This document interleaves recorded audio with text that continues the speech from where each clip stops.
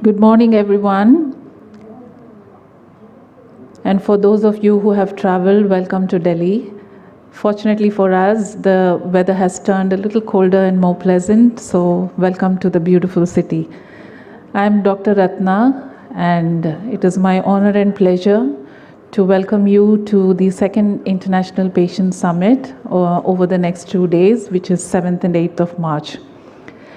So before I start introducing what the summit is about, I'd like to felicitate a few people. So Honorable Dr. Fauzia Khan, the Honorable Member of Parliament Rajya Sabha in India, Honorable Dr. Asma Zakaria, she is a public health physician from the Disease Control Division, Ministry of Health, Malaysia, dignitaries, guests, colleagues, welcome to the 2-day summit.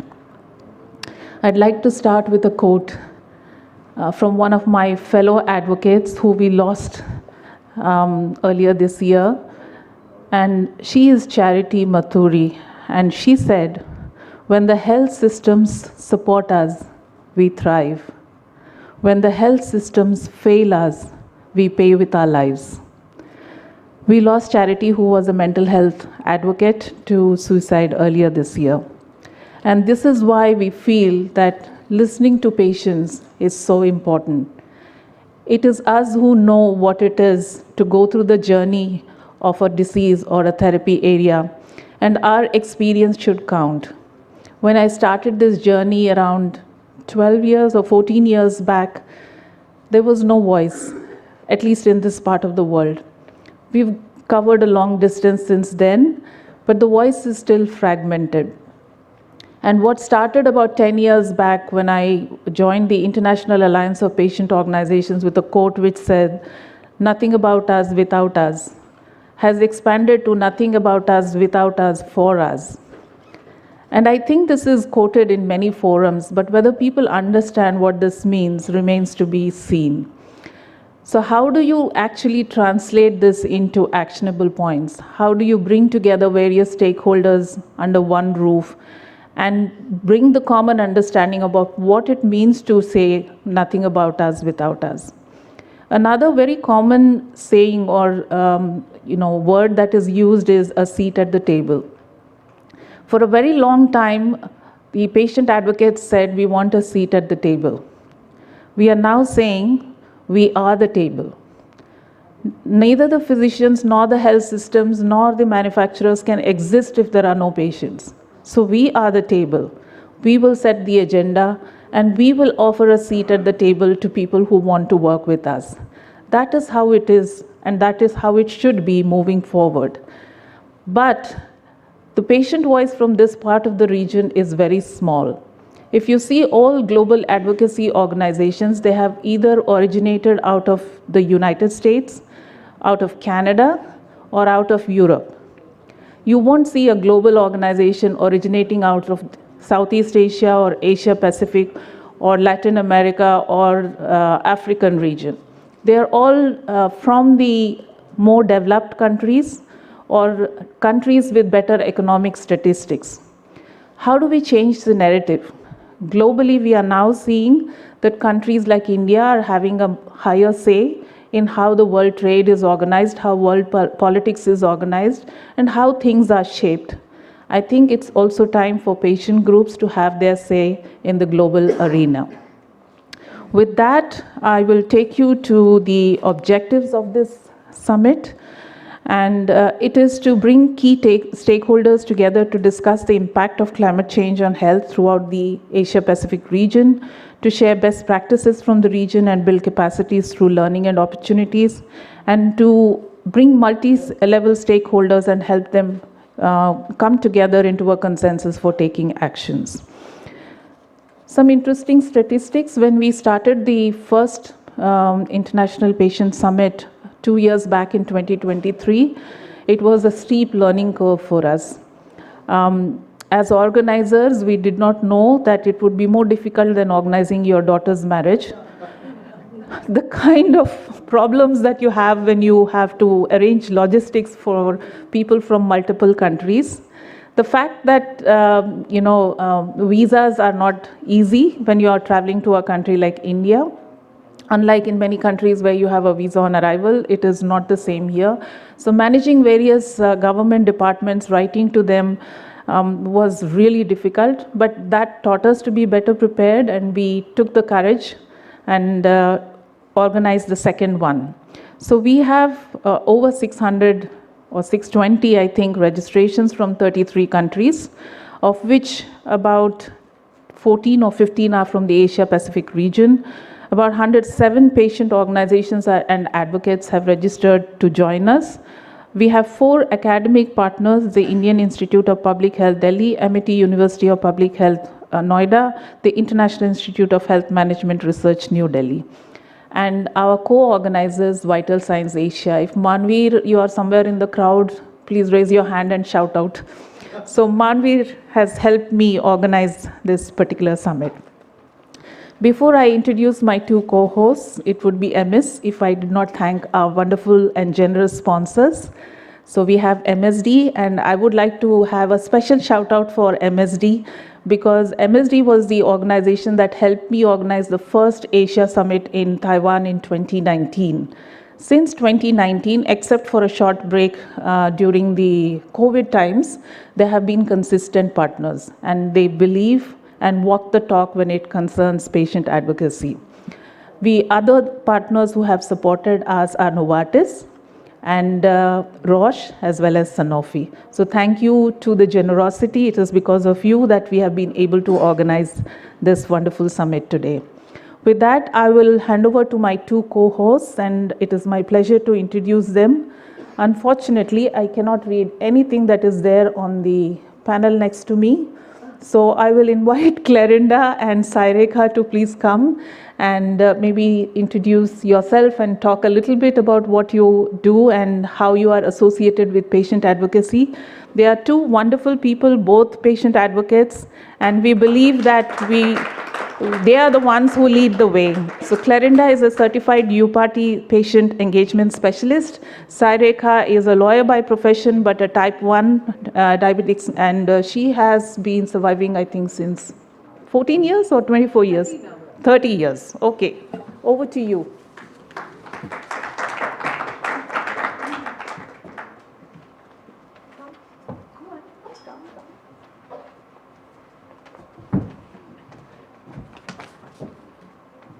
Hi everyone, I'm Clarinda, and this is Saireka. Hi, good morning IPS. How is everyone feeling today? I hope we can bring some energy. How's the Josh? Tell us.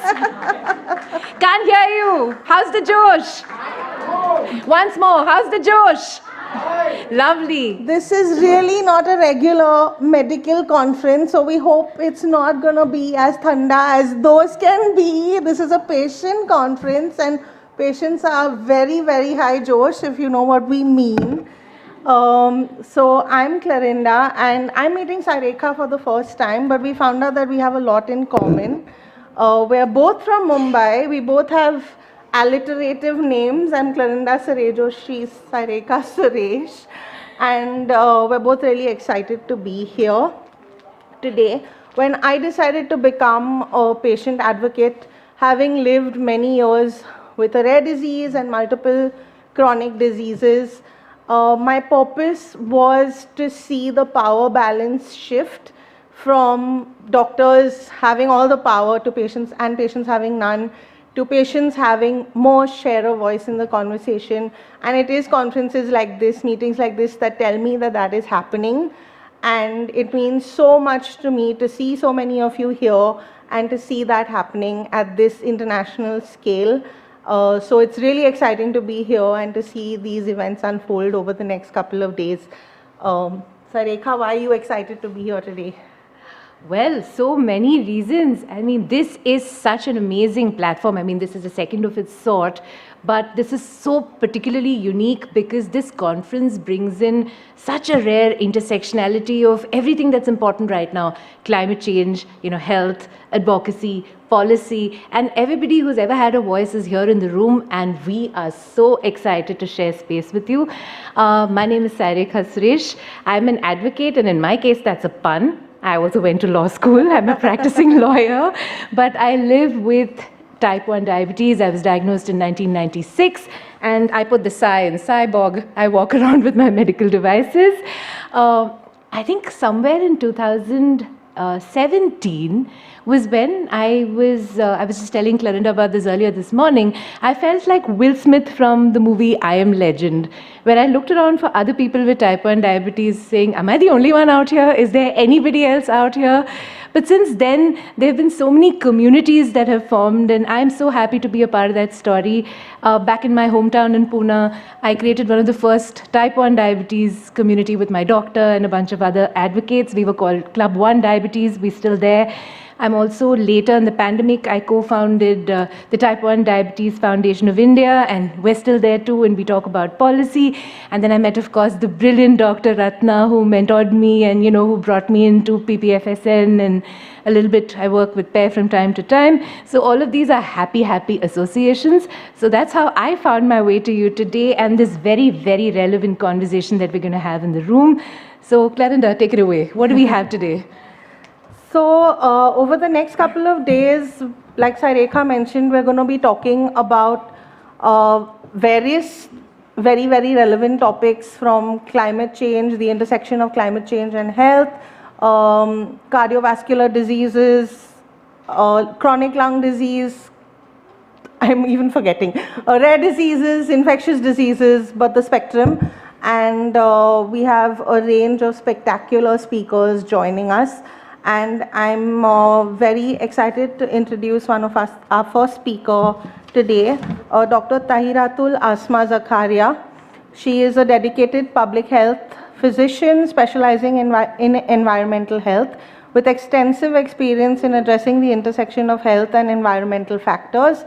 She has been serving with the Malaysian Ministry of Health since 1994 and is currently based at the Environmental Health Unit, Disease Control Division, Ministry of Health, Malaysia. In her role, Dr. Tahiratul Asma Zakaria is responsible for planning and monitoring programs related to communicable diseases, non-communicable diseases, and health impacts arising from environmental disasters.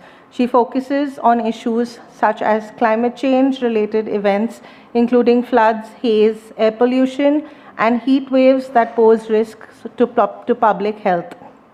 Dr. Zakaria plays a pivotal role in shaping Malaysia's environmental health policies and adaptation strategies. She actively contributes to the development of the Malaysia National Adaptation Plan and spearheads initiatives on resilient healthcare facilities, ensuring that the country's health infrastructure is prepared to withstand environmental challenges. At the regional level, Dr. Zakaria represents the Malaysian Ministry of Health as the focal point for ASEAN Health Cluster 2 Environmental Health and Health Impact Assessment at the Asia-Pacific Regional Forum on Health and Environment. She also serves as the co-chair of the Technical Working Group on Health Impact Assessment under APRFHE, reinforcing her commitment to integrating health considerations into environmental policies across the Asia-Pacific region. Dr. Zakaria, it's a pleasure to welcome you. She will be joining us online. So let's hear it for her.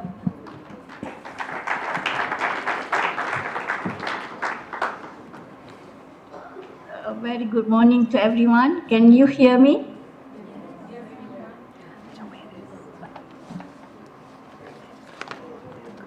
Okay. Good morning to everyone, and thank you for the kind introduction. Honorable guests, esteemed colleagues, and also distinguished delegates, thank you, first of all, for the organizer for inviting Malaysia to be in this special session. It is my privilege to be invited to talk at this second International Patient Summit and share an experience on the topic of immense significance, the intricate interplay between environment, health system, and communities, and Malaysia's experience in navigating these complexities to safeguard public health. Nowadays, health challenges are no longer confined to the walls of hospital and clinics. They transcend into the air we breathe, the water we drink, and the communities we live in. Environmental changes, health system capacities, and community resilience are deeply interconnected. Managing health in such a complicated milieu requires an integrated, forward-thinking approach. Is one of that Malaysia has continuously refined over the years. Next slide, please. I can't see the slide. Is there? Next slide, please.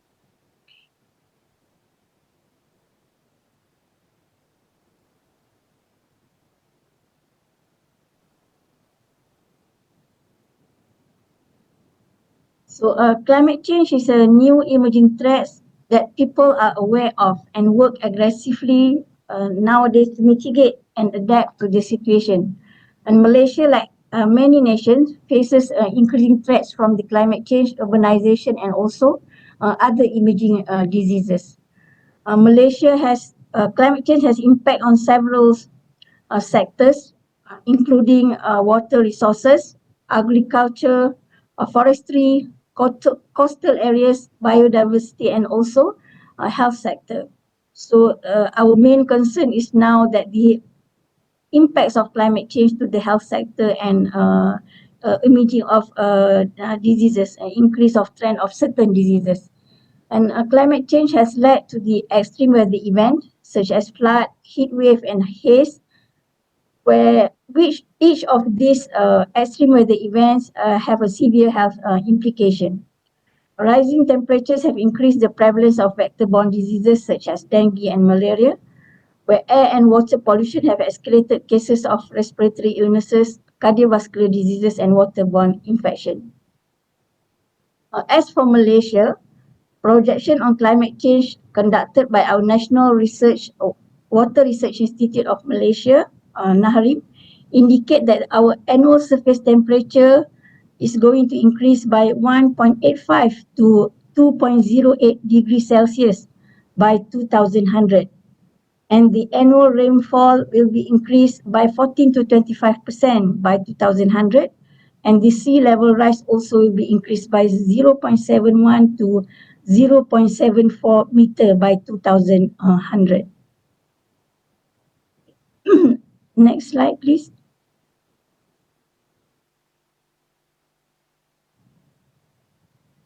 For those who are not familiar with Malaysia, Malaysia is located in Southeast Asia region, and Malaysia comprises of two areas, which is Peninsular Malaysia, bordering with Thailand in the north and Singapore in the south, and also there is East Malaysia in Borneo.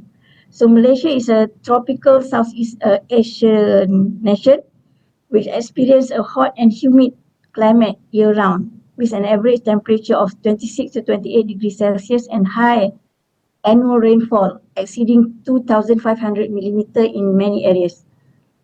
However, due to the climate change and other environmental factors, the country faces increasing risk of natural disaster and extreme weather events, which pose significant threats to public health, infrastructure, and economic stability.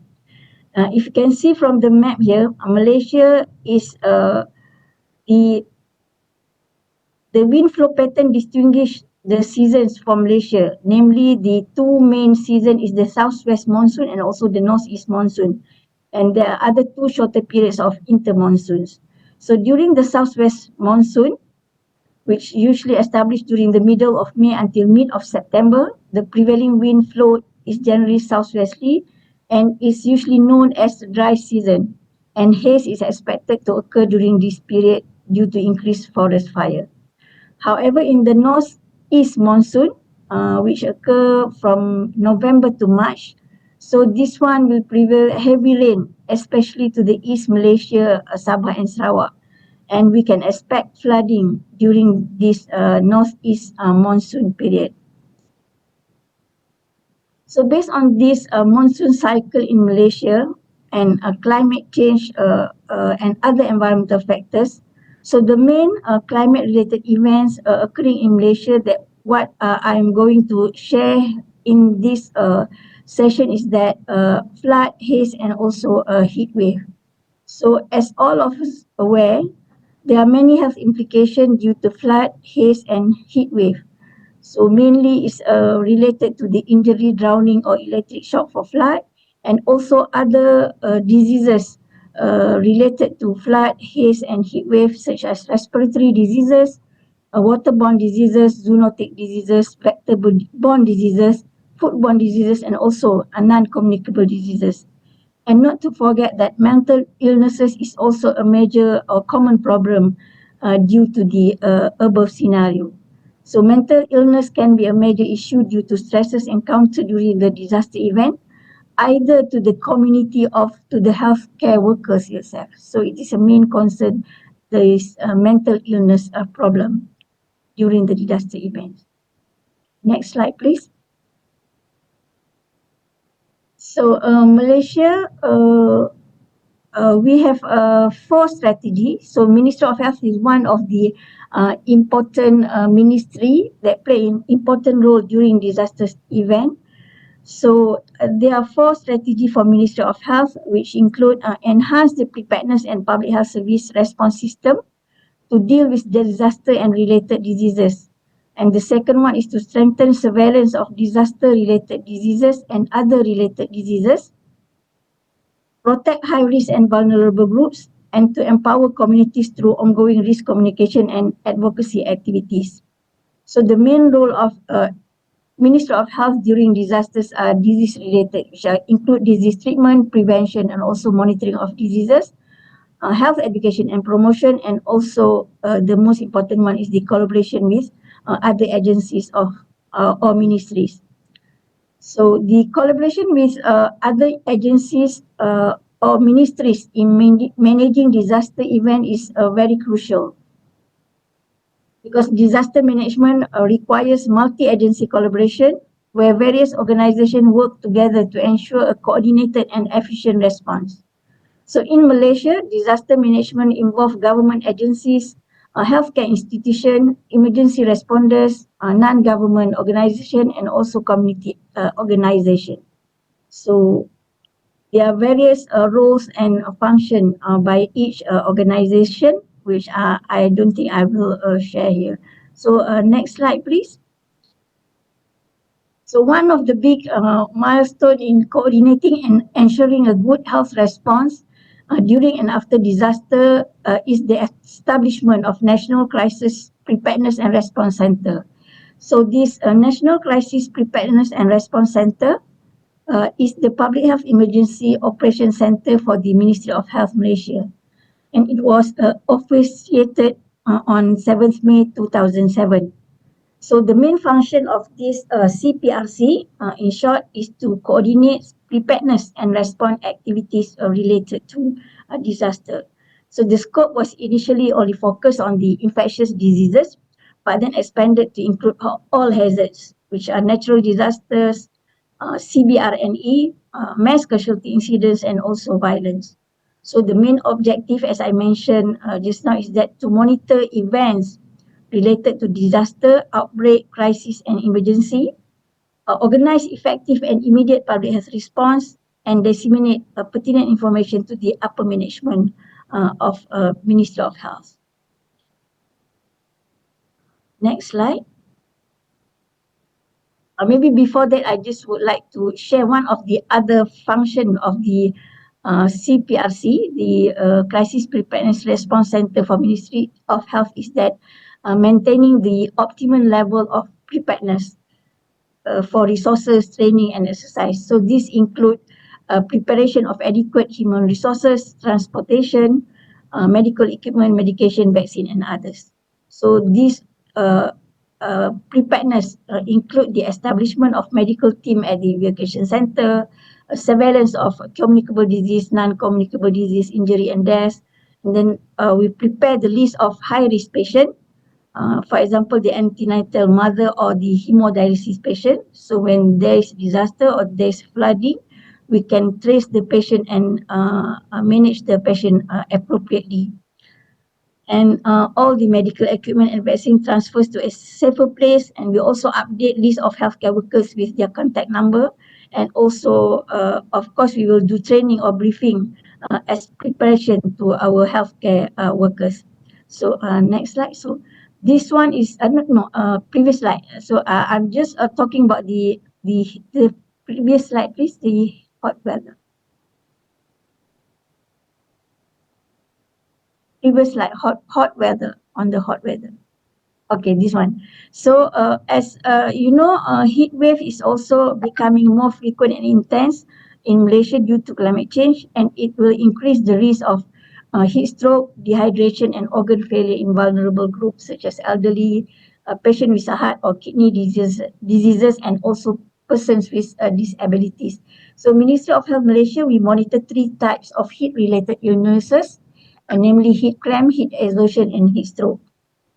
And our meteorological department also provide the heat wave warning system, which you can see in the boxes on the left.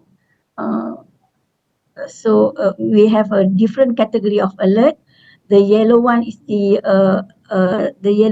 alert level. The orange one is the heat wave level, and the red one is the emergency level. So the alert level is where the temperature is between 35 to 37 degrees Celsius, and the heat wave level, the orange one, is when the temperature is more than 37 degrees Celsius for more than 3 consecutive days, and the emergency level one is when the temperature is more than 40 degrees Celsius.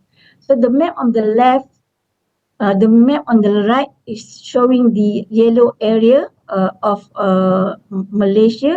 So this yellow area represents the surface temperature between 35 to 37 degrees Celsius, and they are at the alert level.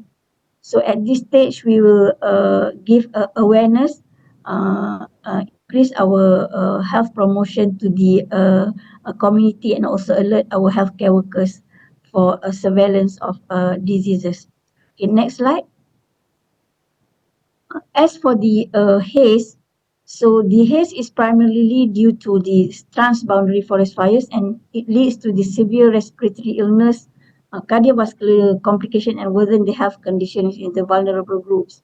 So the Department of Environment Malaysia monitor the air quality index, and they produce the Malaysian Air Pollutant Index, where you can see the on the chart on the right side.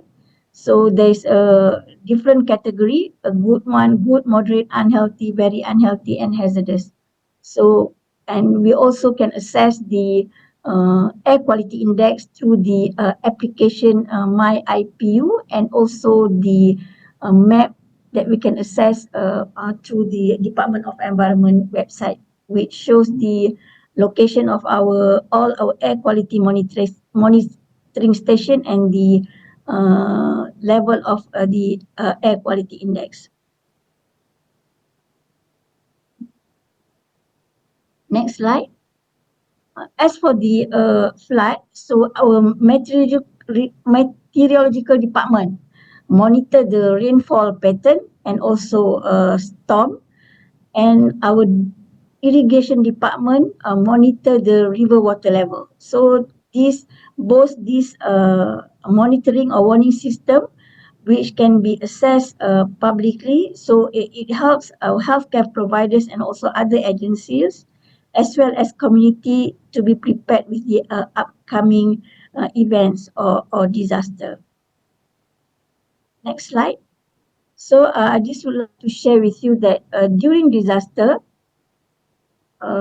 when patients are evacuated to the evacuation center, so as I mentioned earlier, that the main role of the Ministry of Health is to treat and prevent the diseases. So at the evacuation center, we will have a medical team which will try to provide the healthcare services, because during flood, the submerged hospitals and clinics, and sometimes cutting off access to healthcare services will give problem to the patient. So during a disaster, these evacuation centers serve as a temporary shelters for displaced individuals, and to ensure their health and well-being, Ministry of Health set up medical teams to provide essential healthcare services and also prevent disease outbreaks and manage chronic condition for those in the evacuation center. So this is to ensure that uninterrupted access to medication and treatment. And but for the small scale evacuation center, we will send the mobile medical team to visit and provide treatment to the patient inside the evacuation center. Next slide. Beside managing or seeing the patient or the victims at the evacuation center, we also manage a patient or refer a patient to the hospital for further management. So one of the Malaysia's most severe flood disaster occurred in December 2014, which affect the east coast of Peninsular Malaysia involving Kelantan, Terengganu, Pahang and Perak, where 200,000 or more people displaced and hospitals were also involved. And the medical supply chains also were interrupted or disrupted. So for those patients with chronic diseases and those with disability, this will create a major challenge and will increase the risk of infection and also medical illnesses. So to support the disabled and bedridden patients, there are special evacuation teams, including the those from civil defense forces, Malaysian Red Crescent, where they prioritize patients with disabilities, elderly patients, and those needing dialysis to transfer to get a treatment. So emergency medical cases like patient with heart problem or patient due for delivery also will be transferred to hospital with the assistance from Royal Malaysia Police and also civil defense forces using helicopter. Slide. Beside that, we also provide health education and risk communication. So as we know, the health education materials play a crucial role in raising public awareness and promoting preparedness for climate-related diseases. So these materials are produced by multiple agencies to ensure communities have the right knowledge to protect their health during the disaster event. So these educational materials are in the form of infographics, videos, guidelines, posters, e-magazines, and these educational materials can be obtained in soft copy from the MOH website. Next slide. So beside that, TV and radio also remain powerful platforms for public health education, especially in reaching rural communities, elderly population, and those without internet access. So series of health talks were conducted over the radio and television, and this series of TV or radio talks is also accessible through other social media platforms such as Facebook, Instagram, and YouTube. So, finally, I think I would like to the last slide, please, to conclude my presentations. And I think we play important role to make sure that to minimize the impact of climate change, and this need a integration of role between the government, the other stakeholders, including the, for example, the patient advocate, the NGOs, and also other agencies. And what is the most important thing, I think, is that for the healthcare providers is that we need to develop a climate resilient health systems that adapt and responsive to the evolving challenges. And the second one is to empower our communities to actively involve in anticipating the climate-related events. And the third one will be to strengthen the research and data-driven policies to anticipate emerging health threats. And the last one is to strengthen regional and global partnership to share expertise, resources, and best practices. So I believe that the wide range of issues covered in this summit, it will give a significant insight and takeaways messages for all participants to move forward. With that, thank you very much.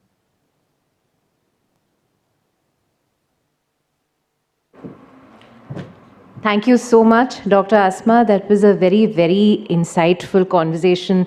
I think all of us in the room have a lot to take back on the intersectionalities of, the challenges posed by climate change and policy response and, the healthcare system response to it.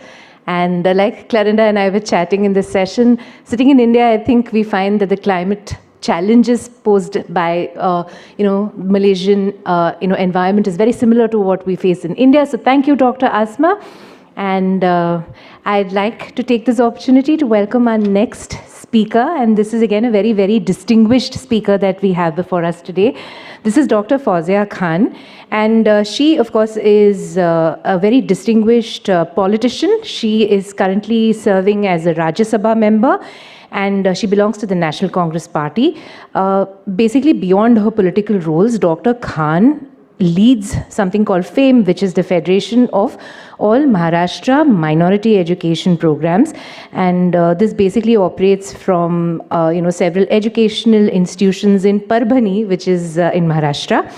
Now, Dr. Khan is a very vocal advocate for health-related issues as well, with a particular focus on rare diseases. She has consistently highlighted challenges faced by patients with rare diseases, emphasizing the need for an inclusive and sustainable treatment support ecosystem. Furthermore, Dr. Khan has addressed the issue of antimicrobial resistance, AMR, and discussing the environmental impact of climate change on microbial diseases and advocating for a One Health approach. She's emphasized the role for parliamentarians in influencing policy and spreading awareness about AMR. Dr. Khan's dedication to public services has earned her numerous accolades, including the prestigious Samsad Ratna Award for exemplary parliamentary performances. Her unwavering commitment to gender, equality, education, social justice, and of course healthcare advocacy, particularly in the realm of rare diseases, underscores her influential role in shaping a more inclusive and equitable society. So you can see how befitting it is that we have her to address us today. She's not here in person, but we do have a recording from Dr. Khan. So I'm going to request the team to play it. And I'd request your attention to her little message for us. Thank you. Honorable dignitaries, esteemed healthcare professionals, patient advocates, and guests, I'm extremely happy to address this gathering at the second International Patient Summit, where stakeholders from across the region have come together to address one of the most pressing issues of our time, the intersection of climate, health, and communities. Climate change is no longer a distant challenge. Its effects are already being felt in the air we breathe, in the water we drink, in the food we consume, and the healthcare systems we rely on. It is a crisis that transcends borders, impacting millions of lives, particularly the most vulnerable among us. This summit is a reflection of the power of collaboration. It brings together those who experience these challenges firsthand and those who work towards solutions.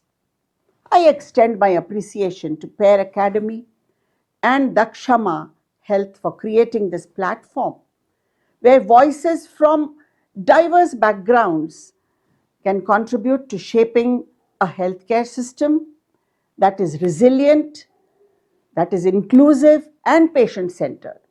The presence of policymakers, medical experts, researchers, and patients advocates highlight the shared commitment to tackling climate-induced healthcare challenges.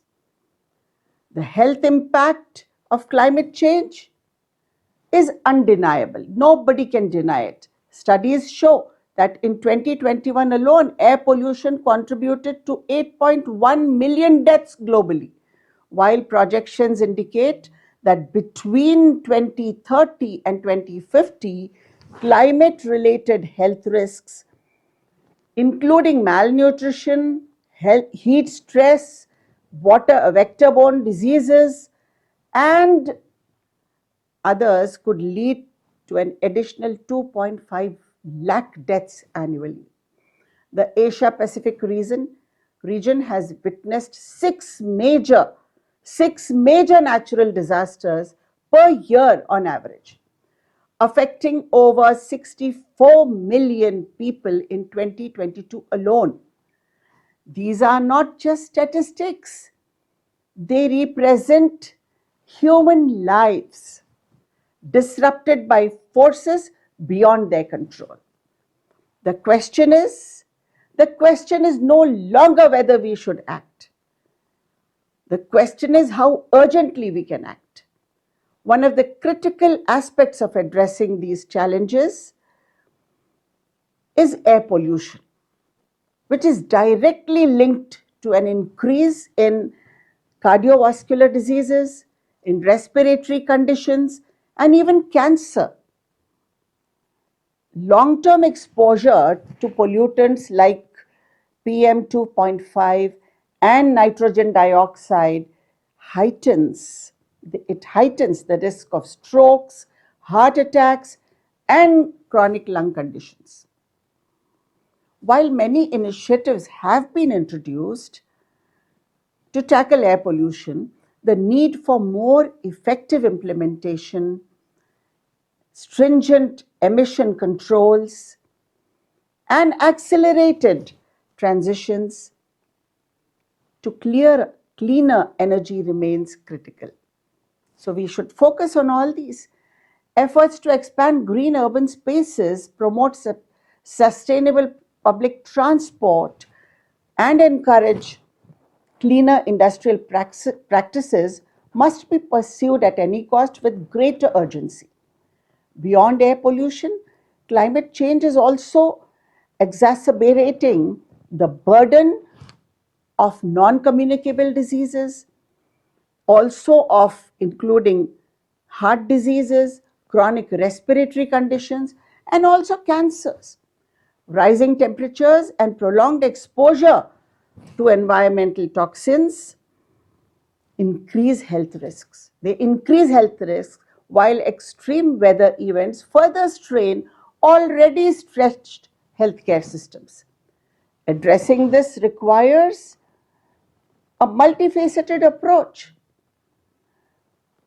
We can begin from reducing industrial emissions and enhancing smoke-free policies to promoting healthier lifestyles and expanding early screening programs.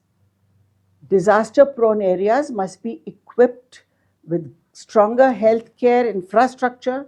This is absolutely necessary, and response mechanisms also to make sure that communities are not left vulnerable at all when extreme climate events occur. A significant concern is the ever-growing threat of vector-borne diseases, which are expanding into new regions due to changing climate patterns, obviously.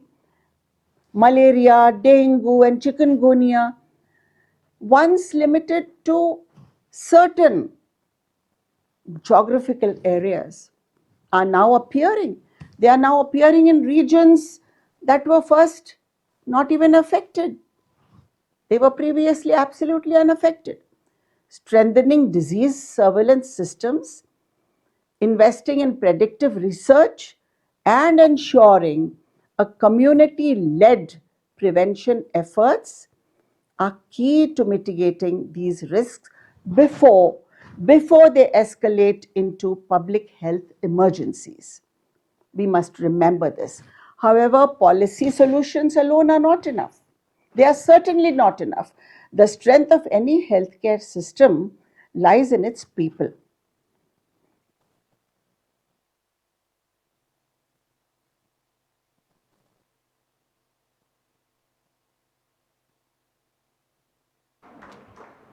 I'm sure you can do better than that. Can we give her a bigger hand? Many thanks to Dr. Fauzia Khan, who gave us such an impassioned talk that we didn't miss her physical presence at all.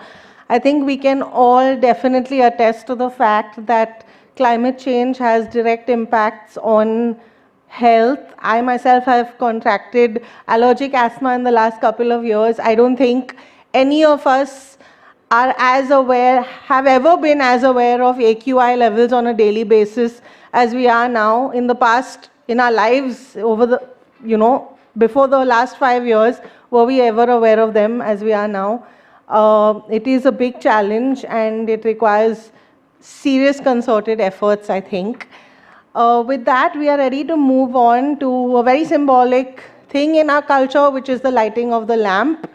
May I call upon a few very important people to participate in this. Manveer Victor, if you can join us. Dr. Rajiv Kumar Jain, if you are here. Dr. Abhinav Vaidya.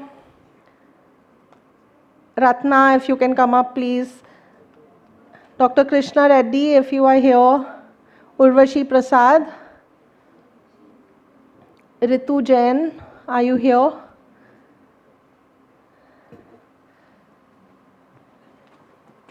Can we have a big hand for them?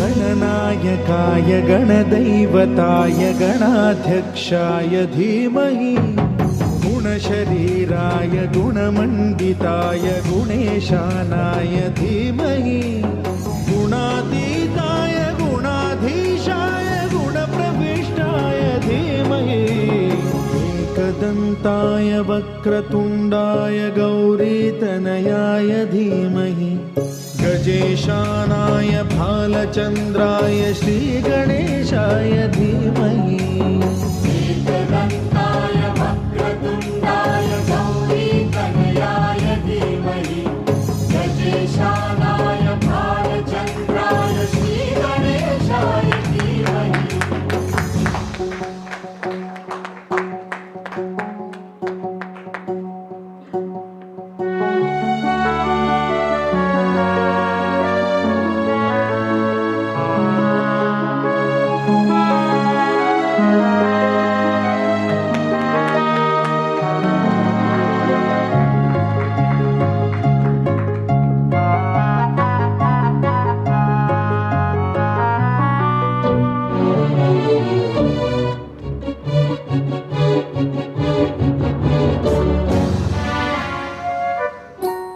गानचतुराय गानप्राणाय गानान्तरात्मने गानोत्सुकाय गानमत्ताय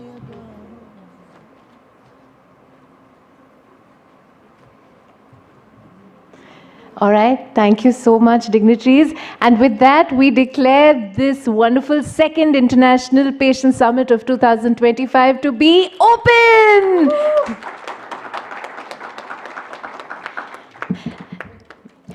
So I want to tell you folks a little personal story. Sometime in a couple of years ago, I remember I was sitting in Bandra outside my endocrinologist's clinic waiting for my turn. An hour passed, 2, 3, and then 4. And then at some point I was called in. Now, this is around the same time there was a conversation going on about, calling people, where language matters. So you say you're a person living with a condition as opposed to say a diabetic, you're a person living with diabetes. And I wondered, why are there so much of, difficult nomenclature? But after 5 hours, when I quietly went into my doctor's clinic, I realized, yes, I'm patient. So I think so are you. That's why this is a patient summit. And thank you so much for your patience. And I'm going to just take 1 more minute of your time to share some housekeeping rules. All right. For the session, everybody please, phones on silent, okay? There are some emergency exits in the room. So there's one behind the screen there.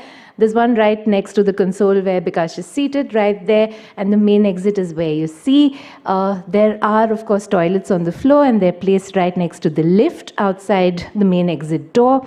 Okay, there are going to be some quizzes and question and answer sessions that are going to be happening in the course of today. So for that, we do have a protocol. You can raise your hands, and there'll be a mic that's passed to the participant to help you answer. So yes, phones on silent, and I think those are pretty much the rules of the house for today. Can all of us just pose together for a photograph? Do we need the group to stand up, everybody? Come here in front. Can we all come forward?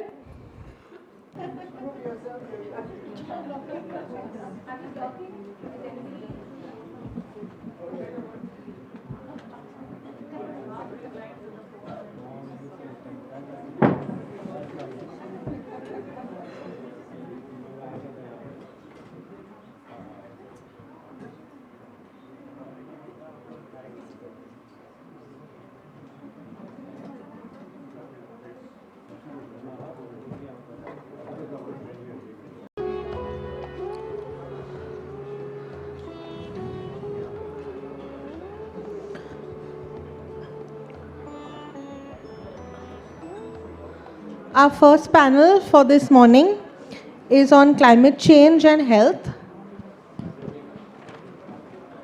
crafting a unified response to universal health coverage. It's my pleasure to invite our co-chairs today, Dr. D. Praveen and Dr. Rajiv Kumar Jain. May I please invite you to come on stage, Dr. D. Praveen and Dr. Rajiv Kumar Jain. Request you to give them a big hand.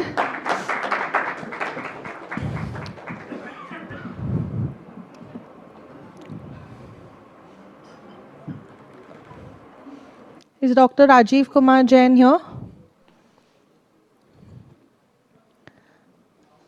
Dr. D. Praveen is a public health specialist with thorough knowledge of epidemiological study designs and having a keen interest in systems-based innovations to address health inequities related to chronic diseases. His research experience is related to planning and managing large-scale public health research projects and surveys. He is currently leading the Smart Health program in India and Indonesia that aims to bridge the implementation gap in blood pressure control for individuals with high risk of cardiovascular diseases using technology and task sharing. He is the director of the primary healthcare research at the George Institute, India, based in Hyderabad.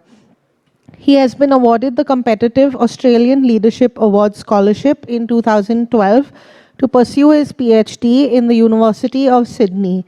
His current focus is on health systems and in understanding the system-level barriers to address health system delivery. Welcome, Dr. Praveen.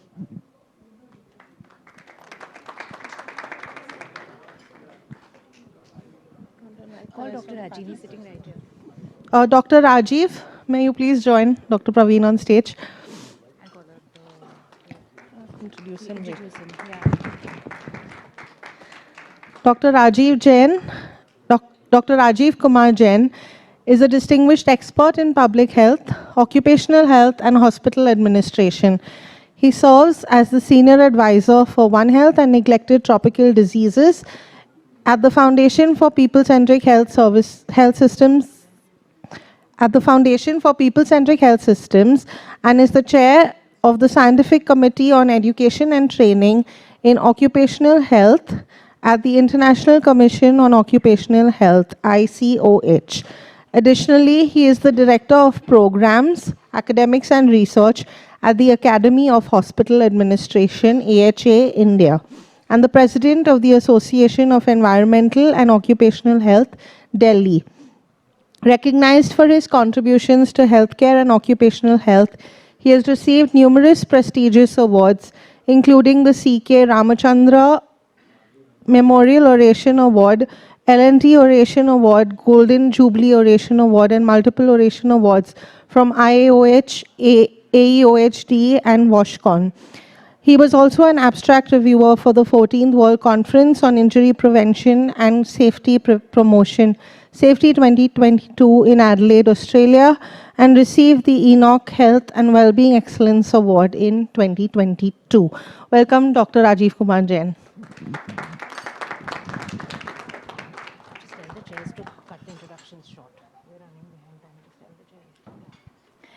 So those are our illustrious chairs. We have some co-chairs we have Smita Sadashivan, who's already on stage. I invite the other co-chairs to join the panel. Faustina Gomez, Pushp Bajaj, Pallavi Joshi. If you're in the room, please come to the stage. And audience, let's hear for the panel. The chairs will introduce our co-chairs for the day. So, Dr. Rajiv, Dr. Praveen, take it away. Please, you can introduce your co-chairs. Do you have enough mics here? Okay, yeah, there's mics around. Everybody just check your mics.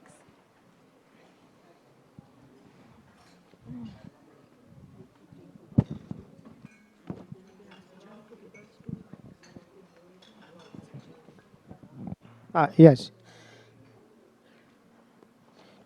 So, friends, I hope you had your grub and relaxation. Now, for 2 sessions that we have, these are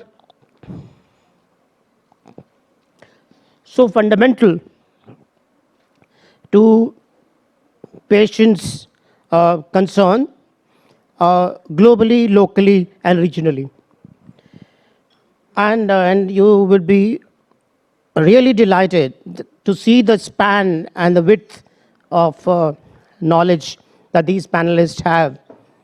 And for the next 1 hour or so, we shall discuss the climate and health interaction, how crafting a unified response to urban health, universal health care matters, how this is important in the context of universal health care, in the context of patients and caregivers as well, whether it's in the community setting or in the healthcare institutional settings.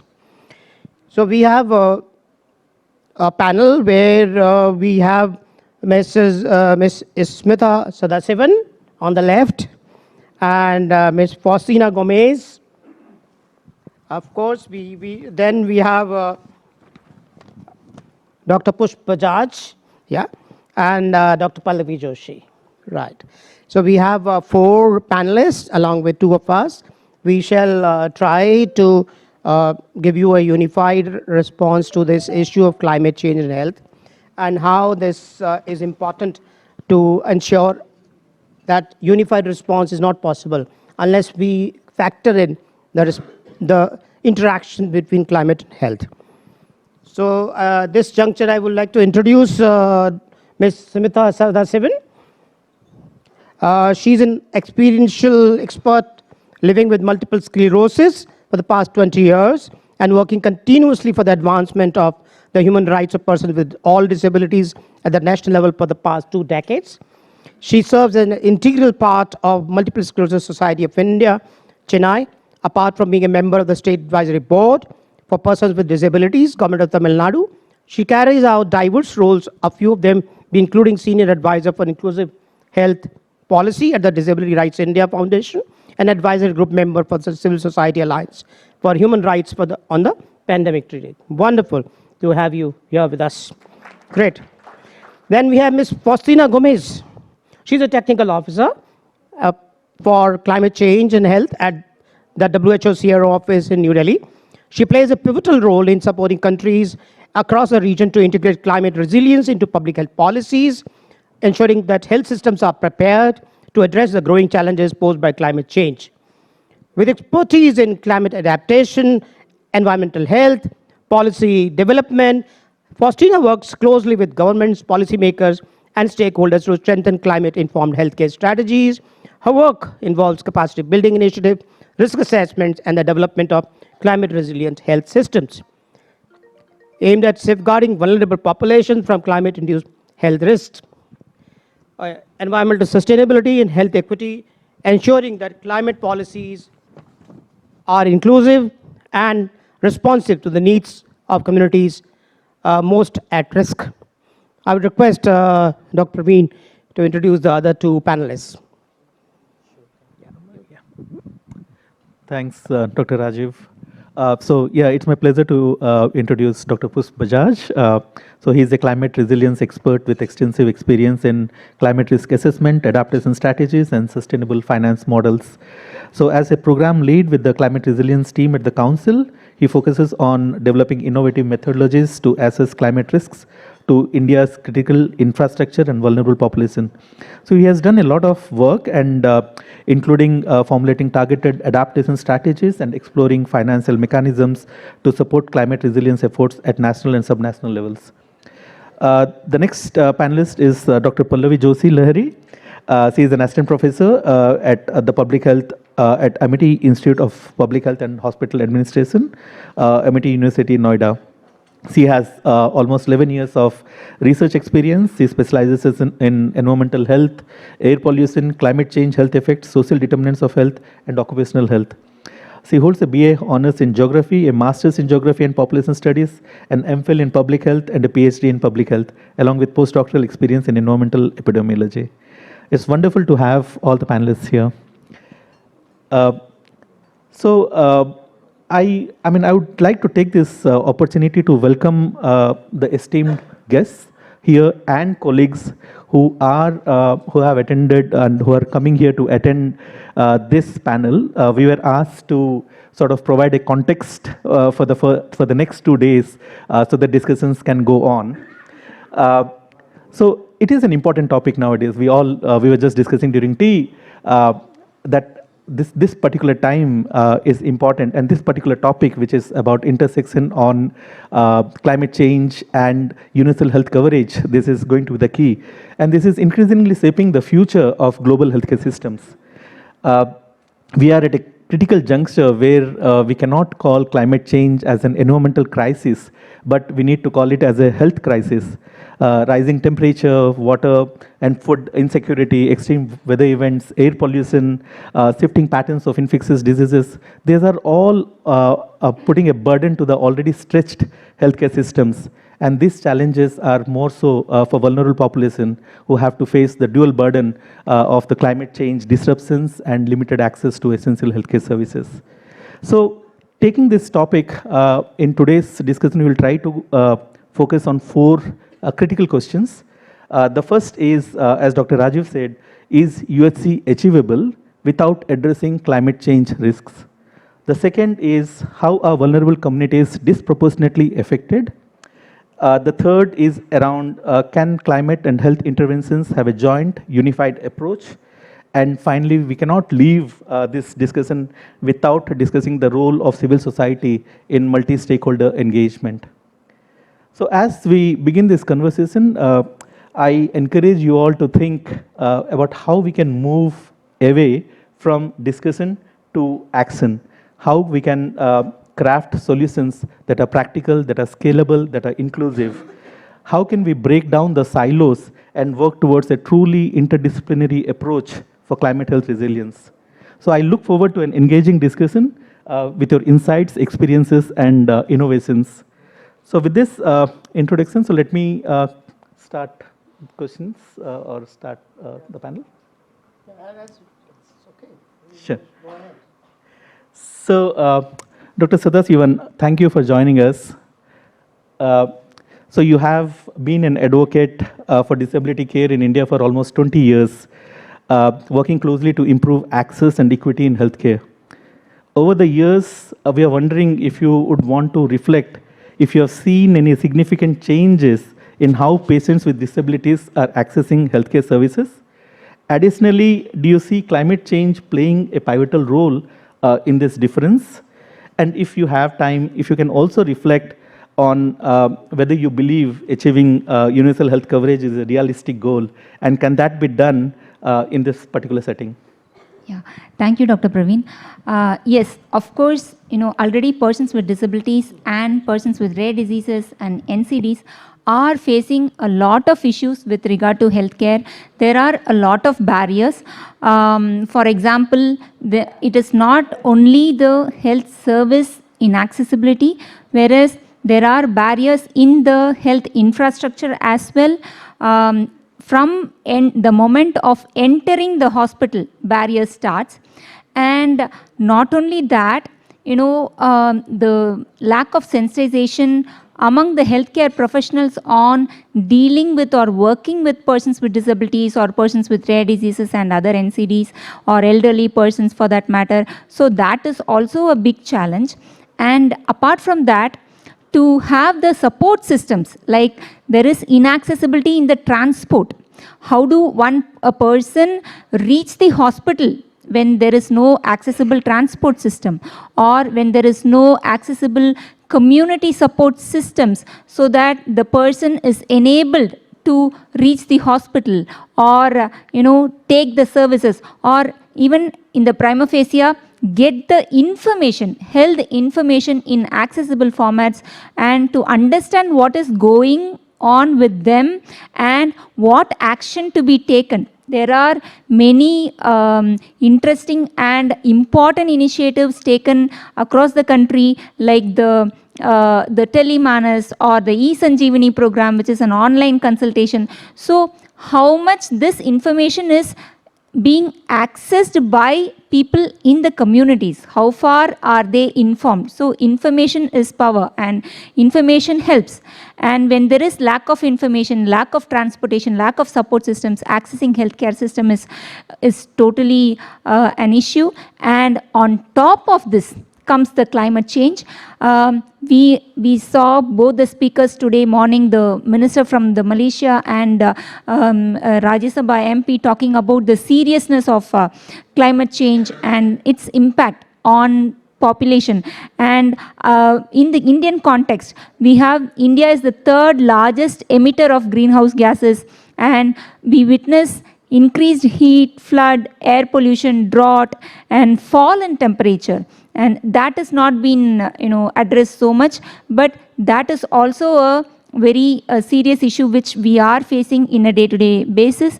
Then India is also ranking 7 in Global Climate Risk Index, and we are the third most polluted country according to the 2023 World Quality Report. And according to the Reserve Bank estimates 4 to 5% loss in GDP due to climate change. So not only these, and because of all this, what are we experiencing? 700,000 people admitted due to heat-related ailments, 40,000 heat strokes, and 220 deaths due to heat in 2024 alone. And 37.7 million Indians are affected by waterborne diseases annually, and 73 million work days lost due to waterborne diseases annually. So here it is going beyond the health sector, and it is affecting the day-to-day activities like the education or employment or day-to-day leisure and every aspect of life.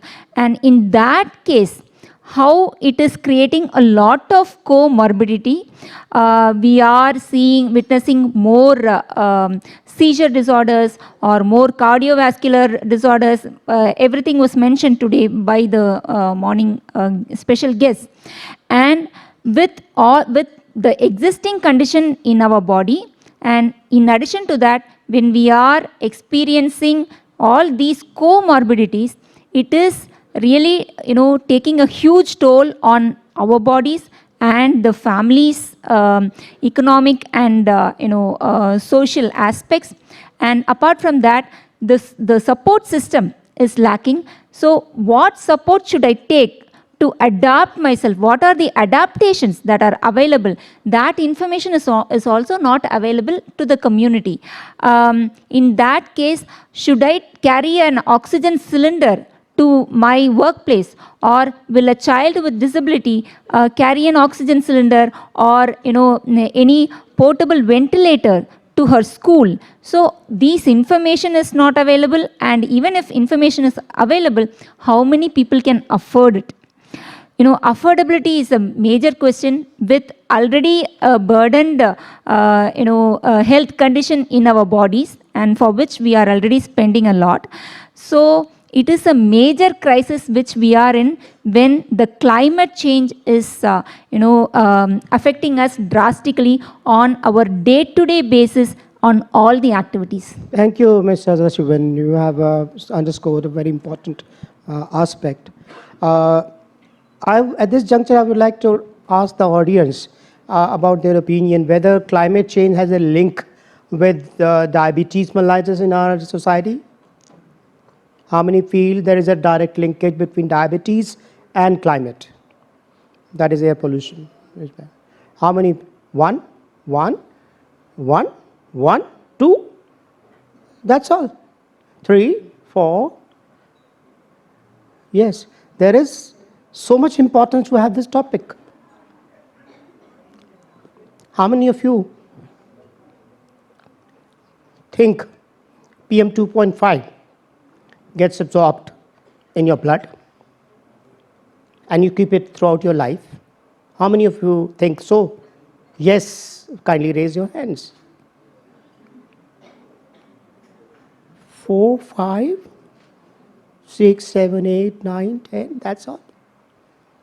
Again, it is so important to update because knowledge is power and patients need to know more than the scientists. Because unless you do that, the voice will not be heard, the people's representatives will not change their policies, and society will not improve. And it ultimately affects your GDP and economic growth. 15% is the contribution of PM 2.5 in hypertension. 18% is the role of PM 2.5 in diabetes mellitus. If you improve Delhi's PM 2.5, that will be the gain for the entire population of Delhi. And for that matter, entire Indo-Gangetic plain. Could you imagine 10 years is the gap between South India and North India? Total lifespan is less by 10 years in Northern India because of pollution, air pollution. I'm not factoring in heat, I'm not factoring in floods, I'm not factoring in droughts, only air pollution, and climate change includes all. And if I want to raise more fear, mental health, depression, anxiety is also contributed by climate change. So there's so much for the patients to gain in terms of health and more distance from disease if substantive action is taken for mitigating and improving climatic impacts on our society and our environment. And Southeast Asia WHO region is an important, rather the most important region within the WHO's regional offices, which has very important role to play in engaging the governments and civil society together so that climate impacts on health are prevented, controlled, and mitigated. And there is sufficient handholding done by the WHO with the concerned governments. So, Ms. Faustina, as climate change increasingly impacts public health, governments face numerous challenges in integrating climate risk into health planning. So what are the major obstacles in aligning climate adaptation strategies with existing healthcare systems? How do resource constraints, policy fragmentation, and data limitations affect decision making? Additionally, what role do government structures, intersectoral coordination and collaboration and community engagement play in building climate resilient health systems? Yes, your take on this. Thank you so much. So just to briefly introduce myself. You have to put it on the right side. Yeah. Put it close to your mouth. Okay. Yeah. Can you hear me now? Okay, great. So just to quickly introduce myself, I'm Faustina, and as Sir here rightly mentioned, I'm the technical officer for climate change and health for WHO CRO. And our region, the Southeast Asia region, represents 11 countries, including India. So just to set some context in advance. So in response to your question, so some of the major challenges that the governments in countries in our region face are limited data and evidence. So many countries lack granular and health-specific climate data, making it difficult to assess the risks and prioritize interventions. So that's one major challenge. The second is weak health system preparedness. So many health systems are not well equipped to handle the climate-driven health threats, be it heat stress or be it vector-borne diseases or extreme weather events. The other thing, as you rightly said, sir, is collaboration between the different sectors, be it health, environment, agriculture, or disaster management sectors. They are often seen to be weak and limiting a comprehensive response approach. The other major roadblock is access to finance. I'm just returning from a climate finance meeting in Timor-Leste, which we had led.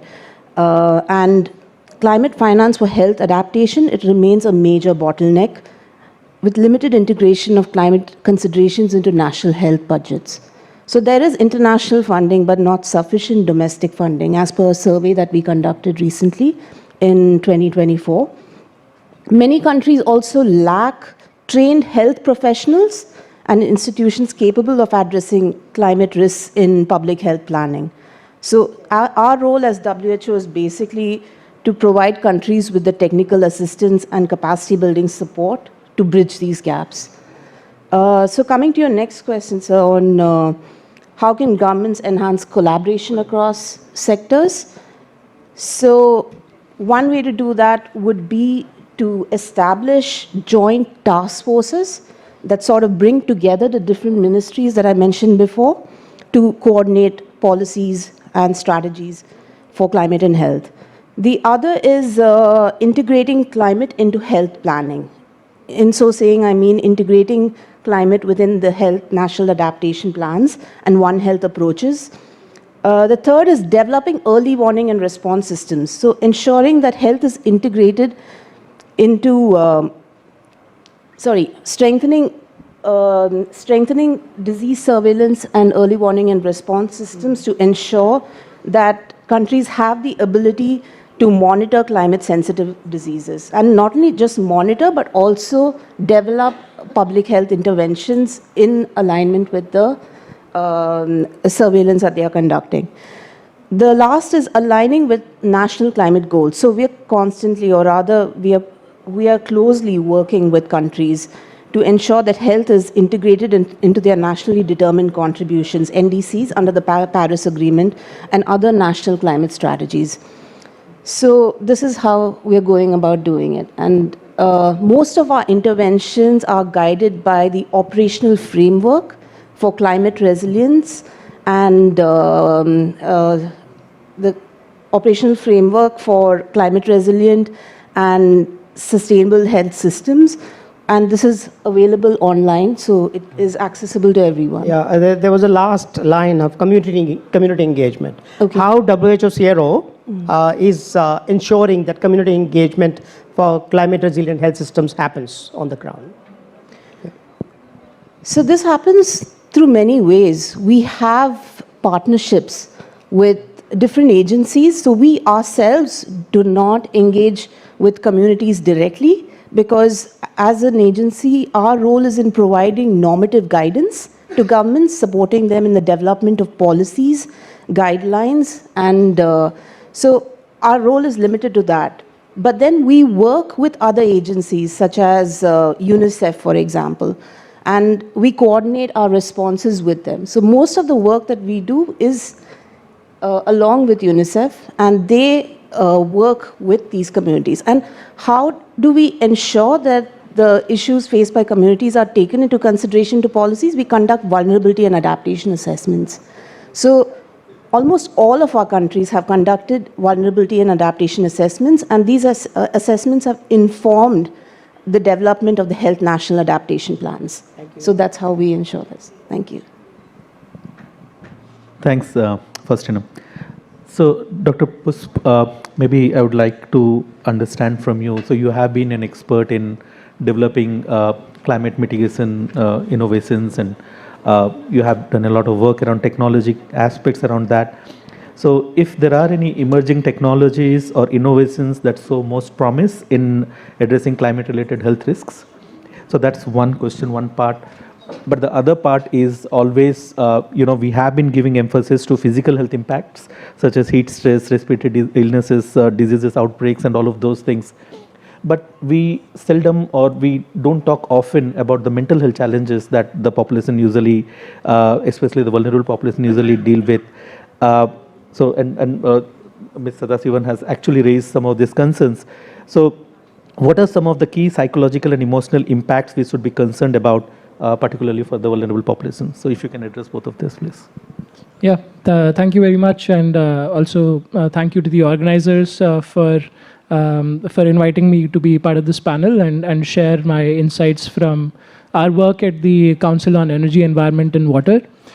So to answer your first question on technological innovations, I think that the topic of data has already come across quite strongly in the remarks made by the keynote addresses in the beginning and also in the panel here. And so there is a lot of room for innovation and technological use of technological tools to better enhance our understanding of how climate change affects human health and also affects diseases. As a community, both the community that I'm from, which is the climate science and research community, and also the medical community, we are obsessed with evidence. And it is the evidence that has to precede action. We have to have convincing evidence to take substantial action. And while that is a good thing in practice, it also creates hurdles, and it also impedes progress and delays progress. It is obvious to us that increasing temperature and changes in precipitation will have an impact on vector-borne diseases, but you always need that proof. You always need those trends and that data to substantiate those claims. And that's where I think we do need to have recording mechanisms that track this data. I can share some personal experience. We do work. So I'm not a health expert, but I'm a climate expert. But we do, as an organization, work at the intersection of climate and health. And in our experience, finding this data at the national, subnational levels is quite difficult, and that impedes our recommendations that we can make to the government. And so there is room for improvement in that area, and also room for utilizing artificial intelligence and machine learning tools to better make these correlations, which may not be so obvious to the human eyes. And also, pulling on the thread that you brought up earlier about early warning systems, there's definitely room for targeted early warning systems that include health advisories. I know of an example in Bangladesh where they have a cholera early warning system, which includes climatic data and also includes risk hotspots in the country and provides targeted advisories based on that. Fortunately, there is progress in that direction. We have had several conversations with the National Disaster Management Authority that is aiming to expand its early warning systems to have more targeted sectoral advisories, and not just saying that this amount of rainfall or this temperature is expected, but rather have actionable warnings that include what you're supposed to do if you're in a risk hotspot. So there as well, there is room for technology and innovation being used to advance our early warning systems. Now coming to the second kind of unrelated subject of mental health, that's personally a topic that is very close to my heart, and this is the International Patient Summit, and I have no problems admitting that I am in fact a patient of climate anxiety, which may be a new term or may not be a new term to this community, but I think that anxiety and depression have become occupational hazards for people working in climate change, in the field of climate change, whether it's scientists or activists or policy researchers like myself. You're now all of a sudden having to ask all these difficult questions about where our global community is going, what about the, whether we will have future generations or not, how safe they will be, and what will happen to the societal order. Asking these questions is difficult and has a mental toll on the people working in this area. I was involved in a project some time ago where we interviewed climate activists, climate scientists, and spoke about mental health impacts of climate change on their day-to-day life.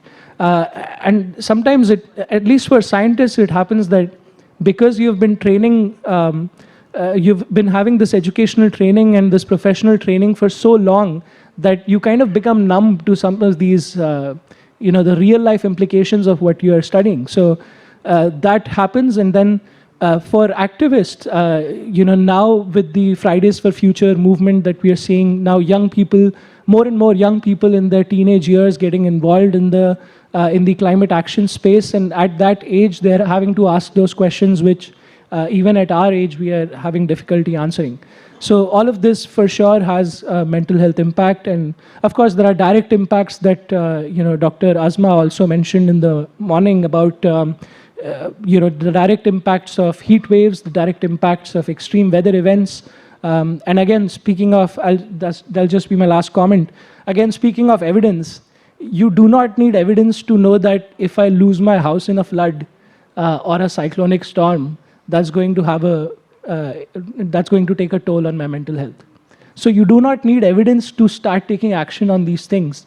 And I feel like we need to, as a community, kind of move towards more substantial changes, more transformative changes in our approach towards climate and health. Thank you very much. Yeah, thank you, Dr. Pushp. Dr. Pallavi, you have a strong background in geography. Now you move to public health education. Turn it on the right. If it's green is there, it's working, right? So my question to you will be related to addressing public health challenges, particularly those exacerbated by climate change. Requires strong collaboration with communities in academia. Correct. And you are on the side of academia, how you engage with the communities. What roles can these stakeholders play in jointly developing and implementing effective health interventions? Additionally, do you see enough research emerging at the intersection of climate and health?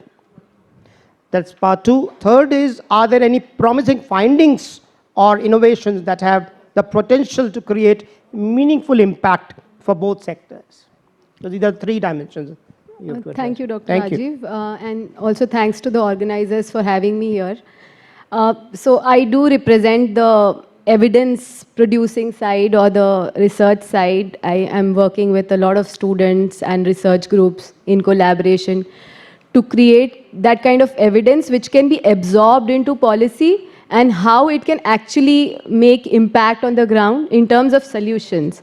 So to answer your first question, community is the first respondent to any kind of climate stress that is being created or how it is increasing on ground. So yes, the awareness levels amongst the communities and their adaptive capacities in terms of knowledge, what they have to do, like in terms of practices, if they even have the knowledge about what to do in case of a heat wave, what measures to take if they are in the vulnerable zone of the population cohort, which is mostly affected by heat extremes.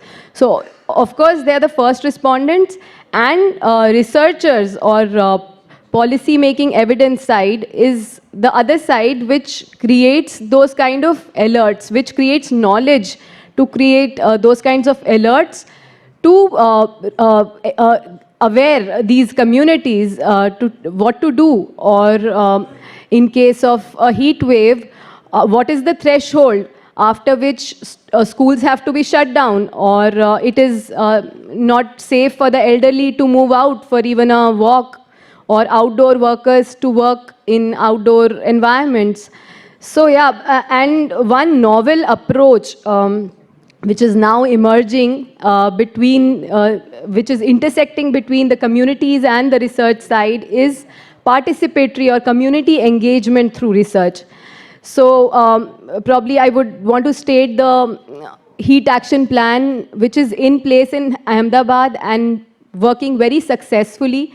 So the start of it was through research studies like we have been doing, what kind of short-term, long-term impacts spikes in heat have on population, different kinds of health outcomes, and that was adopted effectively in a heat action plan for the city. And things on the healthcare side, so the hospitals are in Ahmedabad are now prepared that in the summer months, how to take care of heat casualties, or how to be prepared in terms of the healthcare workforce to take care of such problems that are coming in.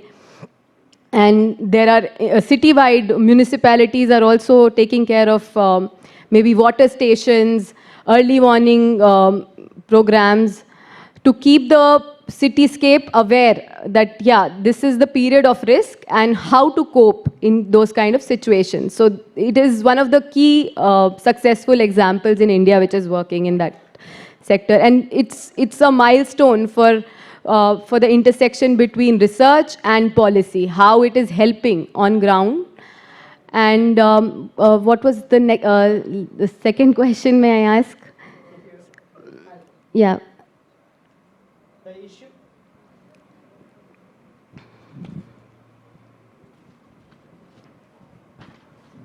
If you recollect, I said, that are there any promising findings or innovations that have the potential to create meaningful impact for climate and health? To that, I would say climate change and air pollution health impact is gaining a lot of traction in the developing world, also in India. I would not say that it is up to the mark that it should be. There is a lot of evidence in from the developed part of the world, which we are actually taking into account when we are performing these research studies, like most of the research, this risk functions of the GBD are actually tested on data which is from the developed world. But still, we have to take them as proxy because we are in a very primitive stage here in India and in other developing countries also. But there is definitely a lot of work coming up. So I can even state my work, which is quite novel. We have been coming out with very strong evidence of short-term and long-term impact of spikes in PM 2.5, not just PM 2.5, but toxicity in terms of the species inside PM 2.5. So PM 2.5 is not just, it's a total mass of suspended particles, but it includes a lot of subspecies which are much more toxic, and they are tagged to different sectors like maybe coal industry or thermal power plants or vehicular pollution. So we have been able to bring out that kind of evidence that these are the problem areas that policy needs to cater to. Okay, and so I would say that we are gaining traction, but the challenge is policy uptake on that side. So more of research has to come where we are actually able to solve and give solutions to the policymakers in a way that they are able to implement it on the ground. So now IIT Delhi, I have had a lot of experience of work in IIT Delhi, and we have been running programs with NGOs, with different communities, universities, where we bring along students, researchers, and policy researchers, think tanks, and we deliberate as to what in terms of research communication has to be there, so that it becomes for the policymakers to actually adapt in terms of plans, city level plans, state level plans. So yeah, that is one challenge which is now being addressed by the research community. Yeah. Thank you, Dr. Pallavi. Yeah. There are a lot of new areas you have highlighted, and of course the discussion can go on and on. At this juncture, we would like to invite any questions, comments from the audience, and then we could wrap up. The organizers would be trying to stick with the time, I know. Yeah.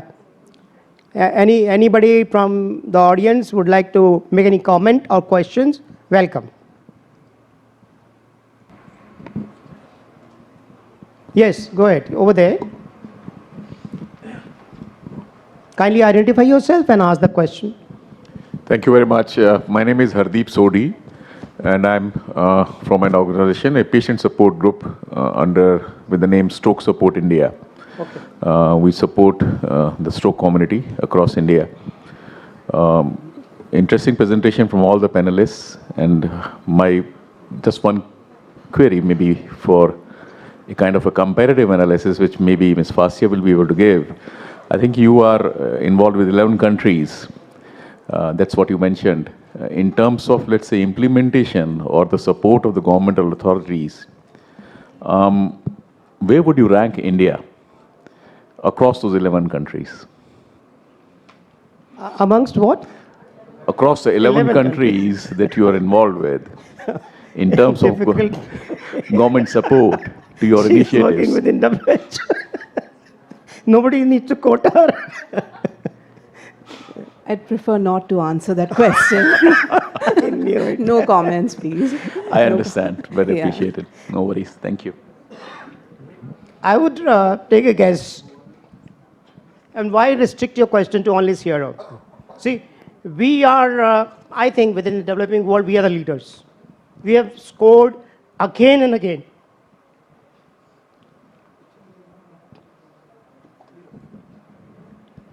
I would say this way, not only advocacy, but also leadership, funding, action on the ground, hand-holding the entire developing world, and in, I'd say, COP meetings, we are engaging aggressively. We are not subservient to the Western point of view or the developed countries' point of view. This has never happened in the past. India, for a change, is standing up. So, climate and health, India will continue to be a leader. As you know, International Solar Alliance is headquartered in India. How could it come? Because we provided all the funding for moving towards green fuel expansion. Net zero by 50. Which country has done it? India has done it. National mitigation plan, which country has done it? India had done it, long back. It's not recent. And we are providing continuous funding. It's not easy for governments to do that. And we are also hand-holding WHO Zero. Why? WHO Zero office is in New Delhi. We are housing them. It's not only national office, we are hand-holding the WHO office as well. I hope you will accept that. Yes, I completely agree to that. Great. And also, there is no comparison because countries are of different sizes, different demographics. Yeah. So you can't compare the countries. They're all very different and they have different challenges. So we ourselves have not done any ranking like this per se, simply because it's very difficult to do that kind of ranking, right? But having said that, India has led a number of very good interventions, which are examples for other countries. And as WHO CRO, our role is to disseminate the learnings across the region to ensure that there is uptake of these interventions across. And that's the role that we play and what are the strengths that we bring to the table. True. Anybody else? Yeah, go ahead. Sorry, hi. My name is Manvir Victor from Malaysia. I'm Vital Science Malaysia. So I want to flip that question that he asked. Go ahead. So, which of the countries do you think has a better ecosystem or is creating a better ecosystem so that we are able to curtail this climate change in health? So which country is doing that, and what can we learn? I know there's no one country that's perfect in it, but what are these elements that within our 11 countries that we are partnering with and we're talking to, what can we learn? How do we share that, and what can we do, all of us here today, to create that ecosystem to improve that situation? So maybe you all can share that. Thank you. Yeah. Would you like to go ahead? Yeah. So at the core of action is the presence of good leadership and administration, right? So countries that have good leadership and governance mechanisms in place are doing very well and much better than the other countries. That's our understanding. And it's important also to have institutional structures in place, right? And so a lot of our work at this point in time is in developing those institutional structures and frameworks. And we're closely working with countries to ensure that they have those structures in place so that they can then look at interventions on ground. So, and by that I mean conducting vulnerability and adaptation assessments to see what exactly are the challenges, developing a health national adaptation plan, a costed implementation framework. It's not enough that you have a plan. It's also important that it's costed so that you know that there are budget lines in place. Is there enough funding? How do we ensure that countries have the resources that are needed to carry out these interventions? So countries that are doing well have all of these systems in place, and I would take the example of Thailand, Indonesia. So these are countries that are leading the way in our region. And simply because they have good leadership and good institutional structures in place. Singapore? What about Singapore? Singapore is not in our region, Yes. but they are also Lucky. very good. Yeah. True. So 30 seconds to each panelist. Final remarks or anything which you strongly think about. Thank you, Dr. Rajiv. So, yeah, it was a great discussion, and the answers we know, we already know it, whereas with every answer or every solution proposed, what we need to see is to have meaningful engagement of the community, whether it is early intervention or primary healthcare model, which is a very successful model from the day of Astana Declaration. Whereas, is it being meaningfully implemented, or is it just a policy and in papers? So that is what we need to see. Yeah. And when meaningful engagement of community Yes. is Point is part of taken. the planning, implementation, and the policy level and all the discourses, then we Thank will you. definitely Dr. Push. achieve. Thank you. 30 seconds. Yeah, thank you very much. So I thought I'll just quickly add to discussion on what India is contributing towards climate change and health. I think with the launch of the national program on climate change and human health, that is a very promising sign which will put into place that structure that you mentioned earlier. And if we kind of localize that towards the state and the district as well, then that would also provide further structure to the response to climate change and health. I think Very that's true. 30 seconds. Dr. Pallavi. So as a I would rather talk of solutions. So I think, in my opinion, a co-benefits approach where reduction or mitigation in terms of climate change, air pollution, these kind of mitigation policies are built into public health landscape, into building a resilient, climate resilient public healthcare system. So that is going to be not only cost effective, scalable, but sustainable in a long run, and also the goal of universal healthcare, I think, can be achieved through this The approach. point is taken. Yeah. Ms. Faustina. I'd just like to close by thanking the chairs for having me on this panel, and by saying that addressing climate change and health requires strong leadership, cross-sectoral collaboration and international support, and WHO remains committed to supporting countries in building climate-resilient health systems. That's great. That's great. And Yeah. Want to say something? More? yeah, I was just going to say that, so that health is at the center of climate action, and that's what we always. Wonderful. Yeah. Wonderful. This is a good 30 seconds to each participant. As I said in the beginning, a very rich background of the panelists, and this shows the hard work that the organizers, Peer Academy, have done at this International Patient Summit. In the end, I would like to wrap up with a kind of overarching framework that climate change and health has. We have tackled weather, air pollution, and food insecurity. We have not tackle food insecurity should be part of any climate and health debate. You cannot ignore that. And extreme weather, of course, heat waves and storms and floods. Food insecurity can lead to hunger and malnutrition and can be caused by food shortages due to changing precipitation. Mental health, of course, can cause depression, anxiety, and stress, can be linked to climate impacts on livelihoods. Infectious diseases, of course, was mentioned, can be caused by changes in the distribution of disease carrying vectors like mosquitoes and ticks, can be caused by runoff from heavy precipitation events. And other health impacts are like can increase the risk of cardiovascular. I mentioned cerebrovascular, stroke. Remember, stroke incidence is more in more polluted area. And of course, you can have respiratory conditions, it's pretty obvious, can lead to changes in the prevalence and geographical distribution of food and waterborne diseases. How to reduce the health impacts of climate change? Each panelist has underscored a specific area which needs to be looked into. I think the wrap-up was done by the technical officer for the WHO CRO by saying this needs to be coordinated, and a real push has to be done by engaging the community. Without engaging the community, climate and health impact will remain unfinished, unfulfilled desire.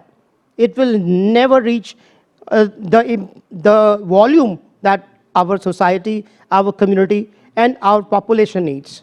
And then it cannot be restricted to Southeast Asia regional area, or it cannot be restricted to even the global area. It has to percolate around the even livelihoods and the population activities that day and night our people engage in. Only then we can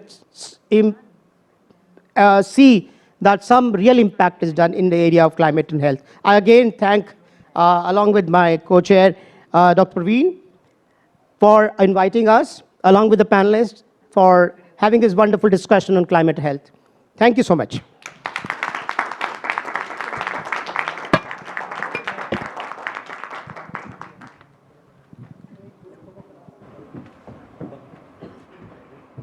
Thank you so much to the wonderful panel. We have Dr. Praveen, Dr. Rajiv, Smita, Faustina, Pushp, and Pallavi. Thank you so much. This is very insightful. Audience, please show your appreciation.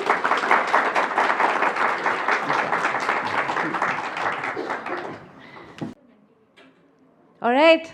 So while we're getting, I think it's time for us to get to our next panel for today. So I'd like to take a moment to introduce the next panel here. We have, this is a hybrid panel, I believe. We have 3 in-person panelists and we have 2 panelists joining online. So again, very, very relevant panel. We're talking now about the toxic link between climate change and the catalysis of chronic lung disorders. So I would love to introduce both of our co-chairs for this panel. We have Dr. Abhinav Vaidya and Dr. Manas Pratim Roy. Bikash, could you please beam up their bios? Whoever's here in the room, please come on stage. Do we have any of these panelists? Dr. Abhinav is here. Please give him a round of applause for joining us today. Please take your seat, sir.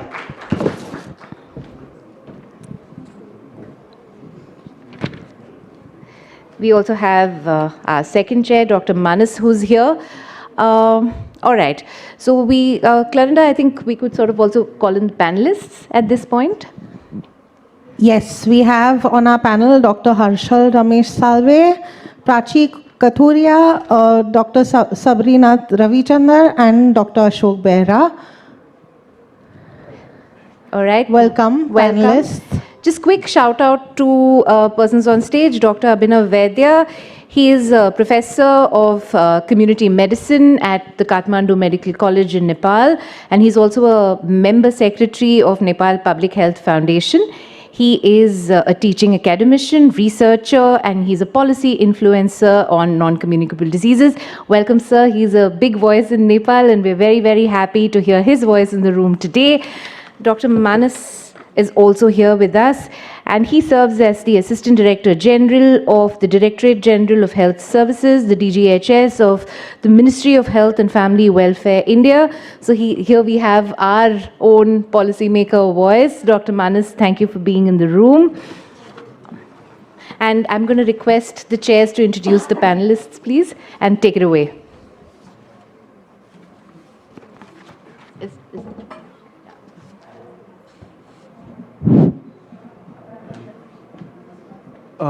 Thank you very much for having me and my fellow co-chair to conduct this special panel, the panel 2.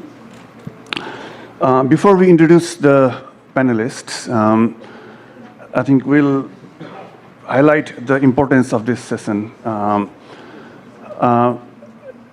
As a South Asian country, we all are big fans of Hindi music and something that I've grown up to from Binaka, Gitmala to Spotify. So from Jagjit Singh to Arijit Singh. So we've listened to Hindi music all our lives.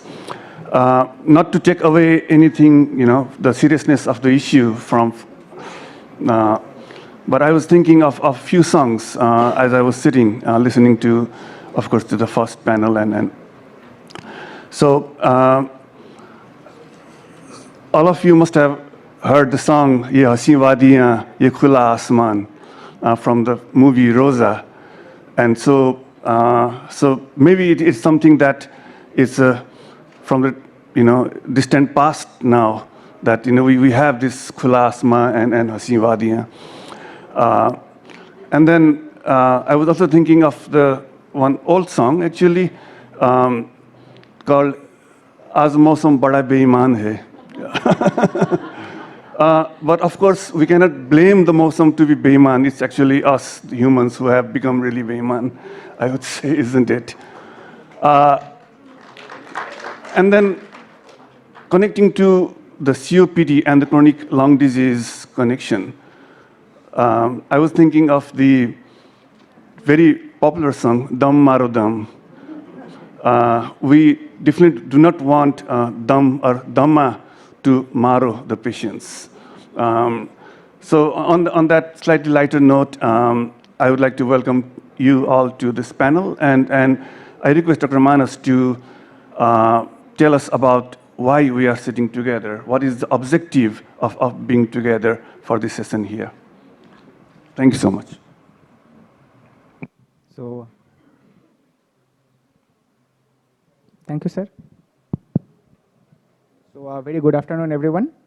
So, as we're discussing the toxic link between climate change and the catalysis of chronic lung disease. So, as most of you know that in terms of number of deaths, COPD is at number 2 in our country. So, if we go by the percentage, so it contributes to near about 8.7% of total deaths that are occurring in our country every year. So that's huge.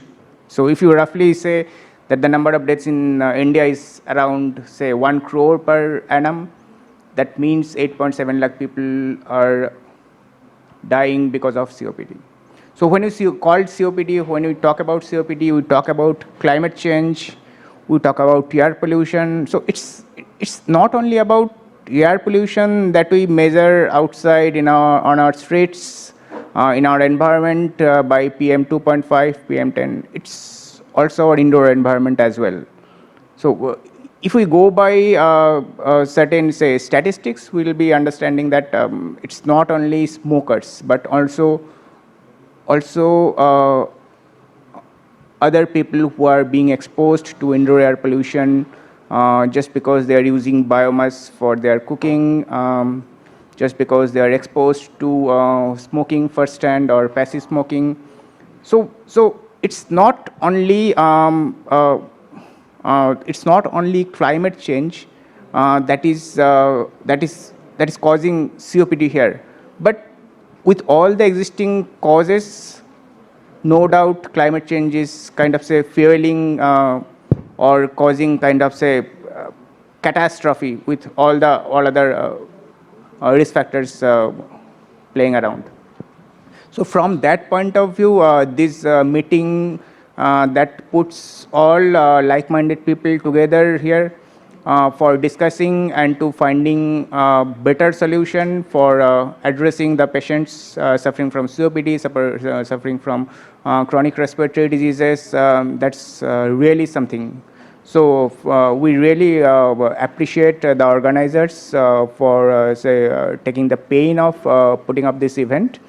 And we believe that after going through certain exchanges of opinions, certain discussion, this event would be able to bring out positive advices, positive messages, not only for the participants but also for the other stakeholders for mitigating the challenges. So we'd like to say welcome our esteemed panelists. Yeah. So we have 4 panelists. So we would like to welcome them all. Tell a little bit about what they've been doing. But I was just trying to find out if all 4 are here. So I think 2 are joined online. yeah, and I'm still looking for Dr. Harshal. Is he in the audience? His WhatsApp message was asking at what time he should be here. So I'm thinking whether he's already here or not. Maybe he's arriving. So for now, we have 3 panelists who are here, 2 online and 1 Sabrinath here in person. So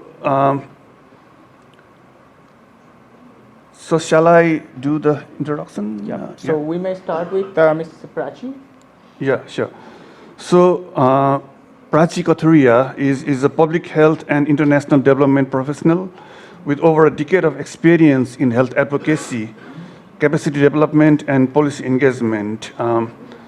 She's a lived experience consultant with NCD Alliance and contributes to Our Views, Our Voices initiative, working with people living with NCDs to lead advocacy efforts. She played a key role in establishing the Healthy India Alliance and Southeast Asia Regional NCD Alliance. So, Prachi, good to see you and welcome. Of course, she is passionate about social justice, dignity, and co-design. Prachi recently completed a master's of social work at the University of Melbourne, integrating clinical social work skills with her public health expertise. A certified trainer in the public narrative framework, she has facilitated capacity building workshops for healthcare professionals, policymakers, and decision makers globally. Drawing for her lived experience with chronic conditions like asthma and endometriosis, she brings a deeply empathetic, trauma-informed, and anti-oppressive approach to her work. Thank you for joining, Prachi. Next, we have, shall I introduce Dr. Ashok Behera, who is also has joined online. Welcome, Dr. Ashok. And Ashok is an assistant professor at the Faculty of Pharmacy, DIT University, with 14 years of experience spanning teaching and research. He previously held a postdoctoral research associateship at CSIR and served as an assistant professor at the MS University of Baroda. He has published a lot and holds 4 patents. His research focuses on target-oriented and lead-based drug design from natural and synthetic scaffolds targeting cancer, diabetes, Alzheimer's, hepatoprotection, and antioxidants. He's a member of Royal Society of Chemistry, London, and a life member of Indian Peptide Society. I almost read it as Pepsi, it's not. He is currently guiding 3 PhD students and has successfully supervised 14 PhD research projects. He has been recognized with numerous prestigious awards, including the Sir Tare or TARE Fellowship, CSIR Summer Research Training Program Mentor, Postdoctoral Research Associateship, and Best E-Poster Presentation at Apticon 2019. So welcome, Dr. Ashok. Now, Uh, yeah, he's getting slightly embarrassed about the whole paragraph, so I'll try to brief it down too. So Sabrinath Ravichandar is a distinguished pulmonologist and academician working as associate professor in the Department of Respiratory Medicine at Sri Balaji Medical College and Hospital, Chennai. Yeah, definitely. And so he also leads Sabri Long Care Clinic in Velachery, Chennai. He is a dedicated researcher and advocate for respiratory health, something that we rarely see among the clinicians. So you're kind of pulmonologist, of course, but you're an advocate as well, right? so welcome, Ravichandar. So we expect that Dr. Harshal Salve will join us anytime soon, but then let's start the discussions for now. So I hand over to Dr. Manas to start with the first question to whoever he chooses to. Okay. So as we're talking about COPD, so yeah, please. So Dr. Harshal is here. Yeah, so just on time. So we'll shake hands in a while, Harshal. So let me introduce Harshal, who came running just now, as you saw. So he's the additional professional at the Center of Community Medicine, AIMS, New Delhi, with 13 years of experience as a physician, educator, and community-based researcher. His expertise expands NCDs, climate change, air pollution, mental health, and health system research, an apt person to be as a panelist here. And he has collaborated with the Ministry of Health, state governments, WHO, etc., on various committees, projects, and so on.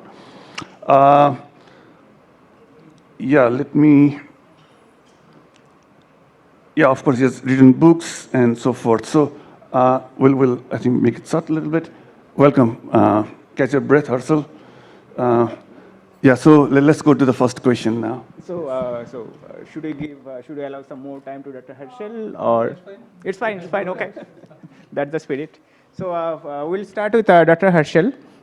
Being in the field of prevention of COPD, not only COPD, but the entire spectrum of NCD, he has been a kind of, a recognized face, and he has contributed immensely to the cause. So we'll start with you, Dr. Harshal. So please tell us about the climate changes and the air pollution that accelerates COPD risk. And so what are the trends? What are the trends that you notice when we talk about our, national perspective? So then we'll be asking further questions. Thank you so much, and namaskar, and good afternoon to all of you. And my sincere apologies on slightly delay because of Delhi traffic, and I had to come from Faridabad, the AIMS hospital there. We have a secondary care hospital, 50 bedded at Faridabad in Ballabgarh.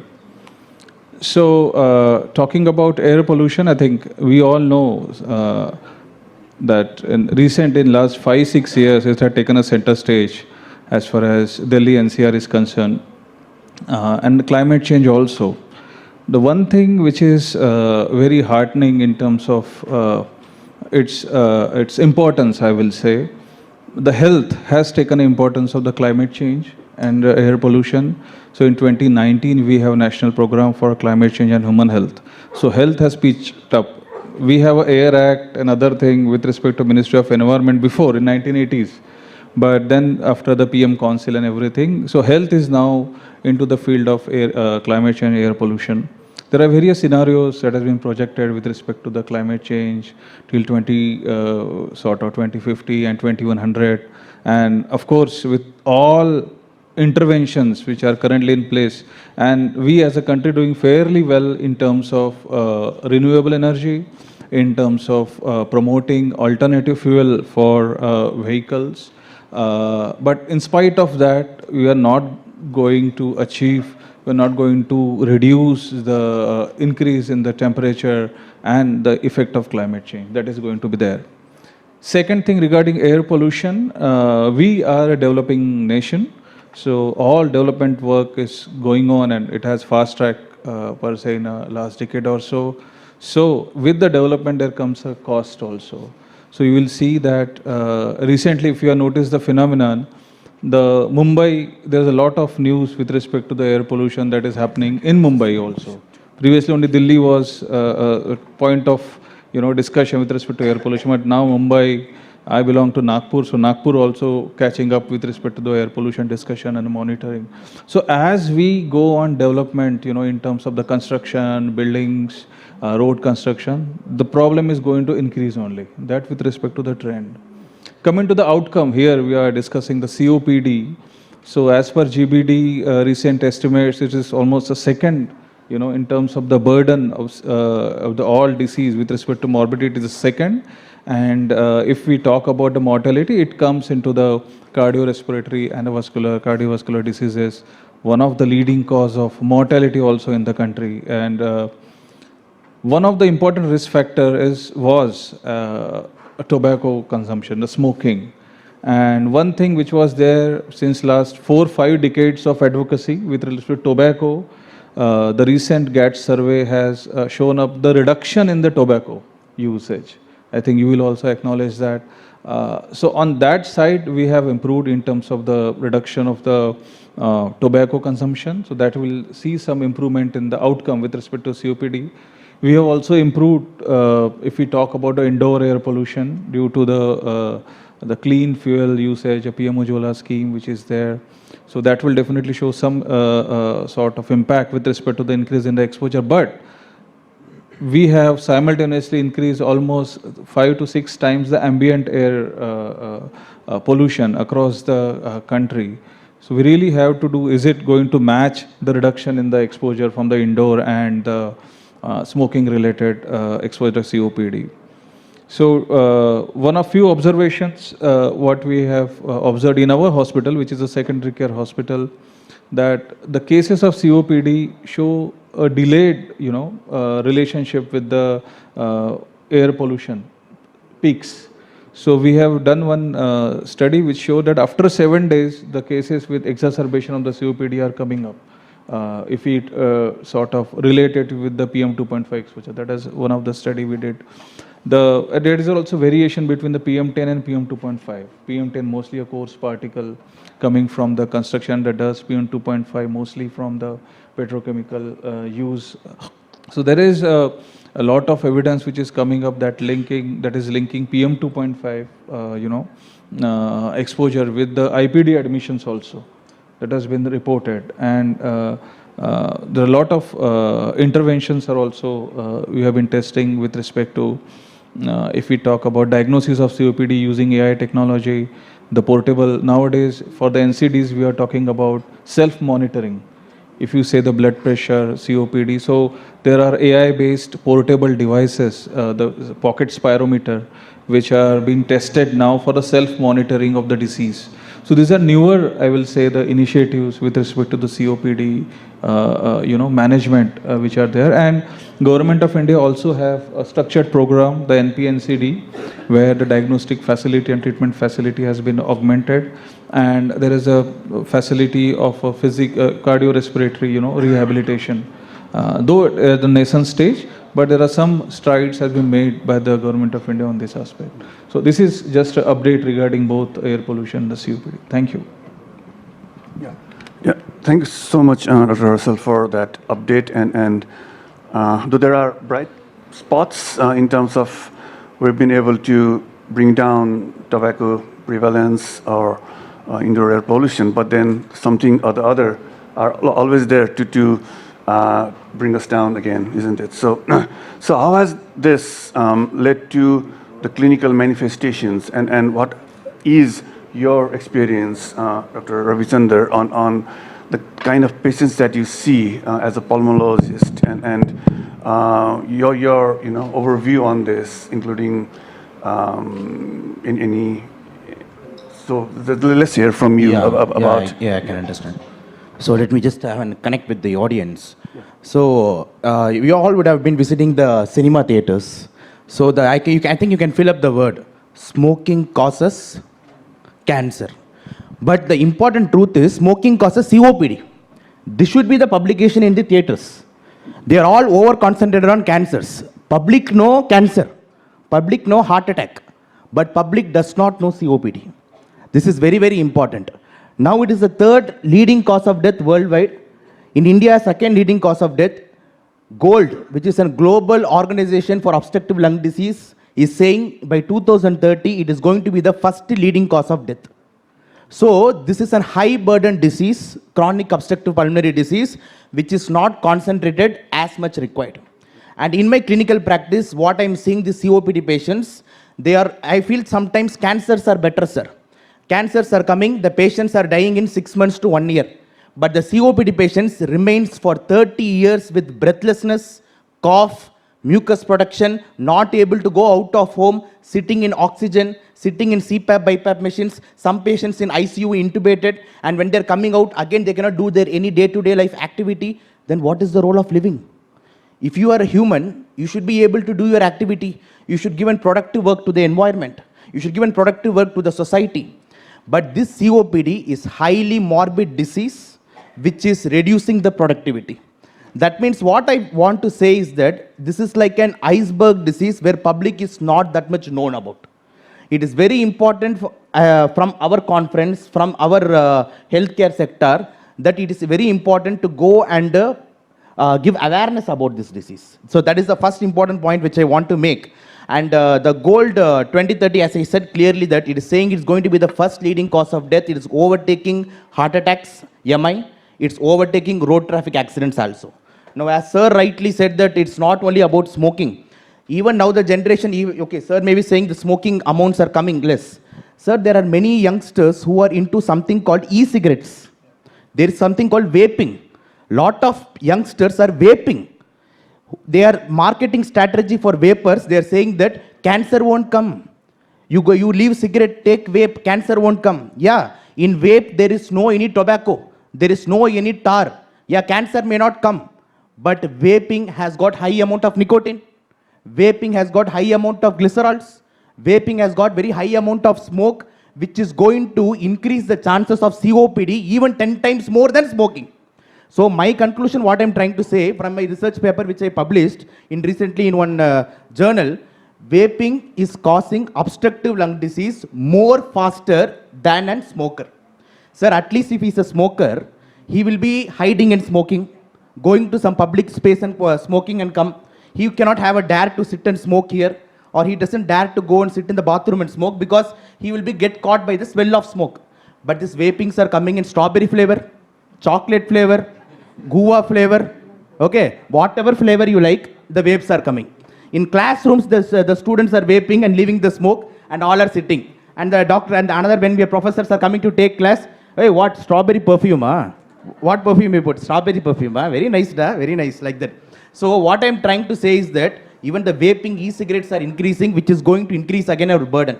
And as our topic today, air pollution.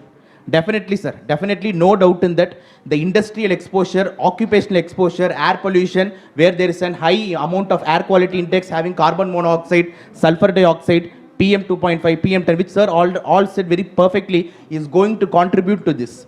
My agony in speaking about this COPD is that because daily I see cases. The daily I see cases, the daily sufferings what my patient gets is what making me to speak this awareness in this stage forum. Because this COPD is not an easy disease as we think, sir. Sir, asthma is reversible, sir. Cancer patients will die in 6 months, sir. But COPD will live for 30 years, which is not reversible, sir. So once your lungs are damaged, irreversible, it is permanent. Because COPD has two types, sir. Chronic bronchitis and emphysema. So in chronic bronchitis, there is an abnormal permanent dilatation and destruction of the bronchus.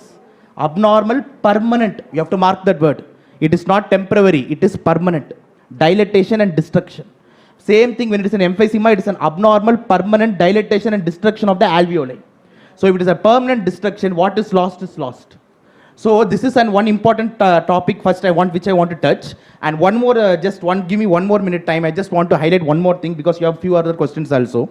Another important thing is that the GOLD recommends, what he recommends for treatment of COPD is, okay sir, definitely we have to control the pollution, smoking cessation, everything. Importantly, what we have to do is that inhalers. You are prescribing, GOLD is prescribing inhalers. There is something called LABA, there is something called LAMA, where there is a formoterol, a drug, There is a drug called tiotropium, there is a drug called glycopyrronium, which is to be taken in the form of inhalers. Now our society is in such a society that none of our patients are willing to take inhalers. When we show the inhalers to our patients, they are saying, "Ayyo, inhaler, ayyo, I will die. You are showing inhaler. मेरे को शादी होने वाला है. You are giving me inhaler. I am going to get pregnant. You are giving me inhaler." One young guy is asking, "Sir, my marriage impotence with this inhaler," like that, sir. So a wrong myth about inhaler is there. They are seeing inhaler as if seeing like Osama bin Laden or some Hitler. Like that they are seeing the inhalers. Okay. So, but the inhalers, they are understanding. They are saying inhalers, it is addictive. Lifelong I should take. But the same questions I throw to the patient. Okay, sir, you are wearing specs. Is it an addiction or a need? It's a need. Correct or not? You are daily putting some shampoo or you are brushing your teeth daily morning. Is it an addiction? No. So anything which affects the brain only is addiction. So we have to explain to our patients, these inhalers again is an important area which I want our healthcare sector to create more awareness. Because many of our patients are not willing to take inhalers. Many of our patients doesn't know to take inhalers. I saw one patient, he's taking inhaler for 3 years. 3 years he's taking inhaler. He's saying, "Sir, nothing relieves, sir. Again, don't write another pump." I said, "I have to write now." No. I am taking for 3 years. I said, "Please take and show." He's taking and spraying. He's spraying. I said, "What you are doing?" He's saying, "Sir, inhaler has to be taken to the lungs." "Where is lungs?" He's asking me. I said, "Lungs are here only, pa. There only I'm spraying." Like all in his spray, he's spraying. No use. So, here important concern is healthcare professionals who are seeing the patient, many people also does not know how to teach the inhalers. So there is a communication gap. The doctors have to know well and they have to teach to the patients. So these are all several. I can keep on talking for another couple of hours, but I don't want to waste the time much. So please, my request is that there are many points which I want to say. If I get a chance in the next round, I'll summarize. I'll just stop here. So thank you, Dr. Ravichandran. So Dr. Thank you. Thank you for calling me from Chennai. So Dr. Ravichandran was talking about the treatment part. Now we'll get back again to Dr. Harshal. So because you are from the field of preventive medicine, so would you say spare 1 or 2 minutes about advising us about the prevention so that we could prevent this COPD and what are the lifestyles that we should adopt? Yes. So again, we most of the time talk prevention, but we hardly do prevention. And that is a fact of the matter. We must be having some clinician here, and it's a patient forum. We must be having patient also. So prevention is not beneficial for both. It is not motivating. Doctors don't give that much attention because we have a busy OPDs, 2-minute prescription, patient goes off. Patient doesn't give too much attention because it's not something which is satisfying. Taking pill is always satisfying, right? I have done something for myself by taking pill. I have done something for myself by taking vaccine. That gives a positive motivation. And this is also true for healthcare providers. Just now, Dr. said that they don't teach how to do use inhalers. Why? Because that is not important for them. They don't see importance to the counseling. They don't see importance to the prevention. So we, as a health system, we need to build health promotion in our existing health system. Through health and wellness centers, we are making that attempt. And in one of our research, we found that the NCD, this all COPD comes into the NCD, budget or NCD pocket. He knows that. If this is a health budget, NCD gets this much, right? And we are talking about the disease which has maximum morbidity and a maximum mortality in the country. And out of this NCD budget, the health promotion expenditure is this much, right? There is no structured this thing. They just put up some posters and do the expenditure, do some training. So we have to start from top to bottom in terms of if you really want to promote. What we should do?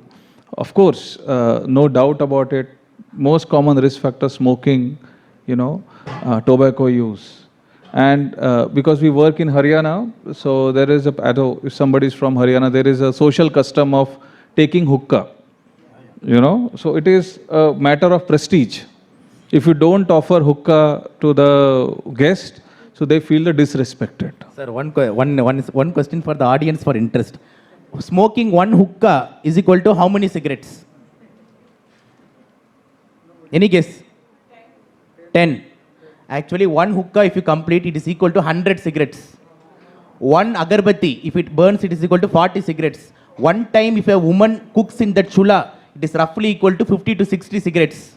So that means, understand, one time if you take a hookah full shot, sir, 100 cigarettes he has already smoked. So as I said, hookah is a social norm. Because we work in the community, we work with the public health, so you have to work there. Okay, it is causing illness. It should not be outcasted if I don't take hookah. It's a both way. If I don't take hookah, I will be outcasted from the society. Something like that. Particularly when Dr. Saab said about the peer pressure.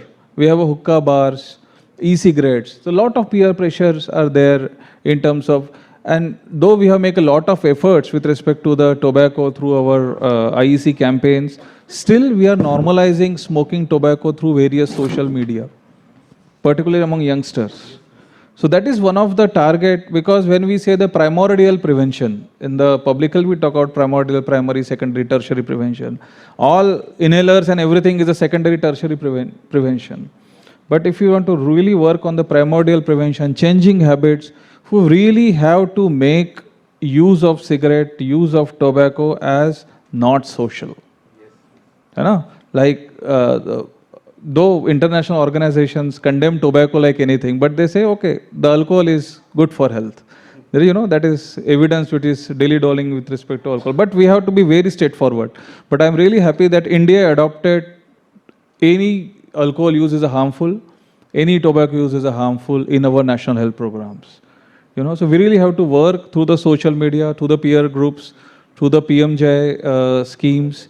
That is the one thing for smoking. For regarding air pollution, if particular person having a COPD or asthma, they really have to take precaution wearing N95 mask, not a surgical mask. Monitoring AQI, you know, we really have to encourage people with the COPD to monitor AQI using a Sameer application, which is a Government of India application, SAMEER, which gives a real-time AQI in your area. And there's a lot of stations there. Monitoring COPD using the portable. We have done one study using a cuff sound. We diagnose the restrictive or the obstructive disease using AI technology. So there are a lot of advances which are coming for self-monitoring, you know, COPD, titrating your dose. So that sort of health literacy we really need to increase if you really want to work on prevention. Thank you. Yeah, thank you, Dr. Harsal. I think you ended with the right word, health literacy. And as Dr. Ravisnur also said, there are many things that the patients need to improve in terms of self-care, etc. So I think it's right time that we now move to Prachi, because she's been lived experience and expert on this, an advocate. So some of the things that were discussed here definitely pertain to the patients, and so I think it's very apt that we hear the patient's perspective on this, and definitely the discussion so far has pointed out that there are a lot of things that we need to improve upon from all sides. So Prachi, what's your take on how we can improve this, and you may also incorporate in your answer, how can the patient advocacy groups really do something about it? So let's hear from you, Prachi. Thank you. I think you're muted. Prachi, can you hold on for a moment? Yeah, can you speak now? The sound is still very low. Maybe it's from here that it has to be managed now.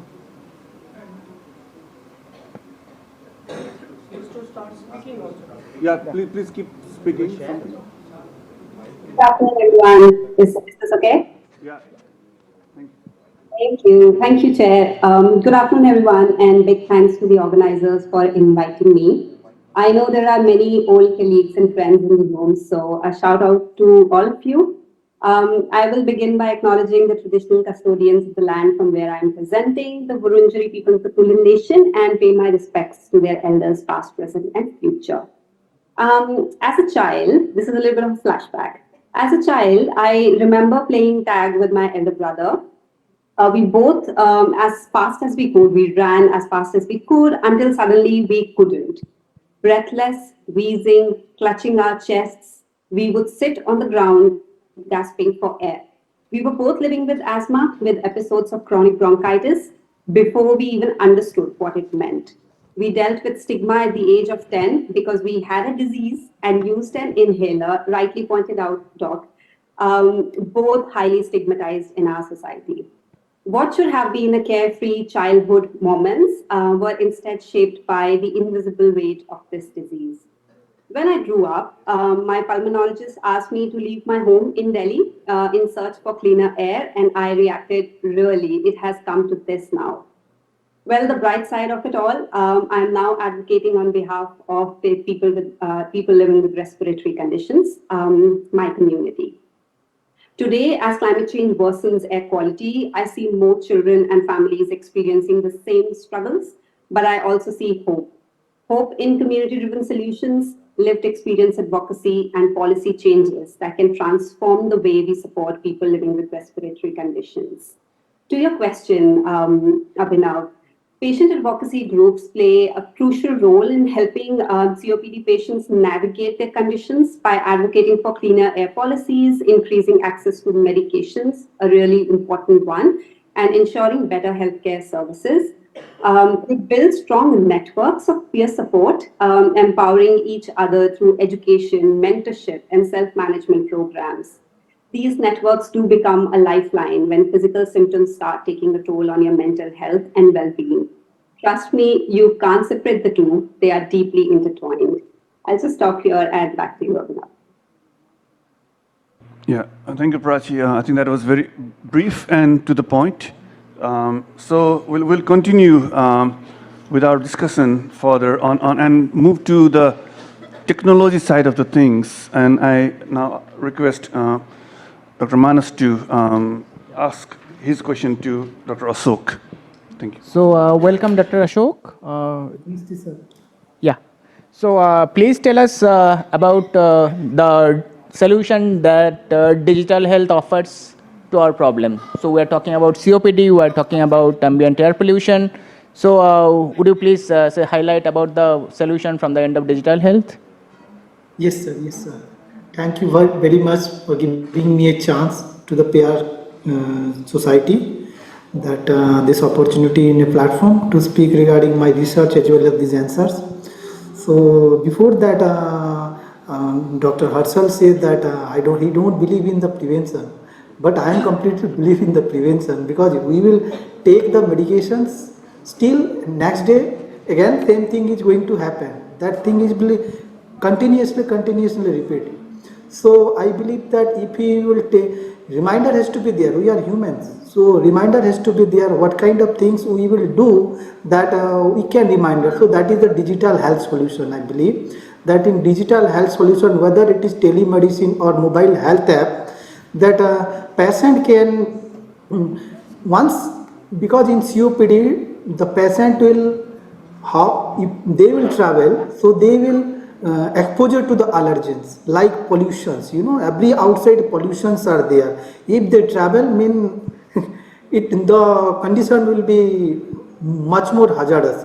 So it's the best way is the digital health solution that once or twice we have visited and daily we are following what doctor has said. I believe that one because in our health system it is well known that few medicines are there like steroids and bronchodilators and oxygen supply for the COPD treatments. That has to be taken for the treatment.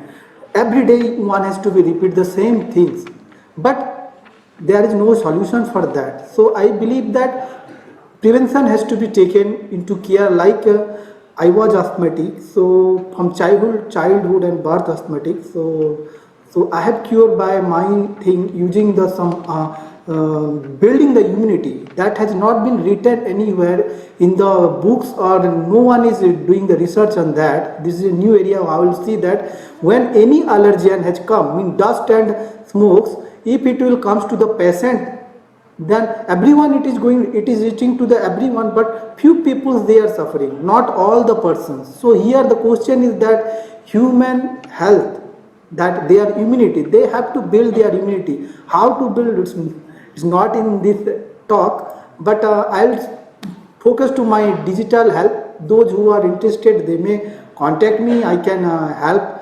Please, I request to the PR community to share my mobile number to them, so I can help them, because I heal myself. It is curable. You can cure yourself because you do have that potential. Because whether you will reduce our, do you believe that industry will be closed down, or industry or bikes, whatever pollution will be decreased? If it will decrease also, still some new allergen will come and it will eat. So your immunity has to be compromised. How you have to compromise that is the new area. I believe people has to do the research there. In digital health, telemedicine and your apps are there where that will bridge the gap, the healthcare. One second one is that in that app, if patient education has to be there. Every day one has to be listened, because peoples are there, they are ignoring. I mean, it's nothing. But when the allergen has come, and when they find that once they have attacked the COPD, then they realize, yeah, I have not taken the medicines. So thing is that one has to follow the rules, and so that your COPD can be decreased. So reminder has to be there. I mean to say reminder. And it is the AI generation is there, so AI tools will be there. Some persons are staying in Delhi, I'm staying in Dehradun, so two environments are different. So in the app, or in some watches are there, they can tell you the AQI. So you should be restricted to your area where you are staying. If you are restricted to your area, then you are not exposing to that allergen, so you are not supposed to have COPD. That is the one most important thing.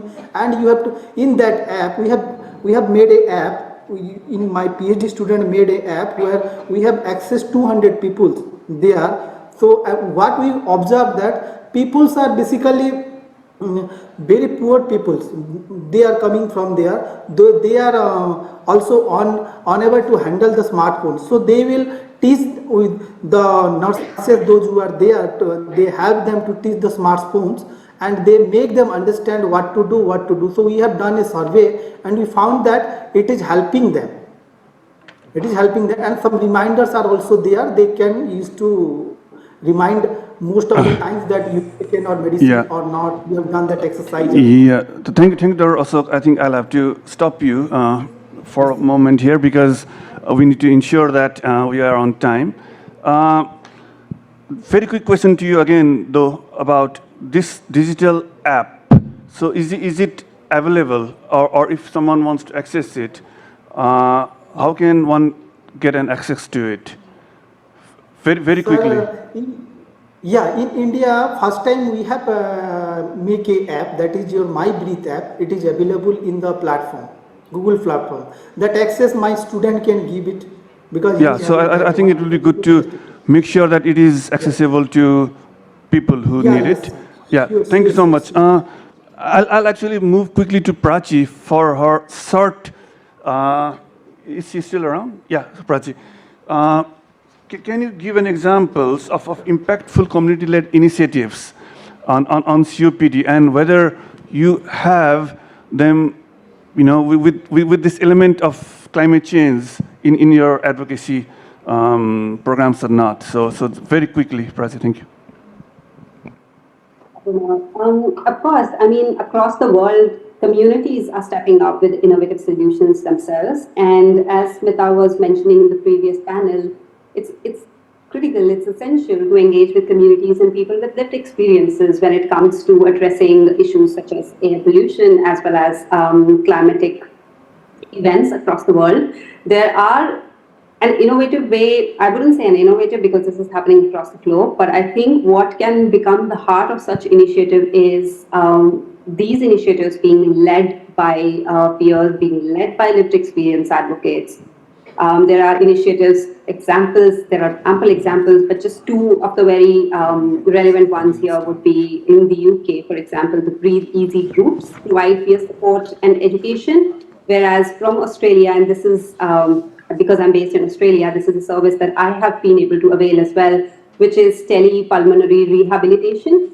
Following an episode of respiratory uneasiness, I was referred to a pulmonary rehabilitation service, and I have found the steps that they provided me with, the process of helping you recover and rehabilitate from an episode. I think it's critical because, as it was being said right now, it's not really easy to understand what you need to do, right? You are in a situation, there is a disease you are tackling, you don't know what the basic steps are, breathing exercises, for example. You don't know what's the best way for you to do it.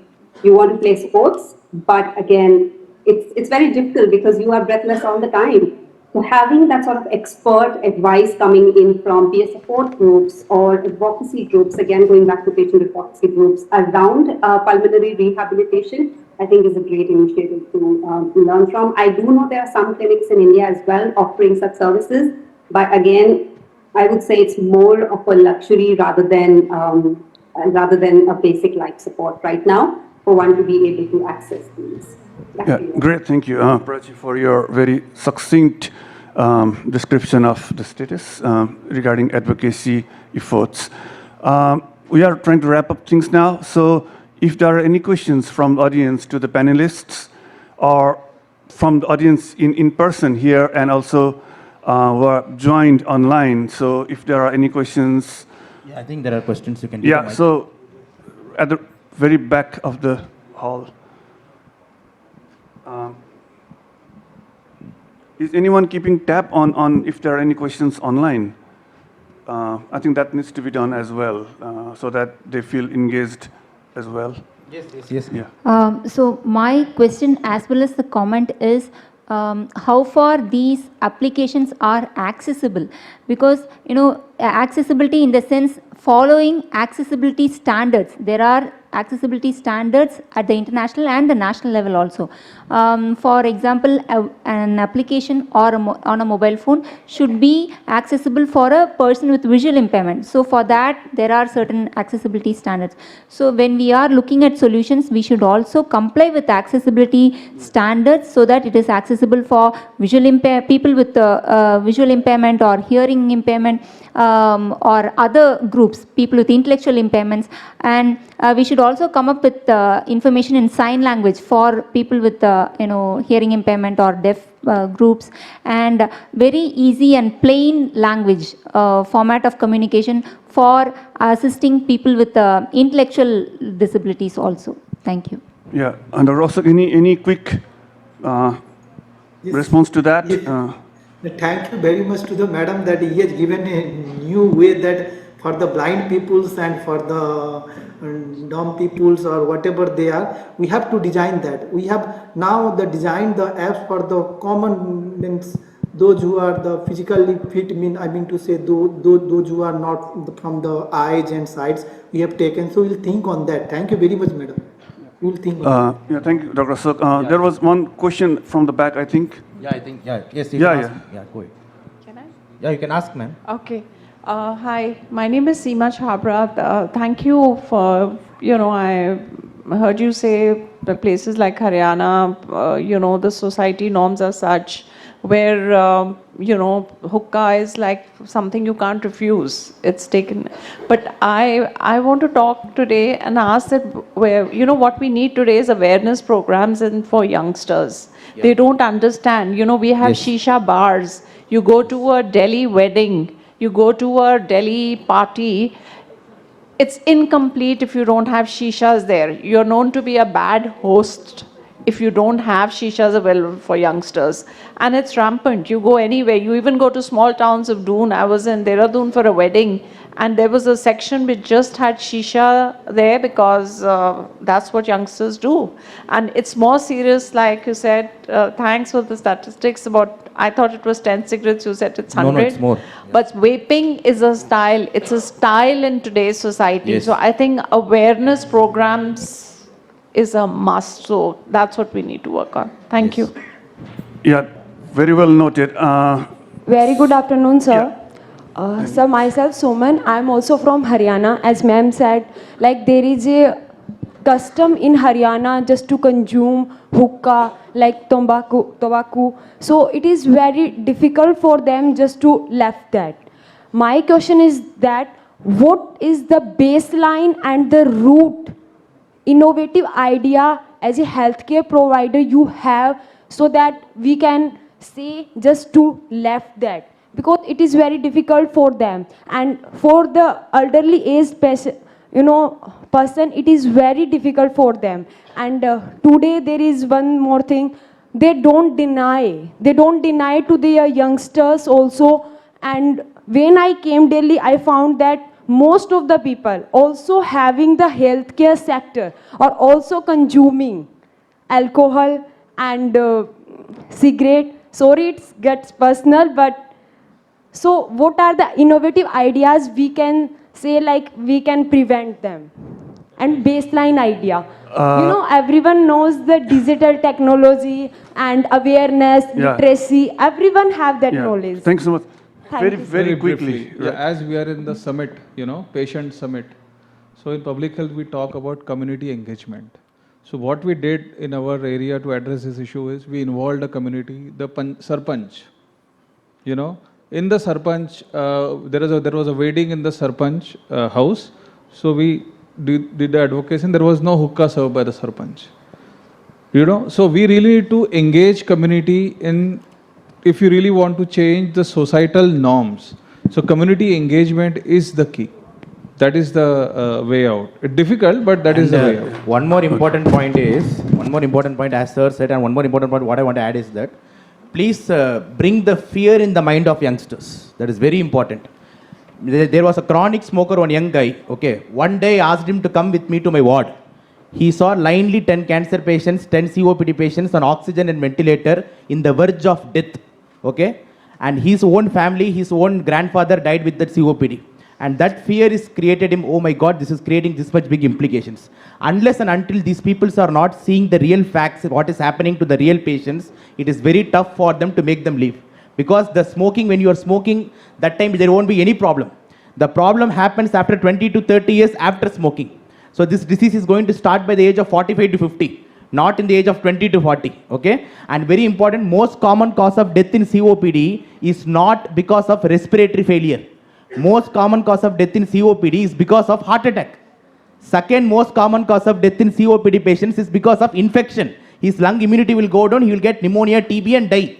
The third most common cause of death in COPD is only respiratory failure. Okay. So the first cause comes is heart attack, second is infection, third only it is coming respiratory failure. And 50% of the patients of COPD are having 50% more chance of developing lung cancers like squamous cell carcinoma and small cell carcinoma, because both COPD and cancer has got a common association, smoking. Okay, so definitely it is the role of our entire community who has heard this talk for the past 1 hour, role of our entire people to go and mitigate and propagate. Okay, join with the NGOs, join with the health departments, take some awareness speakers like me also who knows about the COPD patients, okay, and sir how to prevent, expert panel, all join together and let's create a good awareness. I think that should be the way. Otherwise, if we don't create a fear in this mind of youngsters and they're not aware of the disease, this is not going to happen. Yeah, great. Thank you. Dr. Rajiv.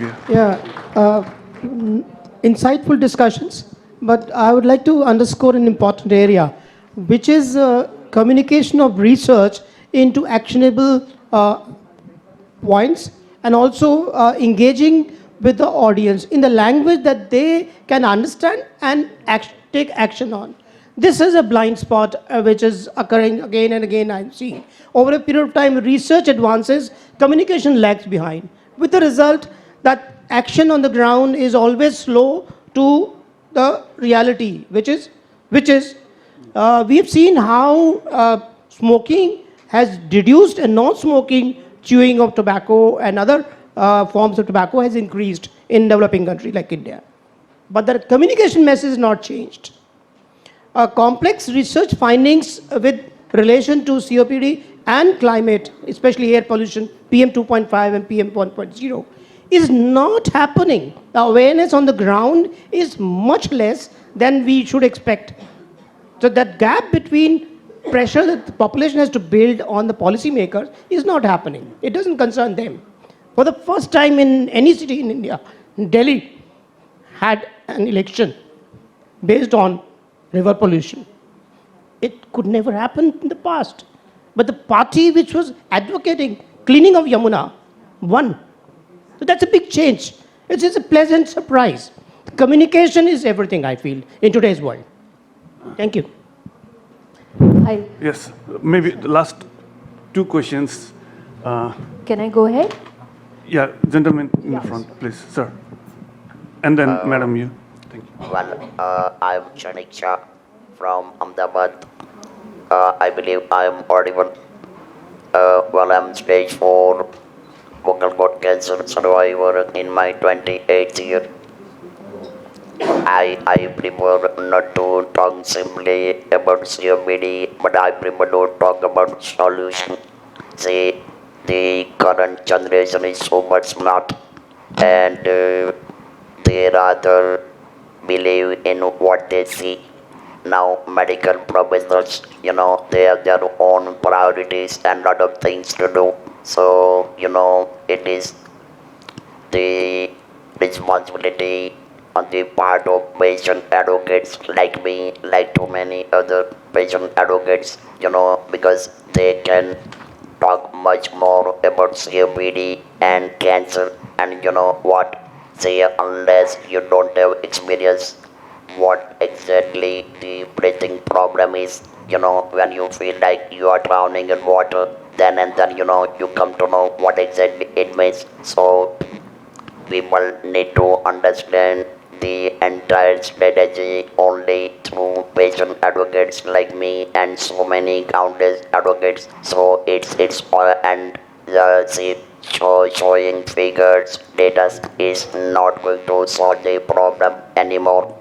So it's all about watching and seeing is believing. This is what, sir, exactly I'm saying. This is what I was exactly saying, that patients should see, if sir's words like this, they will understand that real pain of how and vocal cord cancer patients suffered because of that. So really thank you, sir, for coming out and talking to your feelings. It was really very great. Yeah. My name is Naveen Thara from Rare Disease Patient Advocacy Group for Neiman Pick. My thing is today we have lot of notion is about Ayurveda and yoga. So how is this related to COPD, and if so, is there any integration with the Ayush Ministry for this?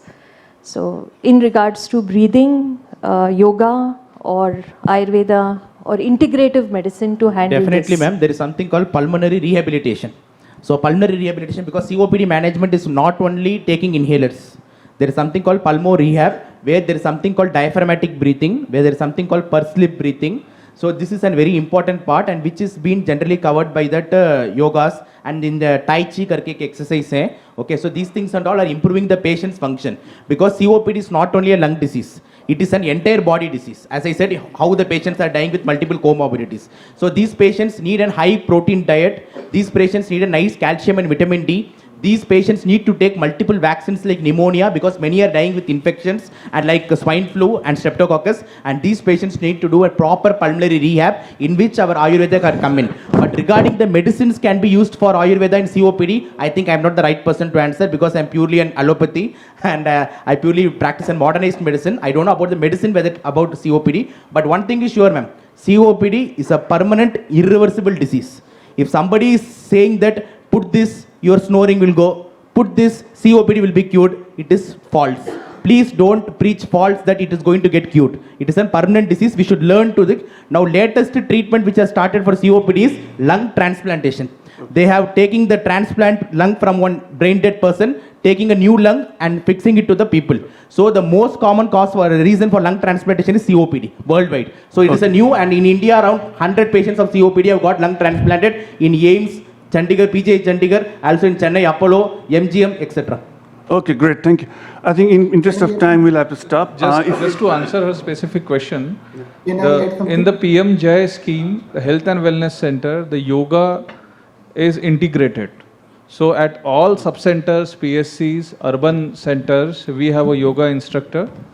So that services can be taken up for prevention, increasing the lung capacity, pranayam, other yoga they teach. So the things has been started through Ayushman Bharat scheme. So yoga has been performed at various public health facilities. Sir, I want to add something here that from the yoga also, because I said that it's not the whole body, it's the thing of your immunity only. If you build your immunity, if you are unresponsive to the allergen, then it can be curable. So you have to take such I think that Dr. Ashok, thank you for your opinion and all, but I think we'll need to now stop.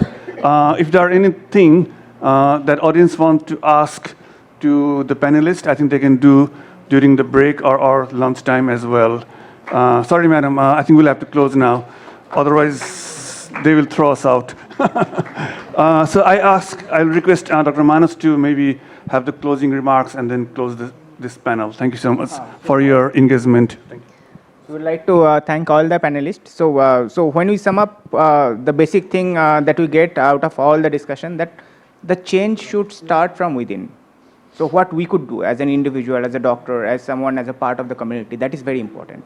So when we talk about changing societal norms, so it's not possible unless we change ourselves, right? So that's first take-home message. Second, we talk about prevention. But what about those 5.5 crore people who are suffering from COPD right now in our country? So from that point of view, it's also required that we should ensure their continuum of treatment, their care. Sir was talking about pulmonary rehabilitation. So we need to take not only chest specialist, but also people from rehabilitation on board, because it's not a say isolated effort. So at the end of the day, we need to put up kind of coordinated effort where Ms. Prachi, as she was talking about patient group advocacy. So we need to talk about say other ministries like Ayush. We need to talk about other aspects of treatment of COPD, so that we could ensure that not only we need to talk about prevention, but we need to also ensure that there is provision for diagnosis, there is provision for early management, there is provision for prevention of further complications. So it's a 360-degree view that we need to adopt. So we would like to thank everyone for your active participation, and we believe that the discussion and the dialogues will go forward. And audience have forgot the lunch and are interested asking questions. It is a victory for us. Thank you. Yeah. Thank you, everyone. Thank you for this fantastic panel. Thank you to all the panelists, Dr. Abhinav, Dr. Manas, Dr. Harshal, Dr. Sabrina, Dr. Ashok, and Prachi. For this fantastic discussion. You have all well earned your lunch. Lunch is served outside. We will congregate again at 2:15. Please be back on time. Thank you. And we'll see you soon. Thank you. All right.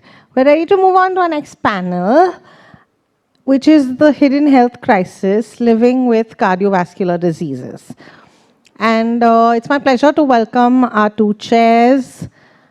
Our chair, Dr. Krishna Reddy, and our co-chair, Dr. Manveer Victor. Please take your positions on the dais. Please give them a big hand and welcome them on stage. Dr. Krishna Reddy Nalamalla, I hope I've said that correctly, cardiologist by profession, is the CEO of Access Health International, a non-profit health systems global think tank. He oversees its global and regional offices located in India, Singapore, UAE, and the USA. He designs and leads various programs around 8 core themes and sub-themes of health systems. He also directs multi-stakeholder networks, alliances, and collaboratives. He has co-founded many health enterprises such as the Care Hospitals, a multi-speciality hospital chain in India, Relicis Medical Devices, a pioneer in indigenous cardiovascular medical device technologies, Trust Healthcare, an emerging model of healthcare, and IncuMed, an incubator of in vitro diagnostics and therapeutics. He currently leads all the above, accepting Care Hospitals as their chairperson. Manveer Victor is a distinguished figure in Malaysia's media and healthcare advocacy sectors. A former celebrated media personality, he transitioned into healthcare advocacy as the founding chairman of Patients for Patient Safety Malaysia.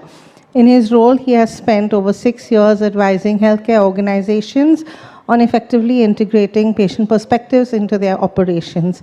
Manveer serves on the Malaysia National Patient Safety Council and holds an international presence as a board member of the WHO Global Health Advisory Group on Patient and Family Communications. Additionally, he contributes to global discussions on healthcare through his role on the British Medical Journal's Patient Advocacy Panel.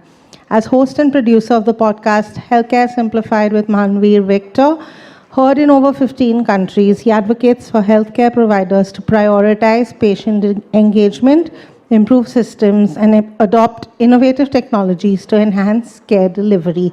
Welcome, our chairs.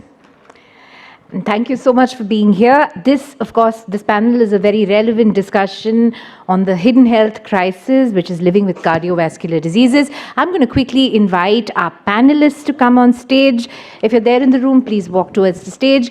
Dr. Amar Tariq, Ram Khandelwal, Dr. Monica Arora, and Anu Gomanju. If you're in the room, please walk to the stage. Dr. Amar Tariq, Ram Khandelwal, Dr. Monica, and Anu Gomanju.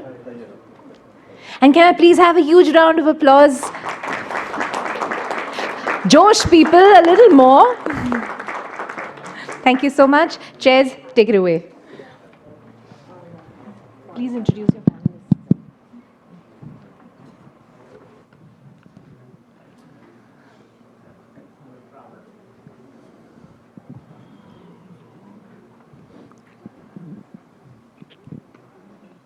Yeah, maybe I will initiate the discussion here. At the outset, I would like to thank the organizers for giving this opportunity. We thought we'll slightly change our introduction of the panelists. We will introduce the panelists when we start asking the question, the panelists. Or you can introduce yourself. So just to set the context for this session,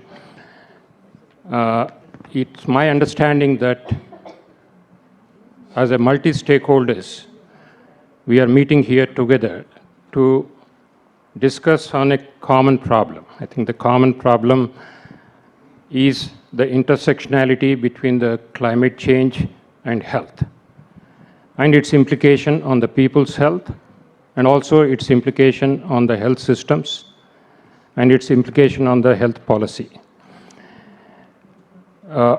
In terms of cardiovascular disease, as one of the major health needs of the population, being the leading cause of the death in the population, including in the LMICs, we may not require the advocacy component of it, because every member nation is committed as a part of SDG goal to NCD control, of which CVD control is part of that.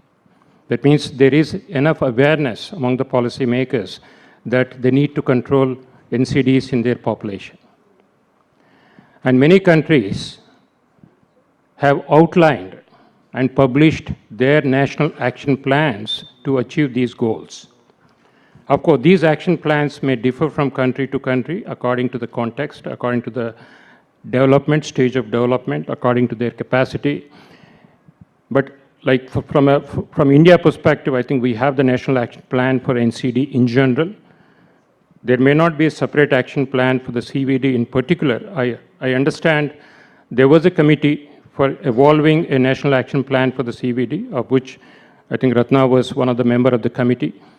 But what we see actually in different countries, whether there is a policy attention or whether there is commitment of SDG to reduce or bend the curve of the CVD, which is growing alarmingly, and also to prevent the premature deaths, because almost 80% of the deaths are premature. That means less than 65 years of age. So this goal is there, but if you look at the journey from 2015, at which SDG was announced, till now, only 10% of the countries in the world actually are on track to achieve the goal by 2030. Many countries are not. The excuse is not COVID, because there was a stagnation even before the COVID. So COVID was a crisis, and now we have the geopolitical crisis. We have the crisis from the climate change, and the recent crisis, the sudden disappearance of development assistance by the major player in the world.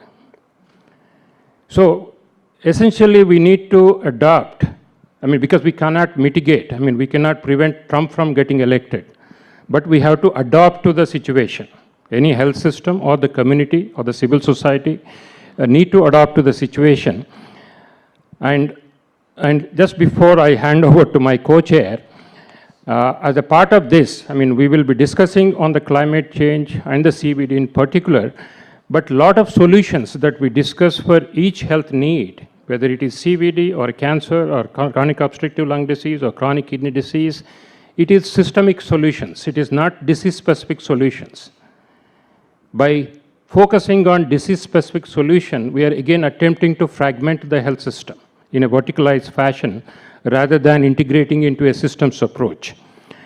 The last comment is, we always expect the government to be responsible and the government to be accountable, because we think health is the fundamental right. But we forget that the governance is basically a triangle. It is not just the government alone responsible for the governance of social systems and health systems. So government is one actor, the private sector, the non-governments are one actor, and the civil society is the third actor. So both the private sector and the civil society has equal responsibility and accountability for the governance, not just the government. Because many times, as activists, as advocates, we only expect the government to do everything. We don't think that we have a responsibility as a civil society. If I am not responsible for my own health, if I am not responsible that I should not smoke, I should not eat fatty food, then I'm not being held accountable for that. So we just have to, I'm bringing a different perspective that we three are equally responsible, the private sector, the public sector, and the people. This is the triangle of the governance. If all these three people, the three stakeholders, join hands together, collaborate, and coordinate, this solution, the problem of the crisis of climate change or any other threat, can be easily handled by the civil society and the health system. This is the brief context setting for this session. Manvir, I hand over to you for your comments before we start the questions. Thank you, Dr. Krishna. Also, I want to thank Dr. Ratna and Mugda and the team here at PAIR for putting this together. Fantastic. Please give them a big round of applause for fantastic work that they've done to do this the second time around. Now, as we're talking about climate change and where this happens, and we've been having a pretty robust conversation a bit earlier, but when we're talking about CVDs, cardiovascular diseases, and the causes, so it's also good to take a step back and start looking at things in a different sphere. Like what Dr. Krishna was saying is our responsibility for this. We cannot just leave it to the governments. And where I'm going with this is just to give you an example of 5 blue zone countries. Now, blue zone countries, I don't know whether you have heard of it, but you can Google that, right? They've got cities like Okinawa, Nicoya Peninsula, Sardinia, Ikaria in Greece, and Linda, which is in California. These are 5 places where people live the longest. They spend the least amount on healthcare, right? And how does this happen? And that's what we're looking at right now, just not taking it as a disease, but looking at how this happens now. The 6th unofficial blue zone city is Singapore, which was an engineered city, right? And so you can go and read about that. But where we're going with this conversation is obviously with climate change coming into it. What are our responsibilities? How do we add into this? How do we have this conversation? Because at the end of the day, the patient is the one that is sick. And the patient, more patients being sick can break a healthcare system. And I often like to say this, that the ministries of health in every single country, whether it's India, Malaysia, the US, or wherever, are getting it absolutely wrong. They are not the Ministry of Health, they are actually the Ministry of Sick. Because only when you're sick do they take care of you. So there is no preventative measures, right? Because if you look at the Ministry of Transport or the Ministry of Defense, they are supposed to provide you transport to get to one place to another. So they build all that infrastructure in. But here we are only building it at the last mile, which is the hospital, right? So people fall sick and then they come. And eventually when you look at, I was just now talking to the young people from the university at the back there, and very interestingly I heard just now about the shisha culture here in India. It blew my mind, right? And so we have to start thinking about being proactive and asking our governments to institute a sort of a sin tax. You know, when we're talking about tobacco, we're talking about alcohol, where does that money go to? Does it go to healthcare? Does it go into the pocket of the government? And they build highways, or they buy new guns. What are they doing with it? But healthcare needs that funding, right? So we have to start thinking about that. And you know, while we're talking about the younger people, the McDonald's and the KFCs and all that, are they really good for us? Are they contributing to CVDs? Are they contributing to NCDs? So these are the conversations that we need to have, right? And now I'm going to hand over back to Dr. Krishna, and let's pose with our 4 experts here these questions and how they have, in a little way, made a dent or have understood the problems and the issues and have been tackling that. Dr. Krishna. Yeah, thanks, Manveer. I think we will start with the panel. I have the privilege of asking the fellow cardiologist, because I'm the cardiologist. So it's easy for me to converse with another cardiologist. Normally, I mean, we only care for individual patients, but nowadays we also competing with other people in being part of the public health and being part of health systems, being part of the social systems. So given this background, I think the question, before I introduce, because I don't have your bio, I would request you to introduce yourself briefly, and then I will take up the question. Good afternoon, everyone. I'd like to thank the organizers for this forum, to give me the privilege to come and speak on this really burning topic which is engulfing all of us. I'm Dr. Ahmed Tariq. I'm a cardiologist at Medanta, the Medicity Hospital in Gurgaon. I'll speak to you about myself in terms of where I did my schooling. I was in boarding schools all my life. Then I went to Bangalore to do my medicine. And after that, I went for my non-invasive training cardiology to a place called Newcastle upon Tyne in England. I stayed there for a couple of years, and then I got back. I did my MD in Bombay, and I've been in Medanta as a consultant since 2010 now. And I think that's much about me. And I would also like to wish all the ladies in the house a very happy Women's Day in advance. Oh, okay. And basically, I take care of your hearts. So if there's any question that you people have, you can ask me. So I'll start with thanking Dr. Krishna and Mr. Manveer. Yeah, thanks, Amar. I think the questions that are listed here for your purpose, one is in terms of our own India's National Action Plan with reference to the climate change and human health. your perspective in terms of how effective or efficient it has been in implementation. That is of question one. Maybe I will take up question once you answer Yes. this. Yeah. So basically I don't know much about the National Action Plan, to be very honest. I'm not sure whether it's actually being implemented. So this is a National Action Plan which is for, climate change, for human health. I've been in this profession for the last 20 years, in terms of a practicing profession for the last 20 years, and I really haven't come across any effort which has been done from a government perspective. Maybe a few times, yes, when it was incited by us, but not really directly from the government. But yes, we do read about these projects that the government takes on various different levels of, air pollution and heat, when it's extremely hot in Delhi. But I'm not very sure whether the family health and family welfare department is actually doing too much about it. But theoretically, yes, there is a lot to be done in terms of, as you mentioned earlier, it has to be a right mix between government, non-government agencies, and citizens like us. It has to be a right mix. Until that mix is not created, I don't think so we're going to achieve anything much. So the funding has to come from somewhere, the education has to come from somewhere, the experience has to be, expedited out of something. I don't think so it's really happening to a very thing. And we notice this every year. All the people who are from Delhi must be noticing this every year. And for the last 5 years, I've noticed it. It's the air pollution levels which engulf us, since the end of September, October, and it stays with us till about Jan, Feb.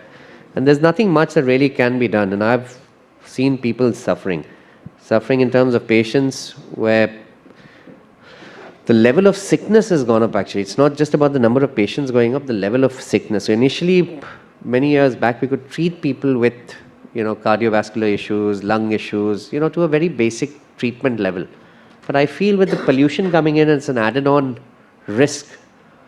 Our level of treatment, which we initially used to manage patients at a very low level, has gone up significantly. And that's an experience which I'm struggling with actually every year, day after year, especially with the population, which is very susceptible in terms of the younger population, the elderly population, the population which has immunocompromised, or people who are diabetics, people who have undergone kidney transplants or any other kind of transplants. It's been very difficult to actually treat them with the present, situation of pollution, which overall is causing a lot of complications from the lung aspect, causing something which is called endothelial dysfunction, where most of cardiology is based around endothelial dysfunction. And I think because of this pollution, because of the increase in the activity around the endothelium, the cases are just getting more complicated and the mortality rates are going up quite significantly. Yeah, thanks, Amar. I think maybe I should direct that question again to Monica, because coming from the public health, she may give a different perspective. I will ask later. But I'm still staying with you to complete the question in terms of, because the specific interest was in terms of what is the incremental impact that we expect from a cardiology perspective of the climate change. I mean, what are the specific on account of the climate change? We know all the other determinants, but what is specific on account of the climate change? So what we can do is, something which we can't prevent from the climate point of view, at least we can take measures to decrease its severity in terms of at least the complications that it causes to us. So from a community perspective, from a healthcare perspective, and the kind of advice I can give people is, in terms of regular exercising, eating the right diet, inculcating omega-3 and something like antioxidants in your diet. Regarding air pollution, if you know that it's very polluted outside, stick with exercising within the house. Use air purifiers if need be, not 24 hours 7, but at least for the time that you're exercising and doing very heavy exercising work. And I also tell people who are, when the air pollution levels are very high outside, don't go very extreme strenuous exercises, like going and playing football or tennis or even running outside, when it's really bad polluted. So you do these exercises within the gym, which has air purifiers. It's all about just inculcating a good lifestyle, basically, which will kind of not prevent the disease process, but at least slow down the disease process. Thanks, Amar. I think I will just complement your points as a cardiologist, not as a moderator, is that both pollution as well as overcrowding and infection, they lead to inflammation and they trigger heart attacks and they trigger acute deterioration of heart failures and brain strokes. So there is a direct correlation between your exposure. So what you rightly said, we cannot, as individuals or organizations, change the climate, but we can adapt to it. We lost a golden opportunity of, say, face masking after the COVID. Even if it is a surgical mask, it has some protection against you contacting a minor infection. In fact, if you go to any ICU, the typical history of that patient before a heart attack is a mild cold or cough or mild diarrhea, or they came to Delhi for the breathing polluted air. Okay. So just having that simple face mask as a health literacy and the public health, it can be a powerful public health adaptive mechanism to the climate change. So I just wanted to complement what you mentioned. Over to you, Manveer, for your next panelist. So since we've had a male doctor, now I'm going to go to Anu over on the other side, because I'm aware that it's also International Women's Day and I don't want myself to be the victim if I do this wrongly. So Anu is a lived experience as a patient advocate and WHO NCD lab a steering member. So I live with CVD as well. So maybe Anu, maybe you share a little bit about yourself before we ask you a question on patients with CVDs. Please, Anu. Thank you, Manveer, and namaste, everyone. Happy International Women's Day, and also not just for women, but also the males who are present here, because it is really important for, we know the importance of having a female person in your life in our different responsibilities and relations. So yes, just to introduce myself, I am Anu Gomanju from Nepal. I am trained in public health, and recently I graduated from my master's in public health and global health. But here today I'm here to represent people living with rheumatic heart disease and also other cardiovascular disease. And I'm a patient advocate. I started my patient advocacy journey from 2021, even though I am living with my condition for more than 24 years. And the journey so far has not been easy. I've been operated twice, and during my 2 open heart surgeries, my mitral valve was first repaired, and then now I have a mechanical heart valve, and my another valve was repaired, and I'm under warfarin, and I have to take a lot of medicines, and that requires a lot of care, not just for my physical health, but also mental and emotional. And also it cost me not just physical stress, mental stress, but financial, and not just me, for my parents and my siblings and my relatives. And I believe this is the similar situation or the story that connects with many of us who are here present, who are living with this condition or are the caretakers, or also we know some friends or relatives, or even doesn't know the person in direct relation, but know about the hardship of living with this condition.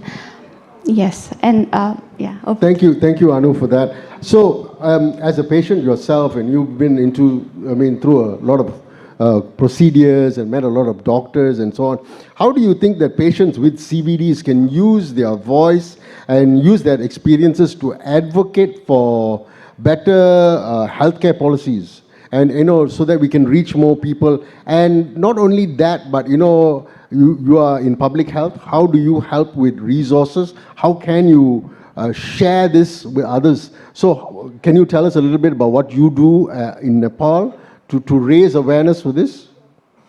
Yeah, thank you.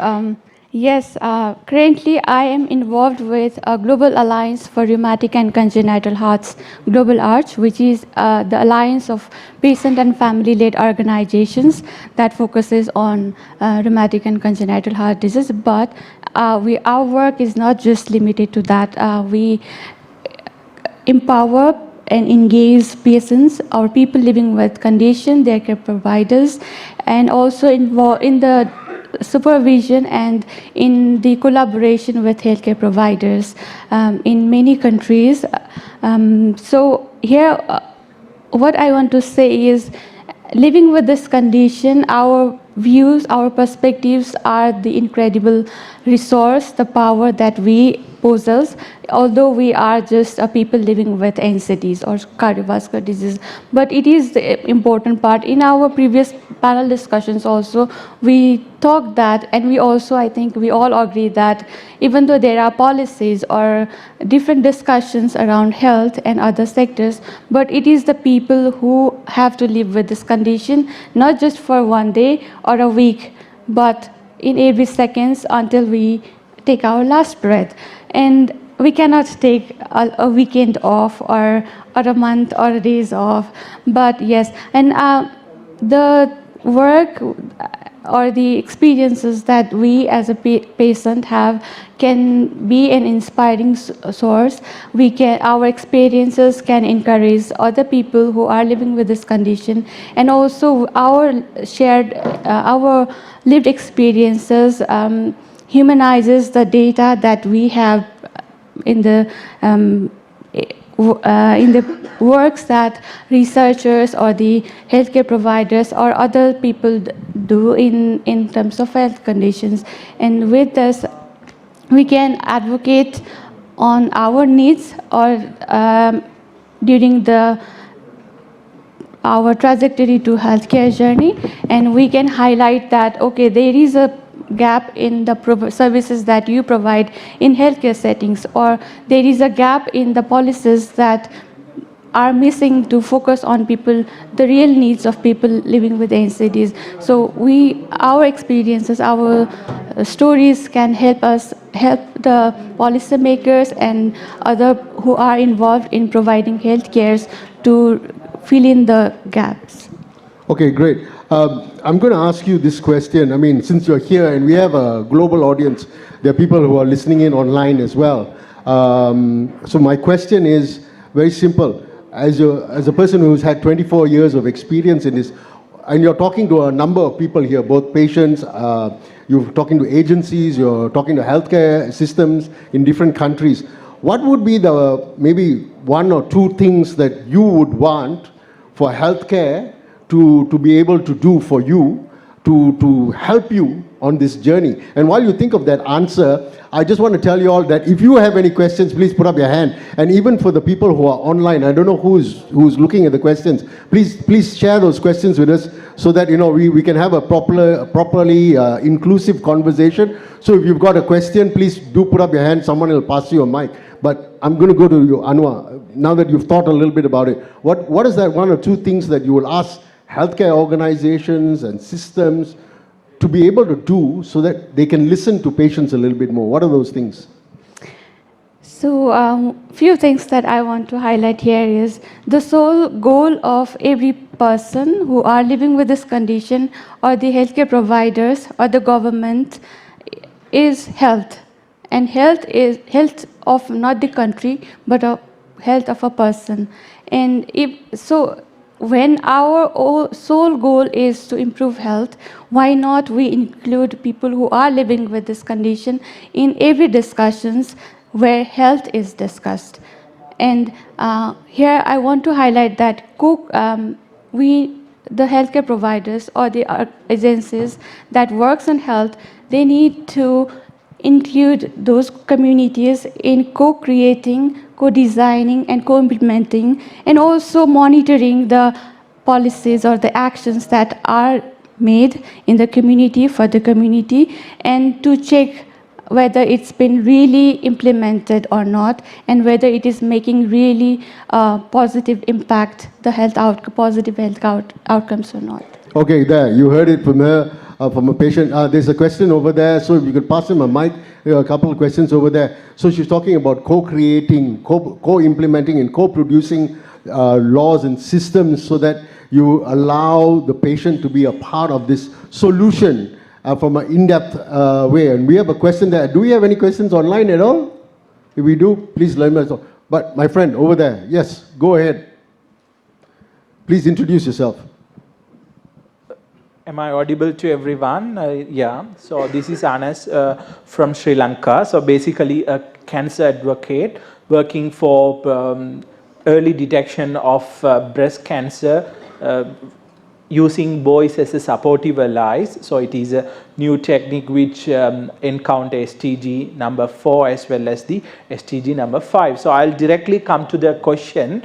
The question what we discuss from the early morning itself, we need patient-centric approach. Is that correct? Yeah, that's the correct. So what we need is patient-centric approach to detect or treat any diseases. It might be chronic disease, it might be oncology, cancer related disease, or HIV or any other diseases. The patient should advocate themselves to have a better medication, better hospital health care. So as madam stated, so my approach, how we can promote basically the patients with severe diseases not willingness to come forward and tell the truth, even how they overcome these challenges by treatment mechanism. So how as a society we can promote this work further, especially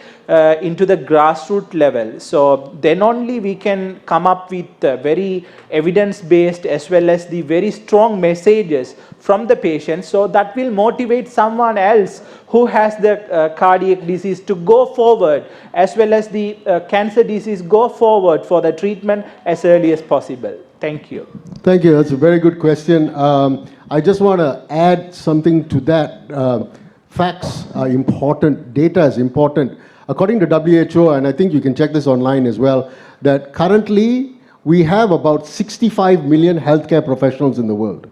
65 million who are taking care of 8.1 billion people. I don't know what is the data in India. I think 2-3 million to 1.5 billion or something like that. Please check that. So again, what our friend here is talking about is very important, because 65 million people cannot take care of 8.1 billion people. The math does not make sense at all. So you have to empower. And part of that empowering is obviously engaging with patients first, the population, educating them so that they can do it, and then empowering them to talk to other people, right? So is there anyone here who wants to take that? Anu, go ahead. Thank you, and thank you for this really important question. Before I answer the question, but it is, I'd like to share my experience. So when I shared with you that I've been living with this rheumatic heart disease for over 24 years, and I've been into patient advocacy since 4 years now, what I realized or what I reflected is I never talked about my lived experiences, the challenges that I am and my family faced, and also the challenges that many millions people are facing. I never thought about it for the 20 years of living with this, but only I started thinking about it, talking about it, and sharing and highlighting the importance of owning the condition, as well as not just limiting to it, but also to speak with a peer or a large community, or even with your healthcare providers or the organizations or the policymakers only in that 4 years. So what I realized is when a patient living with this condition gets an opportunity to understand what condition I'm living with, why I am living with this, and what can I contribute to other people who are living with this or are vulnerable of getting those diseases, what power I do possess. If we provide the opportunities for the people who are not confident or who doesn't even know that, okay, it's good to say what I'm feeling, what I am living with this condition. So, and one more example is, whenever I talk with my parents that, okay, my work is this, I speak about my condition. I meet with other people who have this congenital heart disease or rheumatic heart disease or other NCDs. My mother says that, is it okay to just share your experience? Don't you feel ashamed, or is it okay? And I just tell her that it's really important because it changed my life.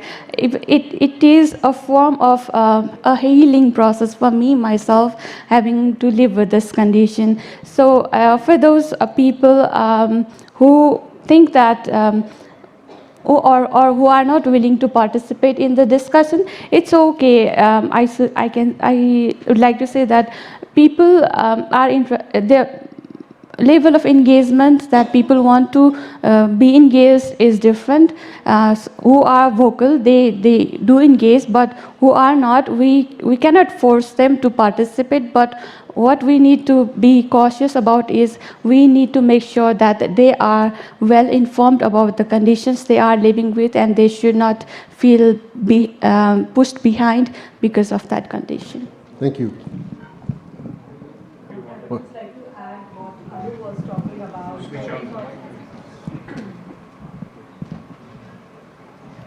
Am I audible? Yeah. Okay, I would just like to add, so Anu very rightly put, and you are very brave to be able to talk about it. You must tell your mother that you are a star doing that. What I would like to add is that meaningful engagement of people with lived conditions and the communities is something which is completely inexistent right now. We don't have patient-centered health system. If you look at the health system pyramid, patients are at the last leg of that power dynamics. And when we speak to people with lived experience saying that we would like to train you to understand your condition and be able to talk about it and help others prevent secondary events, they said, yes, we are very happy to be community champions, but the way we are treated in the health system, you need to work on the other end of the spectrum as well. So empathetic care is a concept which is again completely inexistent in Indian health system and many Asia Pacific countries that we are talking about.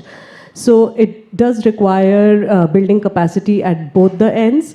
Currently, we are working with Indian Council of Medical Research to actually set up these mechanisms, because Indian government has pioneered and they have put meaningful engagement of people with lived experience in the national program for NCD prevention and control. So when we already have that mechanism, it needs to be operationalized, and in the trial, implementation research and a randomized control trial, these are being tested, what models would work in converting people with lived experience to become community champions. And as you rightly said, they become a bridge between the community and the health system.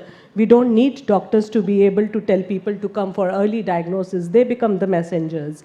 But at the same time, we are also at Healthy India Alliance, is the India NCD Alliance, which is coalition of 31 pan-India non-government organizations and other stakeholders who are joining together, and there is a national level patient advocacy network, which is all being now trained under structured courses on becoming community champions, and similar courses are being written up for empathetic care for the healthcare providers. So Hriday, which is the Secretariat of India NCD Alliance, has recently launched the Center for Empathetic Care. So all these trainings would be offered so that we overcome this dyssynchrony between the patients and the healthcare professionals. Yeah, Monica, while you are in the mic, maybe I should introduce you. So she comes from 3 different backgrounds. I mean, one as a public health researcher, a vice president of Public Health Foundation of India, the most premier institute of the country, and also as executive director of Hriday. She is representing this community and their requirements as a civil society organization, and also as the president of NCD Alliance. The amplification of the multi-stakeholder voice. I mean, what the alliances do is amplification. Given this background, I think you are best positioned to answer my next questions. not just from the Indian context, but also from the overall, the Asian context and the regional context. I mean, we all understand there is a challenge, there is a huge burden. We also understand that there is some policy awareness and policy attention. But as a researcher and as a civil society organization, what are your perspectives in terms of what are the challenges and what are the possible solutions with not only policymakers, but even other stakeholders can contribute to? So I would first like to start with my hat as a researcher. So a recent Lancet publication actually has said that in Asia, the crude mortality due to CVD is projected to rise by 91% between 2025 and 2050. So we are sitting at a ticking time bomb. No health system, no amount of investment would be able to tackle this burden. So definitely one of the most important solutions would be prevention, if we can work on it. And since we are talking about climate change, another important figure is that the Asia-Pacific region has had 3 times more climate-induced disasters, 6 times more in fact, because it is, we have had in the last 30 decades, we have had more than these climate disaster events as compared to sub-Saharan Africa or developing countries in Latin America. So all of these have very direct influence, not just air pollution, heat waves have had impact on cardiovascular diseases, and now even some evidence from our partners like Center for Chronic Disease is showing on diabetes as well. So having that background, so what are the solutions? We definitely need climate resilient health systems that need to be built up. For policymakers particularly, prevention is only effective when we are talking about it, when it is accessible. Second, it has to be equitable, integrated into the healthcare system, and what the health system can do is they have to prioritize early detection, strengthen primary care, and invest in patient-centered prevention models, as I said, that not leaving the people behind but taking them along. And when we talk about integration, there are a number of suggestions on universal health coverage, which should include not just CVD treatment, but when it comes to essential diagnostic tools, medication, interventions, which are under the national healthcare policies, all of them need to be covered.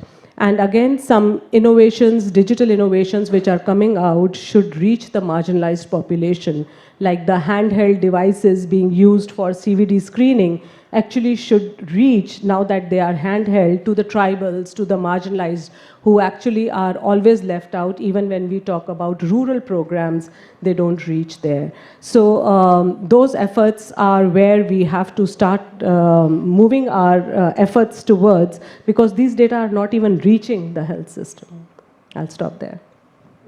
Just continuing on some more solutions that can be thought through. I mean, the health literacy and the behavior change communication, it can be done by other stakeholders. The industry can support, the professional associations can pitch into that. A lot of social organizations, communication organizations can pitch into that. So that is, I think, one important intervention that can be looked into that. The second is the community engagement and empowerment. Fortunately, we have the volunteers connecting with the health system, but that can also be popularized in the urban setting. Right now, we don't have that volunteer of populations, whether it's a workplace population or a learning place population. We need to think of a ASHA equivalent in the urban setting, because the burden is much more in the urban setting and they're not exactly connecting with the health systems. The third intervention, which from the government perspective, is we don't have the robust disease surveillance of CVD or NCD. In the absence of a surveillance, you don't know whether your interventions are working or not working. So that's a must for any country. without monitoring what's happening to the prevalence, what's happening to the incidence, what's happening to the mortality, morbidity, how do you know whether your intervention is working or not working, right? So that is the third recommendation, at least on behalf of the CVD Alliance, APAC CVD Alliance, I'm summarizing those things. And the fourth, from a professional association's perspective, we don't have a risk assessment model for India, a validated risk assessment model. We are not incorporating the additional risk of South Asian, additional risk of pollution, additional risk of exposure to multiple infections, which might actually enhance your ASCC AHA risk assessment by almost 2 times or 3 times. That means you are preventing a significant number of population from the benefit of prevention. In the National Action Plan, I was surprised to hear that there is no statin initiation at the primary healthcare level. They have to go to an area hospital or district hospital. So these are the glaring omissions. And lastly, I think one of the things which is essential from the CVD or NCD in general is the continuity of care and care integration and care coordination. So how those things can be piloted and amplified, and we are doing in Kerala and UP, attempting to do the care coordination towards this improving outcomes of the chronic diseases, whether it's heart failure or atherosclerotic vascular disease. These are some of the additional interventions. Just want to complement some of the comments, important comments that you mentioned. Thank you. Over to you, Manvi. Okay, last but definitely not least, my good buddy over there, Ram Khandewal, who is the CEO of Heart Health Foundation of India. And just as you introduced yourself, I've got a question as well, just to keep things rolling, right? Could you, I'm the patient advocate as well here, so I'm trying to look at things from a patient advocacy point of view, Ram. So could you share some examples where patient advocacy has led to improve awareness and care for CVD patients itself, from your experience at your foundation itself? But please do introduce yourself first. Come on, Ram. Thank you, Manvir. And so professionally, I am a city planner, and I've worked in climate change for quite a while, and developed climate action plans for a couple of cities as part of my work with World Bank and UN. But today I'm representing here in the capacity of a patient advocate. First thing I would like to tell you, I'm a heart attack survivor. I had a heart attack when I was 33. And if people sitting in this room, I ask you, how many of you actually think you can have a heart attack in 10 years?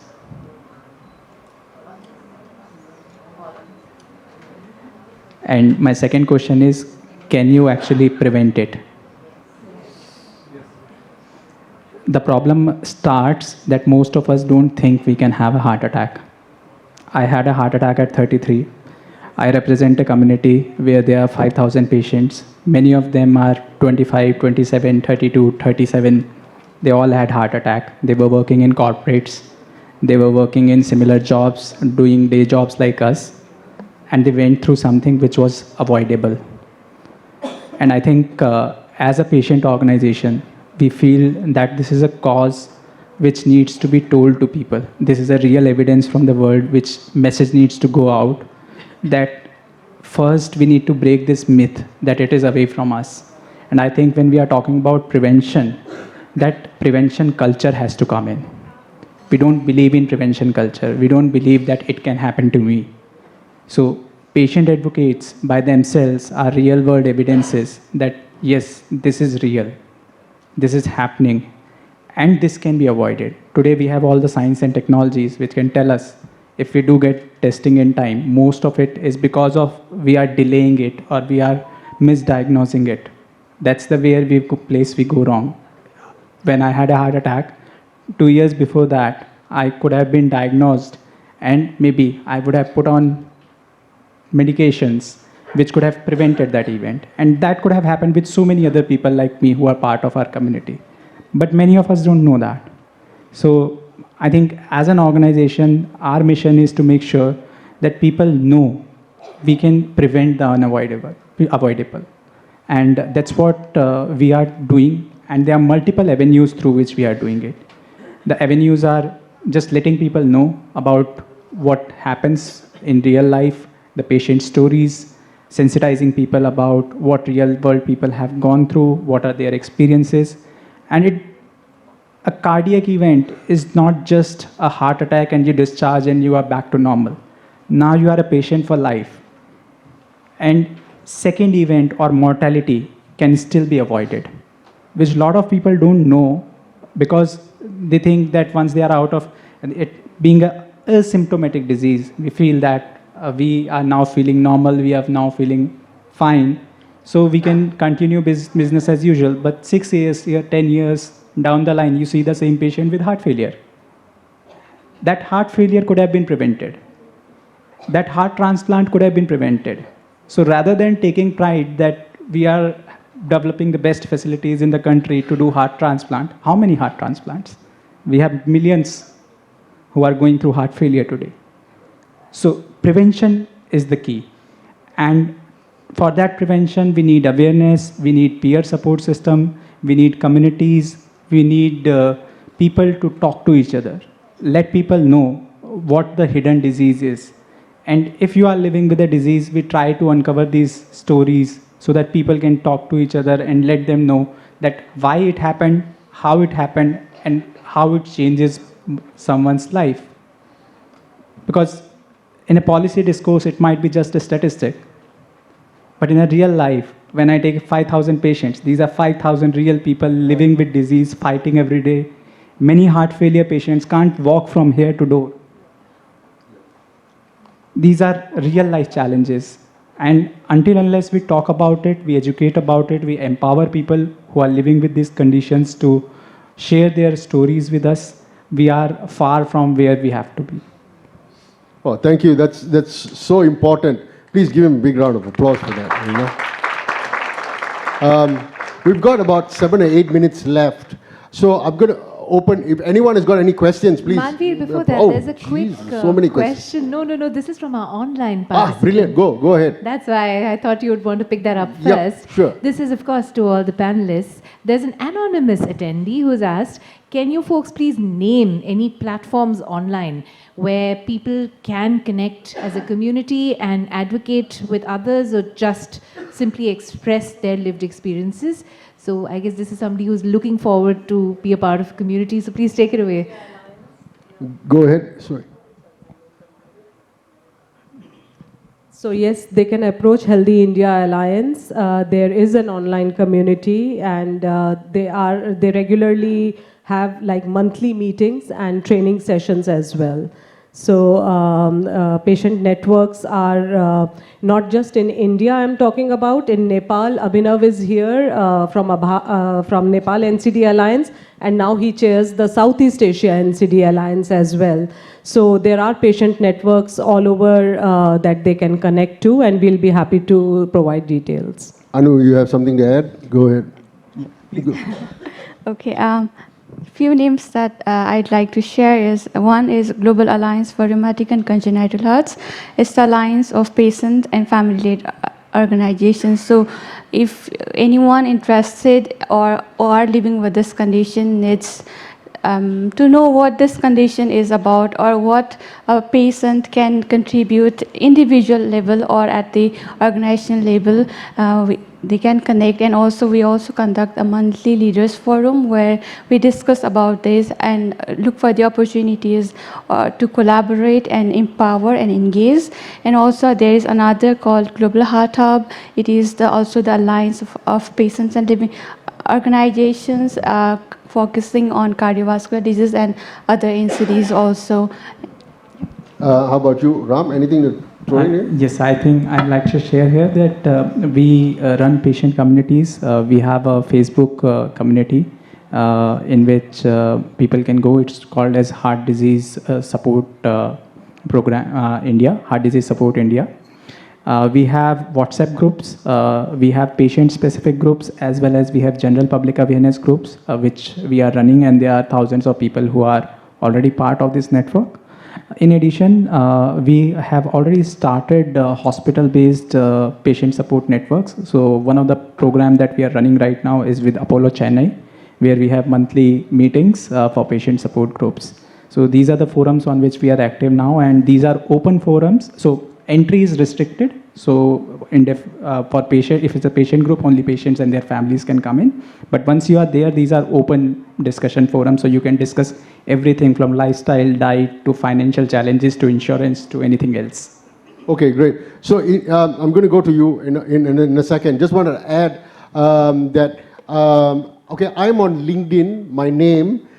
I'm going to connect with all of them. So in case you missed out anything, we'll repost it there. Yeah, we'll repost it there. And so I'm going to go to this gentleman first, and then that lady over there. Go ahead, please. Yeah. Sir, my name is Shishir Chand. I'm the Delhi coordinator of an NGO called PBT India. Now, PBT stands for People for Better Treatment. Now, basically what we do is we help victims of medical negligence, medical malpractice, and medical errors committed over basically all the big hospitals in Delhi NCR region. And I can tell you, as per the last report that was even out in the Business Standard, India loses close to 5 million people every year to medical negligence, medical malpractice, and medical errors. So basically any patient who has gone through an adverse situation or adverse condition in a hospital can contact us for their patient's right, and we help them file complaints with medical counsel or approach the consumer courts. So basically we are into the patient grievance redressal mechanism, which is the PBT India, and I'm the Delhi coordinator. I can share my numbers and all with all those who are interested. Sure, thank you. That lady over there with the microphone, and then Hi. Ratna after that. Yeah, Doctor. Hi, I don't have a question, I have a perspective to share. May I do that? Shoot. Yes, this is in reference to Anu here. Anu, hi, I'm also a CHD warrior like you. And I just want to share here that India has about 2 lakh CHD congenital heart disease children born every year. A majority of them, thanks to a lot of progress made in the last 2 decades, are surviving into adulthood. They are now adults or growing into adults. Many who were born in the 80s and 90s are now adults, and many of them are alive and thriving, except they do have other different challenges. And I feel that the cardiology space in India is not prepared to deal with the adult CHD patients. There is no focus on how to support these patients because the challenges are different. There's a lot of focus on NCDs in general and on ischemic heart disease in general, but we do need adult CHD specialists or CHD specialists across the country to support these adult CHD patients now. And obviously we do need pediatric cardiologists also who have a focus on CHD, but this is, I feel, that area that is not looked into at all. Thank you, thank you. Good. I'm going to have the cardiologists give you their point of view, but Dr. Ratna, first, yours, Dr. Ratna. Okay, thank you. So I see 3 countries with lived experience represented here. Anu with rheumatic heart disease, Ram with ischemic heart disease, and Manveer yourself as a transplant survivor. Now, all of you have struggled in your advocacy work. So in your respective environments, how supported do you feel in your advocacy work? And if you see that there are challenges, what do you think should be done to support the lived experience, speak up, and do that kind of advocacy work that you are doing? Okay, great question. Dr. Krishna, Mr. Cardiologist? Yes, okay. I think, ma'am, you're absolutely correct. Congenital heart disease always takes a backdrop compared to ischemic heart diseases and also rheumatic heart diseases, which Anu is also talking about. But yes, things are improving. I'm not denying the fact that it's not improving. But I think this is something that I'm going to have, once we have a next departmental meeting in our place, I can actually bring this up. It's a very important point that you've actually pointed out. One quick thing before everything shuts down, as ma'am was talking about prevention, I think that's very, very important. When I was doing my MD 20 years back, my head of department gave me a topic for my thesis, and it was stroke in young. And I thought she's a fool. Who gets a stroke in young age? So I went researched on it. We finally dropped the age to 45 and below. I had 200 cases in 3 years, and I was quite shocked. This is way back in 2007. The youngest bypass patient that I've seen in my last 15 years of practice is 18 years old. The next one is 22, 24, 26, 28. So there's no age for cardiovascular disease anymore. And prevention, I think, is very important. That's a whole topic that we can keep talking about. I don't want to take too much of my time, or your time, sorry. So I think I'll leave it to Dr. Krishna to Yeah, close I mean, this just answering on the session. same question of congenital heart disease. I mean, just like I think Anu and Ram also mentioned, a public health lens typically looks at statistics and population, but do not look at individual. I mean, that's exactly happening to the rare diseases. Because individual disease, it may be thousands or hundreds, but when you combine all the rare diseases, it's 400 million people. But every individual, I mean, just like the last year we had the CBD Alliance Forum, one of the representation was the same thing, that while the dominant focus is on ischemic heart disease and heart failure, congenital heart disease, I mean, every year there is a children born with that, and they're growing into the adult age, as you said. So that also needs enough policy attention and attention on generating enough specialists in that area. In fact, even for the small kids, we don't have enough pediatric cardiologists for the amount of the burden that we have. But nobody shouts about them because there is no medicines. It's only the surgeons you require and doctors you require. Yeah, you need a champion. I mean, you need a champion to fight for some of these excluded patient groups as an individual. So I stopped there, but I think three of you, the question was related to the advocacy. Yeah, so I'm going, Anu first. Just to add on her question about lifelong care for the adult who are living with congenital heart disease.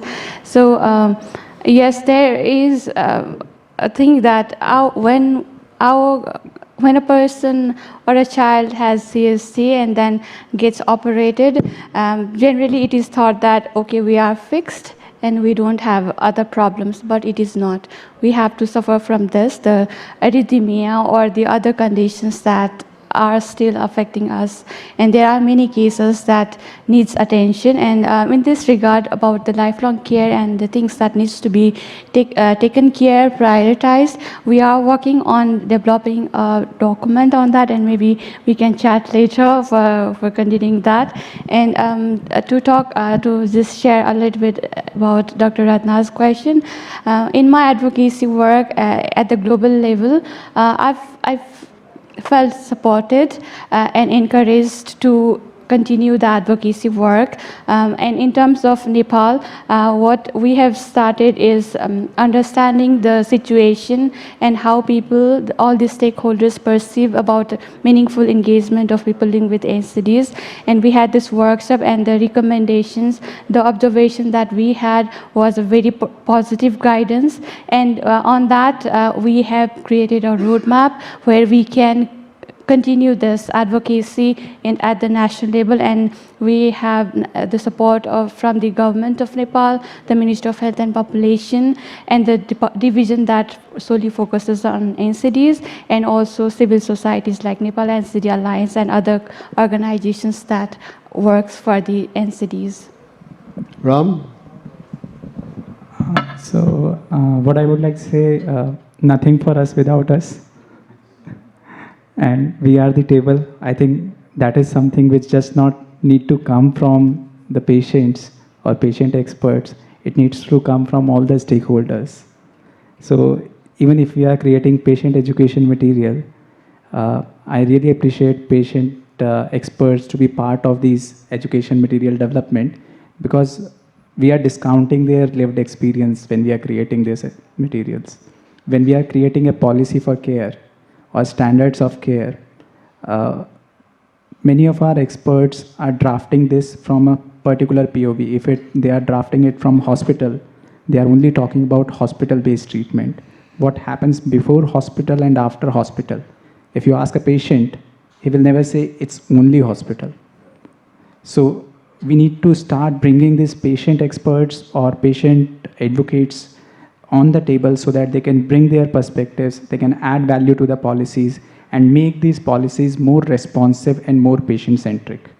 And the challenges that we typically face is that you don't know, even today, I don't think we have a database of patient experts somewhere where you can just pick up the database and you can ask them to come and become part of a committee, or maybe become part of a policy working group and contribute that. So those are maybe the starting point. At least let's put together a list of people who are there and then ask them to be on those forums so that they can start contributing to these discussions. So I think that's my suggestion on this. Yeah, and to answer Dr. Ratna's question, my frustration as a patient is I'm not allowed to harm my doctors. And I know it sounds a little funny. It really, sometimes I wonder. So I was diagnosed with end-stage renal failure, and so I was on dialysis for 10 years. Then I had a kidney transplant, but because of those 10 years that I was on dialysis, I have heart failure. 85% of patients get heart failure who are on dialysis. I didn't know this at that time because nobody had that conversation with me. I should have harmed the doctor, but I didn't. Then, so now I've got heart failure, right? So my heart failure is not symptomatic apparently because I'm playing football, I'm doing a ton of things, I climbed a mountain, all those things I did. But I go to a heart failure specialist. My cardiologist is a specialist, right? And then so he looks at me, and when I tell him I want to climb a mountain, he goes like, why? Why are you doing these things? I said, I want to do. I know I had to challenge the thing. So I go there and I do it, and then I come back. And then eventually, a couple of years ago, now this is a 25-year journey till today, 25 years. So 23 years on, I'm having some electrocardio issues, right? And then the doctor looks at me and says, you need an ICD. So I have put an ICD in me. After he puts the ICD, then they do angiogram, and they find I have 2 more blocks, right? So he clears the blocks. After he clears the blocks, my heart is fine. And then the doctor is looking at me, so I'm looking at him and saying, listen, so I didn't need the ICD, did I? He says, yeah, probably not. So, should I harm my doctor? This is 23 years into it, right? So sometimes there's frustration. I trusted that person so much that I didn't second guess them. I didn't second guess them. So there is a frustration on me. Sometimes now I'm using that experience to have that conversation with every other doctor and second guess it, not because I don't want to or I need to, but I guess I need to in a certain way. Because, so now I'm stuck with an ICD that every time I go to the airport, I have to tell them I have to go to a different line. I have to go to a different line because of the magnetic and all that. So I'm conscious of it, and every time I travel to a different country and I go to a machine, I am aware that that doctor, I should have asked him more questions. So I think telling these stories is very important. Just like Ram said, we look at data and they're all point numbers, but these numbers are somebody's father, mother, sister, brother, son, daughter. We need to shine the light on these people because a majority of healthcare people want to do good, but the numbers are just killing. They're just killing.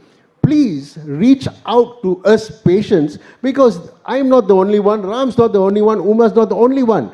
There are thousands and thousands of these. And I have to tell you, I agree. We need to set up a system where you can find this. I'm a founder of vitalsigns.asia. It's a healthcare portal. We will start to do this. We will start. We already have patient advocates from all over the world who are contributing to us. We want to put them on so that you can find them and you can connect with them. So I leave it with Dr. Krishna now. Yeah, I think since we have to, I think, close the session, we are just exceeding the time, but it was, I think, wonderful discussion of all the panelists and very great insights. I think some of them are actionable insights, especially from the need of individual patient vis-a-vis the population. I think that differentiation has clearly come out. And the co-creation of policies, strategies, plans, education material, I think increasingly that is getting more and more accepted and I think will be institutionalized as we go forward. It's a wonderful session. I think I thank all the panelists and my co-chair. Thanks organizers, but there are a lot of questions are there. I think if organizers permit, I think yes, please. I have the permission to ask you the question.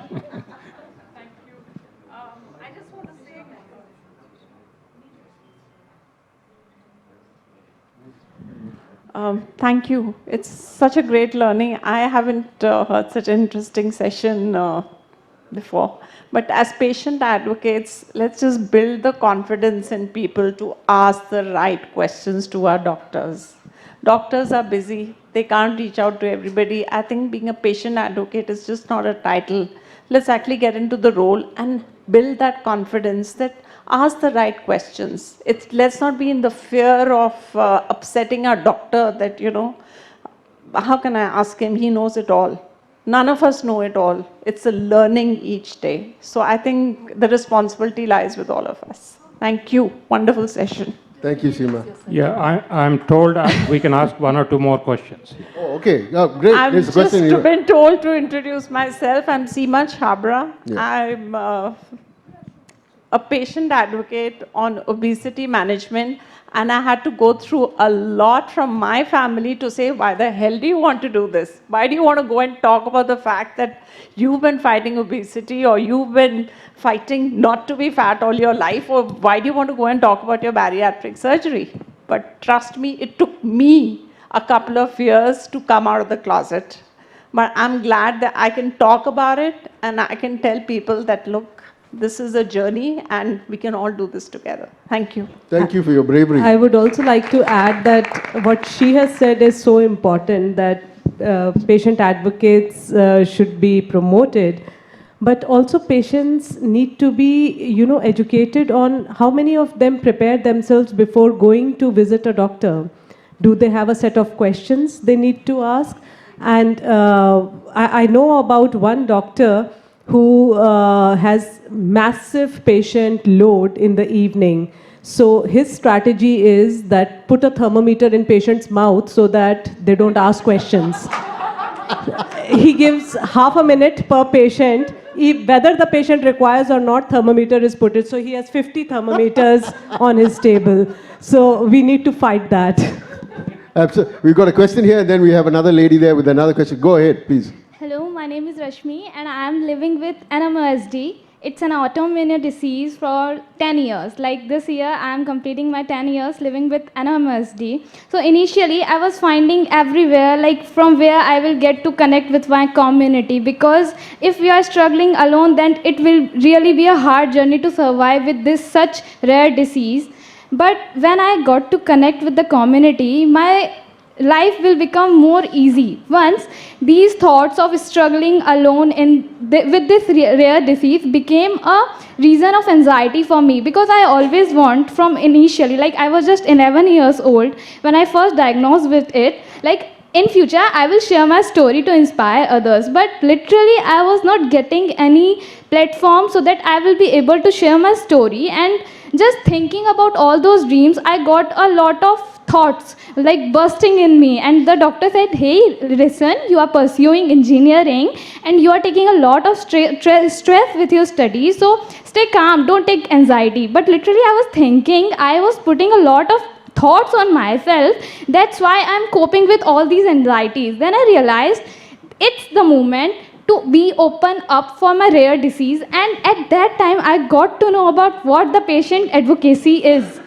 And today I'm happy to share that I am representing myself globally on the Sumera Foundation Ambassador as a patient ambassador of India, to represent myself as an NMOSD patient. Once all the thoughts that are looking like an anxiety for me, if someone, if a normal person see me, like they can imagine me like, oh my, why are you doing so overthinking all the time? But today, by creating my Instagram account, like I had created Life with NMOSD, and those thoughts, those stories which I was doing alone, got to know a lot of inspiration from others. Like I'm so happy when I'm receiving a lot of messages like, Rashmi, you're doing amazing. Initially we also thought like we are alone, but by seeing your stories, we are getting so lot of inspiration. That gives me a boost that if life gives you a lemon, just make a lemonade and drink it. Thank you. Yeah, can you pass that lady next to her? Should it be the last question? Or? Yeah. Okay. Yeah. Your last question. Oh, microphone over there? Yeah. Do we have a microphone over there? Next to the camera. Right next to the camera? Yeah. Sorry, another one? Hi. Okay, go ahead. Thank you. I basically have two questions.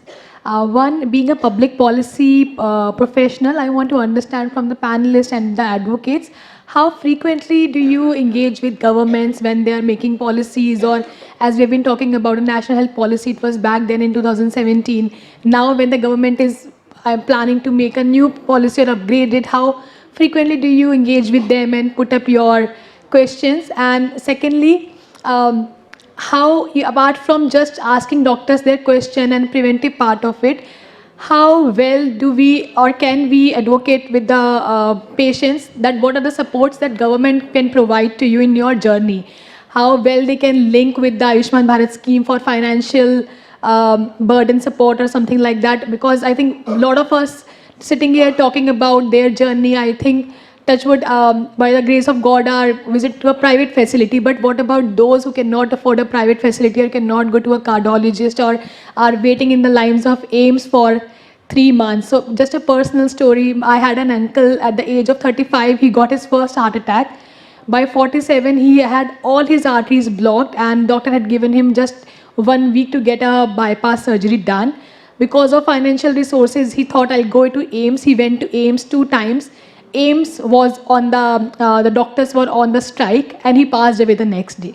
He could not even see a doctor because of the financial resources. So what are these financial support that from public health perspective or government perspective we can support in terms of awareness, financial support, access and everything we can provide? How can we help patients to know what their rights and what their resources available from government? Thank you for your question. One more here, and then we will take an answer. Could you pass the microphone right to the front to that lady with a hand? That'll be the final question, and then the microphone's with you, and then we'll answer that. I think you want to go first, Monica. Yeah, go ahead. Your question.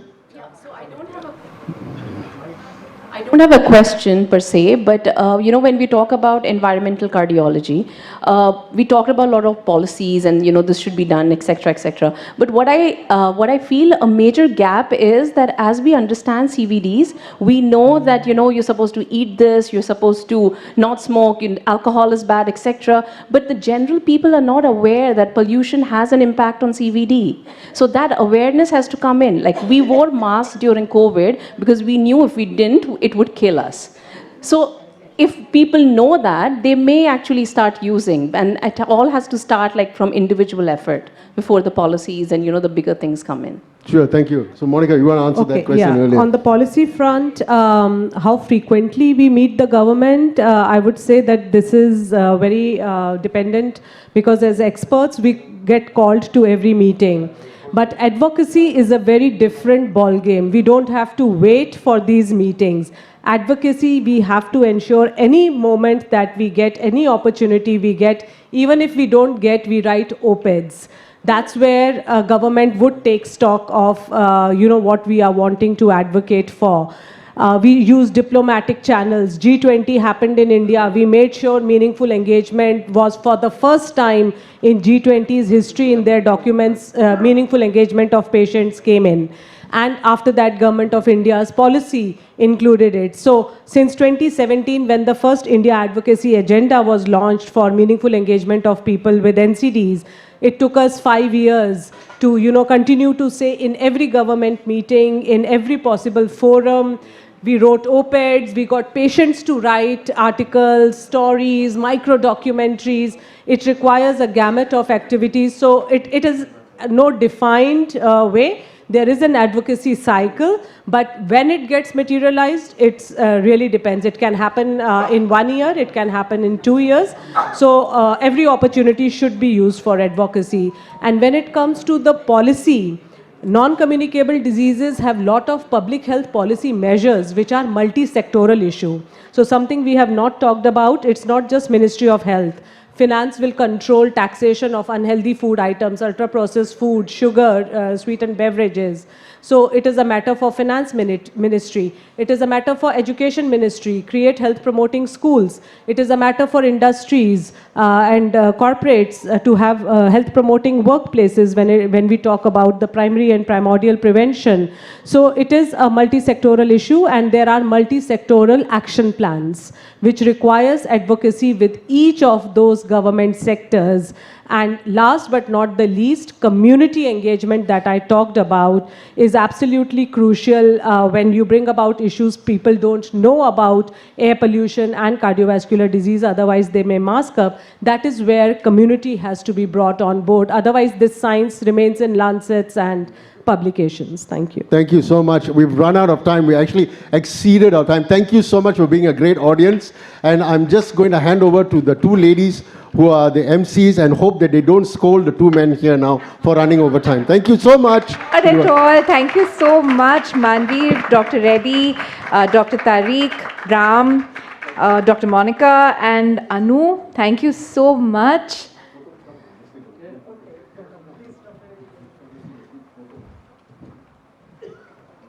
I think you'll all agree that this has been a fantastic panel, and we didn't really need any quiz time between these two panels because you were all enjoying the Q&A there. Wait. So we are now going to get into the last panel discussion for today at least, which is day one. I'm going to invite the panelists, the co-chairs at least in the room. We have Dr. Pragya Shukla. We have Ranjit Preetham Singh Kaul. If you're in the room, could you please take your positions in this stage?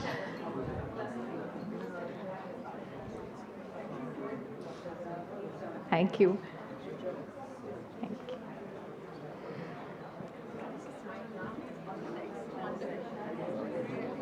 Coming, Pragya's on her way. She's here. Dr. Pragya Shukla, are you in the room? Can we have you on stage? If anyone spots Dr. Pragya Shukla, please send her our way. Our chairs are our MVPs. Sorry for calling out for you. Quick introductions while we're at it. Walking to the stage is Dr. Pragya Shukla, and she is a distinguished medical professional. She has 26 plus years of experience in medicine, including over 15 years of specializing in medical oncology and hematology. She currently serves as the Senior Director of Cancer Care Oncology, focusing on breast cancer, gynecological oncology, thoracic oncology, and medical oncology. Additionally, she holds the position as head of the Department of Medical Oncology at Delhi State Cancer Institute. I'm going to request everybody to please sit down. I know you're buzzing with, the last session, but please do, give our dignitaries on stage some airtime. Dr. Ratna? Ma'am, please have a seat. May we request everyone to please settle down. We're ready to start the next panel.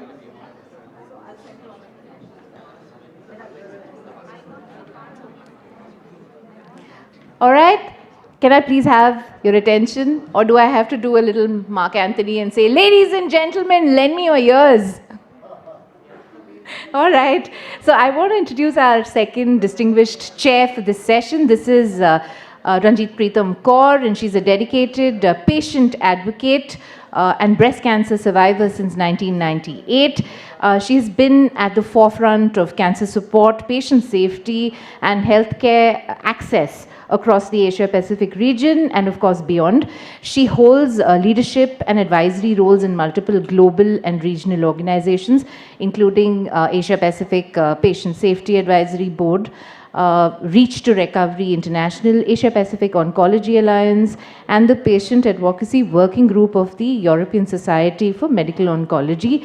As the technical lead on the Community and Patient Access for City Cancer Challenge in Greater Petaling, Malaysia, and the Reach to Recovery Program Director at the National Cancer Society, Malaysia. She actively works to improve patient-centered cancer care. Phew, that's a lot of wonderful work for both our chairs here. Thank you so much for joining us. What about our panelists, Clarinda? Yes, we have a wonderful set of panelists joining them. May I welcome those of them who are here right now. Dr. Suman Kharkwal, Dr. Suman Karant, Dr. Seema Pai, and Dr. Urvashi Prasad. Welcome on stage. Round of applause for our chair and panelists, please. Chairs, introduce your colleagues at the panel and take it away.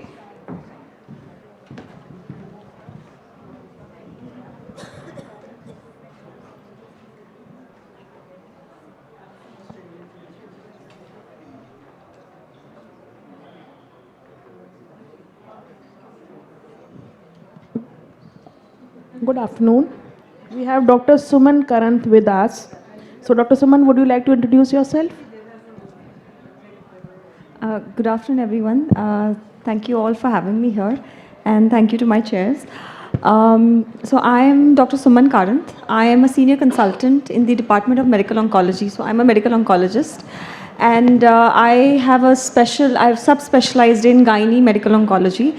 I've started my journey very long back, and I've done my MBBS and MD from KMC Manipal. I've went on to super specialize in medical oncology. I've done my DNB medical oncology. I've done my MRCP from London, and I've subspecialized in gynae medical oncology from Christie, UK. And I'm happy to be here today to give my inputs on how we can actually, help cancer patients and how we can actually improve the support for cancer care. Thank you. So it's a pleasure to have a all-women panel and co-chair and chair here on the eve of Women's Day. So we are ushering Women's Day. We are ushering Women's Day on the last panel of this day, and I think what Dr. Ratna and her team have done is more or less planned it to make sure that the last session is to usher in Women's Day for tomorrow. It just happened, right? Yes. And two women co-hosts. Sorry, I had to butt in there. Yes, and give a big hand to the team that has organized the whole thing. All right, and it's not always that I am, as a person with lived experience of a non-communicable disease, surrounded by 4 doctors. Today I'm going to give them a hard time. Take it out on my other doctors, so I give it to them. So actually we are looking at what it is like, changing lifestyles, environment changes, all kinds of things that have been happening for those of us who've been around for many, many years. If we look back at time, you can see that there have been a lot of differences that have taken place, diseases that are new environmental changes that have taken place, industrialization from being agricultural countries. We have become, many of us have become industrialized nations, and also at the same time we have innovative therapies that are coming up, new medicines that are coming up. Healthcare is becoming not cheap, all right? And we are looking at also at issues to do with patient centricity. To what extent is the patient's role important enough to be in this sphere, or is it just the role of the doctors? So now some of the questions that we're going to ask is, if you all can answer, there's already been one introduction, but we can ask questions like, if you could talk a little bit about what have you seen in terms of lifestyle changes that have contributed, or even environmental factors that have contributed to the rise in cancer, because this is the area that we're going to talk about today. So if each one of you could just talk a little bit about that in your own experience as well. Should I start? At the same time, also please introduce yourself when you start with the topic. For those who have not introduced, you can introduce yourself. Yeah, go ahead. Yeah, so I think lifestyle has played a very significant role. We know a lot of cancers are related to lifestyle. For example, smoking. Smoking is probably, and tobacco. It's tobacco consumption in any form. It doesn't have to be smoking per se. You chew tobacco, or tobacco paste, any form of tobacco. Hookahs have become, something cool. Everybody does hookah now. Vaping. We don't even know whether vaping is connected to cancer or not, but we would know that in the future. I think smoking has become a very, something that it's picked up significantly in the last few years. especially in the younger community, where, and a lot of times excuses are given as it's the stress of the job and we need to relieve our stress. Sometimes it is the peer pressure because your peers are smoking. So nonetheless, the consumption of tobacco has gone up significantly, and we know it contributes to most of the cancers. Secondly, obesity. I think we are not taking the stairs. We are using the lifts, wherever it is. We are not actually looking after our health. There is no physical exercise happening. We do know that obesity contributes significantly to a lot of cancers as well. And I think ma'am, Dr. Pragya had actually a beautiful list of things of how we have actually, which she showed me earlier. I'll be sharing. She will share it also. We don't eat clean.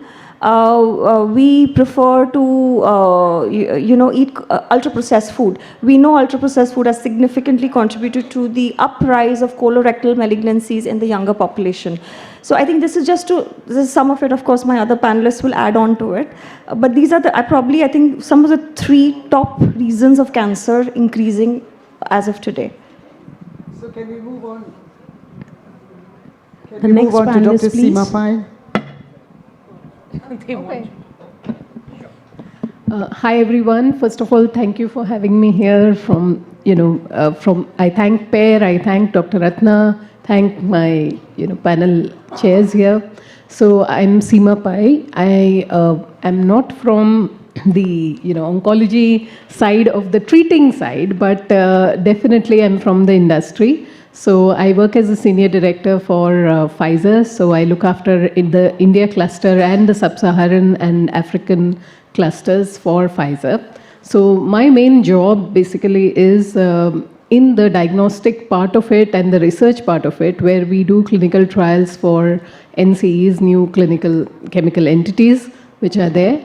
And as a background, yes, I do come from an oncopath background, and I have studied in India itself, not gone outside, but at Tata Memorial as an alumnus. I'm from TMH too. Yeah, so that's my background. But interestingly, I have moved from the treating side onto the industry so that we can discover more molecules in order for us to treat patients better. Now, I also wear the hat of being the General Secretary for the Indian Society for Clinical Research, and now I'm the President-elect. From the next month, I will be the President. And also active contributor and a very passionate patient, advocate, I would say, from the fact that I'm a patient myself. So that is what makes me very, very passionate and wearing all hats, right from being an investigator in my early days and now a researcher is really something that I take pride. And today, to the question which you asked earlier, I think apart from the lifestyle points which Dr. Suman highlighted, a lot of us, especially the people who are younger in the society, the kind of food habits, the kind of lifestyles they lead is something which one has to really be conscious about, which has led to so many cancers erupting much, much earlier than what we would see them in the past. Also, another area which I think has developed very, very rapidly is the diagnostics, because of which we are able to catch them earlier on as compared to what it used to be about 20, 25 years ago, when most people were not really knowing what is it that they are suffering from. The diagnosis was really very difficult, and the fact that the targeted therapies have come about, people are still not able to understand what is the way in which we can target these, because they first of all don't even know what is the baseline,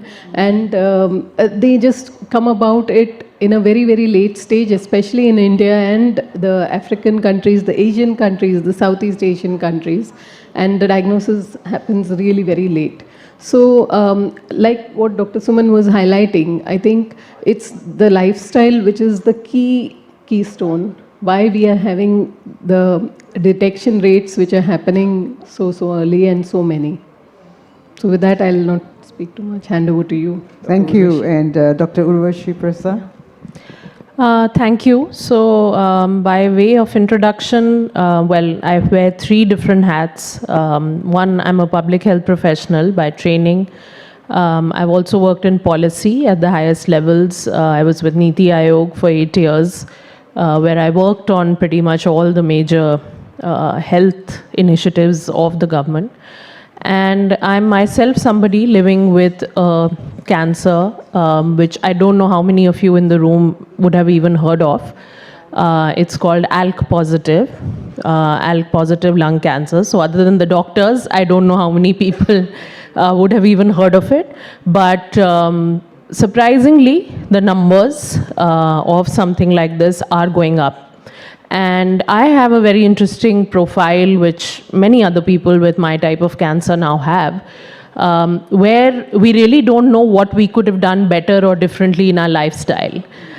Because we are non-smokers. I was diagnosed when I was just 35. I've always been very health conscious, very active, non-drinker as well. And here is where I think the pollution, the contamination, we've spoken a lot about preventable life factors, but if I'm breathing in 1600 AQI, I don't know if I can really control that. And I think it's a real travesty that in the national capital of the country, we are breathing in poison. I don't think anybody here is any longer a non-smoker. Children are born pretty much as smokers because of what we are breathing in. So I don't know, we don't have conclusive evidence to say that my cancer is caused by this, but I think the more evidence we get and the more we are speaking to doctors, it is becoming clear that pollution, contamination in our air, in our water, in our food, a lot of things which we don't even know about, what we are eating, there's plastics in our food. So I think we need to really tackle this. And as a public health professional, these are all public goods, right? Being able to breathe clean air is a public good. It's a right that everybody has.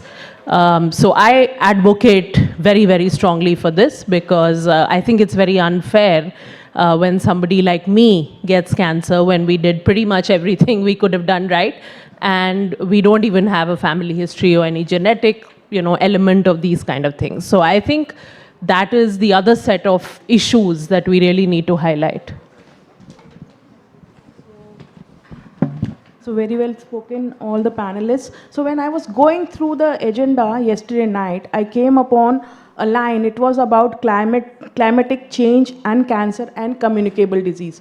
So I had to, that time I was like taken aback. Why is this thing there at all in the agenda? Communicable disease, how come cancer and communicable disease? Why climate change? Although I am a person who strongly believes that cancer prevention and environment control and climate control go hand in hand. We cannot prevent cancer without controlling the damage that we are giving to our climate right now and environment right now. Climate change is no longer just an environmental issue. It is a public health crisis. Rising air pollution, exposure to toxins and UV radiation contribute to the increasing burden of lung, skin and gastrointestinal cancers. Extreme weather events and food and water contamination lead to higher exposure to carcinogens. Studies show that prolonged exposure to airborne pollutants and industrial chemicals can lead to DNA damage and an increased risk of cancer. As healthcare professionals, we must advocate for policy changes, cleaner environments, and early detection programs to mitigate these risks. Now coming to the aspect of communicable diseases and cancer, a preventable yet overlooked aspect. Many people are unaware that certain infections directly increase cancer risk. HPV causes over 90% of cervical cancers, while hepatitis B and C infections are leading causes of liver cancer. Helicobacter pylori infection is linked to stomach cancer, and even Epstein-Barr virus plays a major role in the causation of nasopharyngeal cancers and some lymphomas. The good news is HPV vaccines can eliminate most cervical cancer cases. Hepatitis B vaccination reduces risk of liver cancer. Public awareness and accessible screening are essential to controlling these risks. My question every time is, we did it for COVID. Why can't we do it for cervical cancer? Why can't the cervical cancer vaccine be propagated and promoted the way we did the COVID vaccine? We have shown the world we can do it, and hence we should do it again. while I was thinking, I did not read anything per se for this, whatever you call it, a panel discussion or a CME. I was just thinking and I jotted down some things like, no, what was the thing that is causing these shifts towards cancer in our population? And my pen couldn't stop writing. So the shifts were from basics to modern. Shifts were from using seasonal local vegetable to exotic and round the year available vegetables. Shift is from using coarse fiber rich food to fine food. Shift is from kitchen to cafe and Zomato. We don't cook it anymore, we swiggy it, as my son calls it. We have switched from color to white. At the risk of being called a racist, I want to tell you that we have switched from a colored food to completely a white food. We want to take maida, we want to take sugar, we want to take, I will not, that's little controversial, we want to take milk. We have shifted from circadian rhythm to a happening night life. We have shifted from sunlight to artificial white bright light. We have shifted from pure filtered water to RO water. We have shifted from fresh food to refrigerated food. We have shifted from pans to cans. We now use canned foods. We have shifted from diyas to candles and crackers. We have shifted from plant-based fabrics and cotton to plastics.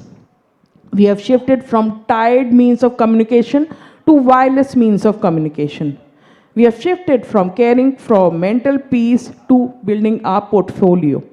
We have shifted from raw to refined and processed food. We have shifted from organic fertilizers to chemical fertilizers, insecticide and pesticide. Hence, we can sum up the shifts that we are seeing in our health as well. So this is, in a summary, I've tried to put all the shifts that are responsible for the shifts that we are seeing in the cancer scenario of the world. And one of the studies of Apollo has quoted as India being the capital of cancer in the world now. So we have to really pull up our socks and do something, do some serious thinking and do some serious work to prevent the major catastrophe that is coming. So can we go proceed with the next question? Yeah, I think basically what has just been mentioned is that we've shifted from local to global. We've moved from a localized lifestyle to a globalized lifestyle. There are some good points in being global, but there are some very, very bad points that has just been shared with everyone. Now, the thing is, the issue of what we are looking at is the rising cancer cases that we have. A lot has been said about diseases like breast cancer, cervical cancer, but nobody talks about the other cancers. You know, so I was wondering that whether I could start with Urvashi and just ask you the question about what policies are there in place for the other cancers. What are the various perspectives when it comes to prevention, when it comes to treatment, when it comes to the new innovative therapies? Are they affordable by the layman? What about people who are underserved populations? Are they able to access all this? So over to you, Urvashi. Thank you. That's a big question, but I'll try to quickly, touch upon some key points. So one, I think clearly, as you said, even diagnosing some of these other cancers is not straightforward.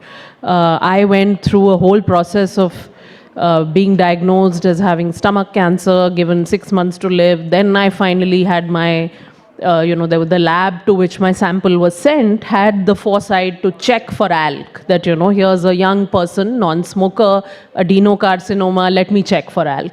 Now, I always think if she did not check for ALK, I don't know what would have happened, right? So if this is happening with me, somebody, I would say, who comes from high amount of privilege compared to the majority of the country's population, and not just privilege, awareness, education, all of that. So then you can imagine, what would be happening to others. And that is why I hesitate to call these rare cancers, because we don't even know the accurate numbers in India. Cancer is not a notifiable disease also in most parts of the country. So do we even know? Are we even fully measuring before we can say something is rare or not so rare? A recent study just been released by some doctors at AIIMS where they've profiled young people with lung cancer, and majority are non-smokers, 40% are women. These are statistics and data that we need to really put before the policymakers. I think there is a dearth of that from India. When we had the huge, air pollution crisis, which we have in Delhi year after year, winter comes, it happens, then, we kind of forget about it, then it comes again. And I was really encouraging, all the doctors, the oncologists, if they can come together and make this statement that, look, this is really causing havoc. Only then I think governments will sit up, because governments otherwise tend to say that we don't have evidence. Recently an answer was submitted by the minister in parliament where he said we don't have evidence to link air pollution to any disease. So it's only the doctors, the oncologists who can collectively counter that. So that's one thing I think from a policy making point of view we need. The other, like you mentioned, the treatment. Yes, my cancer, because you don't get any symptoms, there's no screening, so it was diagnosed straight away at stage 4, which is true for 90% of these types of cancers, that they're diagnosed at very advanced stages. So I do have targeted therapies that I can take. But again, very expensive, right? And the public health insurance schemes, Ayushman Bharat, doesn't even cover the first generation of ALK inhibitors, which is crizotinib. Even that is not covered. They are covering some age-old chemotherapy. So they are covering just the chemotherapy Exactly. part, not the immuno. Exactly. Part. Yeah. And then private health insurance has a lot of challenges wherein they don't understand that what type of cancer is this, what type of treatment is this. You are not admitted in hospital, you're just having these oral pills. So I think there's a huge gap in terms of treatment, financing. I think we need to do more indigenous research. I always say this, that we have clinical trials for ALK happening in Singapore. Why not in India? Singapore is such a small population compared to India, and India, we don't have anything going on, to that extent. So I think we need to focus on all these dimensions, but it will start when the medical community really rings the alarm bells that, look, this is a big issue, and you can't just say that lung cancer equals smokers, because we're a whole bunch of non-smokers who are sitting with this disease. So I've been connected to Urvashi through Twitter. So we have been friends on Twitter, and it's my pleasure to tell you all that we are meeting in person for the first time. So I have really admired the way she has been advocating for, in spite of being a patient herself, she has really hats off to people like her. And we had one more person who sadly is not with us anymore. So they really do a lot on the forum. Last year I wanted to share that I had stroke, so I couldn't do much in the last year. Before that, on Diwali, I had made a video, and I told it's not only lung cancer that is being caused by this pollution. It is irrespective of, invariably all the cancers are some way or the other associated with the pollution, with the pollutants that we are breathing in. And sadly, it's the climate, it's the temperature that, that precipitates and it becomes visible at that part of the year. But it's there all round. If you go, even now, if you pass Anand Vihar, the sky changes. It's it's different. Today I was reading Twitter and I saw that even Mumbai is having the same. Right now the scenario is the same. They are not able to see the skyline because of the pollution. So where are we heading? We are inhaling carcinogens, we are drinking carcinogens, we are eating carcinogens, and we are living carcinogens in the form of stress. So we are bound to have an increase in the incidence of cancer. So maybe I could go... Maybe I could go to the next question when we come to that. I was thinking of issues like personalized treatment for patients, innovative therapies. These are buzzwords that are being used all the time when you go for conferences and they discuss it. To us patients, what is personalized treatment may be different from what the doctor is thinking of. So maybe if you could explain in your perspective about personalized treatment and innovative therapies, if there are innovative therapies and they're not affordable, whom are they made for? And why are millions of dollars being used for them, but it cannot reach the people who need them most? Because, I mean, on the one hand, you have clinical trials. On the other hand, you have, clinical trials are over, we have this success rate, and now it's going to be doled out. But on the other hand, you have the issue of, will it be reaching the people who really need them most? How do low and middle income countries, how is it that, how can they be practically used by low and middle income countries? So over to all three of you.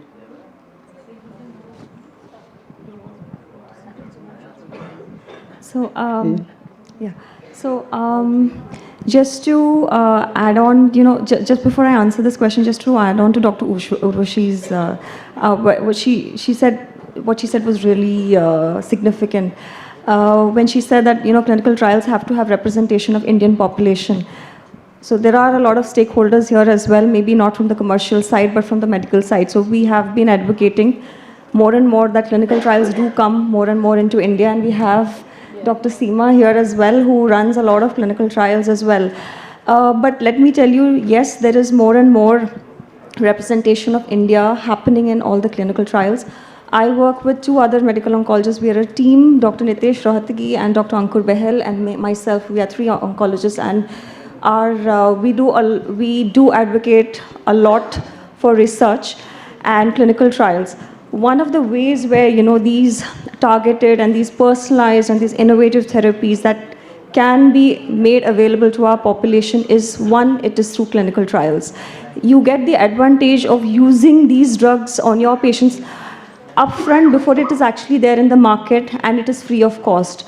And obviously when it comes to this level, it is usually a phase 3 study, so the safety has already been established. So the benefit of that drug can be utilized. So we as a community, as an oncology community across the country, should probably work as unison and say, what, we have this clinical trial at our center. So if you have any patient who you would wish to benefit from this therapy, please send this patient to us. And only if we work together, we can actually have healthcare systems like what is available outside in a high income country. We have a lot of innovative therapies and a lot of targeted therapies, and the cost is high, as Dr. Urvashi mentioned. Ma'am mentioned that the cost is high. There is always a cost for technology, we understand that. There is always a patency. When a drug is made, there's a lot of clinical research happening. There's a lot of scientific backing, investments, technology happening. So it cannot come at a price which is low. But we have to understand, we are in a country, we have the strongest pharmaceuticals. A lot of targeted therapies that were available some time ago are now multiplied as called, what we have as biosimilars, which are much more affordable to patients. And we know that our pharmaceuticals are strong, so we know the drugs do work. And while we may not have the current therapy that probably is just released a year ago, like immunotherapies, they are still patented. But what you should understand is the government is trying to help patients. They do have a patient assistance programs where, we do try to help for the indicated, for the approved indications, that we give some sort of financial comfort for the patients. It is still high, I do agree, and as it was rightly mentioned, the Ayushman Bharat, it's just 5 lakhs. So where are we even going to talk about immunotherapy with 5 lakhs? But nonetheless, as the patents actually expire, more and more generics will come, the price of these innovative therapies will actually come down. I'll take a shot from where Dr. Suman left. So first and foremost, we have to understand the number of trials that are being done in our country for the population that we are. Like, we are still at about 1.4% of the global clinical trials that are run. Only that percentage is run in India, which is really a very sad story, because as ma'am said, until and unless there are more trials that come and there is an experience for the oncologist to look at the patient journey when the trials are ongoing, it is very difficult for any person to have faith in the drug once the drug is then launched after many years in India. So that's the first thing. So that is a collective exercise which has to happen, and that is not happening because of some of the regulatory pathways which are there at the present moment. And of course, it has changed significantly from what it was in 2017, and we have come a long way after the NDCT rules have been released, and then we have gone a little mile further, I would say. We are yet not there. So just from a statistical point of view, India does just a minuscule number, which is as compared to what even a small country like Taiwan or Malaysia does in terms of indigenous research.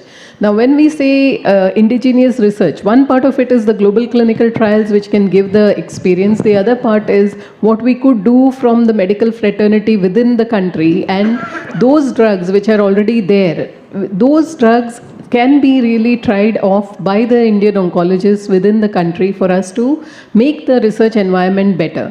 While there is work which is being done by the BIRAC, by the Government of India to develop several aims, several oncology institutions in India, there is a network which is being built, but it is a slow process. By the time we reach there, we may lose out on all these targeted therapies and the precision medicines that we are talking about. And to the other question which you asked, Ranjitji, was on why is it that we are having such a costly rate card here in India as opposed to what we see in the other countries. Definitely one is the price control which is there, and for the price control there are many newer drugs which have come under price control, which is a great win for many of the patients in India. And slowly and steadily there is an awareness that some of these need to be included by the government at a rebated rate. I don't want to discount the fact that many of the companies do run the patient assistance program. They try to negotiate, I can tell you from the other side, a lot with their principals to get a rate which is a India specific, India friendly rate. And it is always about economics, basically. How can we, make it more India friendly? We try to even change the brand name. What you see globally will not be the same name that you see in India. Why is that? That is because we try to negotiate, saying that using this, we will be able to protect the patent in India, and we will be able to get it at a cost which is a little lesser and affordable for our Indian population. So there is work which definitely is done. But yeah, whether is it enough? Maybe it is not. There is a lot of work which has to be done, partnering with other stakeholders as well. Urvashi, your point of view, please. So I would just say that, we need to look at solutions that we can do now, and then, of course, also medium, longer term, because a lot of people, we frankly might not be around by the time we have cracked this if we keep waiting for that ideal day to come. So I push the government a lot on these things, that people like us can't afford to wait. For us, urgency, time, every day matters. And so India has huge numbers, right? That's what our strength is our numbers. And that is what, as a government, if we can really put forward as an offer, whether it's to a pharma company, whether it's to somebody doing a clinical trial, that, we have so many people to offer to you, right? As patients, as people who can use your drug, or people who can be on your trial. So that is our strength. And we have to be able to now use that and say that this is why you should come here, and we will help you get through the regulatory process. We'll help you get through the challenges, because a lot of regulatory kind of bottlenecks also happen. With clinical trials, what happened is that many years back in India, we had a couple of very bad incidents. And as governments often do, we then kind of went on the other extreme of regulating trials. We've pulled back a bit now. But we went to the absolute other side, where we made it almost impossible for people to come and conduct trials. And also what is important is that a lot of the innovative work might not always happen in a big pharma company. It could be a smaller life sciences company, for instance. And they find it almost impossible to navigate our system here. It's so complex. So I think government also has a huge role to play in attracting, the best of external research to the country. But also, I think lastly, I would say on this that our investment in R&D is way too low. It's abysmally low. And public sector as well as private sector. You know, if you look at a lot of the developed countries, it's very private sector led investment in R&D, but not in India, you know. So we really need to step that up, because people can't keep waiting for a drug to come off patent, or, you know, 5 years later for a trial to come. They're gone by then, you know, they're not here by then. So we need to start doing things here and now, and we have huge aspirations for the country. And we will not get there if we don't start, you know, immediately. I just wanted to add, sorry, just one point to that. What she said was really important. The drug development. Yeah, drug development. I think we need to get more and more phase 1 trials and, you know, preclinical trials as well. I think that's where we are lacking. We don't have actually drug development. I think you would also be able to tell us that.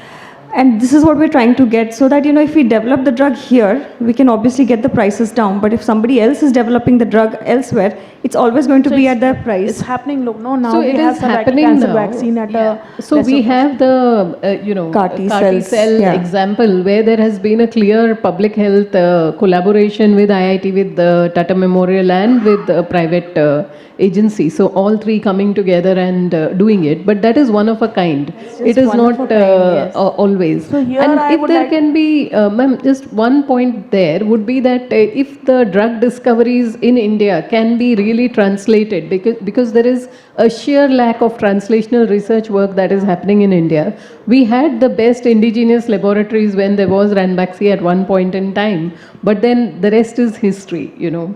So the point here is there are very few innovative drug companies doing oncology core research in India, and we do have a Dr. Reddy's doing a little bit of research. But to get what is done, discovered outside and then bringing it into India, it's like pushing a mountain for somebody in a pharmaceutical company, you know, Indian arm of a pharmaceutical company. It's very difficult. So the quick wins here, certainly, as ma'am said, we can't wait forever. So what we are trying to do is get in the cycle times for the phase 3s, the phase 2s faster. When I mean cycle time, I mean the time we can get the approval, the number of patients, because patients are our strength, and also the quality of data. What is important is not just the speed, but it is the quality and the completeness of the data. We have seen examples where within India, while after all the regulations kind of settle down, we still see that the oncologists really are not concentrating on things like overall survival, the progression of disease, the tracking and tracing of patients. We are such a vast country. Patients in this country, I mean, not the privileged ones, even if we are doing a targeted therapy, they don't understand that we have to come back to the centers, we have to do the overall survival follow-up, and it is still the end of their life. And this is something which is a thing that most pharmaceutical companies are looking for. Unfortunately, that data is, patient thinks that I have got cured, and loss to follow-up is something which is a very significant problem in our country. And pathways to trace the loss to follow-up, pathways to look at how can we do better with overall survival. The education to the oncologists is very, very important. And what we see is, maybe, you know, 20, 25 years back, when we were studying, it was a different story. People were wanting to do clinical research because the ecosystem was there in the hospitals to really get trained and to do clinical research. Today, it is really a very sad story, because we aren't getting the medical graduates to actually have the rigor to do it. Even though everything has become very electronic, they would rather leave it to their coordinators or the clinical research unit in the hospitals to do it, which is the unfortunate shift that we are seeing at this moment in time. So we are trying to educate, we are trying to advocate, going to every center, explaining the newer therapies and what is to be done. But yeah, that's where we stand. So coming from a government setup, I had a institute which gives every molecule free of cost. So we are not giving immunotherapy, we are not giving the latest targeted therapy. So one thing that I keep fighting for is, till we get the recommended treatment to the poorest of the poor, we are not winning this fight against cancer. So the dearth is not, that I've said again and again, I keep reiterating that the dearth is not of funds, the dearth is of intent. So we have lot of CSR activities, lot of government funds who are ready to, chip in when the patient needs. Why are you giving free of cost drugs to people who can afford? We have to have a Robin Hood approach for this cancer treatment at least. People are coming up with luxury cars and they are taking all the treatment free of cost. And people who really need targeted therapy, immunotherapy and cannot afford are not being given that. One of the very good pharmaceutical company, I believe people from that company are sitting here as well. They went out of their way to give us the loading dose of a particular research molecule free of cost to us. We were not able to give the maintenance doses to the patient because of bottlenecks. So why are people becoming custodian of the exchequer? We are nobody to, be the custodian of the exchequer. The money, the taxpayers' money is for medicines, is for education. The thing is that we should have the wisdom, the intellect to choose who should be given free of cost, who should be charged. Like we had in Tata Memorial, even the doctors consultants did not have any say in declaring a patient free of charge, free of cost patient. It was the social workers who were deputed there and they used to decide independently which patient has to be given the treatment free of cost and which patient has to be charged.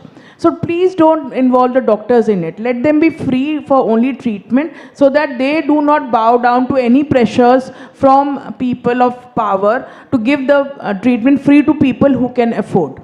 This is one thing that I have been harping at all the podiums. I hope somebody listens to me sometime. And then coming from a government setup, I say that the onus lies on us. We have the numbers. Why can't we get the data?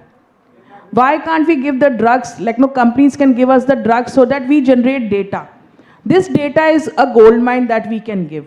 Why can't the government set up, take up, go in front, volunteer to, generate the data? I know we are overworked. I'm also coming from that same setup. When I was appointed, 3 people of my rank should have been there and we were appointed for 200 patients. Now we are seeing 100,000 patients plus and I'm still alone. So I know we are overworked, but there are ways of doing it. We have people I've seen people giving us helping hands. We have NGOs, we have manpower assistance that is being provided by pharmaceuticals. We have software assistance that is being provided by them. So we can do the work in a better and a very, structured way. So things are it's very easy to say it's not affordable. It cannot be, it's a patented drug. We cannot give it to why? You have to find ways. There has to be an intent to give, not an intent to reject. Who are we, gods, to decide whose life is how important or how not important? Somebody's life may be saved with 50 paisa. Somebody's will be costing 50 lakh rupees. So how can you decide that 50 paisa wala is worth it and 50 lakh wala is not worth it? So I am very passionate about it that the recommended treatment should be affordable to the poorest of the poor, should be available to the poorest of. Now we have to find out ways and means of doing it. I know the exchequer has some limitations, but we don't have limitations in finding ways and means. We are a jugaad country. We have to find ways of doing it. Why can't we do it? I'm sure you'll be having certain ways of putting the things for. You wanted to put in something, Suman? You were saying something? No, I'm agreeing with you absolutely. So this is something which I'm very passionate about. So we cannot give to the people because the cost. I fought for the EDL of Delhi, that why we are not having immunotherapy in it, why we are not having targeted therapy in it. So sadly, couldn't convince the people who are at power. So we need more people, more advocates, more strong voices, and probably more celebrities to join in. Celebrities is something all the celebrities and Bollywood is hell-bent upon showing cancer is not curable. As soon as a cancer diagnosis is made, a sad music will come in the background. And you will start seeing patients with dark. Can you see Urvashi? She's look glowing. And we have patients like this. And only US doctors can fix them. And US doctors can only. Fala went to UK, ठीक हो गया. Fala went to America, ठीक हो गया. Fala went to somebody in India, did not get cured. So this is a very big misconception that is being. Gone are the days of Anand movie. We are not in that era anymore. Our patients are as pretty and as glowing as Urvashi. You can see that. And they have a strong voice and they are our celebrities now. Please give them the celebrity status. They deserve the celebrity status. not the person who are saying Zawa Kesri. You know? It looks like, it looks exactly like I'm sitting in Malaysia, and we don't get very many doctors who speak like this.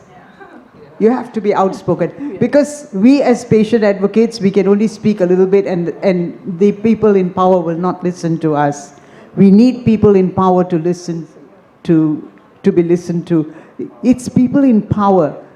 The oncologists who are at power, they should be able to speak up for patients, because if the patient does well, so does the oncologist, because then they feel that I've saved my patient. So I always tell my patients, the happiest person on this earth is going to be your oncologist when they declare you treated and cured. Yes. You know, for us, a normal report is something which is very special. Yesterday I went to my children's ward, and then they made me realize, like, no, a special day is one when the report is normal. All days which are normal are special and need to be celebrated. Yeah, I think, ma'am, that's absolutely right. I mean, to just add on to ma'am's point, when we go to see a PET scan and we see that there's a progression, you know, we are actually more stressed than the family. I know the patient is stressed too, but you have to understand we are also stressed because we want our patients to do well, and the whole time we are thinking, oh my God, what should we do next? What should we do next? Because we know there is kharcha. How do we break the bad news? You know, at some point of time, I think people forget that, you know, the doctors are actually... So ESMO, the European Society of Medical Oncology, has come up, like, no, Suman, I want to take this forward, has come up with a program in which they are addressing the grief and the, you know, the sadness that the doctors are going, oncologists are going through. I always tell my patient, your family has one patient. My family is made up of patients. So you imagine the grief and the pain that I go through. So never think that your doctors are not feeling that pain. We are feeling the same pain. Every patient is special for us. It's not the one who comes out from BMW or who has got a phone call from the CM office is special. No. Every patient who comes to my desk is special, is my family. So Dr. Pragya, to bring you back to that perspective, yours is the doctor's perspective. Ours is when we are walking into the doctor's room, we look at the doctor's face to see whether it is good news or bad news from the scan. All right? And while we are walking in, we are looking at the face, whether the doctor is going to say, everything is fine, or the doctor is sitting like this, so we know that something is wrong. Right? So the thing is, there's a lot of communication going on without words. Without words. And I think communication is very important. And when it comes to communication, I think the previous panel spoke a little bit about that, when they said, what are the questions a patient is going to ask when they are first diagnosed? We are blank when we are told we have the disease. We don't know what to ask. We don't know how to ask. We have got a dry mouth. We are panicking. We are in a state of shock. All right? Health literacy does not come straight away from the patient when they are first diagnosed. Health literacy, I think every doctor should know what are the general questions that a patient is going to ask. I'm now turn it over to all of us, all of you, to give us a little bit of perspective on health literacy, on understanding, because mind you, I come from a paramedical background, but when I was told a few things, many of the terminologies were new to me. I didn't understand at all. So over to you about health literacy. You know, whenever a patient comes to the first consult, everyone's shocked. So I don't push the patient, I don't overload them with information. We have prepared patient information sheets. Yet again, we decide whom to distribute it. Everybody doesn't want to be overwhelmed with that information. So again, you have to choose, you have to understand the psychology of the patient. Maybe upfront, they don't want to know everything.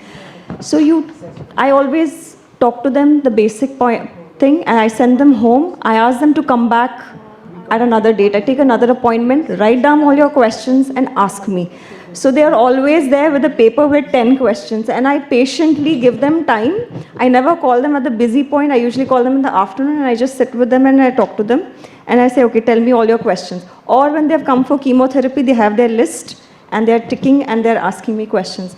So it is, you have to understand, not all patients want to know everything. Some patients want to know everything. Not everybody wants to hold their reins of control of their treatment. Sometimes they just say, Doc Sahab, aap hi karo. Some people want to decide everything. So for us also, it takes time, not the first visit. I won't identify all these qualities on my patient. It also takes me time to identify which patient, how much should I speak, how should I handle my patient. So it takes time for the doctor as well. So sometimes when patients feel, oh, she was so blunt, or he was so blunt, or the doctor didn't have any time, please understand we also are, it's a journey, it's a patient and doctor journey as well. Information, I would always say, please ask your doctor. And doctors, will give you facts. This is where the patient advocates are so important, because they are going to break down these hardcore facts and make them more realistic, make them more understandable for the patients. So I think this is where we as doctors need to sit with patient advocates, talk to each other, and then the patient advocates are the ones who are going to be the bridge between the doctors and the patients. And every patient is not comfortable asking the doctors questions. I think they are more comfortable asking the patient advocates questions. So it is very important to identify which patient wants to know what information.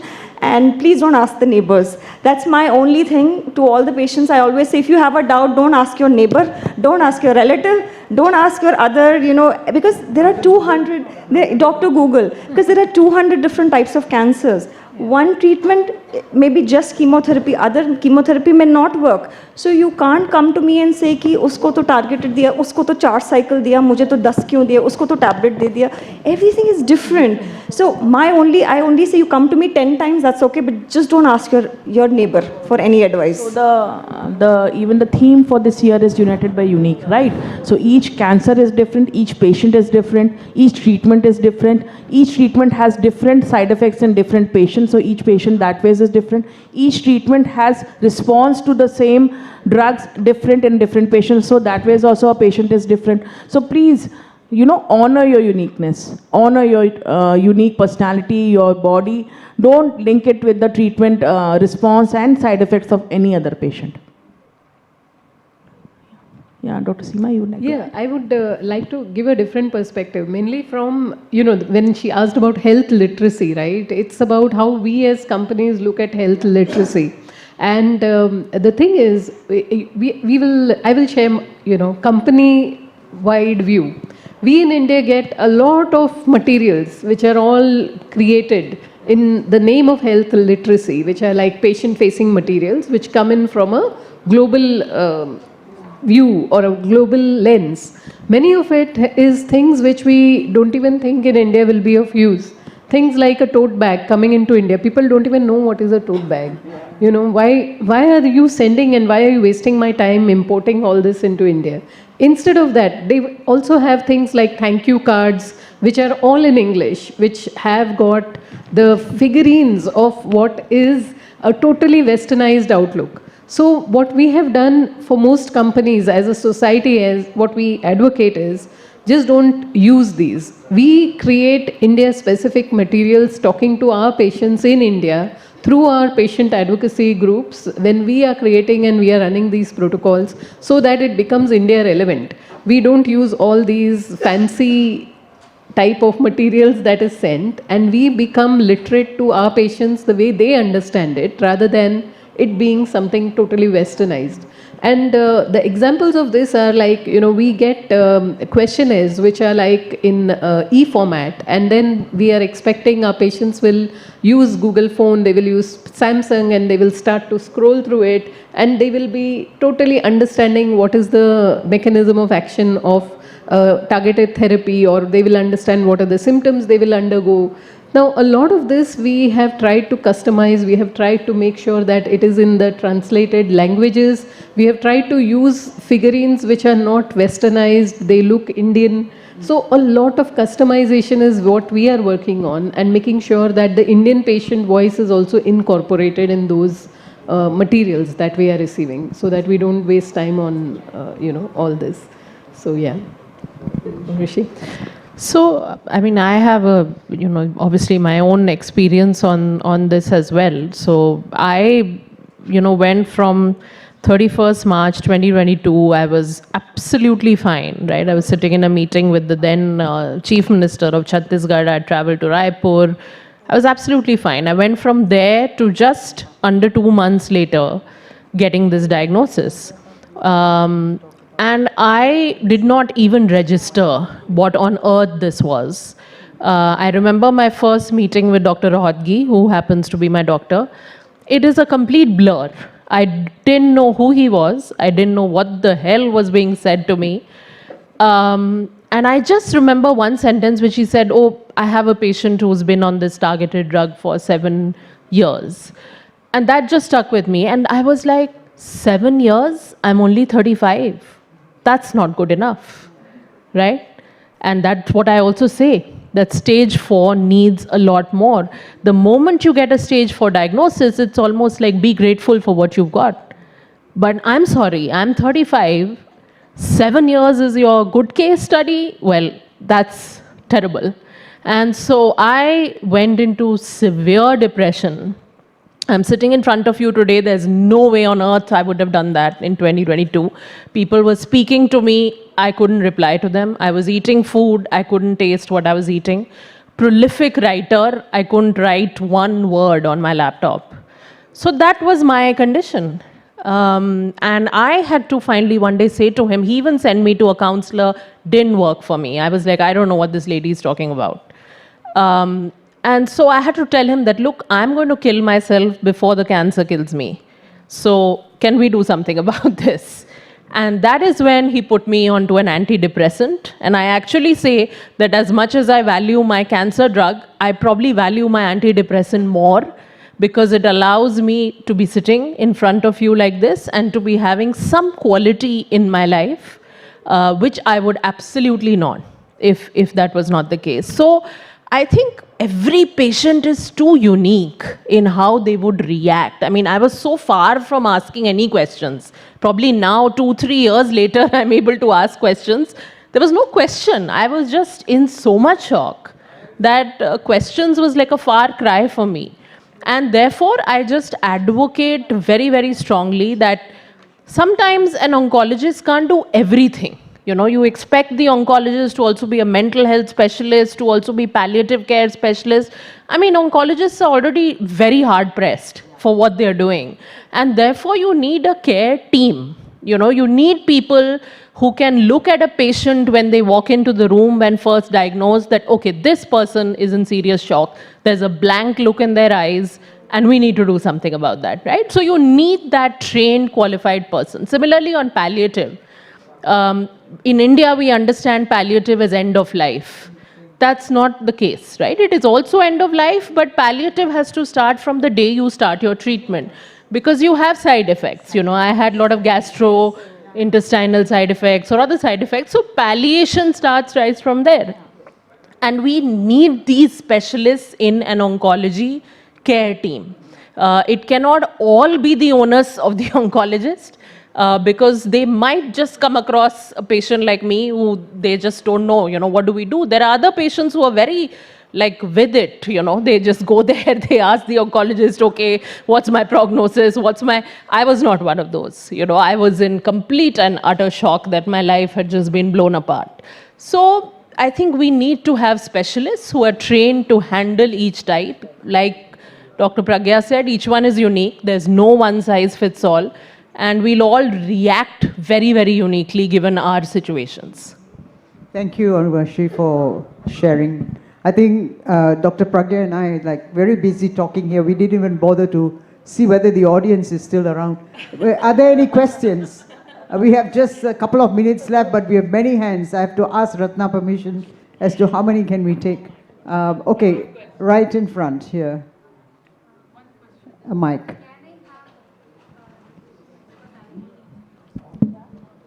I think we'll just take a few questions at one go, and then we'll see who can take some of them, answer them. All right, go ahead, please. Well, I just want to add to everything you wonderful women talked about.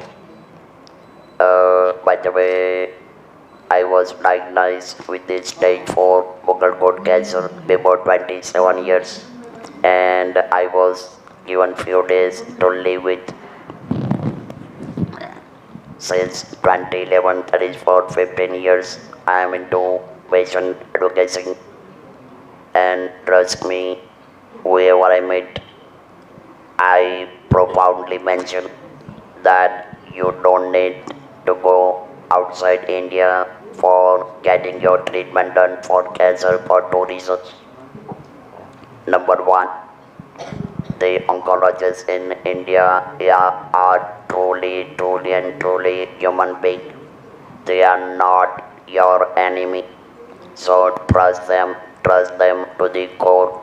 And one more point I would like to add here, because of my advocacy, I am having a privilege of having acquaintances with more than 500 oncologists across India, irrespective of any cancer hospitals, be it in Mumbai, Delhi, Lucknow, anywhere. So it's all about, our real blood, our real passion, our real empathy the oncologists in India are having. So I salute all dedication and your contribution to the cause. Thank you so much.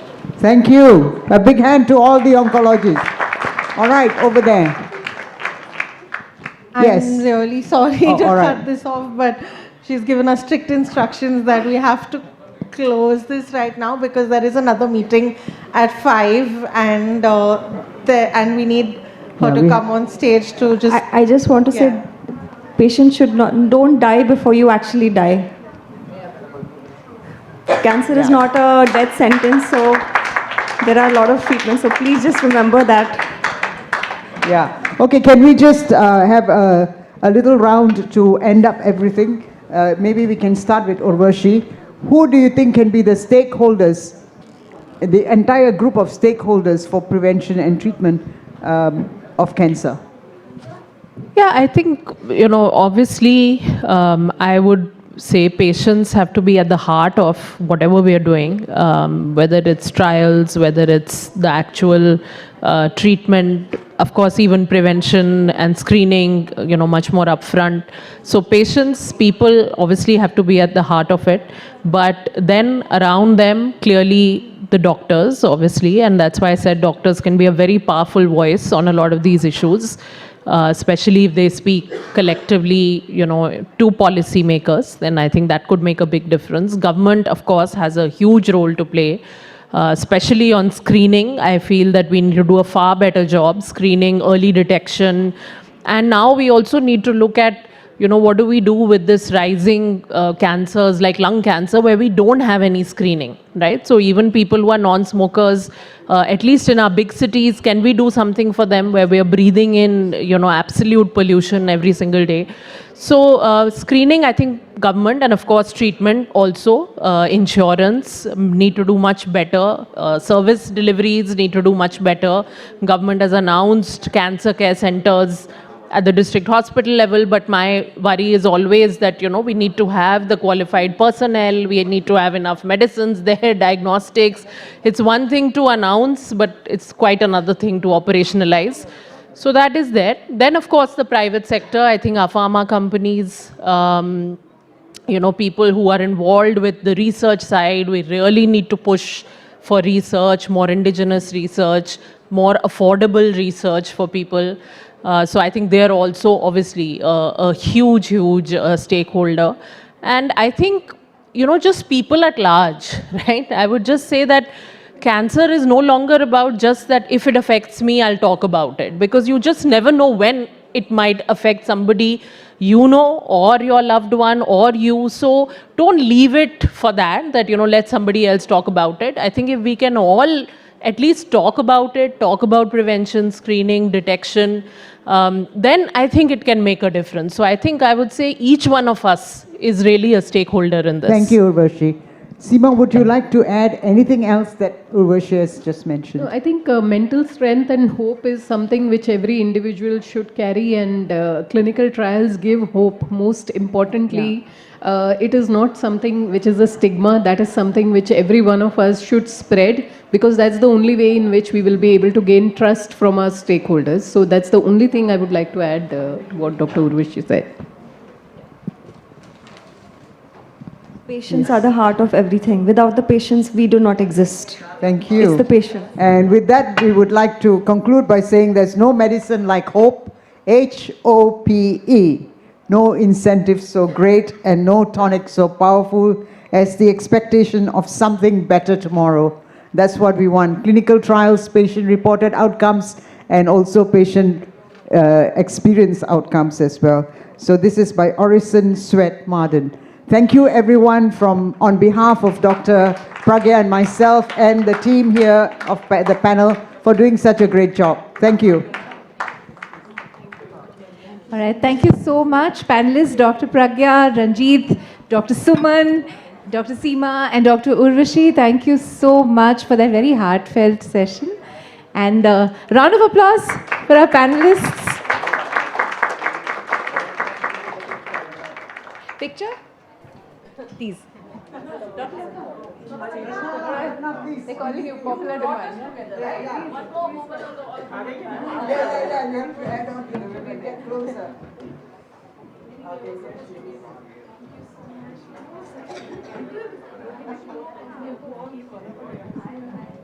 And thank you all for being a wonderful audience for today. And we look forward to seeing you all back tomorrow. I think Ratna has a few closing remarks to... Okay, she's saying she doesn't have time for closing remarks, but okay, quick.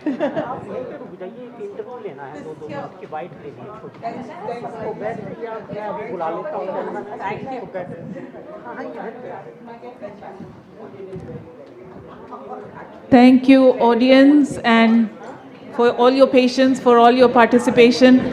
Tomorrow we are starting early, so please be here at the dot of 9. We have a keynote speaker who's going to speak about innovation and improving patient access through innovation. We want a full room here. Please be here by 9 o'clock tomorrow. Thank you so much. Good morning, delegates. Is everybody ready? Where's the Josh? I can't hear you all. Are you all ready? Good morning. Lovely. How many of you were here yesterday? So then, do you think the energy is better yesterday, better today than it was yesterday? How many of you think so? Hands up. Yeah, that's very few of you. So can you guys show us if you can do better? How's the Josh? There I you can't go. hear you. Can't hear you. How's the Josh? Still can't hear you. How's the Josh? Well done. All right, good morning, delegates, and welcome to day 2 of our second International Patients Summit. And everybody, please get seated. I'm going to request everybody to please get seated because we're getting started. Okay, so everybody who's standing, please grab a seat.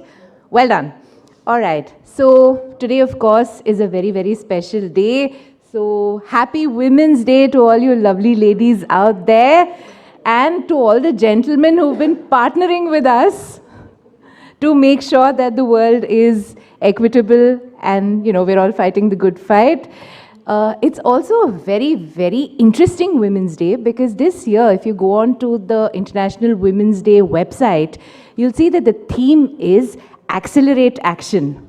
And, you know, we can't have a better theme because we're also here today to accelerate action and have some very, very important conversations. So very, very excited. And I'm going to just, you know, hand it over to Clarinda because we have something to share with you. Yesterday was such an eventful day for all of us. We had some very thought-provoking conversations together with, you know, all our panels that were here, you know, yesterday. So Clarinda, why don't you just take the lead and let's reflect on the day that was yesterday? Yeah, so I think that summing up all the conversations that happened yesterday, I would come up with 3 main themes that were my takeaways. 1 would be the impact of climate change. 2 would be the power of communities. And 3 would probably be the dynamics between the doctor-patient, the dynamics of the doctor-patient interactions. So when we talk about the impact of climate change, what occurred to me was that maybe when I saw the itinerary or the agenda for this whole program, and it probably occurred to a lot of you, you see climate change and CVDs and climate change and, you know, a lot of those themes, you probably wonder, climate change and cancer, it seemed to me maybe almost like a force fit or what is the connection, but it became very, very relevant and clear through the day and through the discussions that climate change has a domino effect on all aspects of health. It has an impact on diabetes, on cardiovascular disease, on mental health, on neurological conditions, and every aspect of health. And it's not okay for us to say that climate change is the responsibility of the environmental ministry and health is the responsibility of the health ministry, and there is a crucial need for collaboration across sectors. When it comes to the power of communities, so we spoke a lot about the need for meaningful engagement of people with lived experience at the policy level, but something that Manveer Victor said that really struck a chord with me was that our ministries of health are not ministries of health, but they're ministries of sickness, and our policies are pretty much designed for when people fall sick to make people better, and we need the strength of communities to really focus or refocus our direction towards prevention. And I think every patient advocate in this room is a symbol of the power of communities, and you've all done great things to show what communities can do. And when we talk about the dynamics of the interaction between doctors and patients, as patient advocates, we talk about empowering the patient, we talk about giving them more information, we talk about answering, you know, teaching them to ask the right questions, and all of that is true and important. But I think what came out so beautifully in the last panel on oncology was that not every patient wants all the information, and that not every patient wants to be overwhelmed. And what's equally or more important is for clinicians to meet patients where they are with empathetic care. And I run a podcast called Not Just Patients. It's available on all streaming platforms, and I would highly recommend one of the episodes which is on shared decision making, where my guest explores this topic really, really in depth and very effectively. So Sairikha, I'd love to hear your inputs. Thank you, Clarinda. And I think I agree with you. Yesterday was very, very thought-provoking. And, you know, I mean, long after yesterday's events were over, I spent some time thinking about it. My key takeaways, a lot of things stood out. But when we were talking about crafting a unified response to universal health coverage, something that really stood out and got me thinking is, we're of course talking about creating change, right? But even to do what we're already doing better, there are so many accessibility gaps which sort of need to be addressed more immediately, like, you know, physical accessibility gaps in accessing healthcare infrastructure, and of course informational gaps in terms of accessing the right kind of information about what is out there about climate change, how it's going to impact, what are the policies that are, you know, being run by the government, what are the healthcare initiatives, so on and so forth. So I think that was very, very, you know, thought-provoking. Another thing that stood out to me, and this was from Dr. Rajiv's session, is about how disproportionately climate change impacts different groups of stakeholders. I mean, there are certain patient cohorts who are, you know, evidently more impacted, like people with respiratory conditions or cancer. There are certain groups, COPD, where climate change is immediately affecting the quality of life. But like Dr. Rajiv, when he said, you know, do you even remember how, you know, PM 2.5 impacts diabetes or hypertension? It's something to think about, that climate change is everybody's problem and it affects all of us, you know, disproportionately. And we all have, you know, a very, at least I'm talking about chronic illness fighters, chronic illness warriors, like a lot of us in the room. We all have very differential relationships with mortality. You know, for some of us it's more imminent. For some of us, like with type 1 diabetes, it seems like It's coming at some point.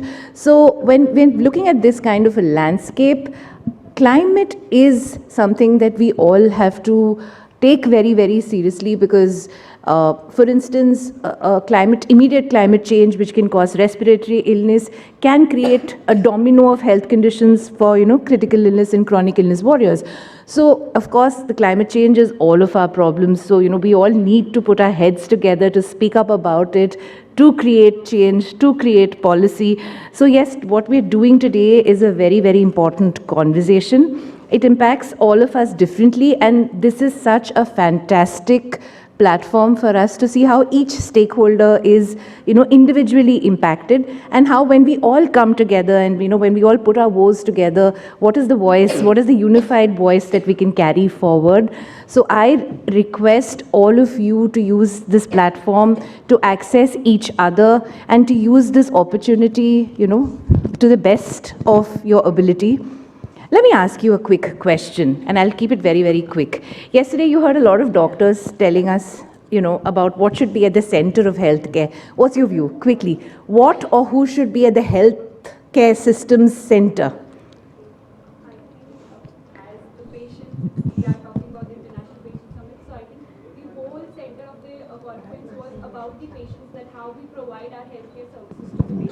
Absolutely. What's your name? Priyanka. Thank you, Priyanka. I completely agree with you. Patient, health, wellness, these are the things that should be at the center of healthcare. And when patients and, wellness is at the center of healthcare, our constellation is, of course, our provider and our policy maker. And this is such a unique platform that brings this whole, the center of the universe and the constellation together. So I hope that you use this opportunity to think about connecting beyond this room to actually drive change. I want to leave you all with a quote from Nelson Henderson that really resonates closely with me, and I know you're all here because of a version of that. And he famously said that the true meaning of life is to plant trees in whose shade you don't expect to sit in. I think the work that you all, and as I say it, I have goosebumps, but I think the work that you all do is a version of that. And I hope that when you leave this room, you're able to create the lasting legacy, thought legacy or actual work legacy that you hope to do. So take it from here and have a great conference, people.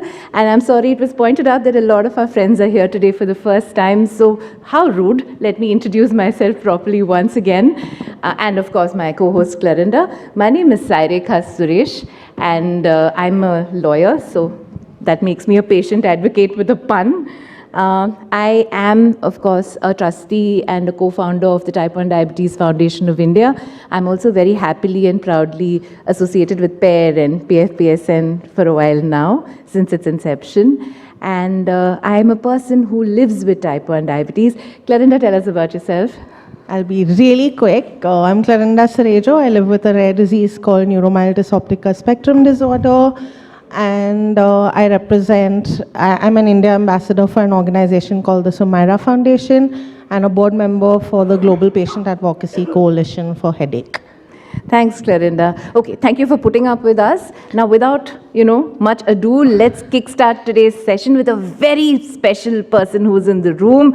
I want to introduce Mr. Rehan Khan. And Mr. Khan joined MSD in 2020 as the Managing Director for the India region, covering India, Pakistan, Bangladesh, Sri Lanka, and Nepal.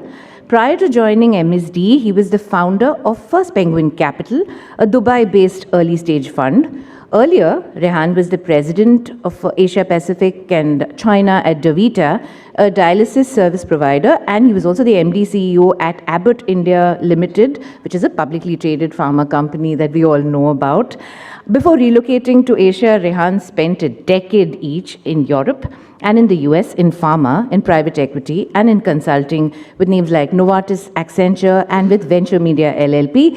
He has also been a board member of healthcare companies in China, India, and East Africa, and an industry advisor to CDC Group PLC, which is a UK-based PE fund. Rehan is the alumnus of the Harvard Business School, and he graduated with an MSc from Harvard, MIT Health Sciences, a joint program between the Harvard Medical School and MIT. He has a BSc from the University of Wisconsin, Madison, and was raised in the UK, in Libya, Yemen, and in India. So such a great moment to have Rehan in the room. Rehan, you're a keynote speaker. Can I please request you to join the stage? Can we please give him a very, very warm welcome? I'm sure you can do a lot better than that. Have you had breakfast this morning? Thank you, Rehan. Yeah, hi. Good morning, everyone. And, I think I really didn't need that long an introduction. But perhaps the one introduction I should make before I begin is, and I've never done this publicly before, I'm also someone who lives with a rare disease. And especially since this is a rare disease forum, I should mention it's a disease many of you may not have heard of, but it's called Sjögren-Strauss syndrome. Probably 3 people out of 1 million have it. You don't see too many effects of it today. It's in remission for the last 20 years.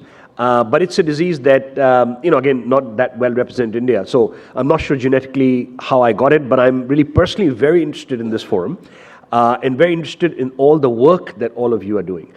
So with that, let me begin with the topic that I'm here to discuss today, which is really talking about rare disease, about health, about partnerships. And it's really an honor to be here today with all of you. This summit with this theme of uniting stakeholders for action resonates both deeply with all of us at MSD and for me personally. At MSD, we believe that partnerships and collaboration are key to achieving meaningful healthcare progress, and I think together we can make a lasting impact. Now, when we talk about innovations in healthcare access, what we are primarily focused on is the need for greater awareness. And I think, our speakers in the opening mentioned that. In a country as vast, as diverse as ours, and sometimes we don't realize how vast and diverse we are. I don't need to remind you about our population, but we have 2,500 dialects. We have many hundreds of cultures in a country like ours. And these challenges of being diverse also bring opportunities. So by leveraging different type of innovation, collaboration, technology, we can transfer many of these challenges into solutions. And the first step in saving lives is ensuring people know how to prevent illness. As individuals, as families, and as a country, we must prioritize preventive health. Unfortunately, many people in our country still lack access to accurate information, leaving them vulnerable to preventive diseases. We need to bridge this gap by improving healthcare literacy, expanding outreach programs, and equally importantly, using the technology revolution that's happening in our country to make credible health information accessible to everyone. I don't think anybody in this room is not aware that, internet base in India is bigger than 3 times the population of America. 900 million people have access to the internet, usually through mobile. I don't need to tell you that, there are 600 smartphones in our country, 1.2 billion mobile connections. Most people, I assume, in this room have at least one mobile connection. And this massive increase in digital consumption, particularly in local languages, vernacular, will make a significant difference. If we look at rural India, the population of rural India is about 150 million more people than the population of the US, so about 500,000 people. And they account for more than 55% of the total internet population. I don't know if you knew that. These numbers are significant, and they show the potential of digital platforms, especially when it optimized in vernacular, in local languages, to become powerful tools for spreading important health information. These numbers lay the foundation for innovation that could significantly change healthcare. For example, I'm sure you're aware of this, there are many different types of pilots are happening in the country in telemedicines, which are looking to break barriers between what's happening in rural India or smaller town India, enabling patients to reach out specialists, which really are focused maybe in the top 15 to 20 cities in the country. Things like artificial intelligence and machine language driven diagnostics. There is a company called Cure.ai, which we have invested in from Merck. Other companies have invested in as well. They are helping disease. For example, Cure is helping detect hospitals detect lung cancer much earlier than we can using traditional methods, and reducing delays in treatment. Mobile health apps, wearable devices, etc., are making a big difference in tracking health proactively. Now, this is only for a small number of population for our country today. So this is, I would tell you, still a pilot. But at MSD, we've seen the positive impact of these innovations in our community initiatives. While technology is a game changer, the real secret sauce for all of us in this room is collaboration. Public-private partnerships, collaborations between startups and health providers, partnerships with financial access providers, and with industry leaders are all making a difference in healthcare and making it much more accessible. Let me share an example from our own company, from MSD. Last year, we launched something called Idea Studio. This is to identify, fund, and collaborate with early-stage companies which are delivering transformative healthcare solutions. We're not just doing this in India, we're doing this across Asia. Each stakeholder brings their own strengths, and collaborations create a partnership that can drive meaningful change. As we look to the future of healthcare in our market, it is complex. It requires many different partners. There's no one-size solution that will even fit one state. It requires languages that are multifold. It requires an option that uses different types of technology, some smartphones, some analog. So therefore, it requires delivering care, communication with patients, and it requires all of these to work together to provide greater access. This summit is a testament to the power of collective action. And I look forward to discussing today partnerships that will help pave the way for a healthier future for our country over the next 30 to 50 years. Thank you.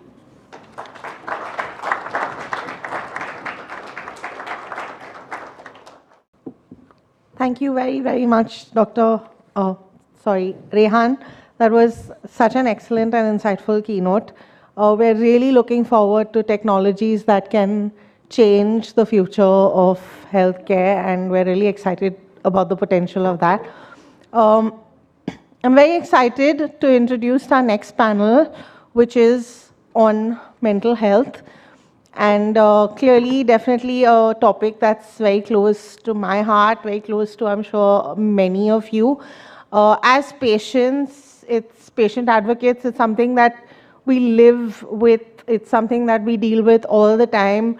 Over dinner also yesterday, we were talking about the mental health impacts of being a patient advocate, of having to see your disease in all its horror, in all its glory, all the time, every day, having to deal with people who die in front of you all the time.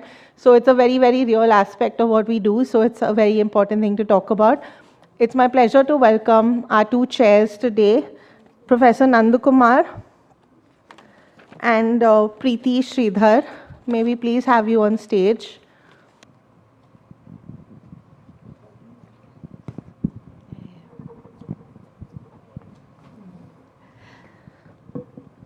Thank you so much. Can I also please invite our panelists? I just introduce them. Dr. Nandakumar is a distinguished professor at AIIMS New Delhi, specializing in psychiatry and neuropsychiatry. He's been instrumental in establishing advanced brain stimulation techniques and the brain stimulation clinic within the Department of Psychiatry at AIIMS.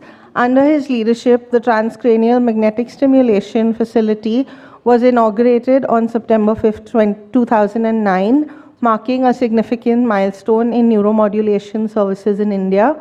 Dr. Kumar's pioneering efforts led to the recognition of this facility as India's first center for advanced research and excellence in neuromodulation for mental health by the ICMR in 2018. As the professor in charge of ICMR care, he oversees cutting-edge research and therapeutic applications of neuromodulation techniques. Welcome, Professor Nandakumar. Preeti Sridhar is CEO of Mariwala Health Initiative, an organization focusing on accessible mental health for marginalized communities based in India. She focuses on building the grants portfolio, which is primarily community-led. She spearheads the advocacy work on suicide prevention and workplace mental health, works with the government to include mental health in existing programs, and collaborates with funders to invest in mental health. She has 25 years of work experience and has worked with not-for-profit organizations on the issues of mental health, child rights, and homelessness, as well as for-profit organizations in banking, financial services, and ratings. Welcome, Preeti. Thank you so much. And joining our very able chairs this morning is quite the panel, I must tell you. I'm going to name our panelists and I'm going to request you all to please walk towards the stage if you're in the room. Dr. Yotaro Satoya, this person is the team lead, NCDs and comorbidities at WHO India. Narendra R, Executive Director, ARDSI. Narendra, if you're in the room, please walk to the stage. Dr. Nimesh G. Desai, who's an independent consultant in psychiatry and public mental health. Dr. Nimesh, please come to the stage. Dr. Deepshika Dahima, who's a counseling psychologist and a mental health at the Mental Health Foundation of India. Dr. Deepshika, please come to the stage. And of course, last but definitely not the least, our very own, very able Mugdha Barik, who has I think who's been the force behind a lot of the work that's happened today. But in her own right, she's a youth mental health advocate and the founder of Let's Talk. So Mugdha, let's talk to the panelists. Everybody, a big round of applause. Chairs, please take it away. Session's yours. Thank you so much for inviting me here. And thanks, Dr. Ratna Devi. Hi, thank you so much. The panel for this discussion is mental health and climate change. Mental health for all and all for mental health. In fact, mental health is so important. There is an old saying, the things comes twice in the world. First in the mental world, then physical world. So first we have to think. It has to come in the mind first to come into the physical existence. For example, if you want to go to walk, so it has to come in the mind. If you want to do something, you have to think. The thought has to come first, then you plan. It's a very important topic in terms of climate change. And it is mentioned that for vulnerable population, in fact, what I believe that as far as air pollution is concerned, in terms of mental health, we all are vulnerable. So we can't say that this population is vulnerable. Marginalized, downtrodden, and people living in the bad environment and bad air, because the bad air affects all. And the magnitude of problem is so large that what WHO says, that 90% of the population of the world is exposed to the bad air. That means not as per the WHO's norm. So it has become so severe. So when we talk about health and air pollution, we talk about the air pollution and lung disease, like respiratory illnesses. But it is important to note that the mental health is very core. And the air affects the mental health very badly. If it is bad, and very nicely if it is good. We were just discussing just 1 week back, there are the people who stays in Delhi. When they come to Delhi, they start saying, once we come to Delhi, we feel very restless. It is something in the air. And it is true, in fact. And once you go to the Goa, you feel so good once you land up there. So that's the impact of mental health and air quality, in fact. Now, you might be thinking, how does it affect the mental health? The mental health, and if we say about mind, medically speaking, mind is basically not spiritually, but medically, a functional component of the brain. So that means brain is there, and brain perceives all senses.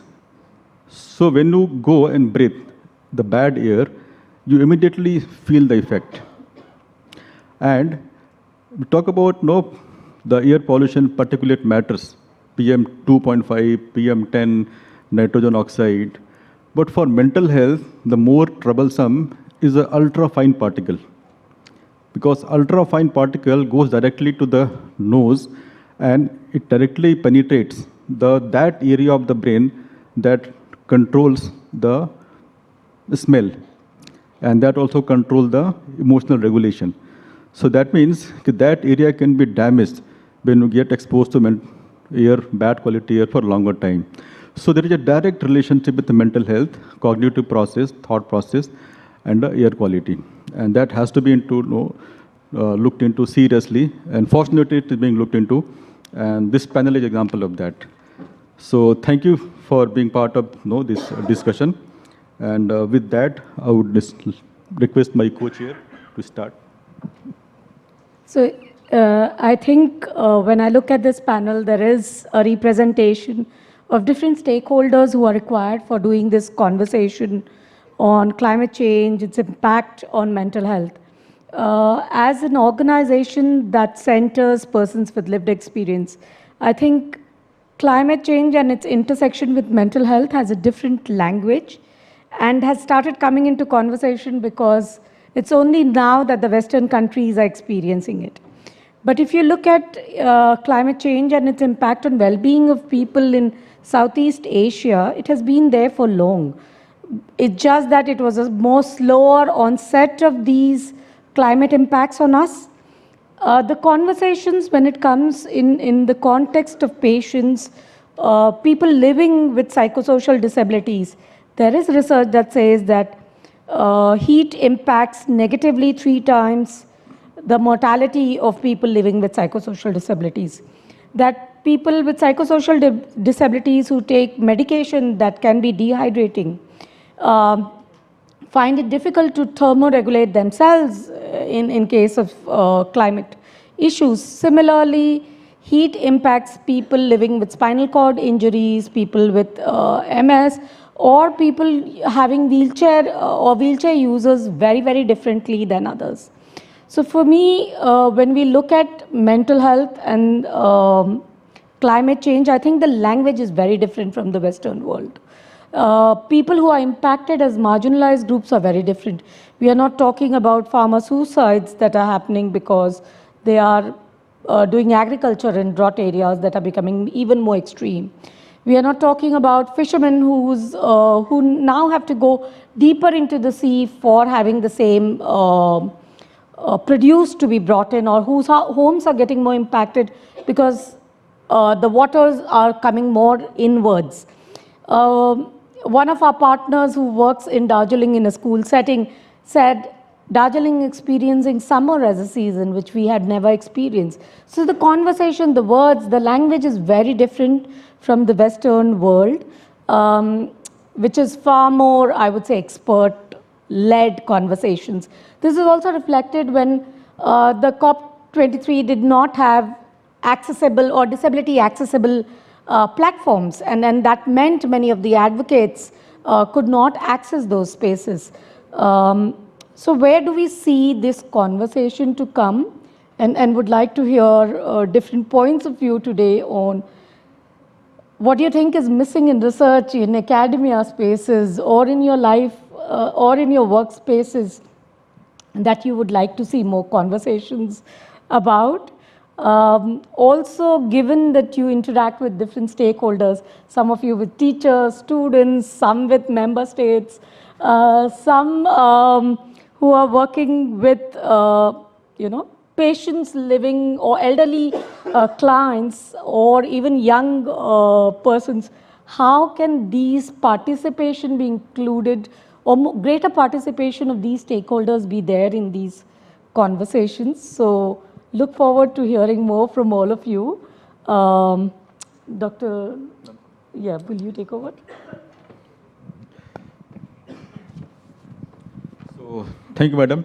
So, I think we can start our discussion with one of the very eminent panelists who happen to be my teacher also, Dr. Nimesh G. Desai. Thank you, sir. Thank you for the blessing and being here. I must admit that the Center for Neuromodulation that I work with and I'm working with, it is his blessing, in fact. So he encouraged me for that. Thank you, sir. So with this, you are into very deep research, academics, and such a huge experience in the mental health, global mental health, lot of other aspects of mental health. So would you like to throw some light on the Indian context also in terms of air pollution and mental health? Thank you. Thanks so much, Nan. Thank you. It's always great to be with you. As you must have realized, when Nan says he has been my student, I'm ancient. But the advantage of having lived long enough and having worked in the public sector and social sector beyond clinical medicine is that like Dr. Nand is hinting at, you kind of have a panoramic view. And I'm going to take a few liberties, sir, if both of you permit, you and ma'am. A few disclaimers straight away. One, although this session is on mental health, and I'll try and be disciplined to talk mainly about mental health, but my firm conviction that I'm sure chairpersons and all of us agree about is that issues of mental health do not really differ too much from issues of health. There are a few differences that you need to recognize for mental health practice and law and policy, sure, but we cannot divest mental health and health issues in any such discussion. The second is that climate change in a very restrictive sense, highly technical restrictive sense that Dr. Nand elaborated on in a few sentences very well. I would see climate change as actually change in the socio-legal ecosystem. You know, so it's no point looking only at the limited issues of what's today known as climate change. The third is that persons with mental illness or mental health, or what Dr. Nand and I do and some of the councillor colleagues do routinely, is not something out there on the moon. Okay, persons with mental illness is not unitary concept. There are layers and shades of persons with mental illness and the level of mental health services and the level of regulation that they require. So let's get out of that idea of seeing mental hospitals as the nucleus of mental health care and everything that happens out there is something very esoteric. It's not. Having said that, 8th March could not have been a better day for one of the other themes that I want to talk about. In gender issues, Ratna and I are such old friends. Ratna finds deeper hint of what I'm going to say even before I say it. Thanks, Ratna. There cannot be a better day than 8th March for us to remind ourselves that empowerment of a certain group, be it patients, be it women, cannot happen without real or perceived disempowerment of some other group. Mark my words, real or perceived. Men used to believe that empowerment of women would have to mean disempowerment of men. It did not. We should have, and I think we have moved on in some pockets beyond that disability slogan, which I loved 25 years ago, about nothing about us without us. That's a given by now. It should happen, it does not happen very often in health or mental health field, but nothing about us without us is a given. I want to put a very strong point about moving beyond, and what I think the keynote address mentioned by collaboration. But I'm talking about collaboration from micro to meso to macro level or all. One patient, one doctor, one hospital, or policies being decided by the government of India or any state. Unless we talk about collaborative spirit, neither health nor mental health service delivery can happen very meaningfully. To come to the basic issues of mental health, as many young people, at least if my contemporaries and slightly younger people will give me a minute to explain, in public policy there's got to be that cascade that should actually happen in that order. You frame a policy as a society or a state or a nation, or at whatever level, that translates to law, and then that leads to programs. Unfortunately, in mental health, that's not how it happened in India. The National Mental Health Program came up in 1982, and of course it's been revised 5 or 7 times. The Act, of course, first came up in 1858, then 1912, then 1987, and we have the Mental Health Care Act of 2017. And the first mental health policy in this country came up in 2014. So quite typically, with the fullest respect for our culture and country, we have kind of put the cart before the horse in the mental health issue, like in the health issue. Now we need to see that 2014 mental health policy should actually have appropriate law and programs. Will that happen? That will happen only if you and we collaborate. Which brings me to my first point to repeat. We'll have to, and here is where mental health is more relevant. We all find it very convenient to believe that it is some 10% or 12% or 25% of human population that has mental illness or they require mental health problem. That's true, but an old classic textbook, none you will remember perhaps Myagros, the classic textbook on the continent, UK and Europe for many decades, said very clearly, the lifetime expectancy of having a diagnosable mental health problem is 96%. So let not any one of us believe, either in mental health or in health field, that doctors or psychiatrists or counselors are immune from being clients or patients. And which is where my issue of blurring out this us and them issue is very critical. The moment you say, okay, we will collaborate with you. Doctors and hospitals will collaborate with you, as if you're kind of giving a concession. Come off it. We are all, our provider-consumer roles in life, if you realize, keeps varying. It's a very dynamic one. You might be a provider when you are sitting in your office or in your clinic or in your hospital, but when I take my car to the mechanic or when I take my mother to an orthopedician or when I go for some health problem, I'm the consumer. So we'll have to firstly, and in mental health, this is much more tough, unfortunately, because of the stigma involved. It's very convenient for us to believe that it's those 10, 12, 25% of the people who have a problem. Let's have destigmatization, let's have collaboration, let's have genuine idea of it being the concern and matter for all of us to consider. There is no us or them, it's all of us, be it mental health or health. Thanks. Thank you so much, sir. Thank you so much. With huge experiences what we have, if we come to discuss mental health issues, so a lot of stakeholders are there. Unlike cardiology, unlike orthopedics, unlike medicine. So for mental health, stakeholders are very varied. So would you like to just focus on very briefly on these stakeholders for mental health? Being a very dear friend, he does have fullest liberty to poke. And he's poking me to that. I am going to take the bait. There are 4 levels of health service, if you realize, broadly. I'm also a public health guy, beyond psychiatry and mental health. Curative or treatment-related, rehabilitation for those who have received treatment, as the keynote again emphasized very well, preventive and promotive health. Now the point is that mental health has become, in a sense, correctly, but in a huge sense, misplaced, become everybody's business. I mean, you have life coaches, forgive me for saying, if any feathers are ruffled, there are not just qualified clinical psychology and social work colleagues, but there are counselors who are possibly graduates in psychology or social work. There are life coaches, there are motivational speakers. There's any hue of people who provide mental health service.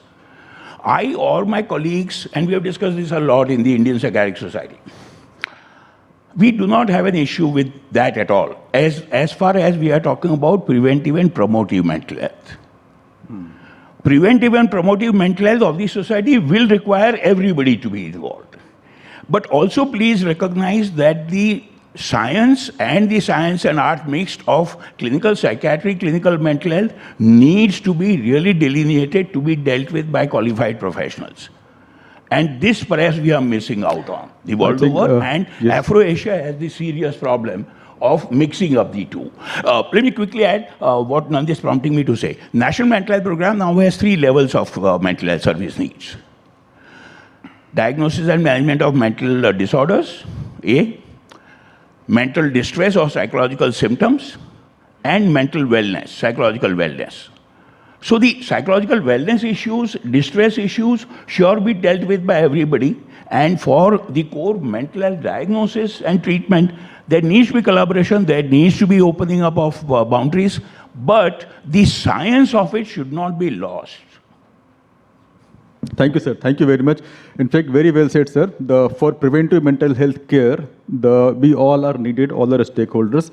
And mental health care basically moves beyond the psychiatrist and psychologist. So that's also so important and profound. So we will have question and answer later, in fact, at the session end. So next, I would like to ask Dr. Deepika Dr. Deepika is representing Mental Health Foundation in India. It's a non-profit organization. And Dr. Deepika has a huge experience in the school mental health.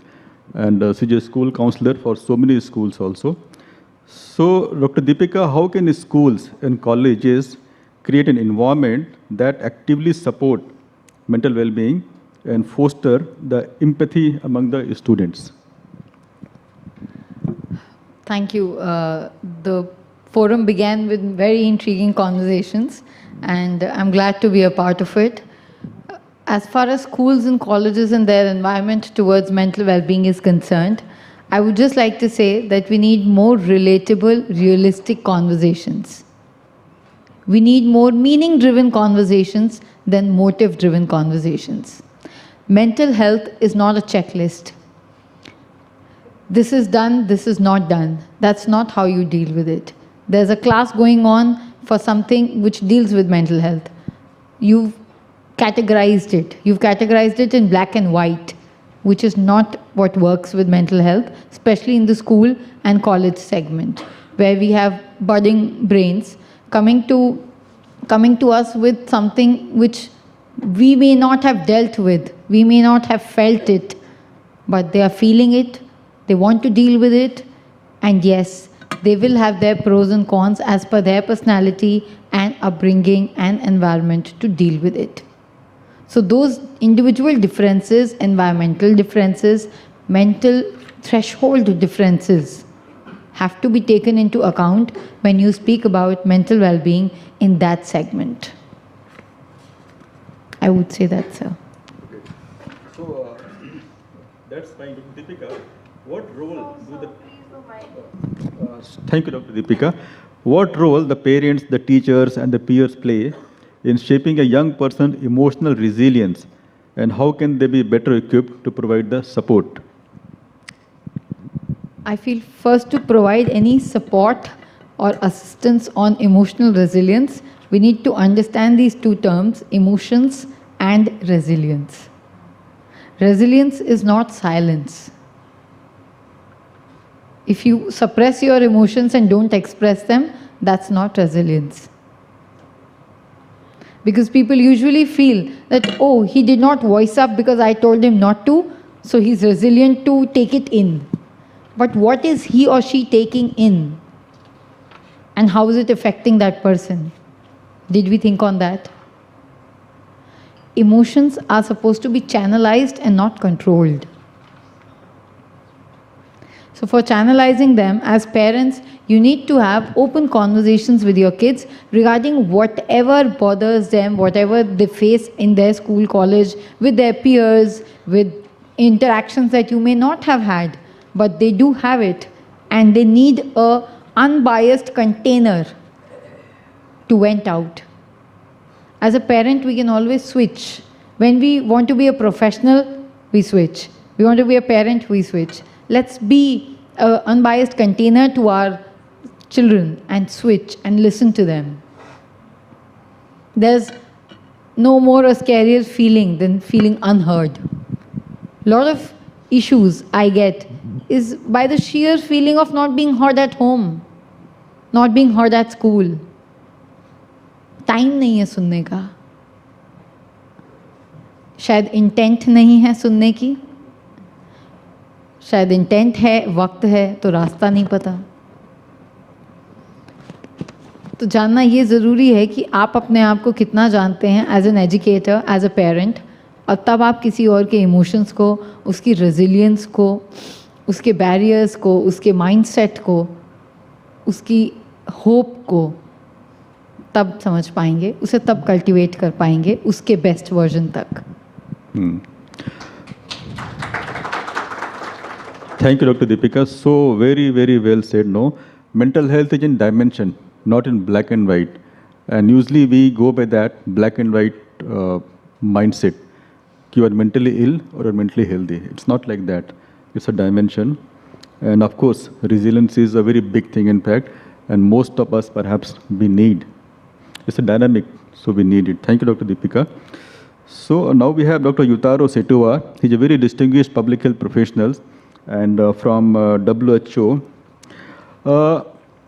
we all know that mental health problem exists, but managing it is very, very difficult because it's not one person that the person can manage. It's not only psychiatrists, not only psychologists. So this is a complex phenomena to have intervention. So, Dr. Yutaro, you have a huge experience in the WHO and the mental health complex management phenomena. So after the COVID-19, what we have been seeing, that lot of focus is on the digital app. And before that, no, it was not there, but it was not that prominent, in fact. So a lot of clinic has come up, telemedicine, telepsychiatry, mobile health, mental health app. So how do you see these digital health tools, like all these mobile apps and online support system in terms of mental health intervention? Thank you. Yes, I think COVID-19 has brought a lot of focus on mental health. I think all of you here has their own COVID-19 story, Some was very stressful, and people started thinking about this is affecting our mental health. Many people were like locked down for many months, especially children. They couldn't play with their friends. Many people were not able to travel back to their homeland. Myself, during the COVID, I was in a small country called Tonga. It's a small Pacific Island country. And they shut down the borders before the COVID came for almost 2 years. So, and I was the only WHO staff there, so I was kind of leading all the efforts, including vaccination, etc. So it was difficult for me to go back to Japan to meet my family. So I was stranded for 1.5 years before I can manage to go back to Japan. And also coming back was stressful. There was 2 weeks quarantine in the neighboring country, Fiji. And then when I come back to Tonga, I had to do 3 weeks quarantine. So, and it was, of course, stressful. So it brought a lot of attention to mental health. And WHO has, in a sense, took the opportunity to strengthen a lot of different ends in mental health, including, of course, it's about service providing, etc., but also in telemedicine area. We have made guidelines on that. We have made some kind of self-help guidance based on telemedicine, and also we supported the different governments to develop different systems to provide support to wider public, because sometimes the travel was difficult and there were so many people who were affected by mental disorder, mental stress, not disorder. So some countries set up like a lifeline kind of system. Many countries develop a kind of a website for simple behavioral therapy to be done on site. Also, there's more recently there's a lot developing more AI-based solutions to cater for those needs. And I think a good example from India is Telemanas, which is 14416, is it? There's I hope all of you know about Telemanas system. So it's a government-led system started 2 years ago, which there's a trained counselor. Basically, it's a phone number anybody can call. And at the receiving end, there's a trained counselor in each of the states. We call it the Telemanas, they call it the Telemanas cell, which they can receive calls and do simple counseling or advice. But also, if needed, they can escalate to psychologists or even to psychiatrists. And now they are integrating it to telemedicine, where if there's a need and agreement with the client, they can switch this phone to video call, and the psychiatrist can make diagnosis over phone and make prescribe medicines and link to nearest health facilities. So I think it's a good example of how to use telemedicine. And WHO has been supporting the India government to strengthen Telemanas. Thank you. Thank you, sir, for that. And you're right that technology has enabled more accessibility of mental health services and also a more cost-effective platform for these services. Moving on to our next speaker, Mugdha. As a young person on the seat, wanted to understand intersection between mental health and climate change from your perspective. What are the stressors? What do you think are some of the options that we need to explore more in terms of solutions for the younger generation that I think as a society we are responsible to and accountable to? Thank you, Preeti. I do see the crowd and I see that I'm very young, so it's quite ironic that I'm up here trying to educate everyone because, everyone here has so much more experience than I do. Yeah. I think one of the main things we need to remember is that we don't need to understand necessarily the person in front of us. We don't need to agree with them either. We just need to accept them. And mental health is such a vibrant thing. There's such a huge spectrum, and someone can have like multiple levels of disorders while someone can just be dealing with stress. And oftentimes for young people, we do not want to be categorized as someone who is depressed or someone who has PTSD, OCD or bipolar or any of those things. But at the same time, we do struggle with so many of those symptoms. So we don't know where we stand. Like, is something happening or is it not? Am I supposed to make this a big issue or am I not? Am I just young and overreacting? Or should I go to my parents and tell them they're raising an idiot who is not able to cope with the changing environment? It's so difficult for us to be kind to ourselves, right? And to be able to transparently tell the person in front of us, like, hey, I'm struggling. And I do understand that I'm in a position of privilege, sitting in a 5-star hotel, wearing expensive clothes, drinking, expensive alcohol, and eating good food. But while also going to camps and seeing people in slums really struggling for the next meal. So we struggle with being kind to ourselves, that it's okay that we are privileged and it's okay that not everything is fine with us. It's okay to have everything and still have struggles in the mind. So at times like this, perhaps if there was some way in which young people could have a platform where they could, maybe self-analyze, some sort of evaluation forms or some sort of database that helps us find out for ourselves where we stand in the spectrum, right? We don't necessarily want to go to a psychiatrist and tell them, it's so dusty, I had a bad day, my mother screamed at me, and some dog pooped on my leg. I don't want to say that to a psychiatrist. There are so few psychiatrists out there already.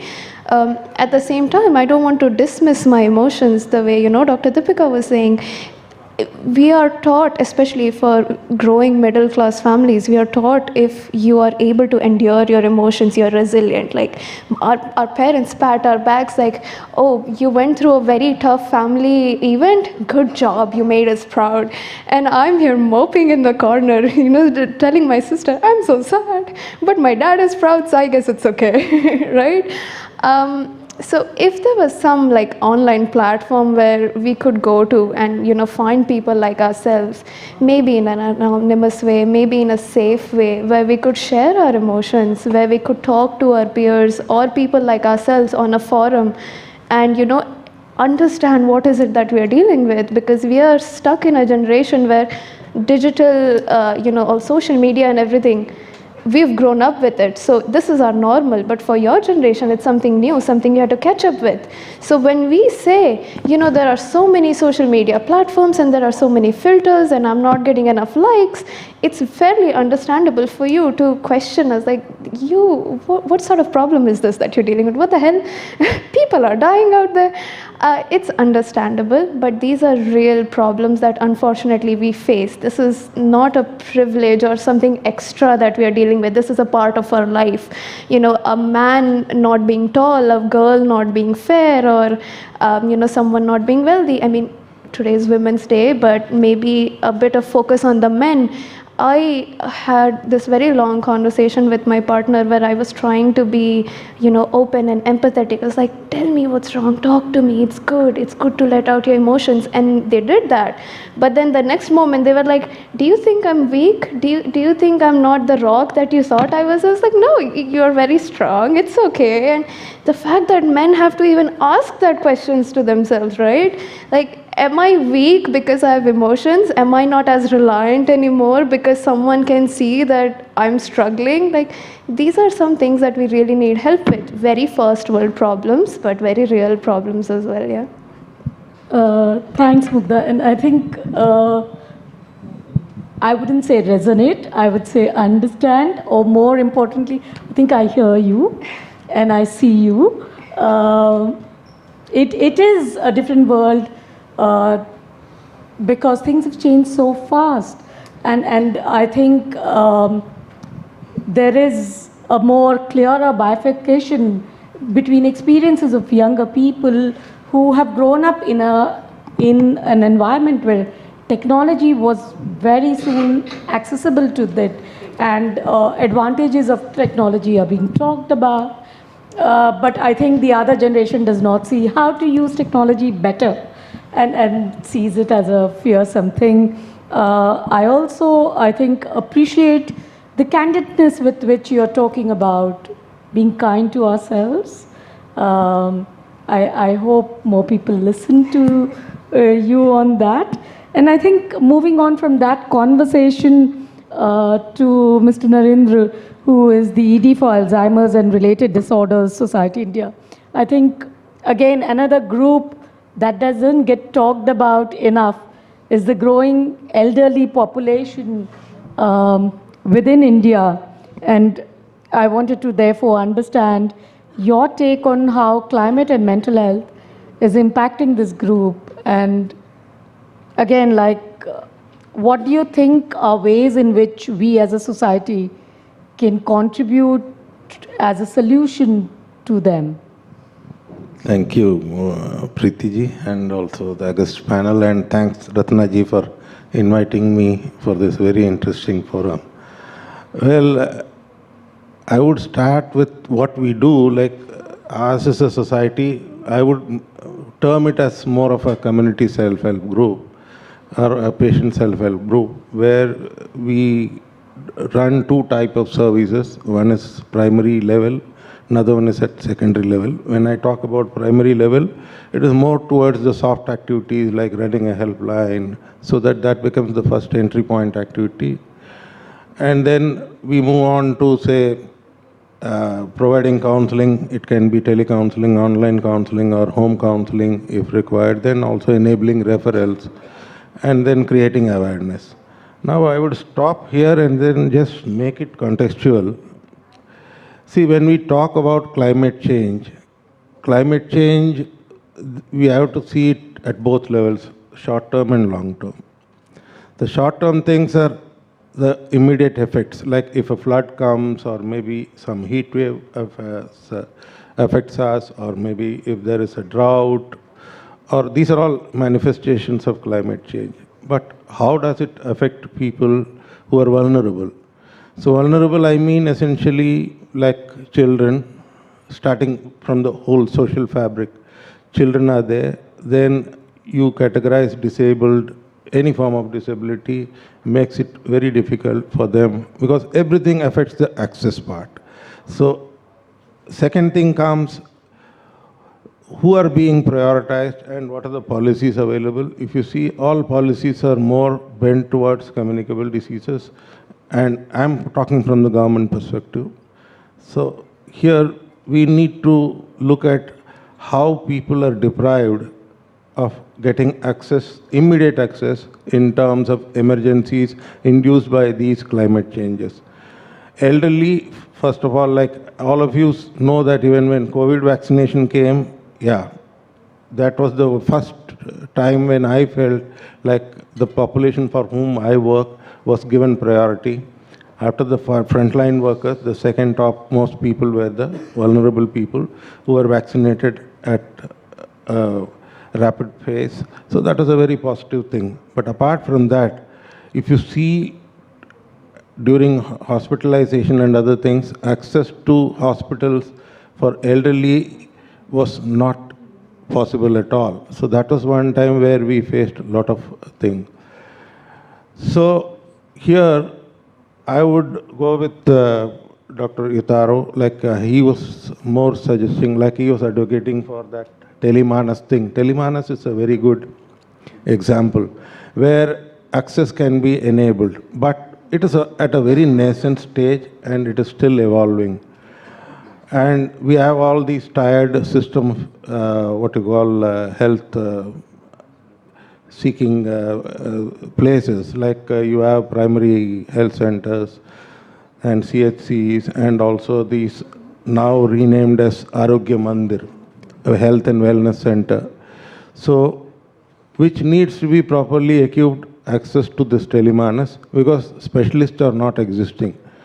When we talk about mental health, definitely it goes 2 levels up. It is not to be handled by a general physician. It has to be handled by a specialist, as rightly said by Dr. Nimesh, because we mix up things, even a sociologist become a psychiatrist. So that should not happen, because in our case, when we talk about diagnosis happen, say, starting with an MMSE. MMSE means mini mental state examination.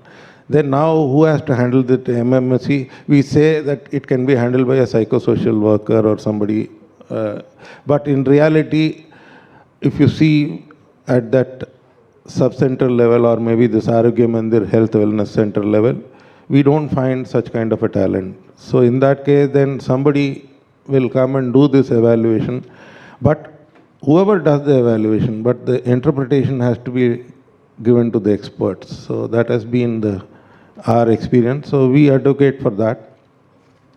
Now I would talk about the secondary services which we deal with. Secondary services are more hardcore and requires intense kind of intervention. So we talk, I mean secondary services and intense, that is one-to-one when the thing goes into the management side, like care management, which is more intense. So we talk about daycare centers, running daycare centers, where we bring in patient, provide them some kind of care, and then leave them back. So it is more of rehabilitative in nature.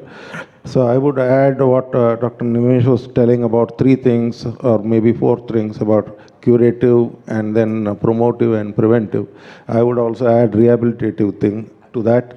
So because rehabilitative support which we provide are very, very essential, and that has to be taken properly into perspective when we plan our services. And the second intense thing is running a full-time care center, because the severity of the disease moves from, it is more in a progressive way. So when it is progressive, then the severity and the care element also becomes more intense. So then the patient requires one-to-one care, because normally when we talk about a day care, there we have a 1 carer versus 5 patient ratio. Whereas when it comes to intensive care, it becomes more like 1:1 also sometimes, because of the behavioral issues faced by the patient.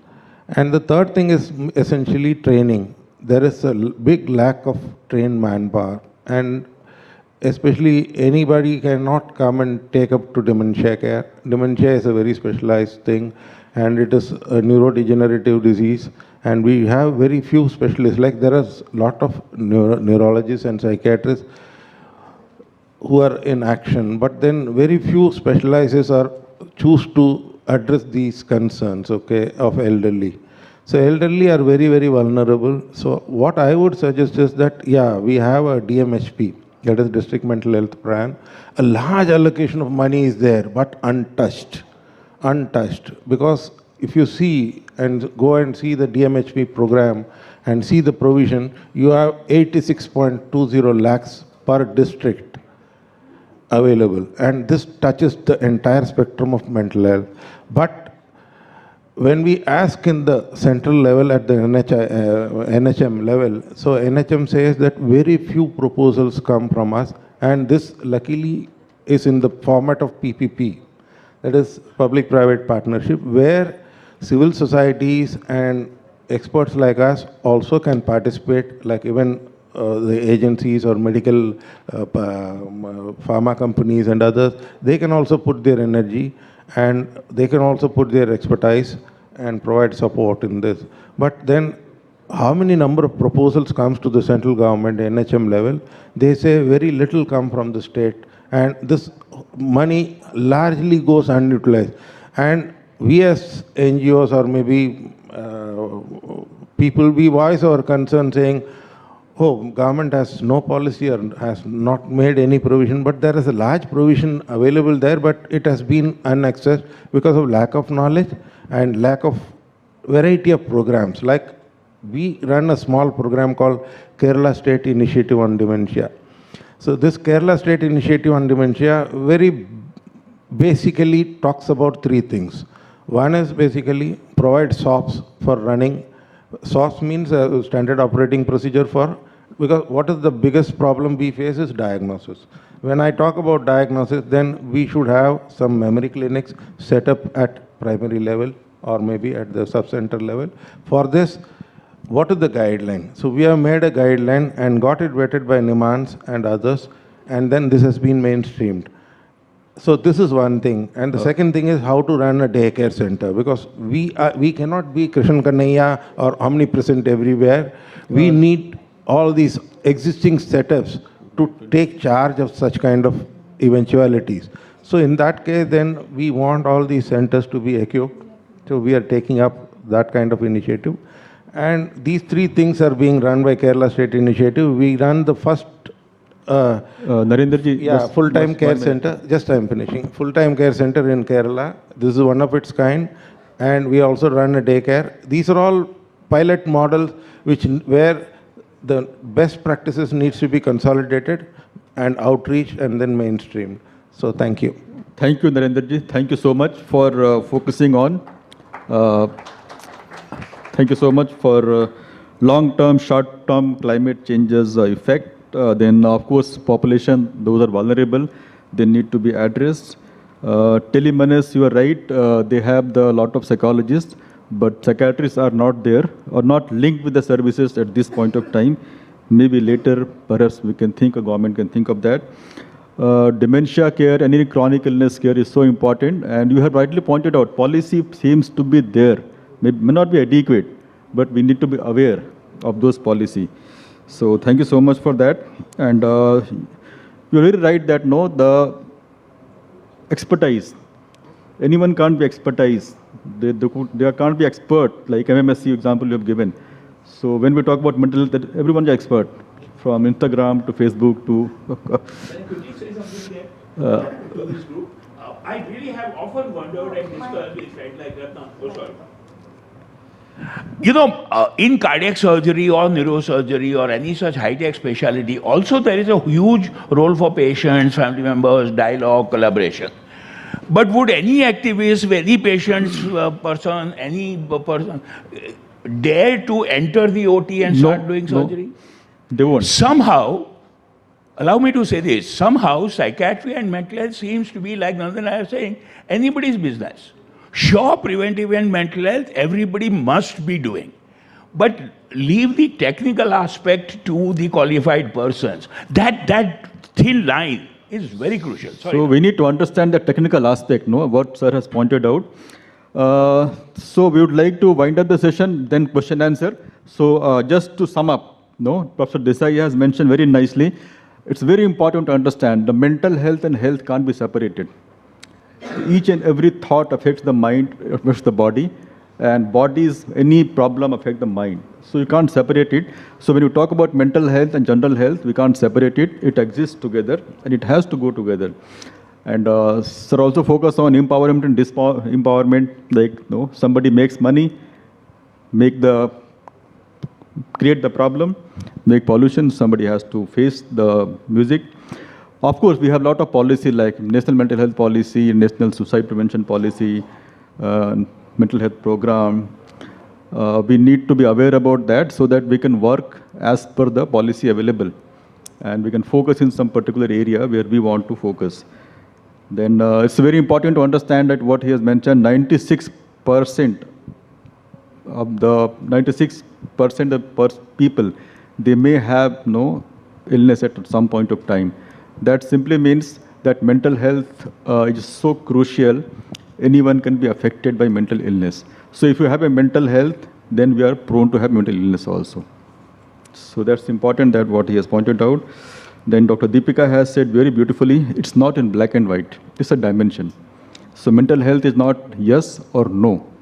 So, and Dr. Yutora focused on telemedicine and wider public reach, that has, telemedicine has helped in that, plus multiple apps also, and telemenus also. I would like to ask question later with Dr. Yutora, whether this lot of medical telemedicine app need the regulatory approval or not. Then Dr. Mugdha, many thanks for those. Raising the empathy in expression. I think it's a core of mental health, not illness. So mental health revolves around the empathy, feeling, emotions, and that's so important. You also said that no, we need to have a good evaluation platform. And that is, we have a lot of platform is coming up. Dr. Deepika is a part of one platform. It's called Never Alone. So she is one of the very key person in that platform.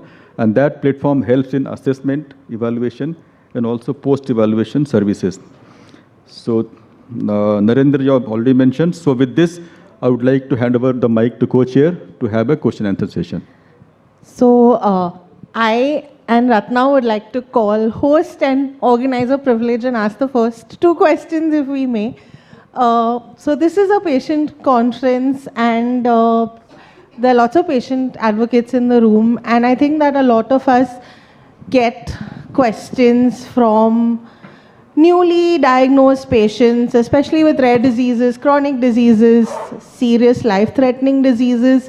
And there are really no mental health services that are specialized for patients. Are any of you familiar? Do you believe that there is a need for something like this that is, or do you believe that there is a specialized need for services or any kind of specialization for mental health that is designed for patients whose life has been turned around or completely upended by a diagnosis? So you want from panelists answer? Okay. I mean, not any particular panelist, but so anybody. Can I respond to that with your permission, sir? You very nicely said need and a special need. So the most important is the need, no? And that need is the awareness. Then come the services. Like if you look at the hospital, the doctors die by suicide in a hospital where psychiatrists are there, psychologists are there. So there is a need to be aware that what you are having could be a mental health problem or illness. But unfortunately, we are not aware of. We attribute to something else. We attribute to the either colleague or the system or administration or the family or something else. So first we have to be aware that what is happening to our emotions, feelings, sleep, appetite could be a mental health problem. Then comes the special need. For a special need, a lot of people are there, ranging from psychologists, psychiatrists, wellness coach, counselors. So with this, sir, anyone who like to respond? Quickly, no, thanks. Like Dr. Nunn said, there is the awareness, and like your question highlights, it's now becoming. Let me quickly say this: gaps in mental health service development itself. One, chronic disabling diseases, physical health problems, and specialized psychological counseling or mental health services for them are very low. Agreed. In general, Nand and I have both been saying the interface between physical and mental health really is not seen. That's the problem from both the sides. In fact, from all sides. Patients don't see that, families don't see that, medical doctors don't see that, we psychiatrists, a few of us see that. Let me say this quickly. It is well established by research that if you have a physical health problem like acute fatal diseases or a chronic disabling disease like diabetes or asthma, if you take care of the psychological health, and here we are not talking about psychiatry, we are talking about psychological health, the outcome of the physical health problem is so much better. The fatality is so much lesser. So that interface, like we have both been saying, that interface between physical and mental health needs to be recognized and work much more. Two, like I think the co-chair hinted and touched upon, psychosocial disability. I work a fair bit with one NGO on the mental health and psychological social aspects of psychosocial disability. That's another huge gap. But all of these specialized areas like geriatric, adolescent need, I think will happen. Let me debunk two more myths, if I may. I think our seniors in the 70s and 80s used to keep crying about, there are not enough psychiatrists, and we have all learned to say that. Let me share with this group. India by now produces 1,000 psychiatrists every calendar year. We were 3,000 or 4,000, we are already 10,000, and we are going to add 1,000 every year. So in a few years, that situation is already changing. I'm connecting that because now this is where the specialization will start happening. In next 5 or 10 or 20 years, these gaps that you and I are seeing will hopefully start coming in, to be filled. The second, as Narendra ji said, see, again, in psychiatric meetings, mental health conferences, all of us put together, we say, there are no funds. Government does not give enough budget for health or mental health. Funds which are allocated are not adequately utilized. So this two rona dhona कि psychiatrists कम है और पैसा नहीं है, I think is slightly outdated. Let's do what we can with what we have, waiting for specializations. It will happen. Thank you. Yeah. Clarinda, if I may add to this conversation, thank you for bringing up this fact that, the way Dr. Nandkumar was saying, mental health and health don't work in silos. They come together, unfortunately, as a pack, a very unfortunate package, right? When we started working with patients with chronic illnesses, we realized that this thing was very, very lacking, mental health services. So now in the field, there are a lot of people, counselors, who are providing mental health services, maybe not at the level of, what you would get if you walk into AIIMS or, you walk into a very high level institution, but there are services right now. Services that are run by patient advocacy groups, services that are, offered by independent counselors. My two lovely counselors are in the room today who have, counseled over 500 cancer patients within 5 months. That's a lot, right? Looking at this, Dr. Ratna and I, we worked on Let's Talk, which is an online platform where we try to get counselors to, interact with people such as yourself who are living with chronic illnesses. So you may not need psychiatric support, but you need counseling. So there are services out there, and similar to Dr. Yutaro was saying, telemedicine, telemanas, digital services are available now. So, we just have to highlight those more in platforms like this, but there is help out there. Thanks. Any other questions within the group? So thank you, and I would like to bring to the forefront two very personal experiences. One, when I was planning for this whole event, I was following up with Mugdha, who was, contacting the speakers, and she said, I sent emails but nobody responded. I said, pick up the phone and speak. And she says, my generation doesn't speak, we just text.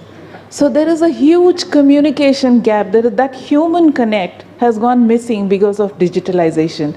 And because people want to only send messages through apps or through the platforms like Insta, etc., that speaking on one-on-one has gone missing. And because of that, the human resilience has gone missing, and there is a complete breakdown of communication.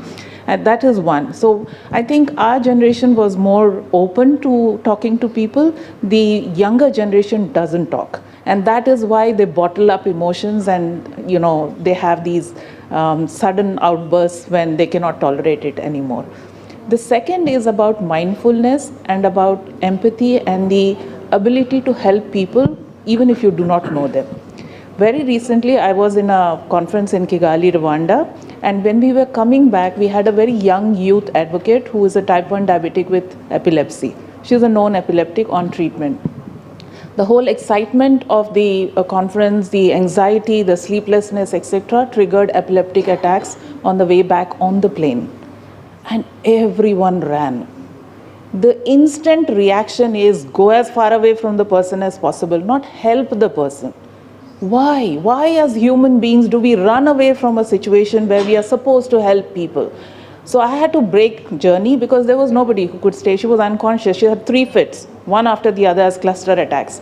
And we didn't know what medication she was taking. Her bag had no instructions on what medications had been taken or what needs to be taken. So we broke journey there. I had to stay back with her and then fly back and hand over to her father.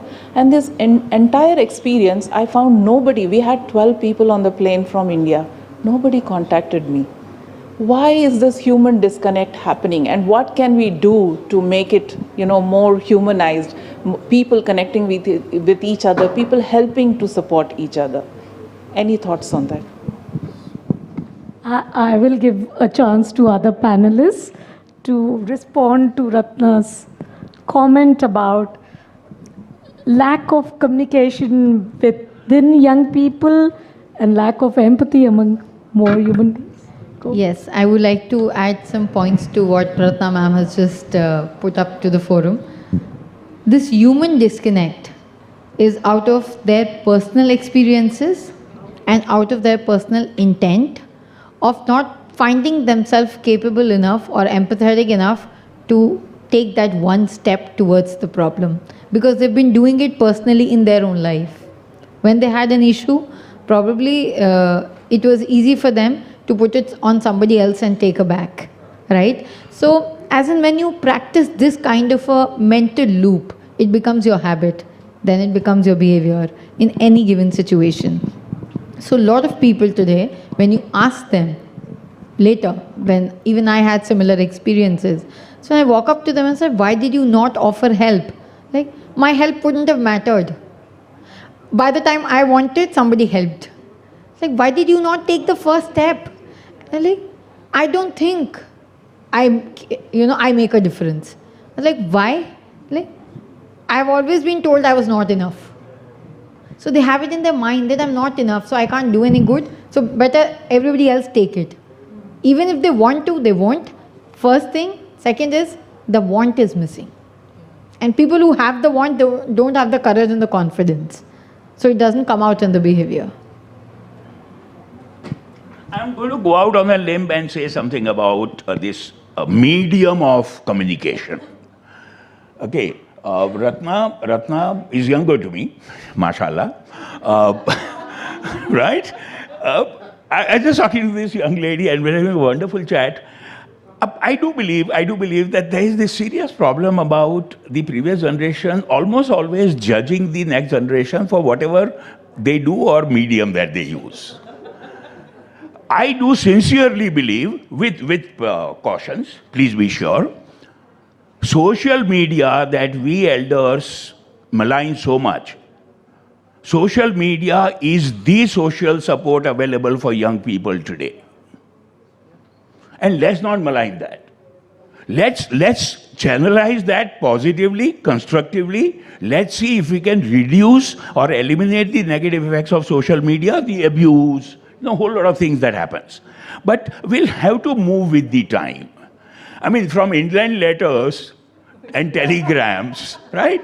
Now we are on WhatsApp. I was just telling her, except for my mom and granny who is no more and one or two elders, none knows this, I do not encourage or permit calls. I prefer everything on text or mail. And why not? So let's get out of this, please. There is certainly, like I agree with my colleague, there is lack of empathy, compassion. We need to build that more. I have a very big-time VIP friend. I won't name him here, but he's really global figure. And I've joined him to start what is being called a global movement, global campaign for compassion. So compassion, empathy, sure we all need that. It can be through WhatsApp or Snapchat or Telegram. Why not? I think the extremism is not good. So no, either social media or just physical. I think the hybrid is the key. area to work with, and hybrid has a future, in fact, hybrid. So when I got a message from Dr. Ratna's office, I said, I'm not able to come, I'm so sorry. So she messaged me, she did not call me, you have to come, and I'm here. So it's a hybrid. We have already met earlier, no? We know it. And I can remember the time, the discussion, what we had. So extremism is not good, hybrid is fine. So be in both the place, physically available plus socially. I can see more hands And wanting to just speak on the conversation. Speaking of hybrid, I just want to remind our attendees online that you're welcome to place your questions in the Q&A box as well. Okay. So, hi, I'm Manoj from National Coalition of People Living with HIV. As per my experience and all, the word mental health itself having a huge stigma, and that stigma further adds to the self-stigma of acceptance that I have this issue and I have to seek some help. And breaking that barrier is the toughest job. Service is there. People are there to provide service, but to take the service and to have that acceptance. So that's the biggest reason which I see, and that's causing a huge issue. So I just want to ask all of you, how should we, as a patient activist, we should play a role, or you should play a role to break that barrier. And again, for the mental health, I think that mental word itself is a stigma. Can we start using some other word, or emotional health or something like that? So over to you. Yeah, I'm wait, ladies first, on 8th March. 8th March also, and if I find you somewhere else also then, na? You'll always be first. Thank you.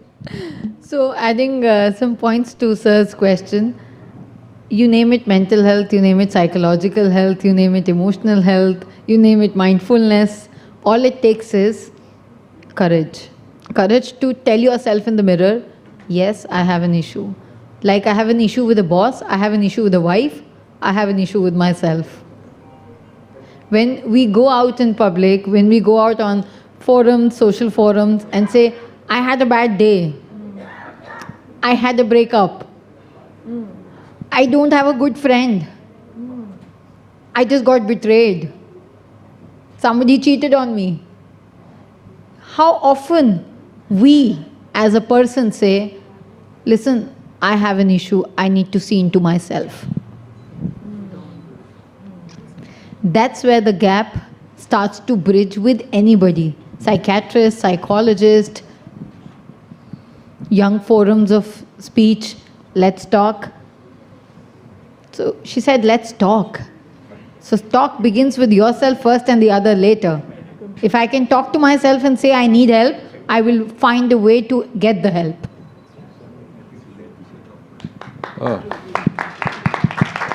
If I may, Dr. Deepika, what she mentioned, I completely agree. Sir, just to add on that, to change the name, I don't know how much it is going to help.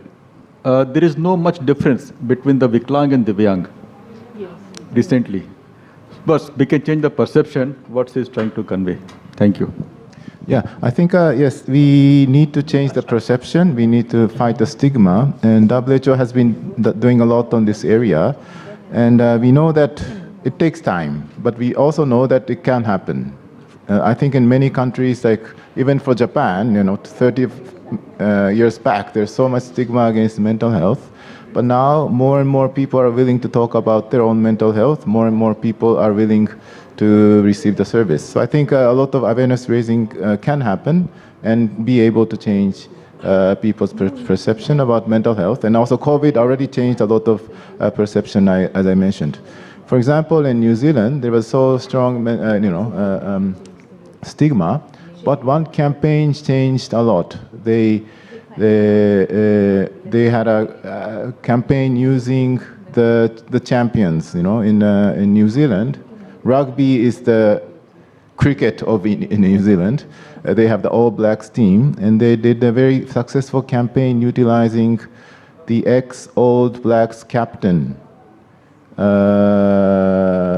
What's his name? Kerwin.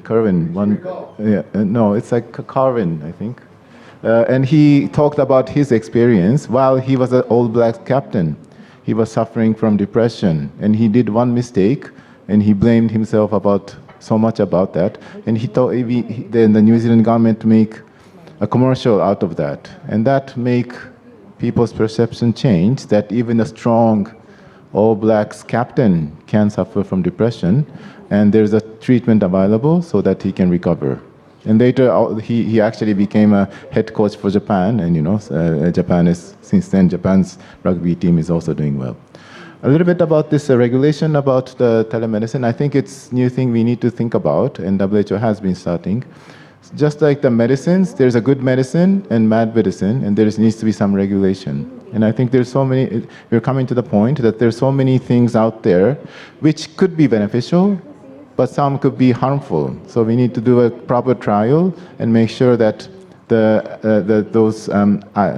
whatever technology could really support people's life. So I think that's another thing we need to start to think about. Thank you, sir. I'll leave the last question to the first row person because he was raising his hand. So if your last comment, sir, and then I'll be able to close. Mr. Shrenik. Yes.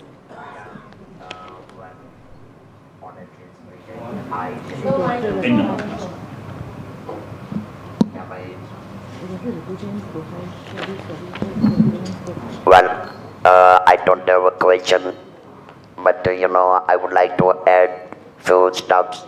Which way we were connected over WhatsApp, and aligning with what Dr. Deepika said, there is one short, simple prescription for mental health. Look, I am not qualified at any point. I am living life without natural voice for last 27 years, but I have learned a lot. And there is very important terminology in the medical segment or other in mental health.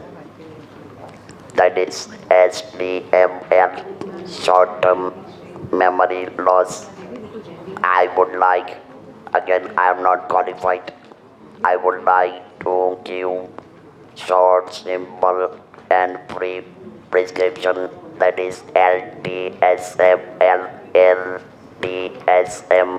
that is long-term specific memory loss. If you forget that, you become unstoppable.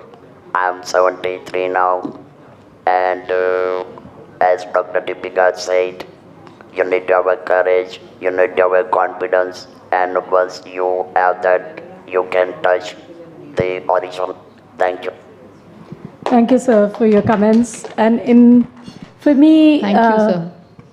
Thank you, sir. Thank you. For me to end this conversation, I think I want to be a little more hopeful. And I'll try and summarize what I'm hearing as words of hope from each of the panelists. I heard the word collaborate from Dr. Nimesh. I heard open conversations from Dipali. I heard learn to have from best practices from Mr. Utaro. Be kind to yourselves from Mugdha. And support, have more peer support from Narendraji. And of course, having more care from my co-chair. So thank you so much for joining this conversation. Can we have a resounding room full of applause for this amazing panel? Come on. I think we were so riveted. So the good news is we were so riveted. The bad news is we are now having tea in our seats for the tea break. Thank you, chairs and panelists, for your time and for this very thought-provoking session. I think we're all the better for you. Thank you.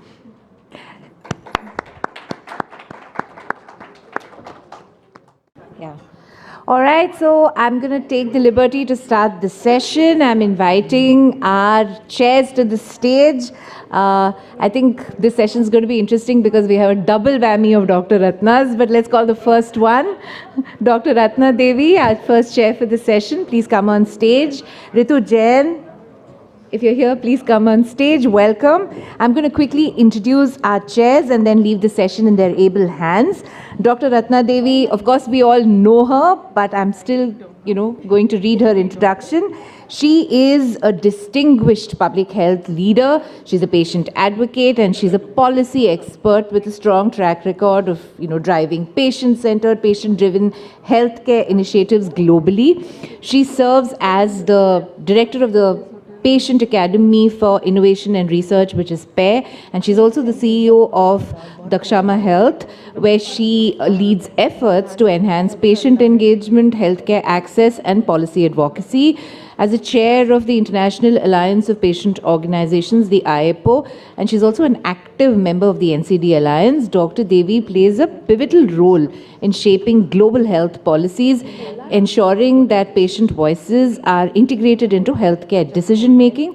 She has, of course, been instrumental in advocating non-communicable diseases, rare diseases, universal health coverage, and health equity, working very closely with policymakers, healthcare professionals, and patient communities. Dr. Devi's expertise spans public health policy, health systems research, clinical governance, and multi-stakeholder engagement. She has served on numerous advisory boards, global health coalitions, and policy forums, influencing national and international health agendas. Through her leadership, she continues to drive systemic changes that prioritize patient-centered care, equitable healthcare access, and sustainable health solutions worldwide. A little about our other distinguished co-chair, Ritu Jain. She is the president of DEBRA International and the co-founder and head of its Singapore chapter, dedicated to supporting individuals living with epidermolysis bullosa, EB, which is a rare genetic disorder. She is deeply involved in global health advocacy, serving as the vice president of Global Skin, a board member of Rare Diseases International and the International Rare Diseases Research Consortium, and she's also the co-chair of Singapore's HTA Consumer Panel, ACE.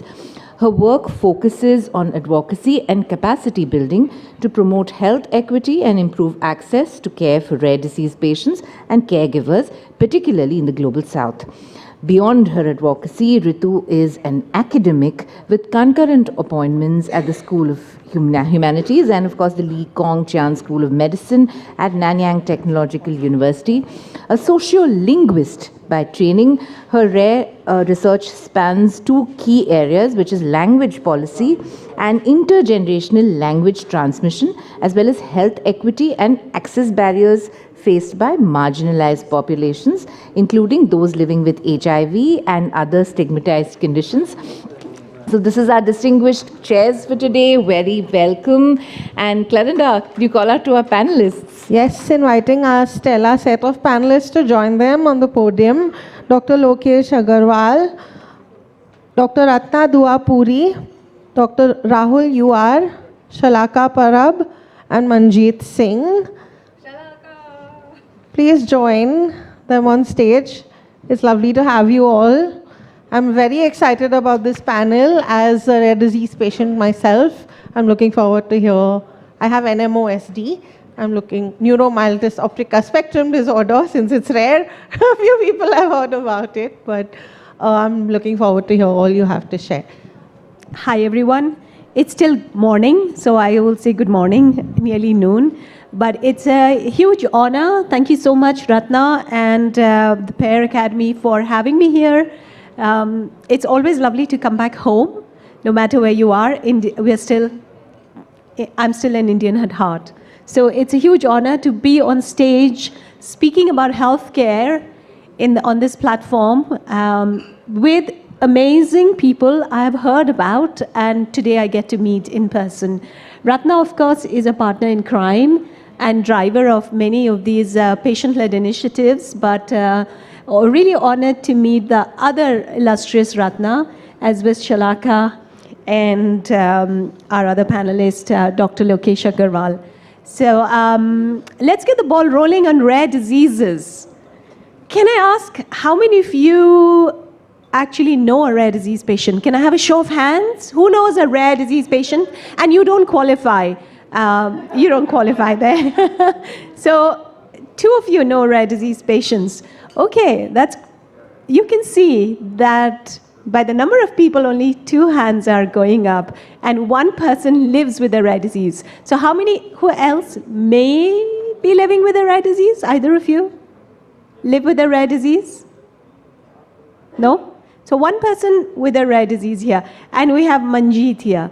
So namaste, Manjeet. So lovely to have you here again. So I guess that brings us very well to the point of what is a rare disease. I almost feel like asking everyone for a definition, but I won't do this classroom-style conversation here. I will go straight into rare diseases, and I will tell you that according to the WHO, rare diseases are defined as 1 in 1,000 people as having this disorder. And the European Union, as well as my country, Singapore, recognizes a rare disease as 1 in 2,000 people have a disorder is considered rare. And in the US, it is 1 in 1,500. So we have a spectrum just in these 3 areas. We have a spectrum of definitions. I hope this illustrates that we haven't even come to an agreement of what is a rare disease. So how challenging must it be to work towards a common understanding of how to get better health outcomes for people living with rare diseases? Honestly, at the end of the day, as I was telling Ratna just before the panel, as a mother, my daughter has a rare disease. As a mother, I really don't give sorry to be politically incorrect, but I don't give a damn about the definition of rare diseases, because as a mother and a taxpayer in a country, and as a citizen of a country, all I care about is, why is my government not giving me access, giving my child access to care, the way that another person who has diabetes or cancer or a communicable disease or a non-communicable disease, they have a right to health. As a mother and a taxpayer, I want to know why that right is denied to my child. So today, I hope to engage our amazing panelists in this conversation, but I want to tell you, I'm an academic, so I'm very uncomfortable with silent audiences. So you are all going to be part of this discussion, so please don't be shy, jump in and share your thoughts and ask questions of our panelists. Let's not have we to you, but let's have a chat, a conversation. So let me get started with you, Ratna. I would like to really ask you about what you think are the main challenges in conducting research and development for rare disease treatments, particularly in LMICs. And of course, I also want to talk about challenges related to innovative solutions. And we in Singapore are talking about personalized medicine. We're talking about precision medicine. We're talking about genomic data and how that is so critical for precision medicine. And me sitting in Singapore, I'm always thinking about India. And okay, in a country of 1.45 billion people, how are we going to scale up this precision medicine? So these are questions that go around in my mind, and I love it that I have someone to talk to and sound out today. So over to you, Ratna. Thank you so much, Ritu, for a great start to the session, which I'm sure is going to be most educative and informative. So to start off with, when we started the talk about rare diseases in India, I've seen a journey in the last 20, 25 years. It's been a journey. But firstly, I think we all in India have to take credit that we have come this far to sit on a platform to discuss. So that's great. We have a challenge when we talk about diagnosis, management, making access to therapies is we don't know the burden of disease in our country. And that's the first question that comes up all the time. How many patients are there with a specific disorder? And each one of us in specific academic centers go back to our database, how many patients have we seen in the last 20 years? But really that's not the way. So we started working towards a registry that was non-existent, and the Indian Council of Medical Research put forward a plan for a registry. It's completed 5 years. It's in a 2-year extension because we opined there were lots of hospitals as members of this registry, and we opined that let's not do it like a project and stop it because it's a waste of 5 years and even more to plan it. It has to become a program in a country. And therefore, it has to be taken up by a central government to create and maintain and sustain the program, because the challenge is always sustainability. And so we hope at the end of 2 years, it becomes a sustainable endeavor. Remember, this registry is a hospital-based registry, so we are not going to get prevalence. And so we started thinking, I really think in India, we think out of the box. So we started thinking that how are we going to get prevalence, even to start thinking, how do we prioritize disorders for which we need to fast-track therapy? I'll talk about diagnosis later. And so we said there is a lot of genomic data in individual centers. We can't just share the data because it's very sensitive. There are a lot of ethics issues related to that. Okay, but let XYZ centers put together the genomic data. Other centers with prior ethics approval share the data, and from data of asymptomatic people, we can remove the disease for which the test was done, because it's always done for a reason, and then look at the other genes and try and calculate the carrier frequency of the genes. Okay, so that's a model we are planning to take forward. We did something like this, which was previously published as a huge group led by Manipal in South India. And that was just about 1,100 exomes. But it's a huge country. For Singapore, that's a lot. But for us, it's... But I think that is one step that we are looking forward to taking.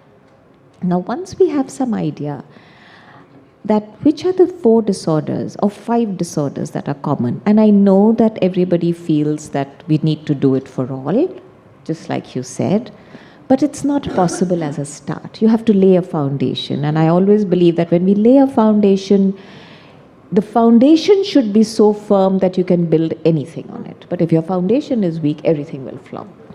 And therefore, with that in mind, you set up diagnostics. But I have to say that diagnostics have come up a long way in our country. And they are available in 2nd tier, 3rd tier cities, in many public hospitals. Again, through the ICMR, we did a lysosomal storage disorder program, which is done in multiple centers all over the country, so that in every state, at least there is one center that has built the expertise to do molecular tests. And that has come a long way. The Department of Biotechnology also has an Umeed program where they are trying to set up not only molecular tests, basic newborn screening, basic prenatal diagnosis. You have to test SMA and DMD and things like that in smaller public hospitals that can cater to a larger segment of our population. So all those things are there. It looks like a drop in the ocean because it's a big country, but I think a few years forward, it'll all, come together and make a big difference. And so once we have prioritized what are the disorders that we want therapies for, we're already treating many children with different kinds of disorders. The longest experience we have in India, in multiple parts of our country, is for lysosomal storage disorders, because we have this compassionate access program, which was, actually I have to say that was our first experience for treating rare disorders, which started in 2010.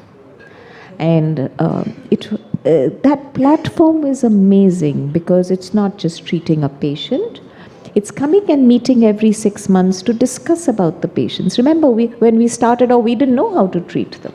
Yep. We'd never seen it. I graduated through everything without seeing a single patient on treatment. Exactly. It was not available. Yeah. So we had to learn. And therefore we sat together and we learned, and we took the help of disease experts who were Indian but based outside and who were the name in that disorder. And that was the start of the journey. And so now we have 20 to 25 years experience there. Then came in other disorders like inborn errors of metabolism. We went through a stage when every special diet had to be imported. It would take time, the child would get sick. We didn't have diagnosis to make appropriate diagnosis. So we developed our skills, we established diagnosis. By we means, it's not I, we means lots of us. And the diets are now available in India, they are made in India. And so therefore, they are still a little more affordable. It's a challenge for many because a lot of our people are below poverty line and it's a lifelong therapy. But at least they are available. And the rare disease policy is looking after many things related to that. And we had inborn errors of immunity. So there the IVIG became cheaper. And then came in these hugely expensive therapies of DMD and SMA. There also we achieved some experience with compassionate access programs and some public service units who bought the therapy. But at an individual family level or a patient level, it's not possible. And I would always like to first tell my families, because when a diagnosis is made, they want to sell everything and buy it. But I do counsel them that if you only give it for 6 months and don't give it for lifelong, then it's a waste of money. So don't do that, you know. So these are all the things that are there. And so while all these things happen, how to make it profitable and accessible to a larger segment of our population, we can't live on compassionate programs. I am very certain about that. So either there is some incentive for the companies who have these drugs based on the number of patients we have to bring down their rates, because the patients in India are definitely more than the patients in America or in Europe. And the second thing is that we develop a system of making some drugs ourselves in the country, because that's the only way it can happen. And I have to tell you that that sort of engagement is also beginning, because there is now a cross-talk. Initially, we were all working in silos. I was doing clinical work, somebody was doing research work. We didn't know what we were doing across the door. And so now there is a lot of cross-talk because of the awareness, you know, and the realization that we can do this. And therefore, that model of trying to develop therapies in India has also taken shape. The government has now shown interest to fund it because it's all about money, and there is no lack of expertise in the country. And so therefore, that's how the things are moving forward. Wonderful. Thank you, Ratna. Would anyone else on the panel like to pitch in on aspects related to R&D development as well as to making access available for rare diseases? Ratna? Ratna too? Yeah, quickly. So Dr. Ratnapuri talked about a lot of work that's happening in the country, but this is a milestone year in terms of the UN resolution, 26 countries being co-signatories. India is one of the co-signatories to that resolution. A lot of global movement that is being spearheaded by Rare Disease International. So maybe you could throw a little bit of light on that, and then I will talk about the work that patient groups have done to join that movement and how we are trying to get the global community to support us in the work that we are doing as patient advocates within the context of the country. Happy to talk about that, Ratna. So I'm part of Rare Diseases International, and to give you some context, Rare Diseases International is a global alliance of patient organizations working on rare diseases. So it's the Rare Diseases International Alliance of patient organizations who are largely patient and family driven. So RDI, actually, this also speaks to the power of the patients and the groundwork, at the ground level, what patients in communities can drive at the global level. Sometimes we, in the healthcare systems and as consumers of healthcare, we look to the governments to drive change. And I think that's a very partial view and not a sustainable approach to healthcare. I think in today's world, actually it's been going on for many years, but today it is so much in the spotlight globally that we are looking at patient communities driving change at the global level, at the national level. So to give you an example, what Ratna was referring to right now was the resolution on rare diseases, which has been driven by Rare Disease International. And Rare Disease International has worked over many years with the WHO, starting in 2019, where we actually got rare diseases included as a specific aspect in the Sustainable Development Goals. In the WHO policy, we got it mentioned under UHC that rare diseases should be part of universal health coverage. From there to last year, no, actually we are in February, so it was just approved in December. We had the executive board of the WHO who recommended strongly that the WHO adopt the resolution on rare diseases, and it will happen in May at the World Health Assembly. And I'm very confident that I will witness the adoption because I plan to be there in Geneva in May. And this resolution was co-sponsored by 26 member states. One of them was India.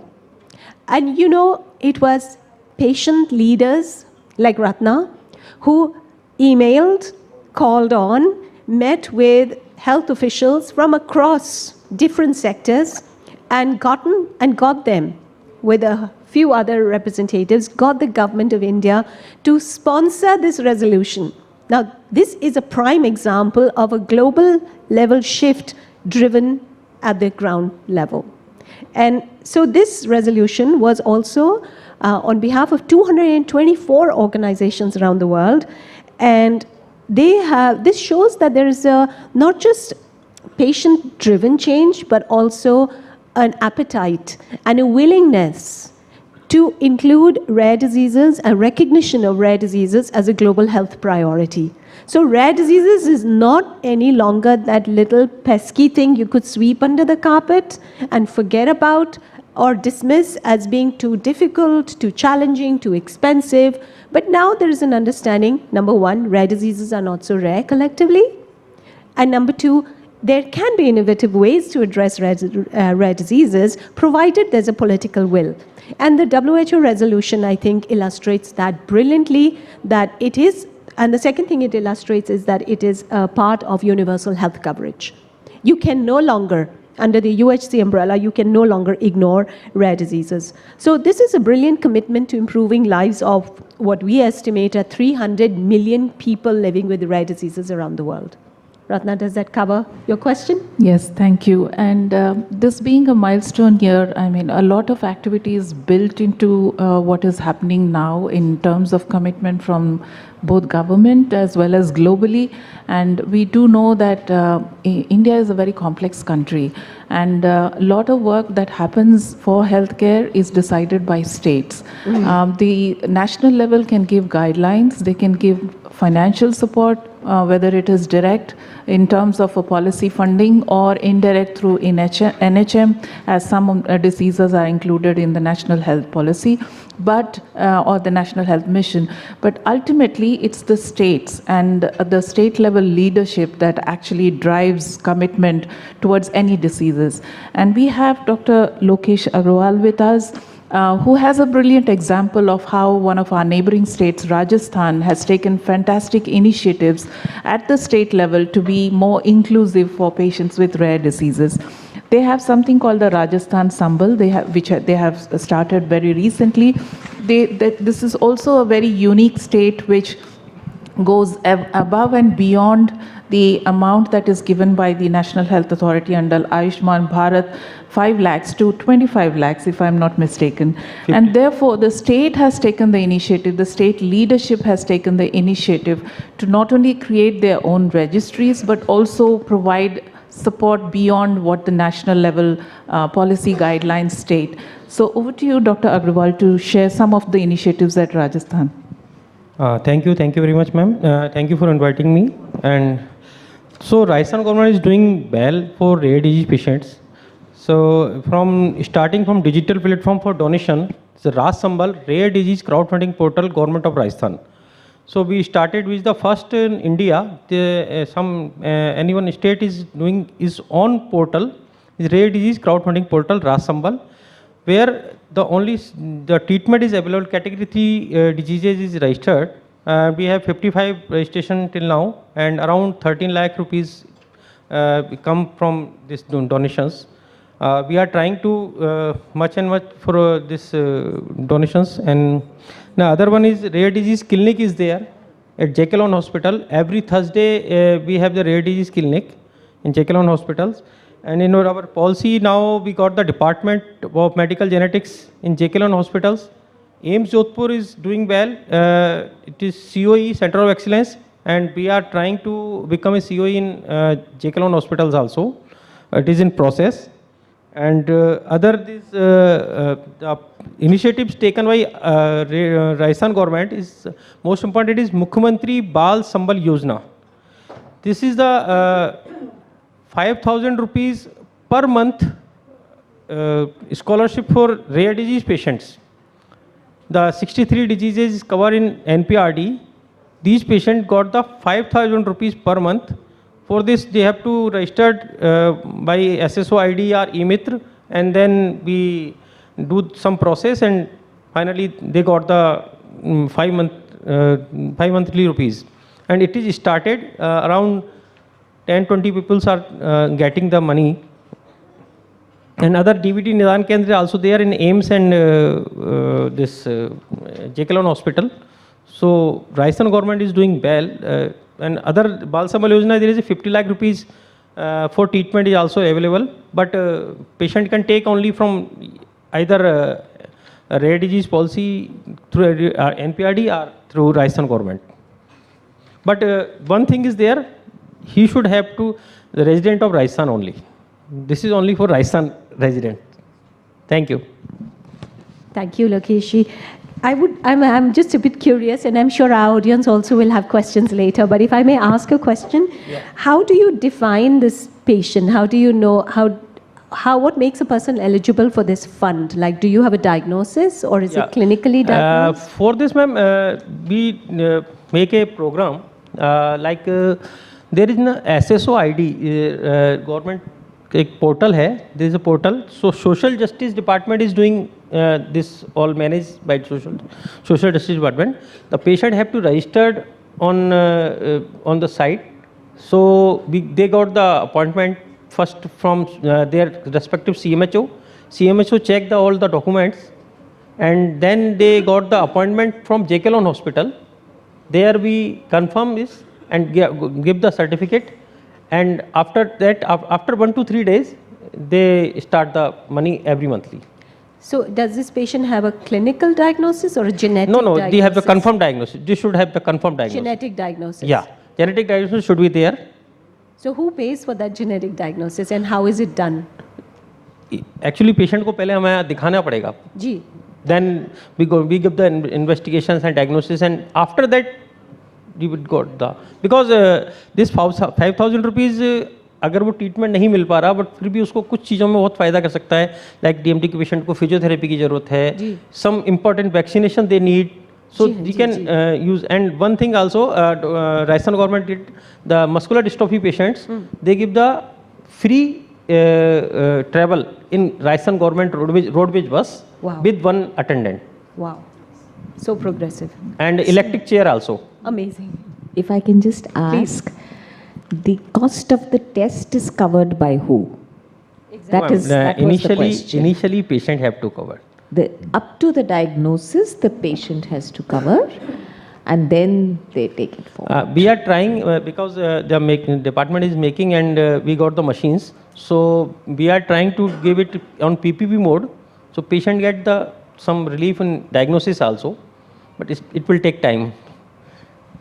Yeah, it's a new program, so at least that intent and that leadership has been shown by the state government. I think Rajasthan government is doing very well for this, and so it should be taken as a positive way. It is a positive. Because somehow, I heard a patient अब India में एक tendency होती है कि जो हमें मिल रहा है वो नहीं मिल रहा है, ये तो मिल गया, अब आगे और चाहिए. That's true. But just I want to say कि मतलब जो मिल रहा है कम से कम उसको तो हम ढंग से यूज करें. I agree. I agree. And there have been some progressive states like Kerala and Karnataka who have also taken such initiatives. So it is slowly building, the ecosystem is slowly building, and it is states like yours that actually set the example for other states to follow, because somebody has to take the leadership and start something. If you don't start something, you will never learn what are the barriers and how can we improve on those barriers. So certain states like Kerala, Rajasthan, Karnataka have taken fantastic initiatives. And because we are a big country, it's going to take some time to move forward. And these investments take time. Also, it's a whole health system that has to be improved. It is not one clinic or one doctor or one department.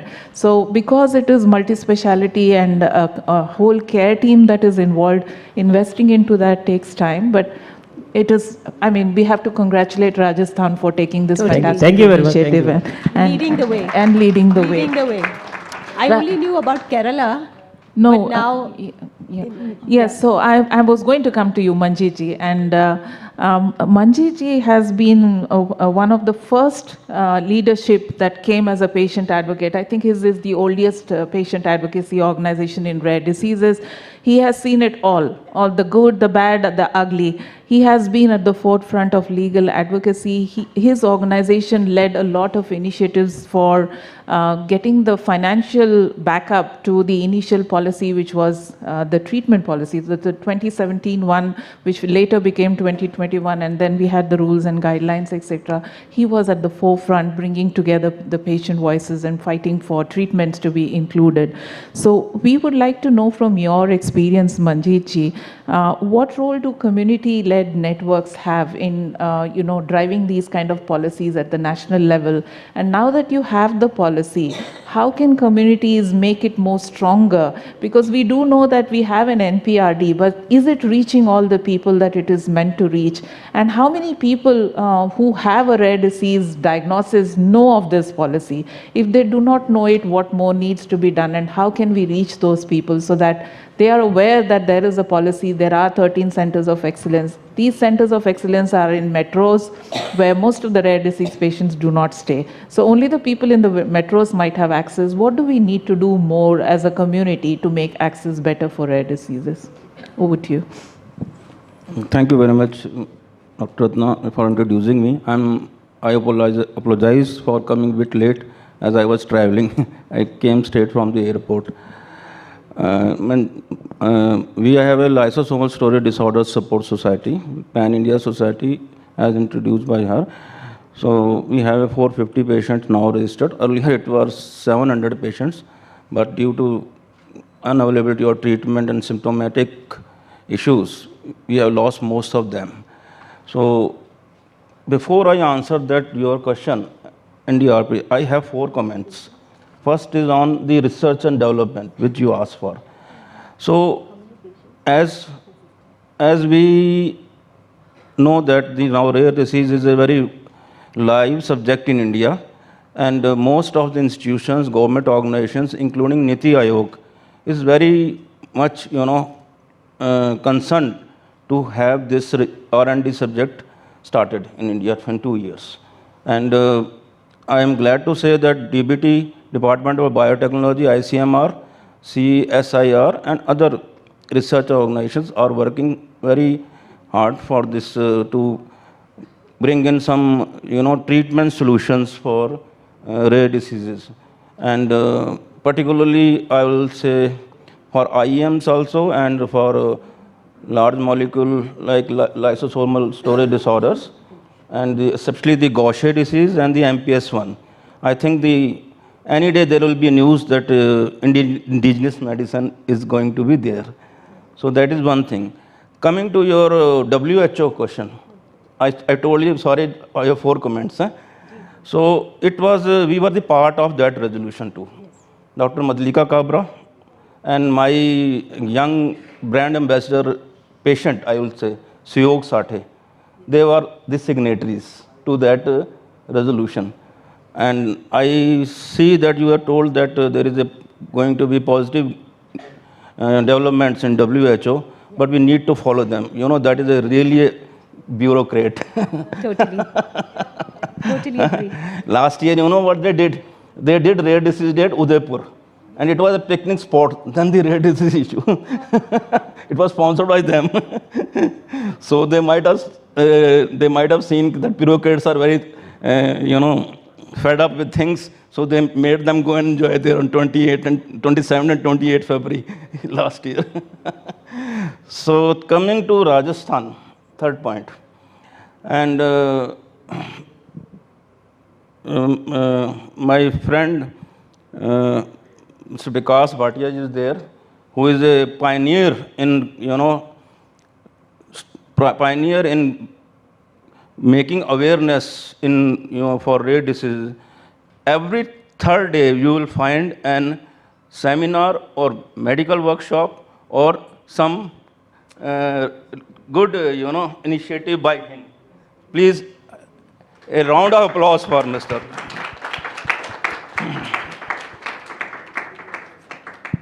And secondly, I really thank Dr. Agarwal, but I want to just update you guys that we were the only organization who went to Rajasthan High Court to get the treatment to lysosomal storage disorders patients.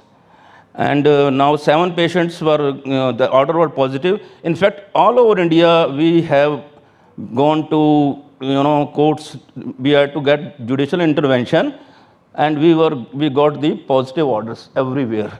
And added to this, Kerala and Karnataka and Tamil Nadu. Also I don't want to take accolades, but I must tell you, we were the first people who won the Karnataka High Court case in 2015, and Karnataka and Kerala government have been now giving annual budgets for the rare disease issues. And similarly, that would be the need of hour will be coming. Your question I have to still answer. Huh? Need of hour will be what we are missing is missing link is like missing gene or missing enzyme, that we are not involving states, which is very important because health is a state subject, and that is being neglected by central government also. Okay, so that will be the one big thing. So Karnataka, I told you, Kerala told you that they are doing, and they are, in Kerala,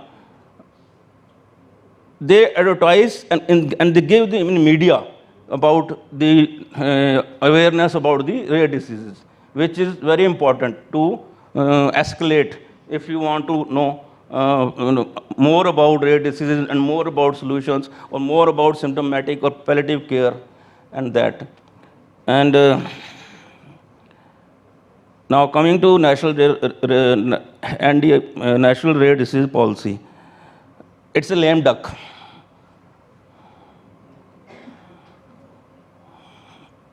Okay, everybody got it? It's a lame duck because it is not a complete policy. It is just a question of definition on first 15 pages. Then the 7 pages say, this will do this, will do that, will do that. Huh? So there is a provision for up to 50 lakh rupees one-time treatment for the one child. The group A, group 3, group 3A, 3B are covered in that, but group C, which cover lysosomal storage disorders, so SMA kind of, or DMD, they cannot be covered. And most importantly, out of that is center of excellences. Like AIMS Jodhpur, you said, there are 12 already there. Last 15 days back, RIMS Imphal has also been designated the center of excellence. And the government has promised that since India is a very demographically big country and patients wither away from here to there, they go one place to other place, 1,000 kilometers. So they have now at least decided to make center of excellences in every state, which will be possible by this year. I think that will be a good positive step forward in India. So it is not the policy, it is the conscience of the government. You know, today we are sitting here in Mantra Hall. At the same time, there is an international health conference going on in Bharat Mandapam by Prime Minister, and JP Nadda is there. And for today and tomorrow. I don't know if I am, it is my mistake, we should have been there also. Isn't it? Let us barge in. So, it's a conscience of the government. The bureaucrats are very good. They are very, very informed, informative, and they have a conscience to do something. But politically, we get, on the back burner. Under the policy in Delhi High Court, where we were also the party, 205 petitions filed. They were clubbed by the justice, and the National Rare Disease Committee, headed by Dr. Madlika Kabra, the senior, pediatrics genetic ex now of AIMS, she and her team made a proposal on the court orders for 2 years, and they gave to submitted to the High Court. And the High Court, after going through it very thoroughly and having a lot of discussions, I am talking of High Court. Discussion means not on the court, in the backyard of the court also. They decided and they asked the government to please implement this policy. So this proposal for 2 years, it was for 976 crore rupees for those children who are eligible or who will be benefited from the treatment. Had that been started, it has not been yet started. If this proposal sees the light of the day, I think there will be no going back in the field of rare diseases, because there has to be some start, there has to be some initiative. Unfortunately, the government has gone to Supreme Court and taken a stay against it. But I am tirelessly not sitting, I am not sleeping since they have taken the stay. Why? Because I know in the court order, the justice has erred. You know what he erred? He said that you should have gone to double bench first. But it still stayed the order. So that point will help us to get some benefit, to get this thing done. Because now government will have to do something. कब तक हम free ration बांटते रहेंगे और वो ration लेके बाहर बेचते रहेंगे? So I think to sum up this, in I think every forum, Dr. Ratnapuri ji knows, in every forum we tell the government, please include the tax exemptions to the crowd portal donations. For last 5 years we have been talking this. I would like to take the name of our late Shri I.C. Verma sir, who is a father of genetics, and he got the Padma Shri also just 2 years back, and he also echoed the same thing to Ministry of Corporate Affairs, Ministry of Finance, for ATG benefits, for 12A benefits, and CSR, corporate social responsibility contribution making mandatory for rare diseases. But nothing has been done.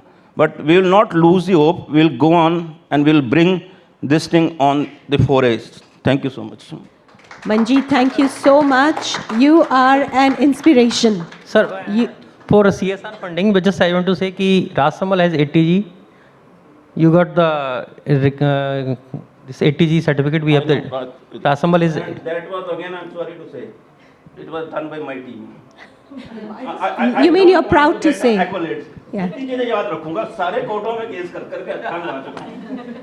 Well done, Manjeet. What an inspirational story. I've heard Manjeet speak before.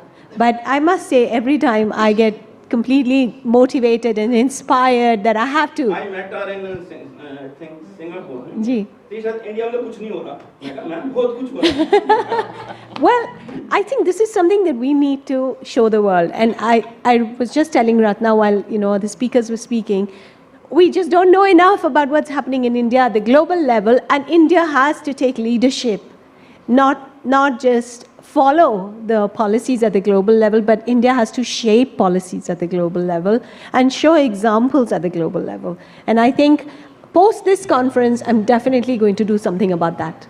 Thank you. And that brings me to, like Manjeet ji was saying, 2 years back I was in Bangkok at a summit that was being held by APARDO, which is the Asia Pacific Alliance of Rare Disease Organizations. And they called me to speak about what India is doing. And after I had finished 15 minutes of speech, they couldn't believe that such a country as large as India had progressed so fast in just 2 years' time. And they said, we don't know anything about this. And I said, that is because we do our good work, but we don't make a trumpet out of it. So I think one of the lessons that we need to do is to publish more about the work that we are doing, maybe not in peer-reviewed journals, but as articles, to newsletters like the Rare Disease International, etc., so that the world gets to know the kind of work that we are doing. And it's not just work at the national level, but work at the state level as well. There are some exemplary examples of state level leadership, especially Kerala with 20 centers now they are setting up in each district, which needs to be published as models of care for the rest of the world to follow.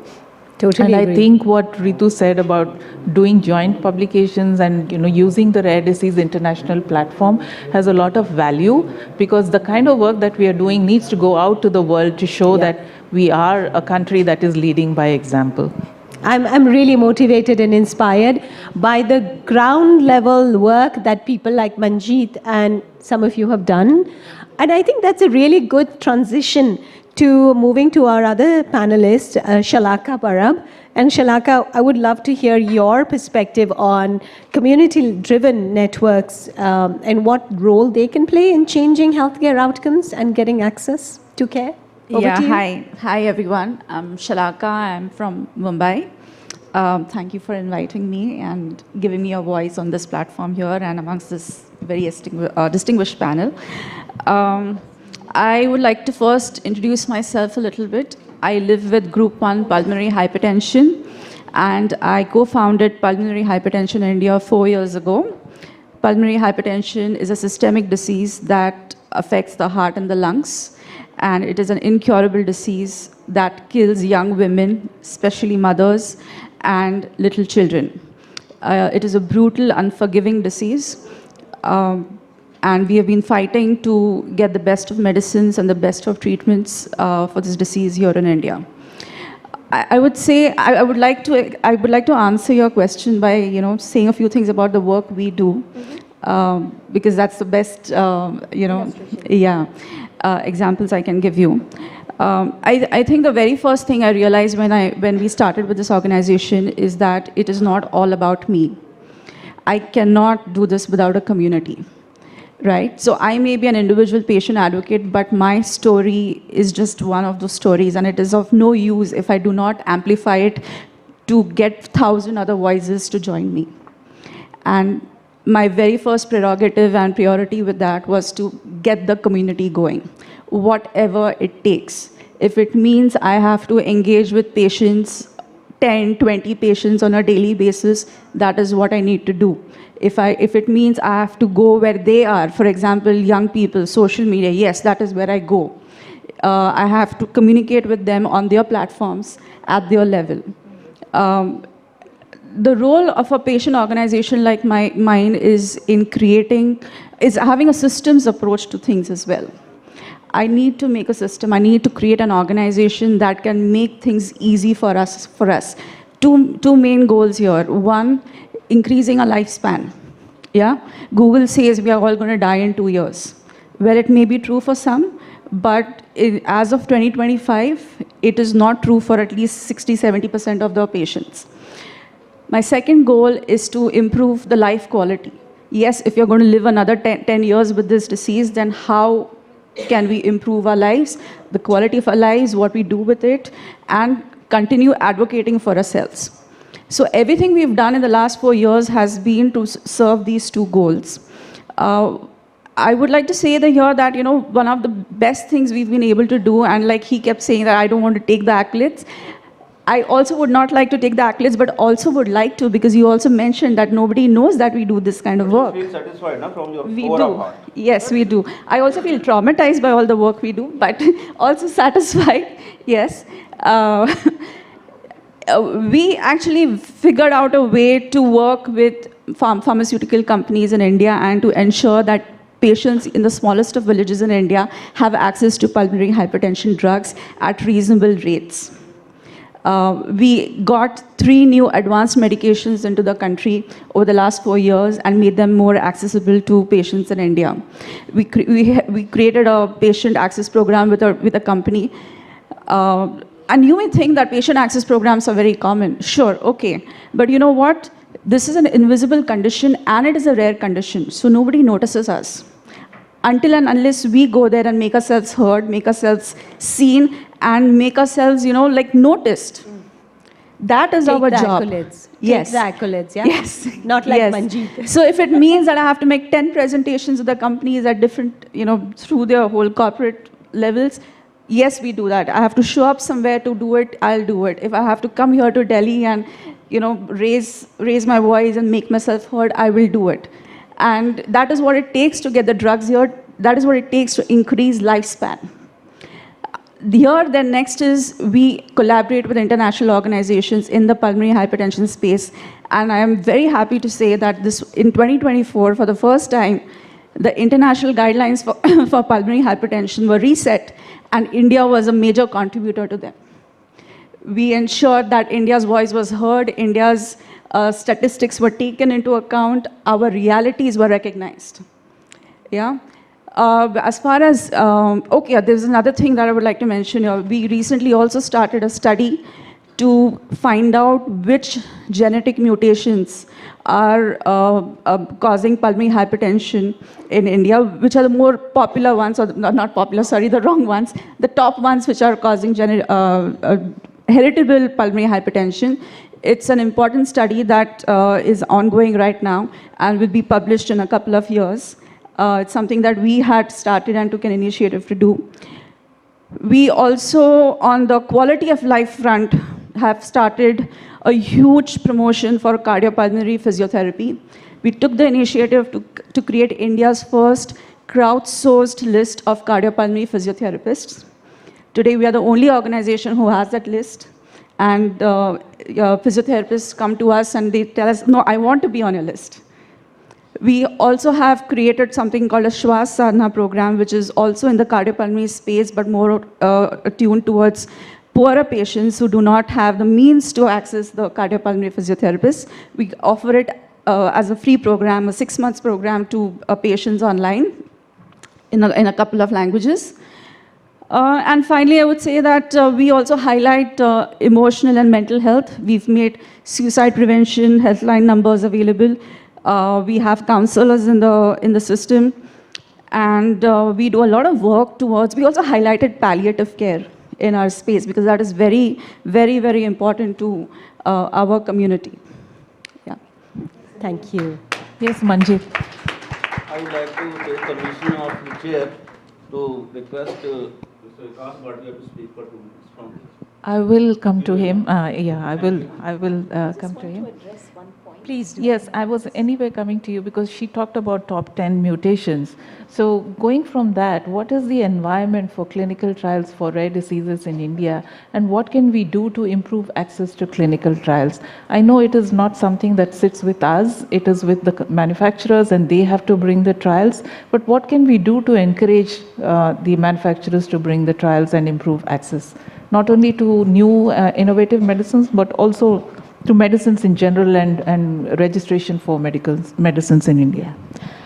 So I would answer that question in 2 parts. One part is the very, very big role of patient organizations.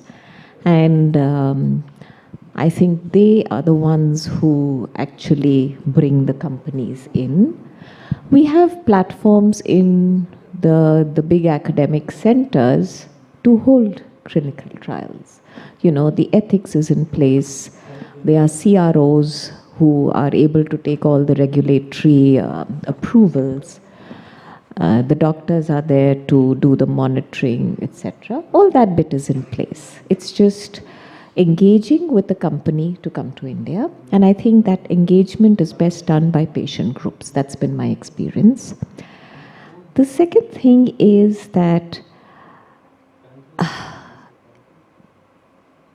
you know, I find one reason why they don't come to India, as you know, as much as we have clinical trials all over the world, is that we don't have, after the trial is over, the drug that is approved by the country, and therefore it can be sold by the company. After all, the pharmaceutical company is a business company, okay? And so that is our biggest challenge. And I don't believe in doing a clinical trial if my patient is not going to get the drug after the trial. I don't engage in that clinical trial because in my mind and in my heart, it's unethical. And so we have to have a conversation. I've had this conversation with my ethics committee. Should I do it? Should I not do it? Is the company right? It used to bother me a lot. And so the ethics kind of like told me, like, you are nobody to say, you know. It's not ethically incorrect as per the law for them not to provide access after the trial is over. The rest is for you to decide. Okay?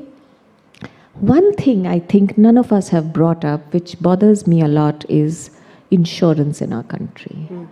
Our patients with rare disorders, genetic disorders, are not covered by insurance, even if they are admitted in a hospital for an unrelated pneumonia. And I think we really, I don't know how to address that. We've tried, not been successful, but I feel that that is one thing we need to address.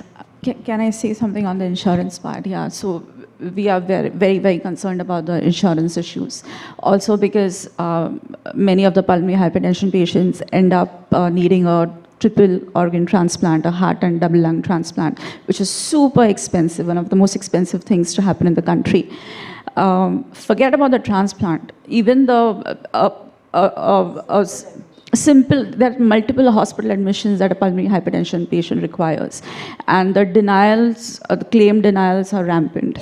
But we have, so one of our patients is a corporate lawyer who works in the insurance industry.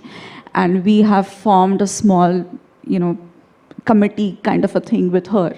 And we advise patients and their families on how to go about things. It means we have to individually counsel families, you know, like individual counseling depending on their situation and how to figure out at least medical hospitalization expenses, which policy may work for them, if a corporate policy with a earning member may work for them, if there is a state level program or something that can work for them, if there's a district collectors fund that they can use. We have created a database for those kind of things, and we do that kind of a counseling. I know it is not enough until and unless the bigger things change. Yeah, unless there's a system. Yes, you know, yes. How many are you going to engage with individually? Yes. Sometimes it's overwhelming, and which is why you need the systemic changes to happen. You just need a system that I know this is it, that's where they go. This is it, that's where they go. Yeah. And I think that's what we crave It's just for. that we are so exhausted fighting the bigger things that at least for these other things, it's okay to, you know, just, okay, let's do some ad hoc problem solving that can immediately help the family at this point in time. Sorry, can we cancel lunch and continue the panel? Yeah, no, I think Ritu wanted to quickly address the ethics of clinical trials, and then we open up to the audience questions. And first, you know, request will be to you to be able to speak. So quickly, just one Ritu, moment. yes. Yeah. I wanted to extend that point that Ratna made earlier about the ethics of clinical trials. And I have a wonderful example, actually, because it's wonderful to hear that you have that concern, because I work in the area of a dermatological rare disease that my daughter has. It's epidermolysis bullosa. And I'm president of this global organization that supports patients, and it's called DEBRA, the Dystrophic Epidermolysis Bullosa Research Association. So we are the impatient patients, because we can't wait for therapeutic development to happen. We can't wait for centers of excellence. We can't wait for registries. We can't wait for everything to happen before we get care. So we have decided to take matters in our own hands. And since we were set up in 1978, we are now standing on the shoulders of giants who've gone before us, who've contributed this amazing ecosystem that we stand on. So we actually fund our own treatments, and we develop our own clinical practice guidelines, and we fund our own clinical training. So we take doctors from all over the world and we train them in centers of excellence. We set up our own centers of excellence. As a part of that, we partner with pharmaceutical companies to do clinical trials. So last year, a company reached out to me from Taiwan, a small biotech, and said, we want to do a phase 3 trial, and our target recruitment is only 80 to 100 patients, only. And currently, they have 16 trial sites all over the world. And the maximum number of patients they have managed to recruit in one center, out of those, the maximum any center has recruited is 3. I got so frustrated and I said, why aren't you doing a clinical trial in India? You could meet your entire population in India. So I did a mapping and I found that more than 90% of the clinical trials happening for EB are happening in Europe and US. And there has never been a clinical trial held in India for EB. So I spoke to the company, I said, you go to India. And they spoke to 16 trial sites in India, and they came back with 0 trial site eligible. And do you know the reasons they gave? I'm so sorry if there's someone from AIMS here. Is it getting recorded? Yes. Oh, damn. Okay. Well, it's not true, but apparently they found AIMS ineligible because AIMS did not have pipettes. That was the reason for discarding AIMS as a potential site, because of this small equipment that they don't have pipettes. So I said to them, this is ridiculous. Come with me. I flew down to India and I went to PGI Chandigarh. We did a round of the hospital, and in 2 hours we shook hands, and the doctors and the biotech agreed we'll do a clinical trial. We shook hands in 2 hours. Then I flew to Bangalore and I did a meeting, and we did a round of the hospital and we shook hands, and now we have 2 clinical trial sites in India that are ongoing. But I had the same doubt as Ratna. I sat there and I thought, now, is this the new era of outsourcing clinical trials for the world to India? Are we going to be the receiving end of clinical trials for therapies that our patients will never be able to afford? But that has already happened. That has already been happening for the last 2 decades. I will not be party to this. Contract research has been a big business here in India. Like Ratna, I refuse to be part of that. So I sat there and I said, you need to put it in writing. How are our patients going to benefit? And they said, lifelong compassionate use programs. And I said, not good enough. Not good enough. They said, what do you want? That's where the conversation stopped, because I don't know how to come up with an innovative mechanism of agreement with companies. That has to be a decision that comes from India, not from me. I can't sit at a coffee table, and decide what should be for India for this particular example. So I said, think that's where the parent group is required. Absolutely. I, as a doctor, may not understand what are the daily requirements. I, as a doctor, know the medical requirements. I don't know, I always feel that for a patient, if I keep calling them to my hospital, there's a daily wager. He loses a salary for that day. So many things have to be sought out, and that's why it has to be worked together with a doctor, with the patient group, sitting across, and I think to a large part with the ethics, ICMR. So they have this great document which is also protecting the patients for data use. There is the HMSC, there is an approval that is required for any sample that goes out of the country. So those regulations are in place. They're not difficult to come by. I have to tell you that that ecosystem has changed. Absolutely. It's changed amazingly. And at least in my hospital, when I gave the first gene therapy, when I gave the first medicine for SMA, it was COVID. I couldn't move a step without my EC giving me approval. It was not approved for use in India. The hospitals were working overtime with COVID. They did a virtual EC committee because my child was sick, and we put everything in place, all the documents, the MOUs, everything virtually, and cut that drug in and gave it during COVID. So what I'm trying to explain is that the ecosystem is there. We just need to understand how we have to sit together and address. I totally agree. So one of the things we also did was, I was at the table as a parent, I was able to say, other than the agreement for this clinical trial with the hospital and the biotech, I encouraged the hospital to hire a project officer because, again, the parent will not be able to come multiple times to the hospital. We need to find ways to decentralize and to follow up at home to make this, to avoid the attrition, to ensure that the clinical trial, the patients continue to remain enrolled in this. But one final point, and I know we are really late, is we know about the jugaad mentality in India, but I think what's not spoken about enough is the heart of India. Where there is a will, India will make a way. Vikas ji, over to you. Maybe a few words from you before we break. मैं आपका धन्यवाद करता हूं कि आपने मैं बिन बुलाए मेहमान हूं लेकिन भूल गया मेहमान हूं जिसको भूल गए थे आप।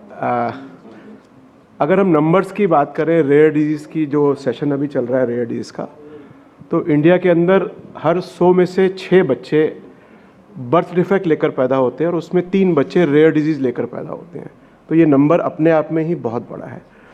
अब बात आती है कि हमारे लिए डॉक्टर का वर्ड सबसे बड़ा वर्ड है। उसने जो कह दिया हमें वही करना है। तो हमें क्या करना है इस वक्त, अगर इस मीटिंग का जिसका नाम ही आपने पेशेंट समिट रखा हुआ है, हमें सबसे पहले वो विल रखनी पड़ेगी कि हम इन बच्चों का इलाज या इन रेयर डिजीज़ पेशेंट्स का इलाज कर सकते हैं। वो विल जब तक हमारे पास नहीं आएगी हम इनके साथ न्याय नहीं कर सकते हैं। दूसरा, टीम वर्क, मैं इस पे बहुत ज़्यादा जोर देना चाहूँगा टीम वर्क पर। विराट कोहली 1 शतक लगाकर पूरी टीम को नहीं जिता सकता है जब तक उसको उन 10 आदमियों का साथ नहीं मिले। तो जब तक हम इस तरह का टीम वर्क नहीं रखेंगे हम रेयर डिजीज़ पेशेंट के साथ न्याय नहीं कर सकते हैं। अब बात आ रही है सेंटर ऑफ एक्सीलेंस की, जो गवर्नमेंट ऑफ इंडिया का बहुत अच्छा स्टेप है। आप क्या सेंटर ऑफ एक्सीलेंस को सब चीज़ दे देंगे कि वो ट्रीटमेंट भी करे, वो असेसमेंट भी करे, वो रिसर्च भी करे?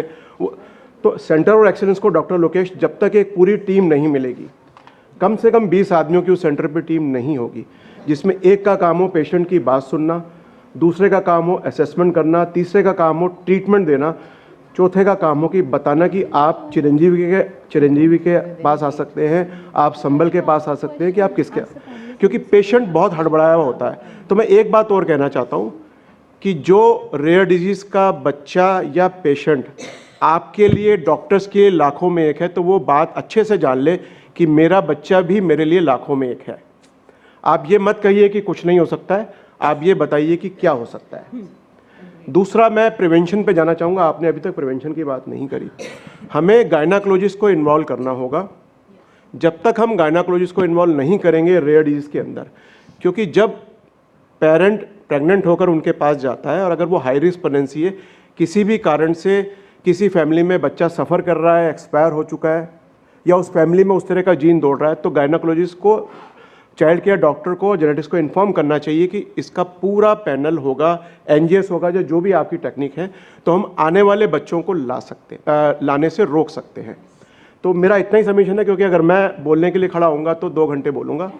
तो मैं फिर से आपको धन्यवाद देता हूँ कि आपने ये मौका दिया। और सबसे लास्ट में, आप रेयर डिजीज़ फंड की बात कर रहे हैं कि गवर्नमेंट हमें कभी क्राउड फंडिंग पर डाल देती है, कभी इस पर डाल देती है। अगर हर 1000 के बिल के ऊपर हम 1 रुपये रेयर डिजीज़ सेस लगा दें हर रिटेल बिल के अंदर, तो हमें किसी फंड की जरूरत नहीं है। इतना हज़ारों अरबों रुपए का फंड रोज आ जाएगा, करोड़ रुपए का फंड आ जाएगा कि हम इन रेयर डिजीज पेशेंट का बहुत अच्छे से इलाज कर सकते हैं। What a wonderful idea to conclude the panel. Thank you so much to our speakers. I have extensive notes, jo I was supposed to summarize the panel. I don't think I have time. Yeah, but I leave with so much inspiration from all you amazing people and the audience. I wish we had time for questions. I'm really sorry, but you know, it's amazing to hear about Rajasthan Sambhal, and हम सभी संभल जाएं उससे तो एक inspiration हो गई, and the challenges of you know, Ratna, I think you really highlighted that we don't have data about prevalence of rare diseases. I think that's the starting point, and diagnostics will allow us the knowledge of prevalence as long as we have patient registries. And there's so many silos, not just between India and the rest of the world, but within India, between states, between the public and private hospital systems.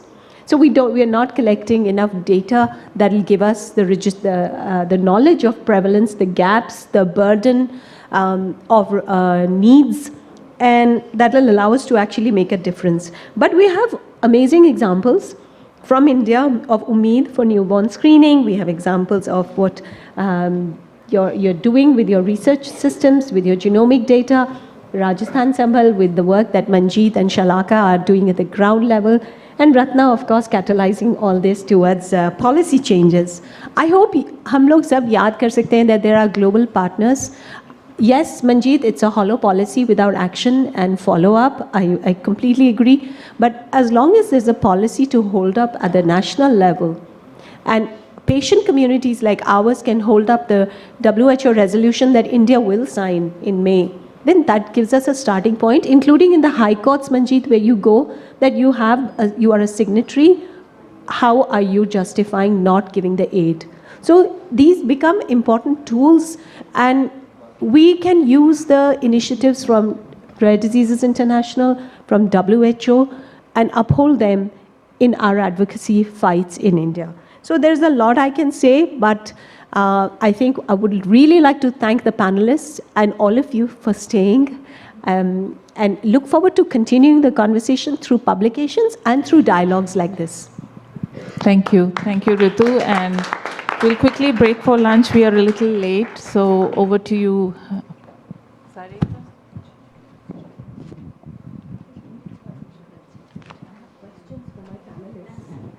All right, thank you so much, panelists. We had a wonderful time listening to you. Yeah, everything was excellent. Everyone, no one wants to get up for lunch. It looks like everyone wants to sit and hear more. Lunch is served right outside, I believe. You can go and get your lunch. Why is no one getting up? All right, people, lunch is served. We will meet again at 1:40, around 1:40.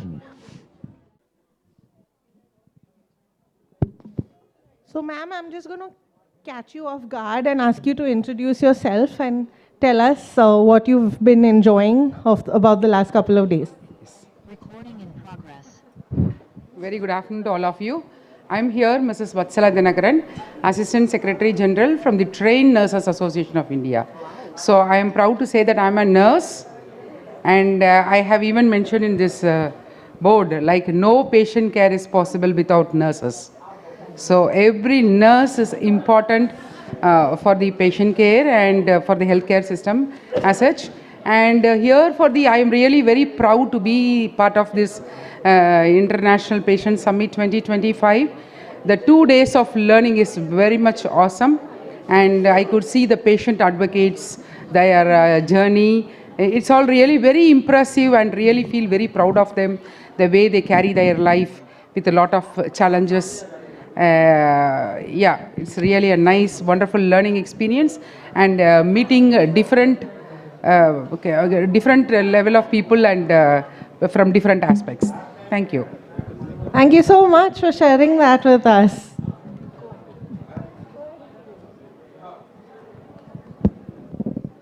Okay, I hope we can see all of you making your way back in. I'm going to catch some more people off guard.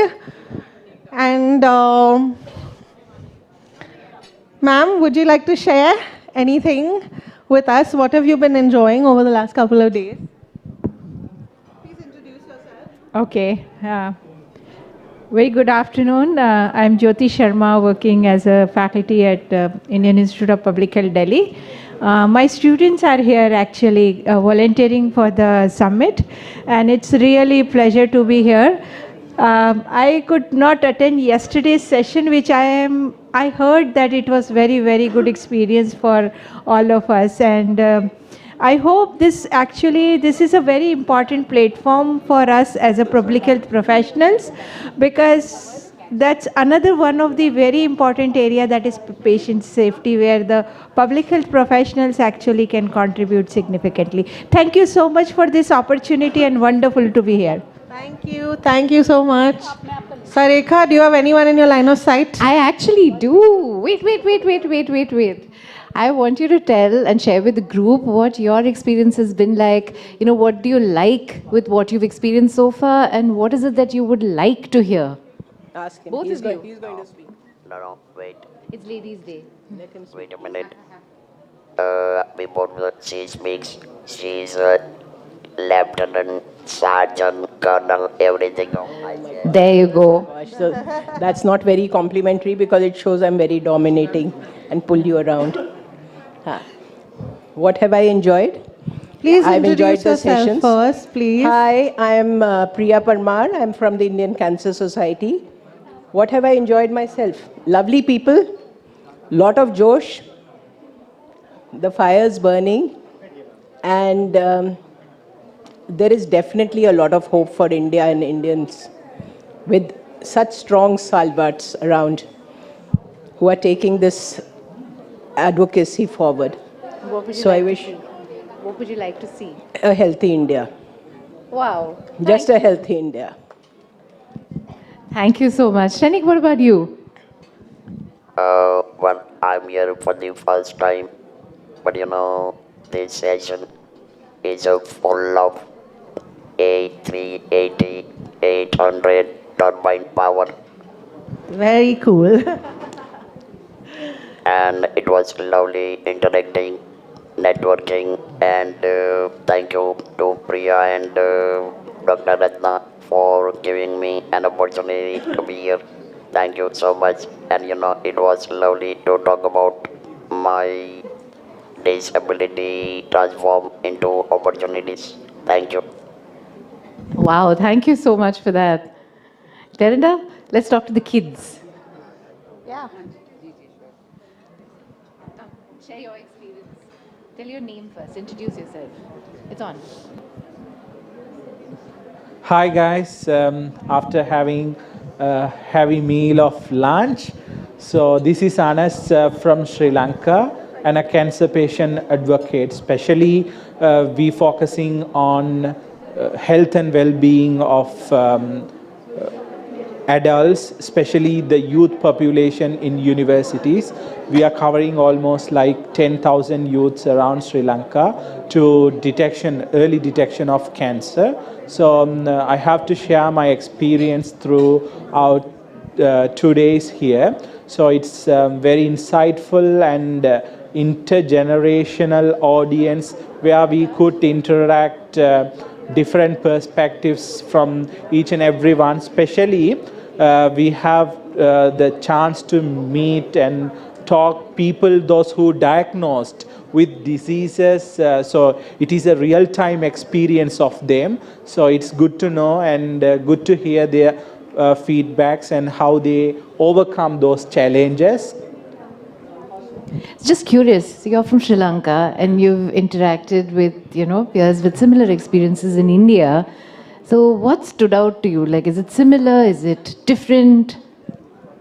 Yeah, for me, with my personal experience, in Sri Lanka, there are few institutions working similar like what's happening in India. Especially, I have to mention about Intrajit Cancer Trust. So it is it is working more than 10 to 15 years, and recently they have initiated health club for the pediatric cancer patients. So it's similar. They have promoting mental health in order to overcome the oncology side effects. It's various tumors, might be head and neck or breast cancer or cervical or any other cancers. The first thing, wellness of that patient and patient-centric approach, especially South Asian countries like Sri Lanka and India have the highest number of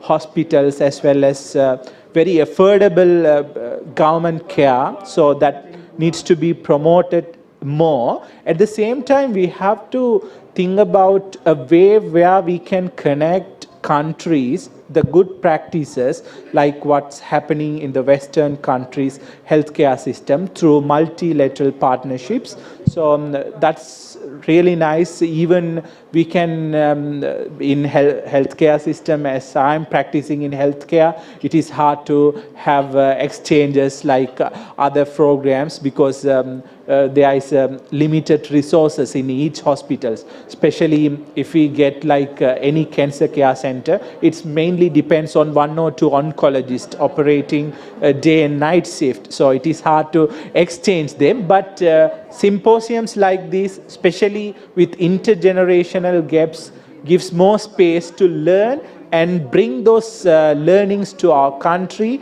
and try to implement at least what we heard from here. Okay. Thank you so much for sharing. Okay, and now I'm going to interrupt this group of youngsters over their dessert and ask one of them. So what has been your experience over the last couple of days? What are you looking forward to see here and then going forward after this? My experience was really wonderful, and I especially loved the fact, the topic especially, how climate change affects our health. Like, it's an untouched topic and it's very new, so I really loved it. And I'm looking forward to more intriguing topics in the future and IPS 3 probably. Thank you. Thanks so much. Would you like to say something?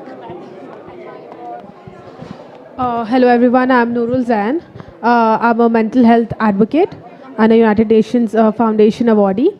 It's really nice to see the discussions coming forward from here, from the panelists, and how zealously they're contributing to their field and looking at it in a form of global health and making it more better for the young people coming forward and sustaining it. So really love that about it.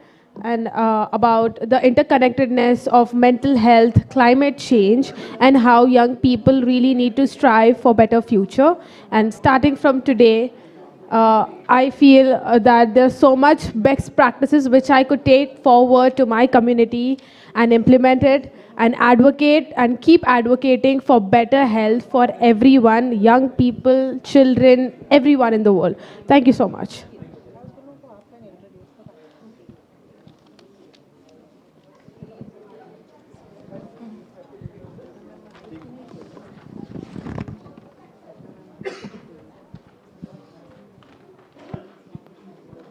Clarinda. Yes, Saireka. How was the Ghosh? The Ghosh? You mean the Josh? I think so. Everybody's still in Ghosh mode. Are you all back? How's the Josh? I can't hear you. How's the Josh? Ready for the next session? Clarinda, take it away. All right, so we're back after lunch to begin our session on climate change and communicable diseases. And it's my pleasure to welcome our very distinguished chairs, Sonal Mehta and Manoj Pardeshi. May we please have you on stage, Sonal and Manoj. Can we have a round of applause for our chairs as they walk to the stage? I'll just introduce them while they take their positions on stage. Sonal Mehta, Vice President, is currently leading the Gender and Diversity portfolio at ECHO India with over 3 decades of experience in the field of sexual health and development, HIV, and human rights. Sonal holds a wide experience of community engagement, large-scale programmatic management, which includes inception and advancement of multidimensional development programs in public health and human rights. She was the chief executive of India HIV/AIDS Alliance, where she led various programs. She has worked with donor and other national organizations, among which a notable one is her tenure as Challenge Fund Manager at the DFID, and has also been an been on NGO delegation for developing countries to the Global Fund, as well as on UNAIDS. She is also chair of Women for Global Fund for the last 3 years, and is a representative in the Grant Advisory Committee of the Global Fund. Welcome, Sonal. It's so lovely to have you here. Manoj Pardeshi is a prominent HIV and AIDS activist in India, serving as an executive board member of the National Coalition of People Living with HIV in India. He has been instrumental in advocating for the rights and well-being of individuals living with HIV and AIDS. In 2015, Pardeshi collaborated with the AIDS Healthcare Foundation India to convene a national consultation aimed at revitalizing civil society advocacy efforts in the fight against HIV and AIDS. His dedication to reducing HIV-related stigma and discrimination is further exemplified by his founding role in the network of Maharashtra People with HIV, where he has actively promoted the formation of mixed self-help groups to foster inclusivity and support. It's lovely to have you here, Manoj. And Sarekha, would you like to welcome the rest of the panelists? Absolutely. And I think, Sonal, it's so great to have you here on Women's Day. I hope that, we're able to also bring out the nuance of the intersectionalities that plague us on all the issues. It's such a privilege to have you here as well, Manoj. And talking on this very relevant panel on climate change and communicable diseases, we have our very esteemed panelists, and I'm going to invite you to the stage. Dr. Rajiv Sharma, if you're here, please come to the stage. Dr. Ranga Reddy, can you please come to the stage? These are our panelists, and can I have a round of applause from this lovely audience for our panelists? I think joining us online is Anupama Srinivasan, and we also have Dr. Bhuvanesh Srivastav. If you're here, please come on stage.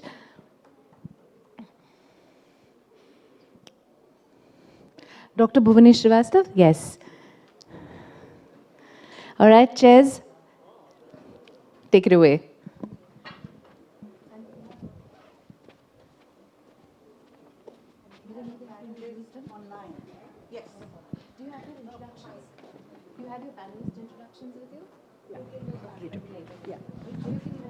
Sure.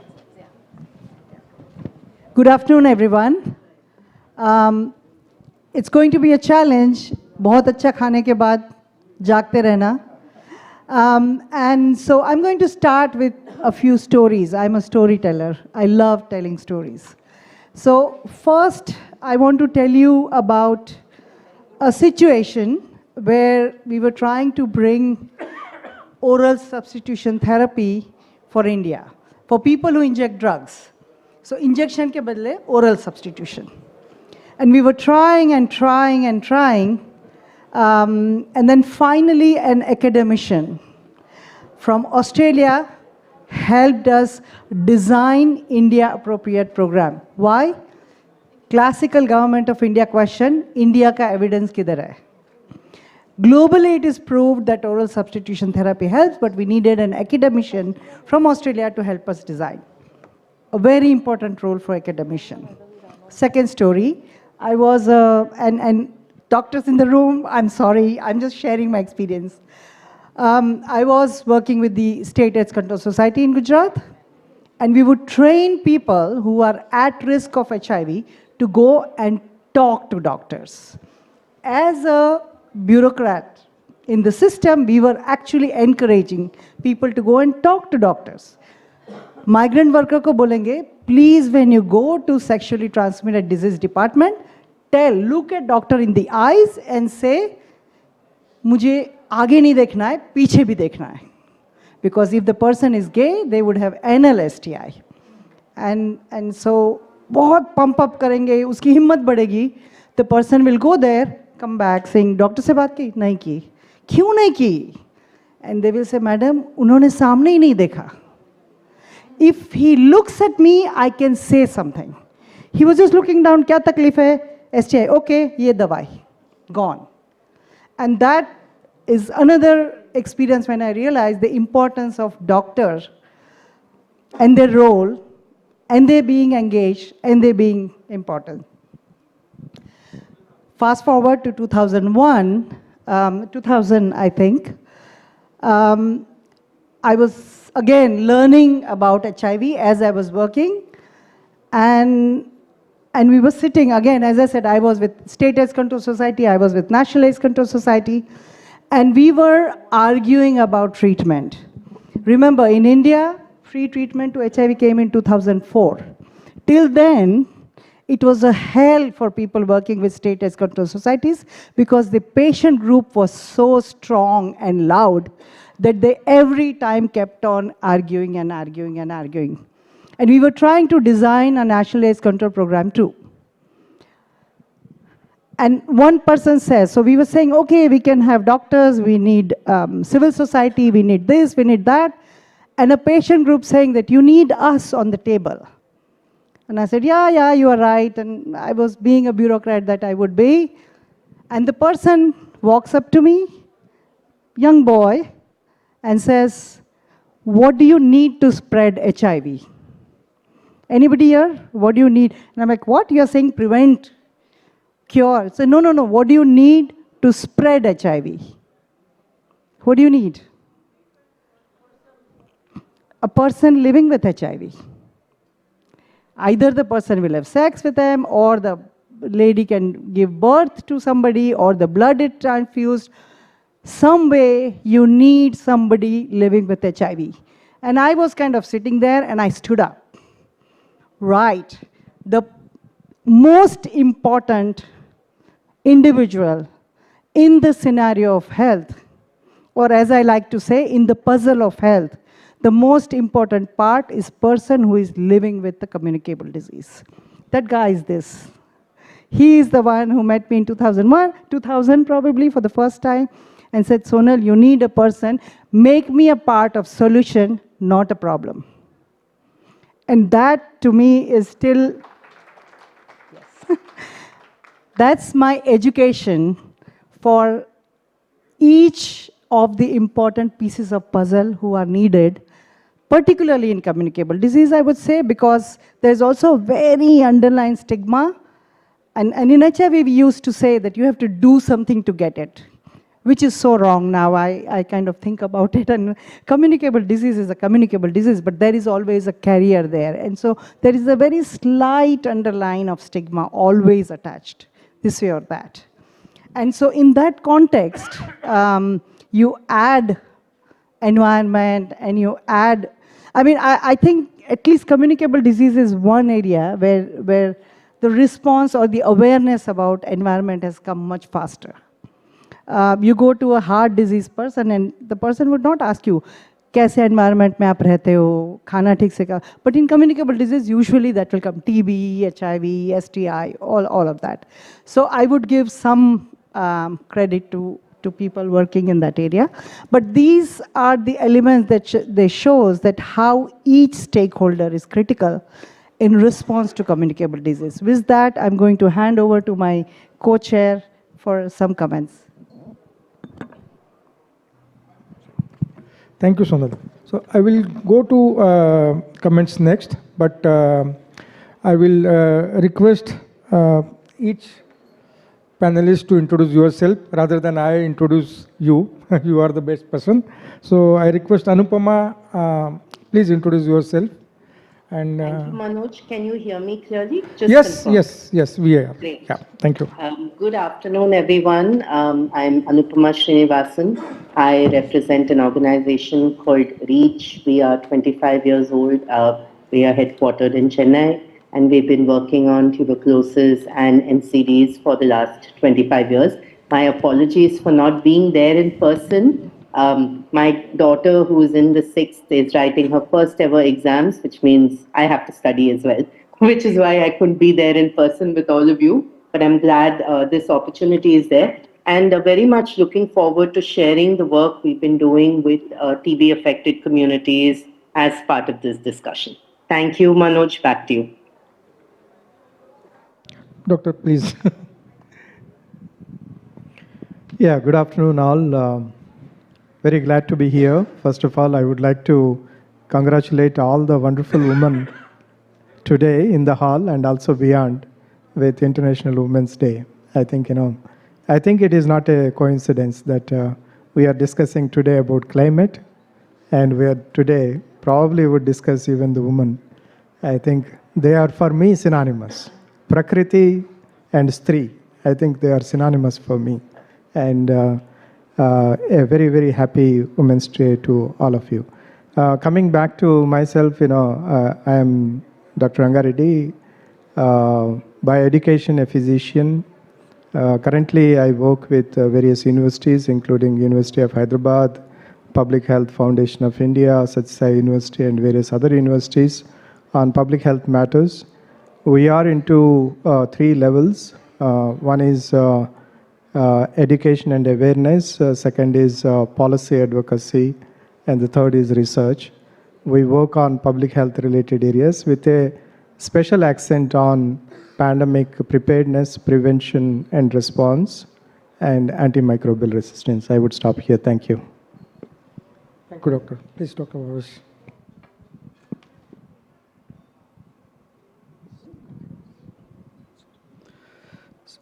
Thank you so much for handing it over.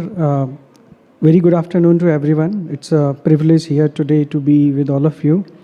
Thank you to the pair and the DakshamA Health for providing me this opportunity. I'm Dr. Bhuvnesh Srivastav.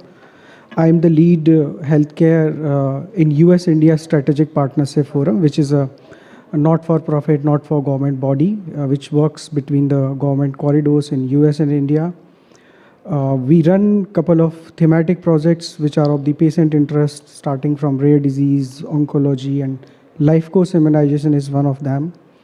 I'm by training and qualification, I'm also a microbiologist. I've spent a good time with the industry working on vaccines myself as a scientist. And then I started my career with ICMR, in fact, in the reproductive health and nutrition division as a very junior level.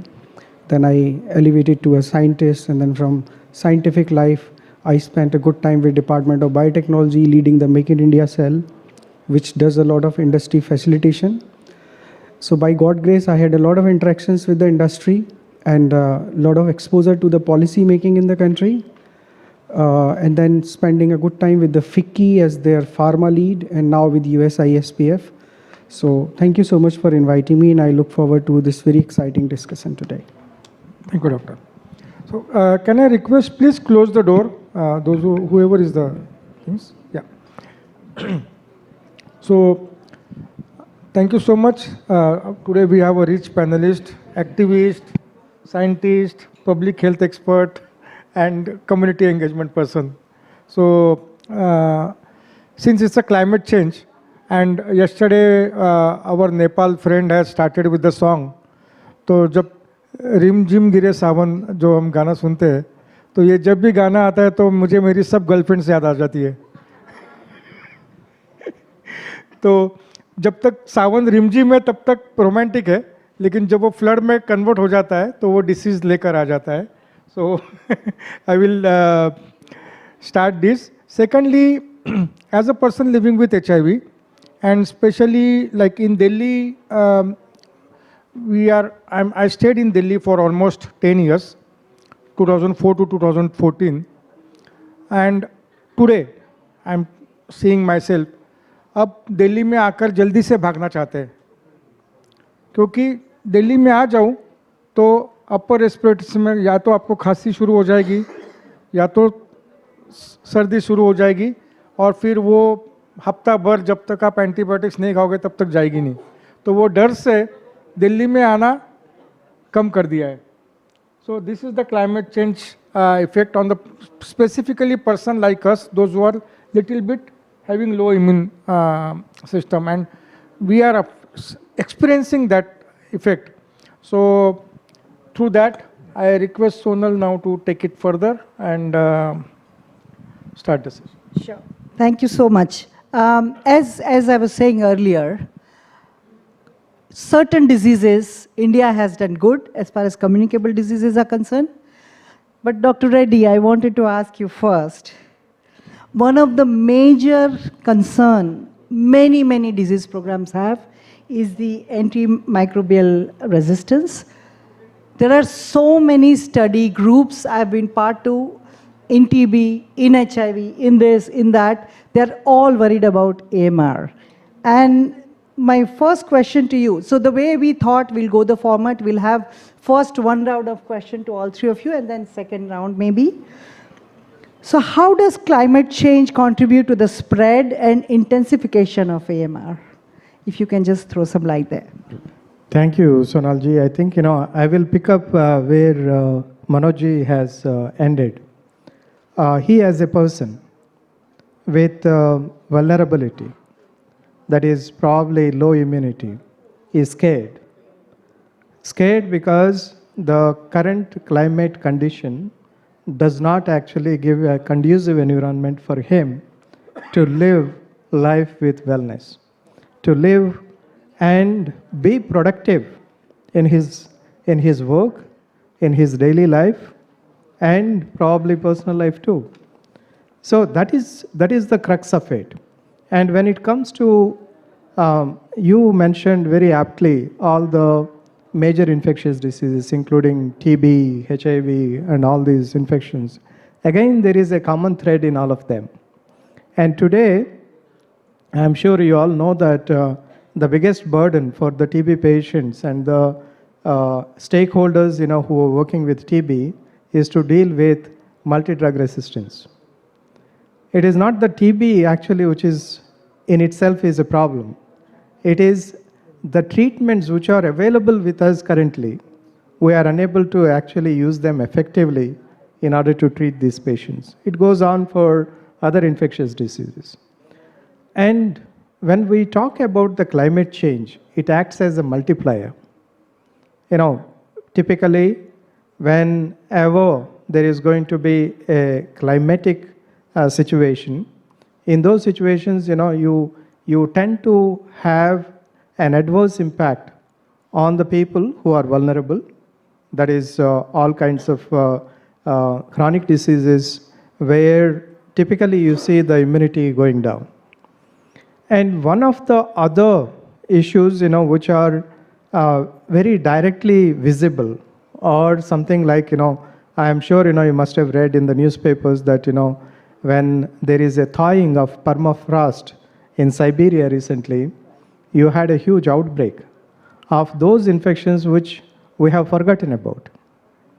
And it is going to happen much more frequently and much more rapidly in the days to come if we are not going to have a proper action plan to control the climatic degradation, environmental degradation, which is happening. And, when we talk about this ecological disruption, right, this ecological disruption has a direct correlation to all the kind of extreme situations which are happening, including the floods and other, heat waves, etc., which would have a direct impact on the morbidity and, of course, the mortality related to these climatic conditions, because whenever bahad jhad hota hai, then immediately, you have all the kinds of waterborne infections. And even in those situations, even when it is not required, there is a massive abuse of all the kind of antibiotics. One best example is COVID-19. When there is no evidence that, antibiotics, antimicrobials are of use, you start using them. And when it comes to the healthcare systems and the supply chains, right? If the climatic conditions are not going to, improve, I am sure, it would not improve. That is probably too much to ask for. But at least, if we are not going to retain at the current level, probably we are going to see more and more infectious diseases which are unknown to us coming and attacking us. There is a concept called as emerging diseases. Emerging diseases or the emerging infections are those which are going to occur from microorganisms which we don't know. For example, again, for your correlation, you can look at COVID-19. Why we all reeled for almost like 3 years under the trouble and in panic, because we did not know that microorganism. We did not know the enemy, right? We don't know its structure. We don't know, once we don't know its structure, once we don't know its RNA, DNA and all that stuff, we don't know, how to manage it, how to diagnose it. So these kind of situations are going to precipitate and happen at much more higher frequency in the days to come if the climatic and environmental degradation is going to further happen. But let me not actually be very pessimistic about it. Definitely, AMR is a problem. Antimicrobial resistance is a problem because of all this misuse and overuse, what is happening, all these reservoirs which are contained for some time, they may resurface. But I think, with the global action plan and also the national action plan in India and also the several states coming up with the action plans, I'm sure we would be able to contain it. Maybe, we will not be able to reverse it, but at least contain it. And for that, we all need to come together. And especially the patients and their families should take the lead in this initiative, because governments are not going to do unless we are going to raise our voice, unless we are going to unitedly come together and demand from policymakers, demand from the politicians to bring a change. It would not happen. So we, as patients who are most vulnerable, who are actually the kind of first people who had to suffer from this, we need to take that lead and take initiative. One more point I wanted to add. It is, although AMR we talk as one of the top 10 global health threats, but the burden is on low middle income countries or resource constrained countries. So again, from the perspective of India, we need to lead the global south, that is the other countries with the resource constraints, in order to have a global policy and also the right kind of allocation of the budgets in order to tackle this problem. Maybe I would stop here for the moment. Thank you. Yes, we'll come back to you. So we used to say in TB that because TB is a disease of poor, government doesn't want to do enough, doesn't want to do quickly, doesn't want to move. Again, everything has a reason. I was talking to somebody, and as an administrator, it is not always easy to take decisions. But something we all can do, something that we know, all of us know, is about vaccines. And Dr. Srivastava, I was just wondering that vaccines generally has played a very important role in children's health, and we have seen the impact. And COVID also is an example. Again, it can be controversial, but it is also an example that adults also experience. I'm just wondering, how will moving to life course vaccination help in managing new infections, or at least managing the infections we know about? Some of the developing country already practices this. What do you see the relevance for a context like India?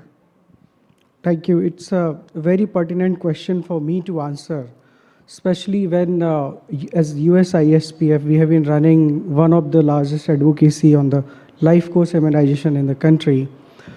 So for everybody in the room, if I may have this attention, that we have done extremely well on the pediatric immunization in the country. We have the mission in the DANOS, or the National Immunization Program. We have a very good coverage, and I think the infant mortality rate or the newborn mother, everything has improved very substantially. But with that, I think we all have been taking on and off the vaccines that are required whenever we travel outside, or whenever there is some sort of buzz in the news, or there is some outbreak. But I think it's the time that we start moving to the adopting to the life course immunization approach, where we take the vaccines on the right stage at the right time, so as to contain the infection or to the related, the severity of infection or the secondary incidences, even the death that happens because of not taking the vaccines. So this is one very good study I'm carrying today, and I'll possibly share with everyone after this talk. That's called the Life Course Immunization Project that USISPF has run. And it was not merely a project that which was done with certain timelines and done and dusted. I think this is one such project which remains always in the talks, even with the government stakeholders, where very systematically USISPF engaged with all the ecosystem partners, which are the healthcare givers, the doctors, the patients, the patient groups, the policymakers, all of them. And with a series of close to 7-8 roundtables, we came up with clear 7, the recommendations as well as the risk groups. Because if India will develop ever a life course immunization strategy, we should have an implementation plan handy. If we won't be able to do that, then it becomes merely a policy recommendation. So very systematically, 7 high-risk groups were identified, which can be first taken up to do this life course immunization exercise that starts right from the protect to the caregivers. The caregivers are the frontline people who interact with the patients, those who are the closest proximity of the patient, and they have the very high chances of catching the infection and further passing it on. So I think that one strong group needs to be given the life course immunization. The second one comes the healthy aging. So healthy aging is very important because, we all embrace what we have today, the young dividend in the world. But this young dividend going to enter into the age of close to 50 or plus in 2050, that's what the estimate says. Once we have this healthy aging, the population which is aging very fast, the geriatric population, and they have all the vulnerability to different infections or diseases, so that class needs to be protected.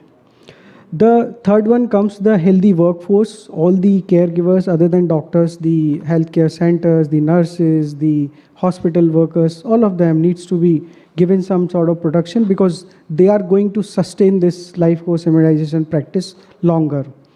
The third one, of course, are the pregnant and expectant women because they carry 2 lives, and it's a good opportunity to do. It's a Women's Day. Kudos to them. They carry a lot of burden, but they needs to be protected because there are higher probability of passing on the infection to the infant. Then comes, of course, the cervical cancer, which has somehow caught the attention of the government, and it's I think on the track. But that will become one pilot or one at least example which will set forth the importance of the life course immunization, because that also at some stage you can provide those vaccines, not always. The second last one is the comorbid and immunosuppressed individuals. I think we have best example with us today, and I think no one can speak better than you for this. You set a very strong ground for that, because if a person is immunocompromised or suppressed immunity, or sort of very vulnerable to catch those infections, then even a smaller, very minor flu can become very terrible, or a simple pneumococcal infection can become really life-threatening for the person. So, that group needs to be targeted. The last one is the population which is residing in the vector-borne diseases areas. We can't always predict the natural calamities on the incidences to happen, that there will be a diarrhea or typhoid outbreak, but we can always do these preventive steps. So I think these 7 groups very carefully we have identified, and we have also worked on an implementation strategy, and we have given those recommendations to the government. I will not cover all the recommendations, but just to 1 or 2 of them which are really important for implementing a life course immunization strategy. One is, of course, recognizing the life course immunization as integral part of the health policy making, not as an add-on subject or something that can wait. It should be a mainstream topic and agenda whenever there's a policy making happen, because we have not been able to calculate the cascading impact it has when you have such incidents and this policy is not covered. Of course, the second comes the healthcare financing. So, to cover the cost of this vaccination, be it an employer or it an insurer method, whatever the model works, but that's just a recommendation that works. And the third one is scaling up the existing practices, which is we have the yellow fever clinic, the adult immunization clinics in the countries. But I think with the government support and more voices speaking in this front, we can have more and more clinics spread around. Several hospitals have already started writing some vaccine to be taken during their discharge summaries. And the last one is, how do we scale up the model so that we have a life course immunization strategy as a policy in place. So I'll limit my remarks now, but thank you so much. Thank you. Thank you. That was really interesting. My sister is right now visiting me from US, and at every cough, she would say, "Did you have flu vaccine?" And I said, "No, we don't take it in India."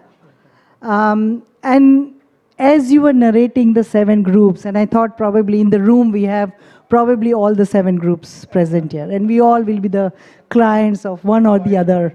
Exactly. So I do have some questions and around the commercial implications of that, but maybe in the second round I'll come back to you. I hand over to my co-chair for further questions to other delegates. Thank you, Sonal. So, Anupama, I will come to you. So, combating climate change and new infections by empowering communities for especially taking ownership and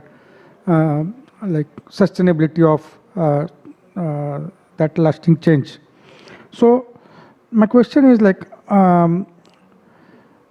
affected communities have been involved in health responses for decades.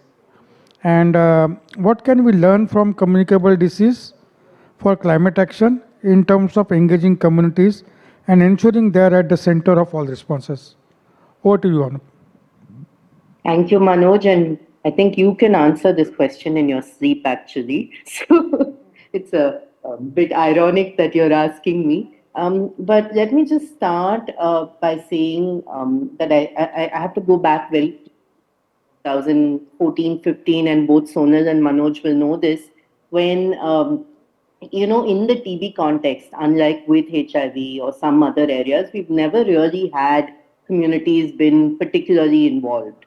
And the argument, what people always used to tell us, the argument always used to be, oh, but you recover from TB and then, you get on with your life, you're not living with the disease. Somehow we were not convinced, and we really wanted to change the trajectory from exactly what Sonal said earlier, being part of the solution and not the problem. Because frankly, what used to happen is a TB survivor would get invited to, a panel to share their sob story of how difficult their life was and everything that happened. But that's not the end of it, right? There's much more to why communities need to be at the center. And so between 2016 and today, I think what REACH as an organization, what we have tried to do is to create some mechanisms for how communities can be engaged. Everybody will agree, communities are very important, but then how do you, create those spaces for those conversations, and how do you, create spaces where people actually listen and we go beyond tokenism. So we developed what is today called the TB Survivor to TB Champion model, which has been adopted by the National TB Elimination Program, and over a capacity building process, investing in capacity building, but more importantly, engagement processes, where today, I think if you ask any of the many thousands of TB champions across the country, there are some very clear roles that have evolved for them, that they have helped evolve. It has not been a prescriptive process, from our end or from the program's end for that matter. And very quickly to say, the first would really be peer support. And I think I don't need to explain to this room why that's so important. Second, obviously, in addressing stigma, particularly in the TB context. Third, in terms of community monitoring, and I won't get into details, but we've, with TB Champions, developed something called the Community Accountability Framework for TB, purely to give feedback from service users to the health system via communities. And finally, advocacy, which I talk a little bit more about later. Now, all of this has happened, but what also happened along the way is that we were able to support several of these TB champions to come together to form survivor-led networks. And like Manoj asked, frankly, from a sustainability perspective, Reach may have projects today, not be there tomorrow. That shouldn't matter. And the idea is that this work should outlive us, whether we are there or not, right? So today there are about 16 to 17 state-level survival-led networks at different stages of maturity. Some of them legally registered as independent organizations. The oldest organization, TB Mukt Wahini from Bihar, goes back to 2017 December. And I think I just want to share, before I hand back, something that Cedric Fernandez, a dear friend of mine who's no longer with us, a TB HIV activist, said at the first ever workshop. He said, we have the drugs, we have the treatment, but what no one ever talks about is how lonely it is to have TB. And I think this is something that has stayed with me ever since I heard Cedric say it for the first time, and he said this to me over and over again. And I think that's an important part of what we're all trying to do. As we come to terms with the impact of climate change more and more, right? How do we create communities that care? How do we create spaces for these communities to both rely on each other, like survival-led networks do in the TB or HIV context? And really, how do we sort of go beyond we need communities at the table to tick that box? And I think that's really what we're trying to learn here. One important difference I see in the climate change context that I think we need to think about is in, say, TB or HIV, the term affected communities is a little narrow, right? It's a sub-cohort of the world. But what does that mean in climate? Aren't every single one of us at some level impacted? Of course, recognizing that in terms of equity, there are people who are more vulnerable than others, right? So how do we take this movement of what it means to be affected by climate change and therefore motivated to act? How do we define that community? Because some of it will happen organically and some of it will need some pushing. And we know that. That's the reality, right, of how communities get engaged. So these are just some early thoughts I wanted to share. I'll come back later. Thanks, Manoj. Back to you. Thank you, Anupama. So, Anupama, I will start from where you mentioned. The first is addressing stigma, the role of infected and affected communities in addressing stigma, increasing social acceptance, and that will lead to a sustained impact. The second point which I like most is that all the tools for prevention, care and treatment is available. So if we take TB, there is a 100% cure. If it is HIV, it is chronic manageable illness, like the things. But still the infection is rising. And what is missing and is maybe the involvement of the affected and infected people. And that I think is thing. Second thing, while I'm listening to Dr. Srivastava, what he says, he is mentioning the list of vulnerable populations. And then suddenly the things came to my mind, if all these vulnerable populations come together and start talking about the effect of climate change on oneself. So that impact will create a major voice, our voice will be more loud. And let's think on how and what and when. I will hand over to Sonal for the next. Thank you.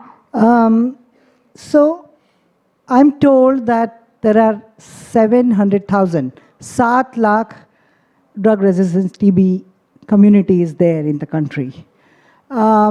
Syphilis is coming back, herpes coming back. And you keep, I was just talking to doctor earlier, apne country mein, in India, kids die of diarrhea. I mean, come on, of malaria. So there are a lot of diseases that we have to yet counter, and I see two prevention methods here. But to Dr. Reddy again, it seems issues such as new diseases and AMR is an issue that India will have to continue, or Asian country will have to continuous deal. Can you tell us what are the primary AMR challenges faced by low-income countries such as Asia Pacific and all? And then within that, could you also share some of the initiatives that might have been successful? Over to you, sir. You know, as you very rightly said, those infections which earlier we thought are very simple infections which we could treat with a 3-day regime of antibiotic, for example, gonorrhea, right, which is coming back with vengeance. And US has got, you know, a few lakh of these patients who are untreatable with existing arsenal of antibiotics. And as you very rightly said, we have got a very large contingent of TB patients. You know, Manojji was saying that, you know, we have all the arsenal available. Unfortunately, as a clinician, as a physician, I see that not really we have a big arsenal to tackle the multi-drug resistance and pan-drug resistance, which is becoming very, very frequent. What is pan-drug resistance, for those, you know, who are not aware, is when none of the antibiotics include the pipeline antibiotics. That means, you know, who are in a reserved category. Even they don't work on the infections which are currently, you know, we are dealing with in healthcare system. That is a little scary.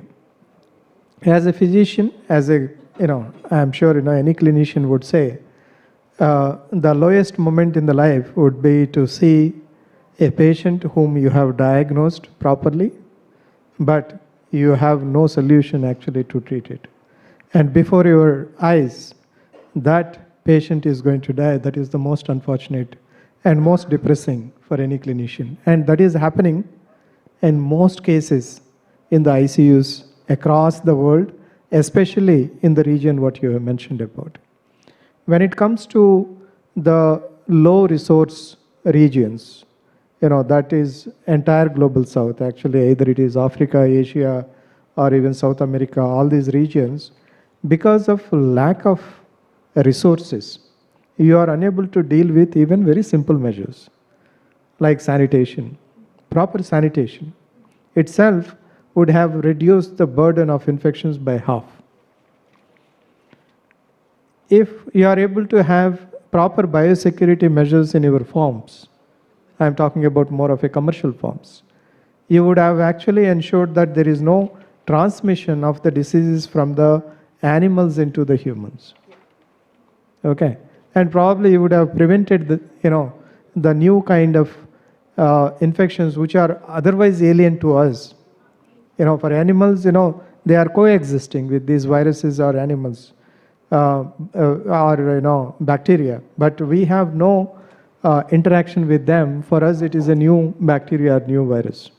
And hence, we will not be able to get the treatment immediately in those kind of instances. So, even simple measures like sanitation, biosecurity, infection prevention and control are a matter of, you know, kind of unreachable for us. If you look at healthcare settings today, the simple measure like hand hygiene, which could reduce the burden of healthcare associated infections by almost 70%, we are unable to actually get a hand on it. Is it because only awareness? Is it because the doctors or the nurses or the healthcare workers doesn't know? That is partly there, right? We need to, of course, build the awareness. We need to give them the training. We need to change the behavior, because most of the infection prevention and control is a behavioral issue. right? But while doing that, we also need to ensure that there is a proper infrastructure available. And probably for you, it would be shocking to listen that in low resource settings, about 80% of primary and secondary settings does not have running water, clean water, right? So all these, along with the other things like, we were discussing today about dispensing of antibiotics from the pharmacies without prescription, which again contributes to significantly to the antimicrobial resistance, because galle mein kich hai, gaya azithral le liya, right?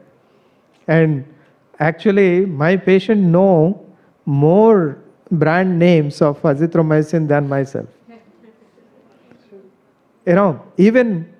Even my driver, one day he had a hitch and say, aaj chutti le lo, because I don't want actually this infection to be transmitted to me. He says, koi baat nahi sir, main azithral le liya hu. So this is the kind of situation, again, awareness among the population, the regulations, etc., the preventive measures, all this actually put a pressure on antimicrobial resistance matter. This is on one side of it, human side of it. On the other side, you also have got a large usage of antimicrobials in agri. It is, again, if you look at the usage in the animals, it is phenomenal number. I would give a number, probably again, you would think that, I am going gaga or mad about it. 80% of global production of antimicrobials is going into agricultural usage today. That is the number, right? And most of it is going not actually treat an infection in an animal or, in a bird or something like that. It is going as a prevention. It is going as a growth promoter to bulk up this, because when you are doing commercial farming, what do?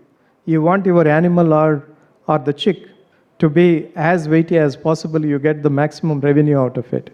So there is a lot of it happening even in the agri sector. All this, if you put together, are the biggest contributing factor.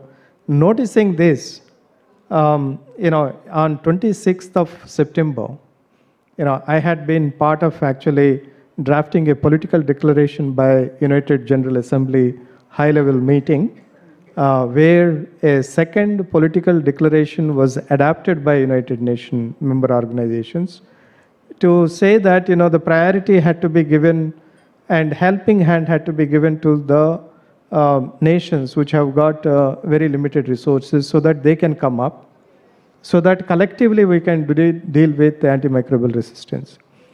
Of course, from the declaration alone cannot do, many things. So it requires funding, right? It is very easy to say you do this, you do that, we declare, and all that stuff. But unless there is a funding which is going to be attached to that, nothing is going to happen. So as a consequence of that, in November, we again had in Jeddah interministerial conference where I was the observer, and we came with very concrete proposals which are from plan to action and interventions, how much funding is required and what are the goals we set. Now one of the goals set was actually to have a 10% reduction on the antimicrobial resistance based on all the number of deaths which have happened in 2009 baseline, we had to have by 2030.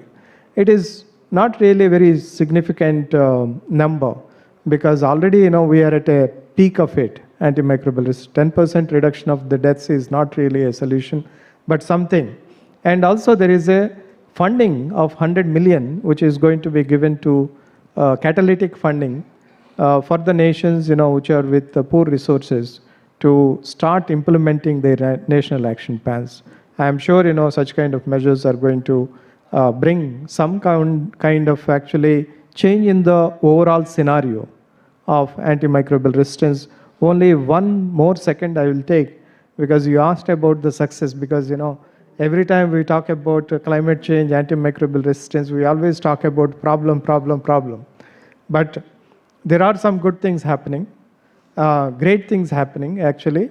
And in fact, one of the early slogans in our organization, Infection Control Academy, is that how do we find no or low cost solutions to these kind of problems? No or low. Because the moment you come with a gigantic plan with a large investment requirement, you forget about it. It would never be done, right? So you always need to think with a frugal lens to come them. One of them is actually, if you look at Bangladesh, there was a huge burden of diarrheal disease, both in terms of morbidity and mortality. They could very effectively control through the sanitation measures. Of course, the recent actually change in US policy, US aid actually cutting down on the funding probably would have a negative impact, but still, they have learned the ropes, they have seen the success, probably that is going to stimulate, even without actually much of the funding, to go further and reach those goals, what they have set for that country. Those are the great examples. Again, India has multiple success stories. You talked about the prevention and vaccine as one of the components of the prevention. I think, we did a great job. We actually could reduce significantly our morbidity and mortality, especially among the children, among the newborns. I think these are the success stories which also need to be, so that we have a balanced view. Otherwise, we will go off our mind. Probably we will get into the mental health issues, what had been talked about in the morning. Thank you. I will stop here for the moment. Thank you, doctor. I'm probably old and cynical, and so I feel that India has to go beyond the polio story. Yes, there is a success, but I don't know how many doctors in the room. Can I see a show of hands? Oh, I thought there were more. Okay. How many doctors and advocates, people who deal with health? How many of us? Each one of us agree that prevention is better than cure. Yeah? And yet, and I'm coming back to Dr. Srivastava, we keep seeing that there is a hesitancy of investment in vaccines. And so I would like to know if there's enough investment in preventing communicable diseases through vaccines. Given that there is a lot of infections that are still there, do you think there is enough investment or interest available? And if you can also say a little bit about community behavior. Vaccine hesitancy is a very common phenomena. You heard stories about COVID also. Nahi, vaccine lene se ho jayega COVID. All of that. And so what are some of the things you would suggest we should do to really take that kind of mentality out? Sure, thank you. So just keeping the time in mind, I saw the placard, so I'll keep my answer short but very crisp.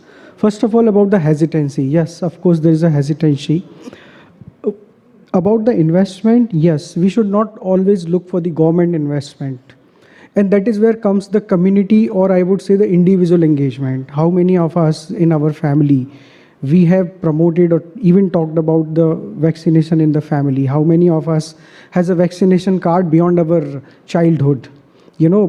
Now that there is a lot of talk and buzz, government posts happening around HPV vaccine, why that can't be around other vaccines like pneumococcal, typhoid? All of us are fond of eating golgappas and street foods, but many of us, we are not aware that, what kind of vaccine we need if we are at a behavior which is very risky in nature. So, and coming back to your COVID crisis point, the vaccine hesitancy, especially during the crisis, I always had a counter question for them to ask, those who have not taken vaccine for any reason. How many of you know that what COVID virus actually did inside our body? A lot of us keep hearing the side effects or the narrative that that person had that symptom because he took certain vaccine. What about those who had that infection and those who survived? What had changed inside them? We never know. We keep hearing every other story every other day, but that was God knows it was a very notorious virus, and those who understand the molecular biology, they would agree that there is something called the phenomenon, the environmental regulation of gene expression. So your environment, how much normal saline you gave to a bacterial cell wall or viral cell wall, and how much that responds to a treatment, that really matters. How our behavior and community's behavior are making, like for his driver, if he has taken the azithrol, he's carrying a more deadly strain, which is more virulent and more strong. So, that is where comes the engagement of individual or the community. And when I say the community, I would not always go to the remote communities or the rural classes. Even some of us, the most intellectual ones or the informed classes, they do a lot of self-medication. They discontinue the medication. So I think we should all become the ambassador of our own. We should feel the responsibility. And of course, the hesitancy will go away with the time and with the interventions, with the individual efforts, and also the efforts that everyone is doing in the ecosystem. So I think it is the best time to do that. And thank you. Thank you, Doctor. So I have one question, but I think that question I will ask Anupama to answer first, and then I will request you, both of you, to also. So what next? So basically, like considering the climate change and its effect on the population, which is going to affect. And so involvement of this population to address this issue, what do you think, based on your experience, that we should, the concrete steps from here onwards? So over to you, Anupama, and then both of you. I'll be quick, I promise. So I think in terms of what's next, I think the first step is we have to invest in capacity building. We have to invest in capacity building of communities, not in a prescriptive top-down manner, but in a way that makes, like we've done in TB and HIV, that makes climate action tangible. What are the 1, 2, 3, 4, 5 things that people can do first at the individual level and then at the community level to be really addressing this in the long run, right? Because sometimes what happens is it seems very removed from you, right? Why should I get involved? Why should I do anything about it? So I think the first step really is we have to find ways to build capacity, and we have to be patient through this capacity building process, because we've heard this so many times in the TB context. Arey, humne train kiya. Ek baar train kiya doesn't mean, no, you've brought communities to the table. It has to be much more than that.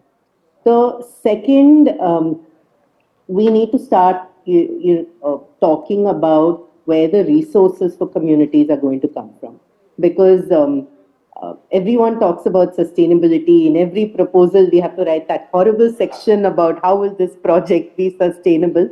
But the truth is, a lot of times people want communities, whether in TB or HIV or climate action, but they don't want to invest the resources for those communities. So unless today we're at an early stage in this climate action process, and we have to start asking for those resources and earmarking those resources from this point onwards. We cannot expect that every community person will function in volunteer mode, right? So that's not in proportion to what we expect. You want someone to be a peer supporter, counsel, do this, do that, but you want them to be volunteers.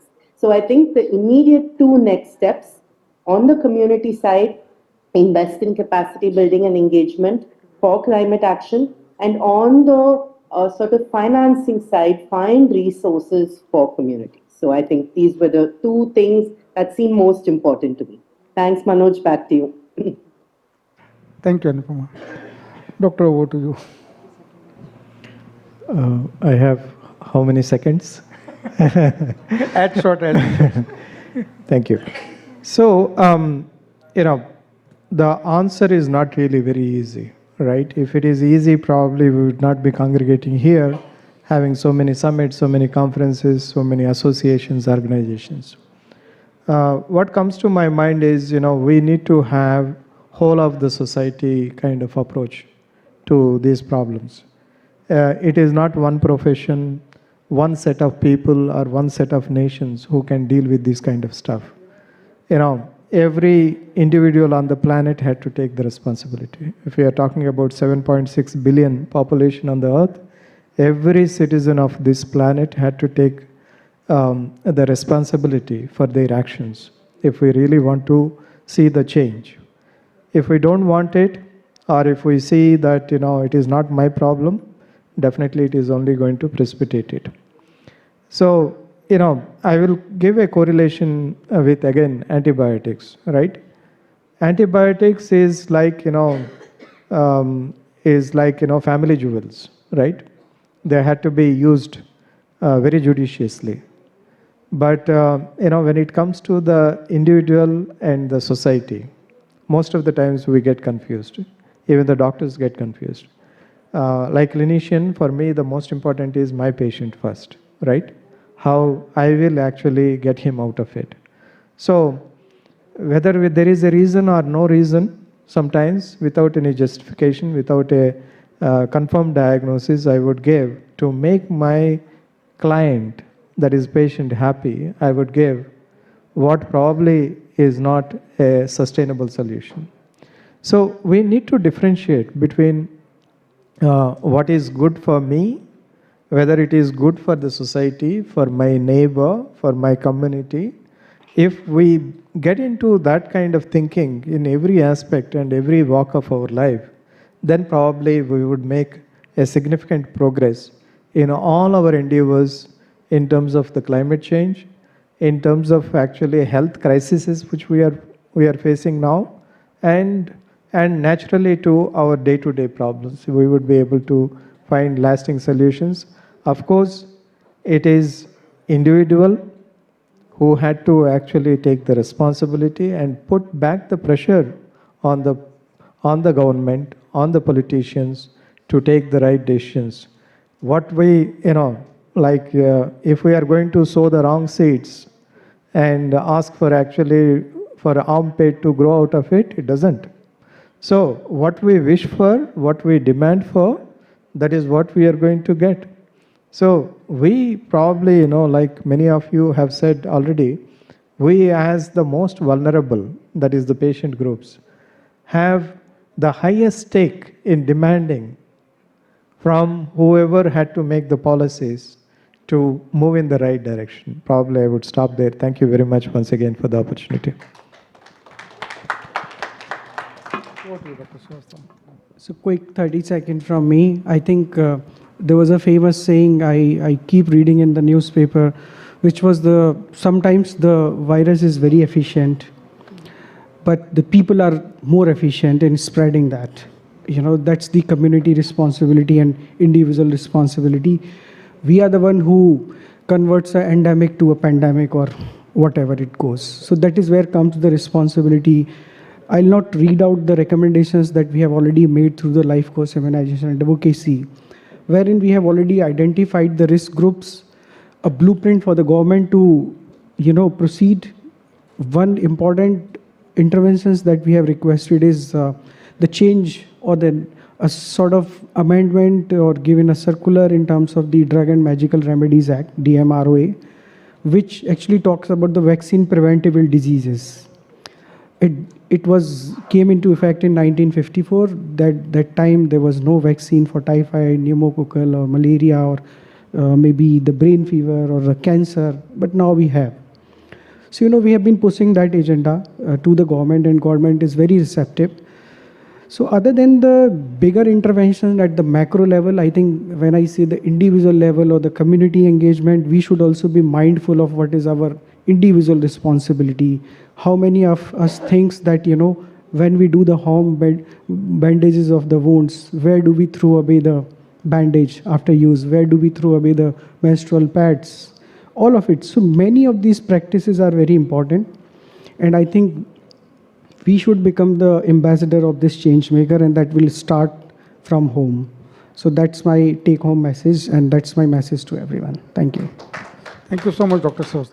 I will just take 1 minute before So one thing I remember, when there was no HIV treatment, and the biggest killer for people living with HIV was TB in initial period. And we were taught how to prevent TB.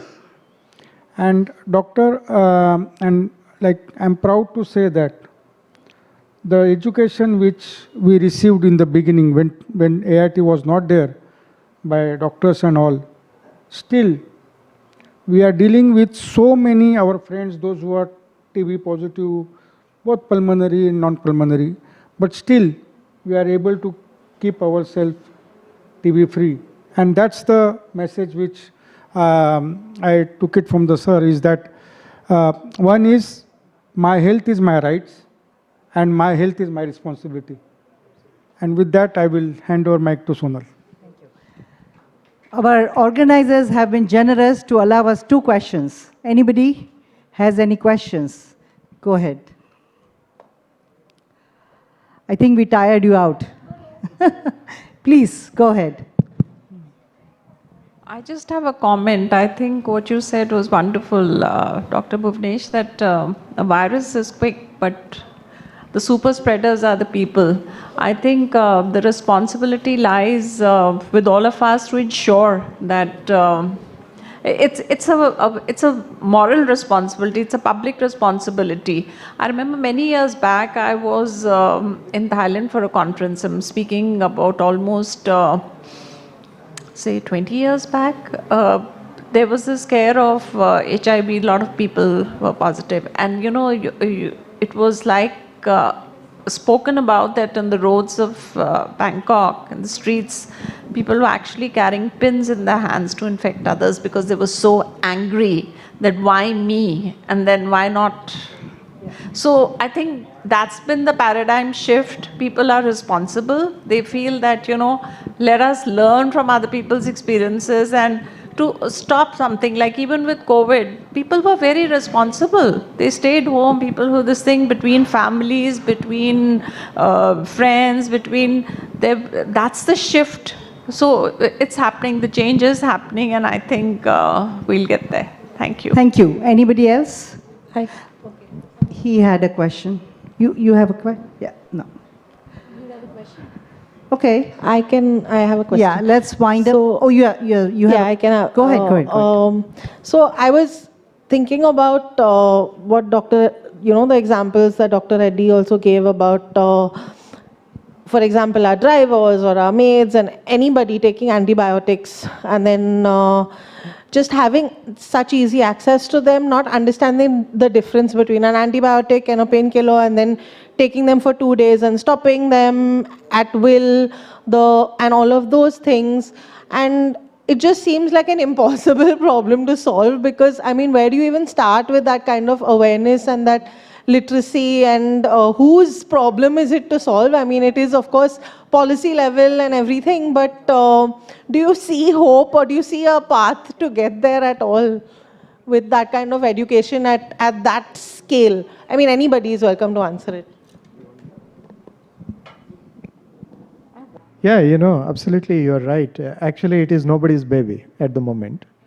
But I think healthcare workers have bigger stake than anybody else, because if there are going to be treatment failures because these medicines are not going to work, it is going to put back the burden on the doctors and the healthcare institutions, right? And hence, I think, the first people who had to take the responsibility for this awareness and education is, I think, healthcare workers, right? First of all, they had to take a oath, which they have already taken, the Hippocrates oath, saying that, do no harm is my first principle. That means, I will not do anything to please my patient, right? Because most of the time the demand comes from the patient. So we need to have enough time to educate them. It is not required. And I think, the government of India, as part of the National Action Plan, already has a IEC, a big IEC program, which is one of the components of the National Action Plan for Containment of Antimicrobial Resistance. As a part of that, I am sure, very soon we are going to have TV ads and, radio jingles and all that stuff, which is going to create that awareness. Some states already have started. For example, Kerala government has already started a very good IEC program for communities and also the individuals, which is really giving good dividends in terms of actually lowered consumption of antibiotic among the communities. Again, there are always laggards. Out of 28 states and 8 union territories, as of now, we have only 6 states, who have a plan and, started implementing it. So as more states are going to come, and as actually the government and also the healthcare community is going to take the responsibility to disseminate this information, I'm sure, things are going to move. Until then, I think the educated patients like you and others also had to actually be the driver of the change. I think that is what probably the message. Thank you. Just like, quick 10 seconds to answer your question. There are two sides of this. When you say whose baby is that, who's working on what direction. Soon, I think in a week's or a month's time, the new OTC policy is going to be there, the over-the-counter drug. Many of the drug will go off listed, off the shelf. That's one. So I think the government and the other stakeholders are doing their bit. But like our bit you said about the maid, the typhoid was spread by a typhoid Mary. We all had this story in the home. So, the adoption of the good practices, good hygiene, telling them what to do or not. And I think clinician like Dr. Can tell you better that, some sore throats can simply go away by the warm lukewarm water, and we don't have to take the antibiotics anymore, but we do. So, we also have to be mindful what are the practices that we are promoting. No, I'm stopping it just to... Oh, okay, just one sec. So, I'm telling you the other side of the coin.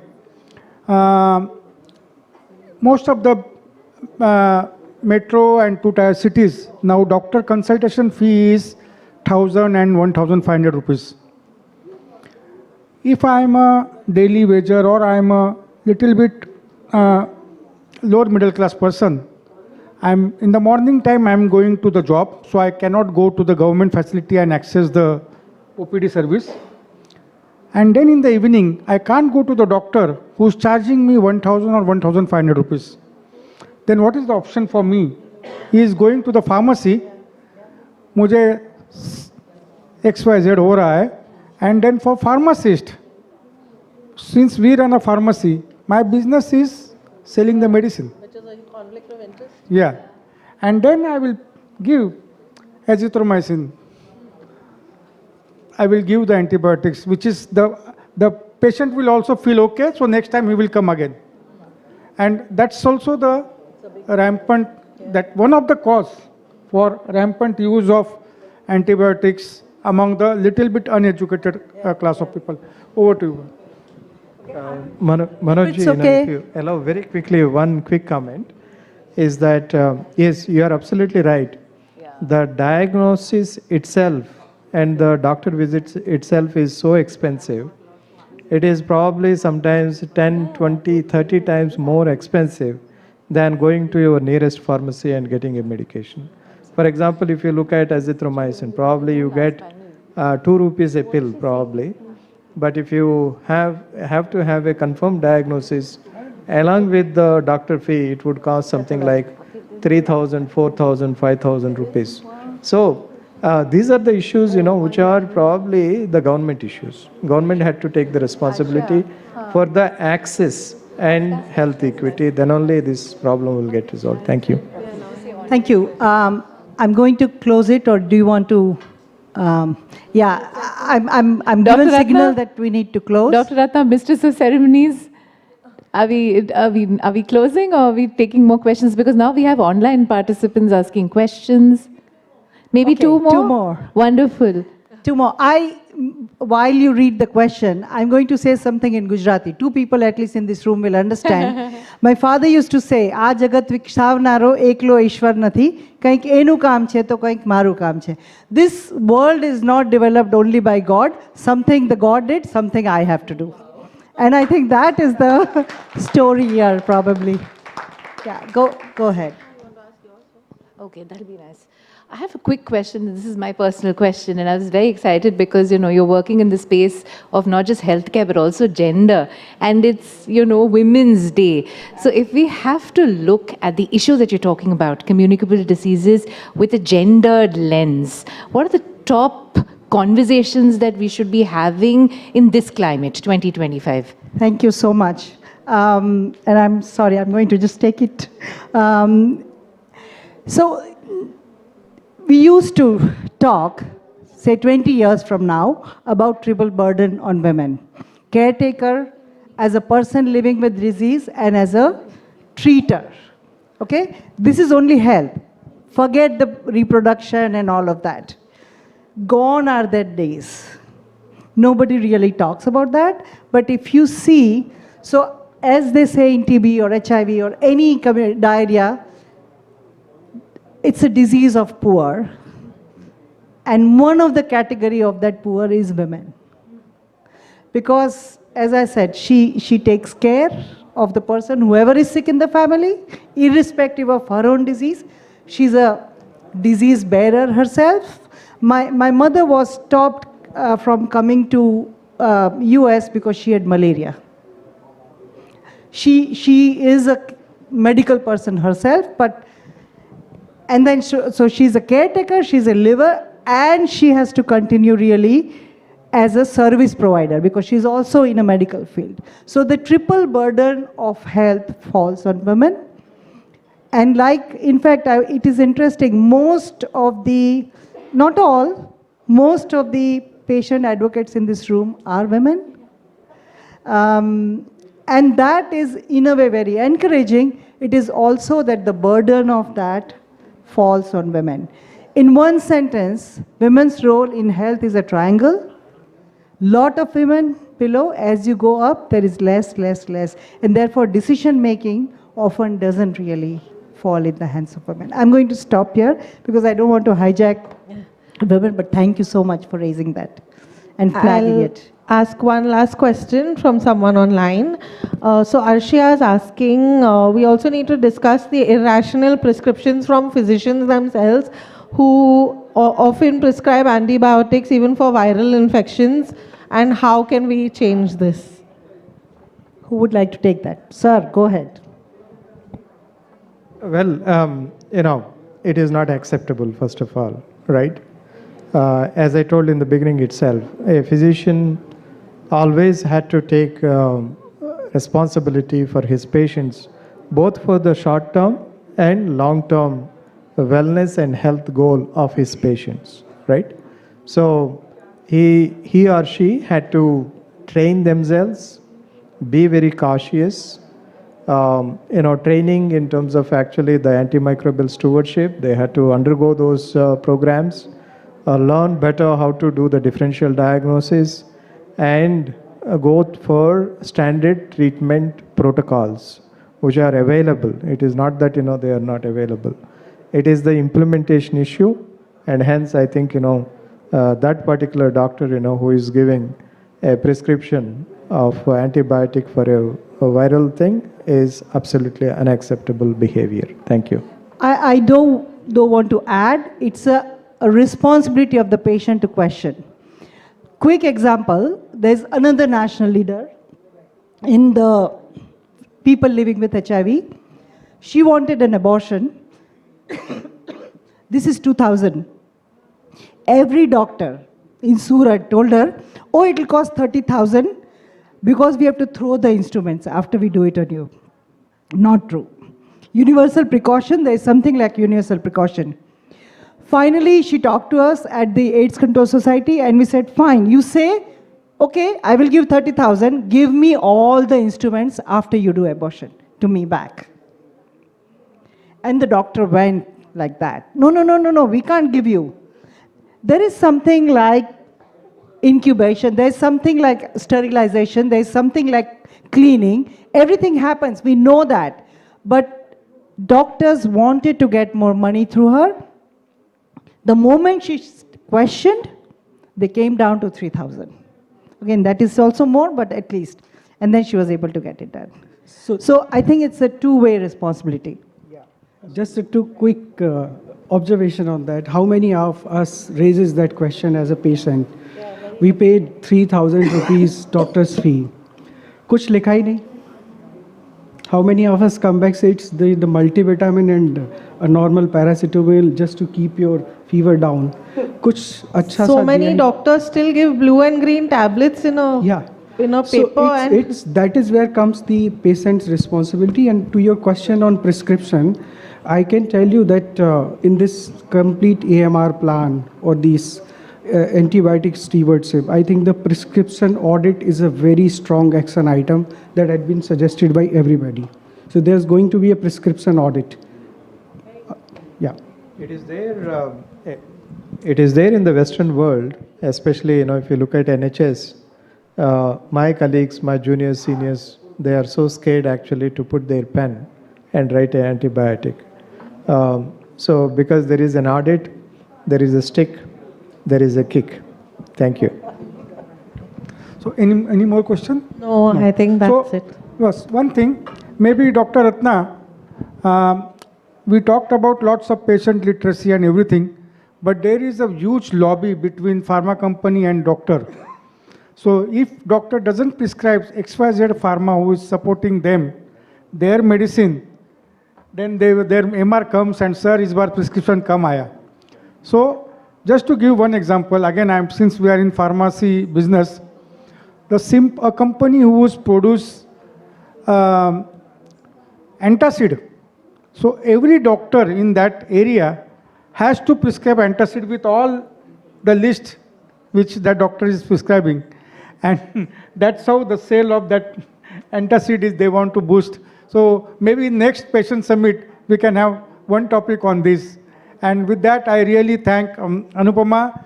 We miss your beautiful lady today here. Next time, maybe you will be in person. So thank you, Dr. Reddy. Thank you, Dr. Srivastava. Thank you so much. Thank you, Sonar. Yeah, and thank you, Ratna and entire team for giving this opportunity. Thank you, Dr. Ratna and team. Thanks, everyone. Bye. Thank you so much, panelists. This is very, very engaging. Chair, co-chair, thank you so much for your time. Round of applause.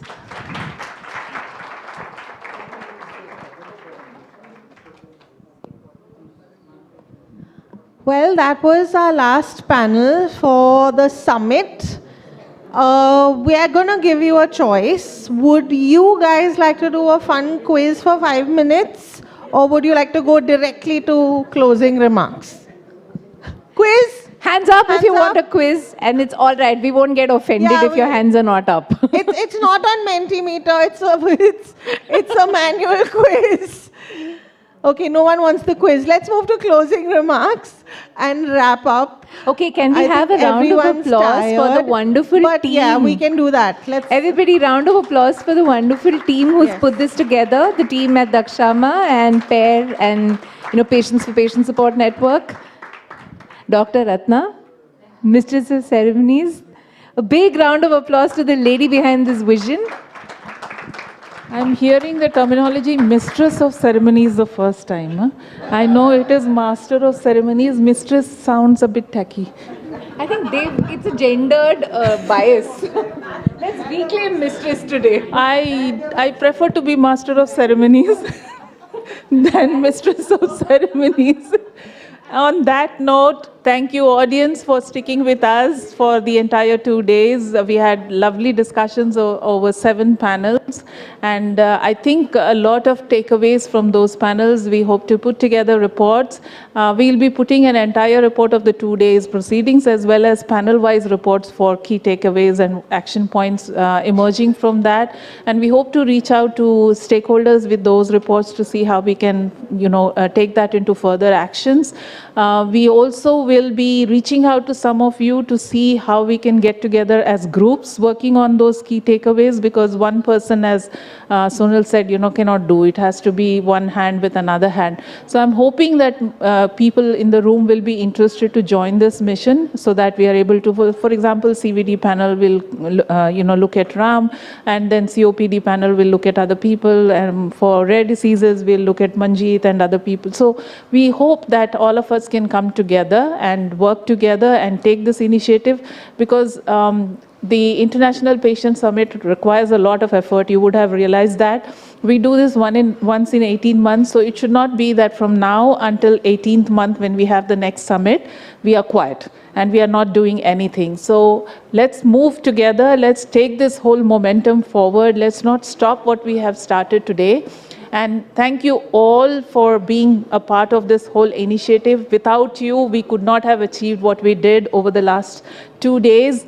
A special shout out to my team, like you said, and thank you to the two of you for holding the 2 days together, Saireka and Clarinda. Without you, I could not have done this alone. And thank you for all the people who supported me. Every single person in this room has been an integral part of the 2-day discussions that have happened. I'm very, very grateful to all of you. And until we meet again, have a safe journey wherever you're going. And for the team on stage, we'd like to clap because they work very, very hard. Yes. So we want to give a round of applause to my wonderful team. So Ria, Mohini, Mugdha, Vikas, Vinod, Jyoti, Shashwarya, please all come. Can we have the team up, please? You work behind the scenes for far too long. You need your moment in the sun. Or at least under the chandelier.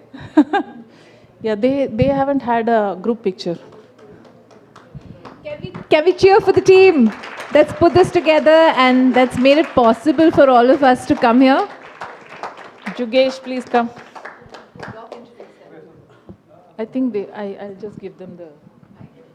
So maybe a quick one word from all of you as to what you do in the organization, and then we'll give you a big round of applause. We'll start with Mugdha. Here's your... Thank you, ma'am. I doubt I need to explain. You've all seen me running around like crazy. So I am a program manager at Fair Academy, and as it's self-explanatory, I run around managing things. Thank you.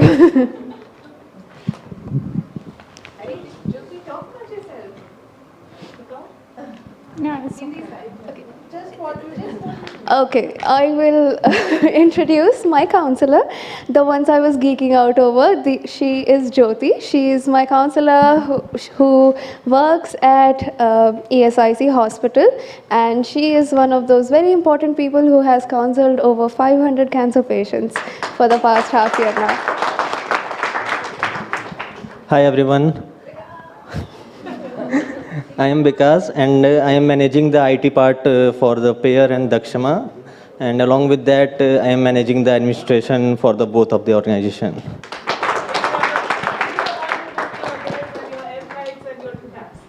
Thank you, it's very comfortable. Hi, I'm Dr. Mohini Singh, and I am working on projects NF1 and myasthenia gravis, and I'm a project officer at DakshamA. Good afternoon, everyone. I am Dr. Riya Agrawal. I work as project manager at DakshamA Hill, and thank you everyone for attending this event. Yeah, thank you. Also, I'm very happy that my faculties are here, Dr. Jyoti Sharma and Dr. Tanuja, and I'm very thankful to Dr. Ratna ma'am for providing such a good opportunity.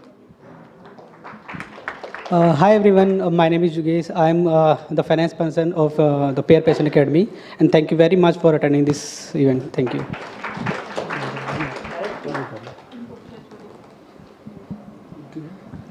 Hi everyone, my name is Shashwarya, and I'm a counselor at Pair Academy. I work in ESIC hospital, and thank you so much for attending the event. We're going to do something corny but very cool, huh? 3 cheers for the team. Hip hip. Hooray. Hip hip. Yep. Hip hip. Well done, we guys. just left one person. I'd like to introduce Vinod. He did all the heavy lifting for all the stuff that came here. He's the person who has been setting up the stage and everything. Big round of applause for him.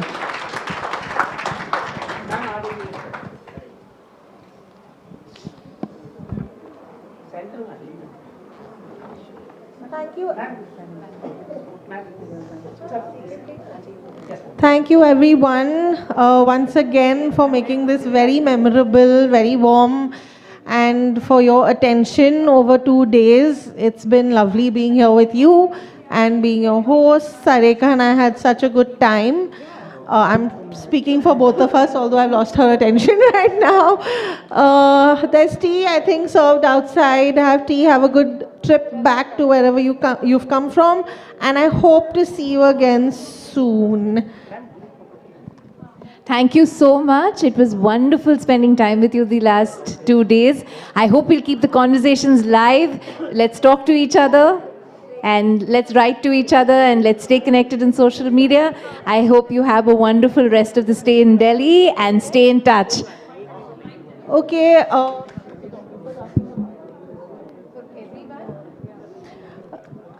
Folks, before you leave, there's a group photograph.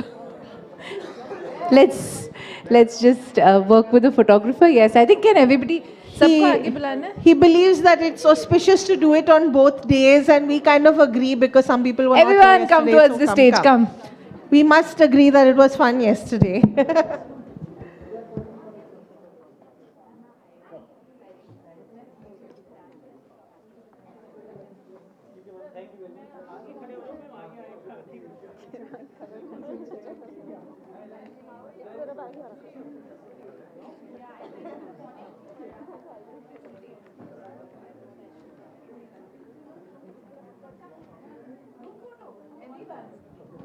Everyone in the room.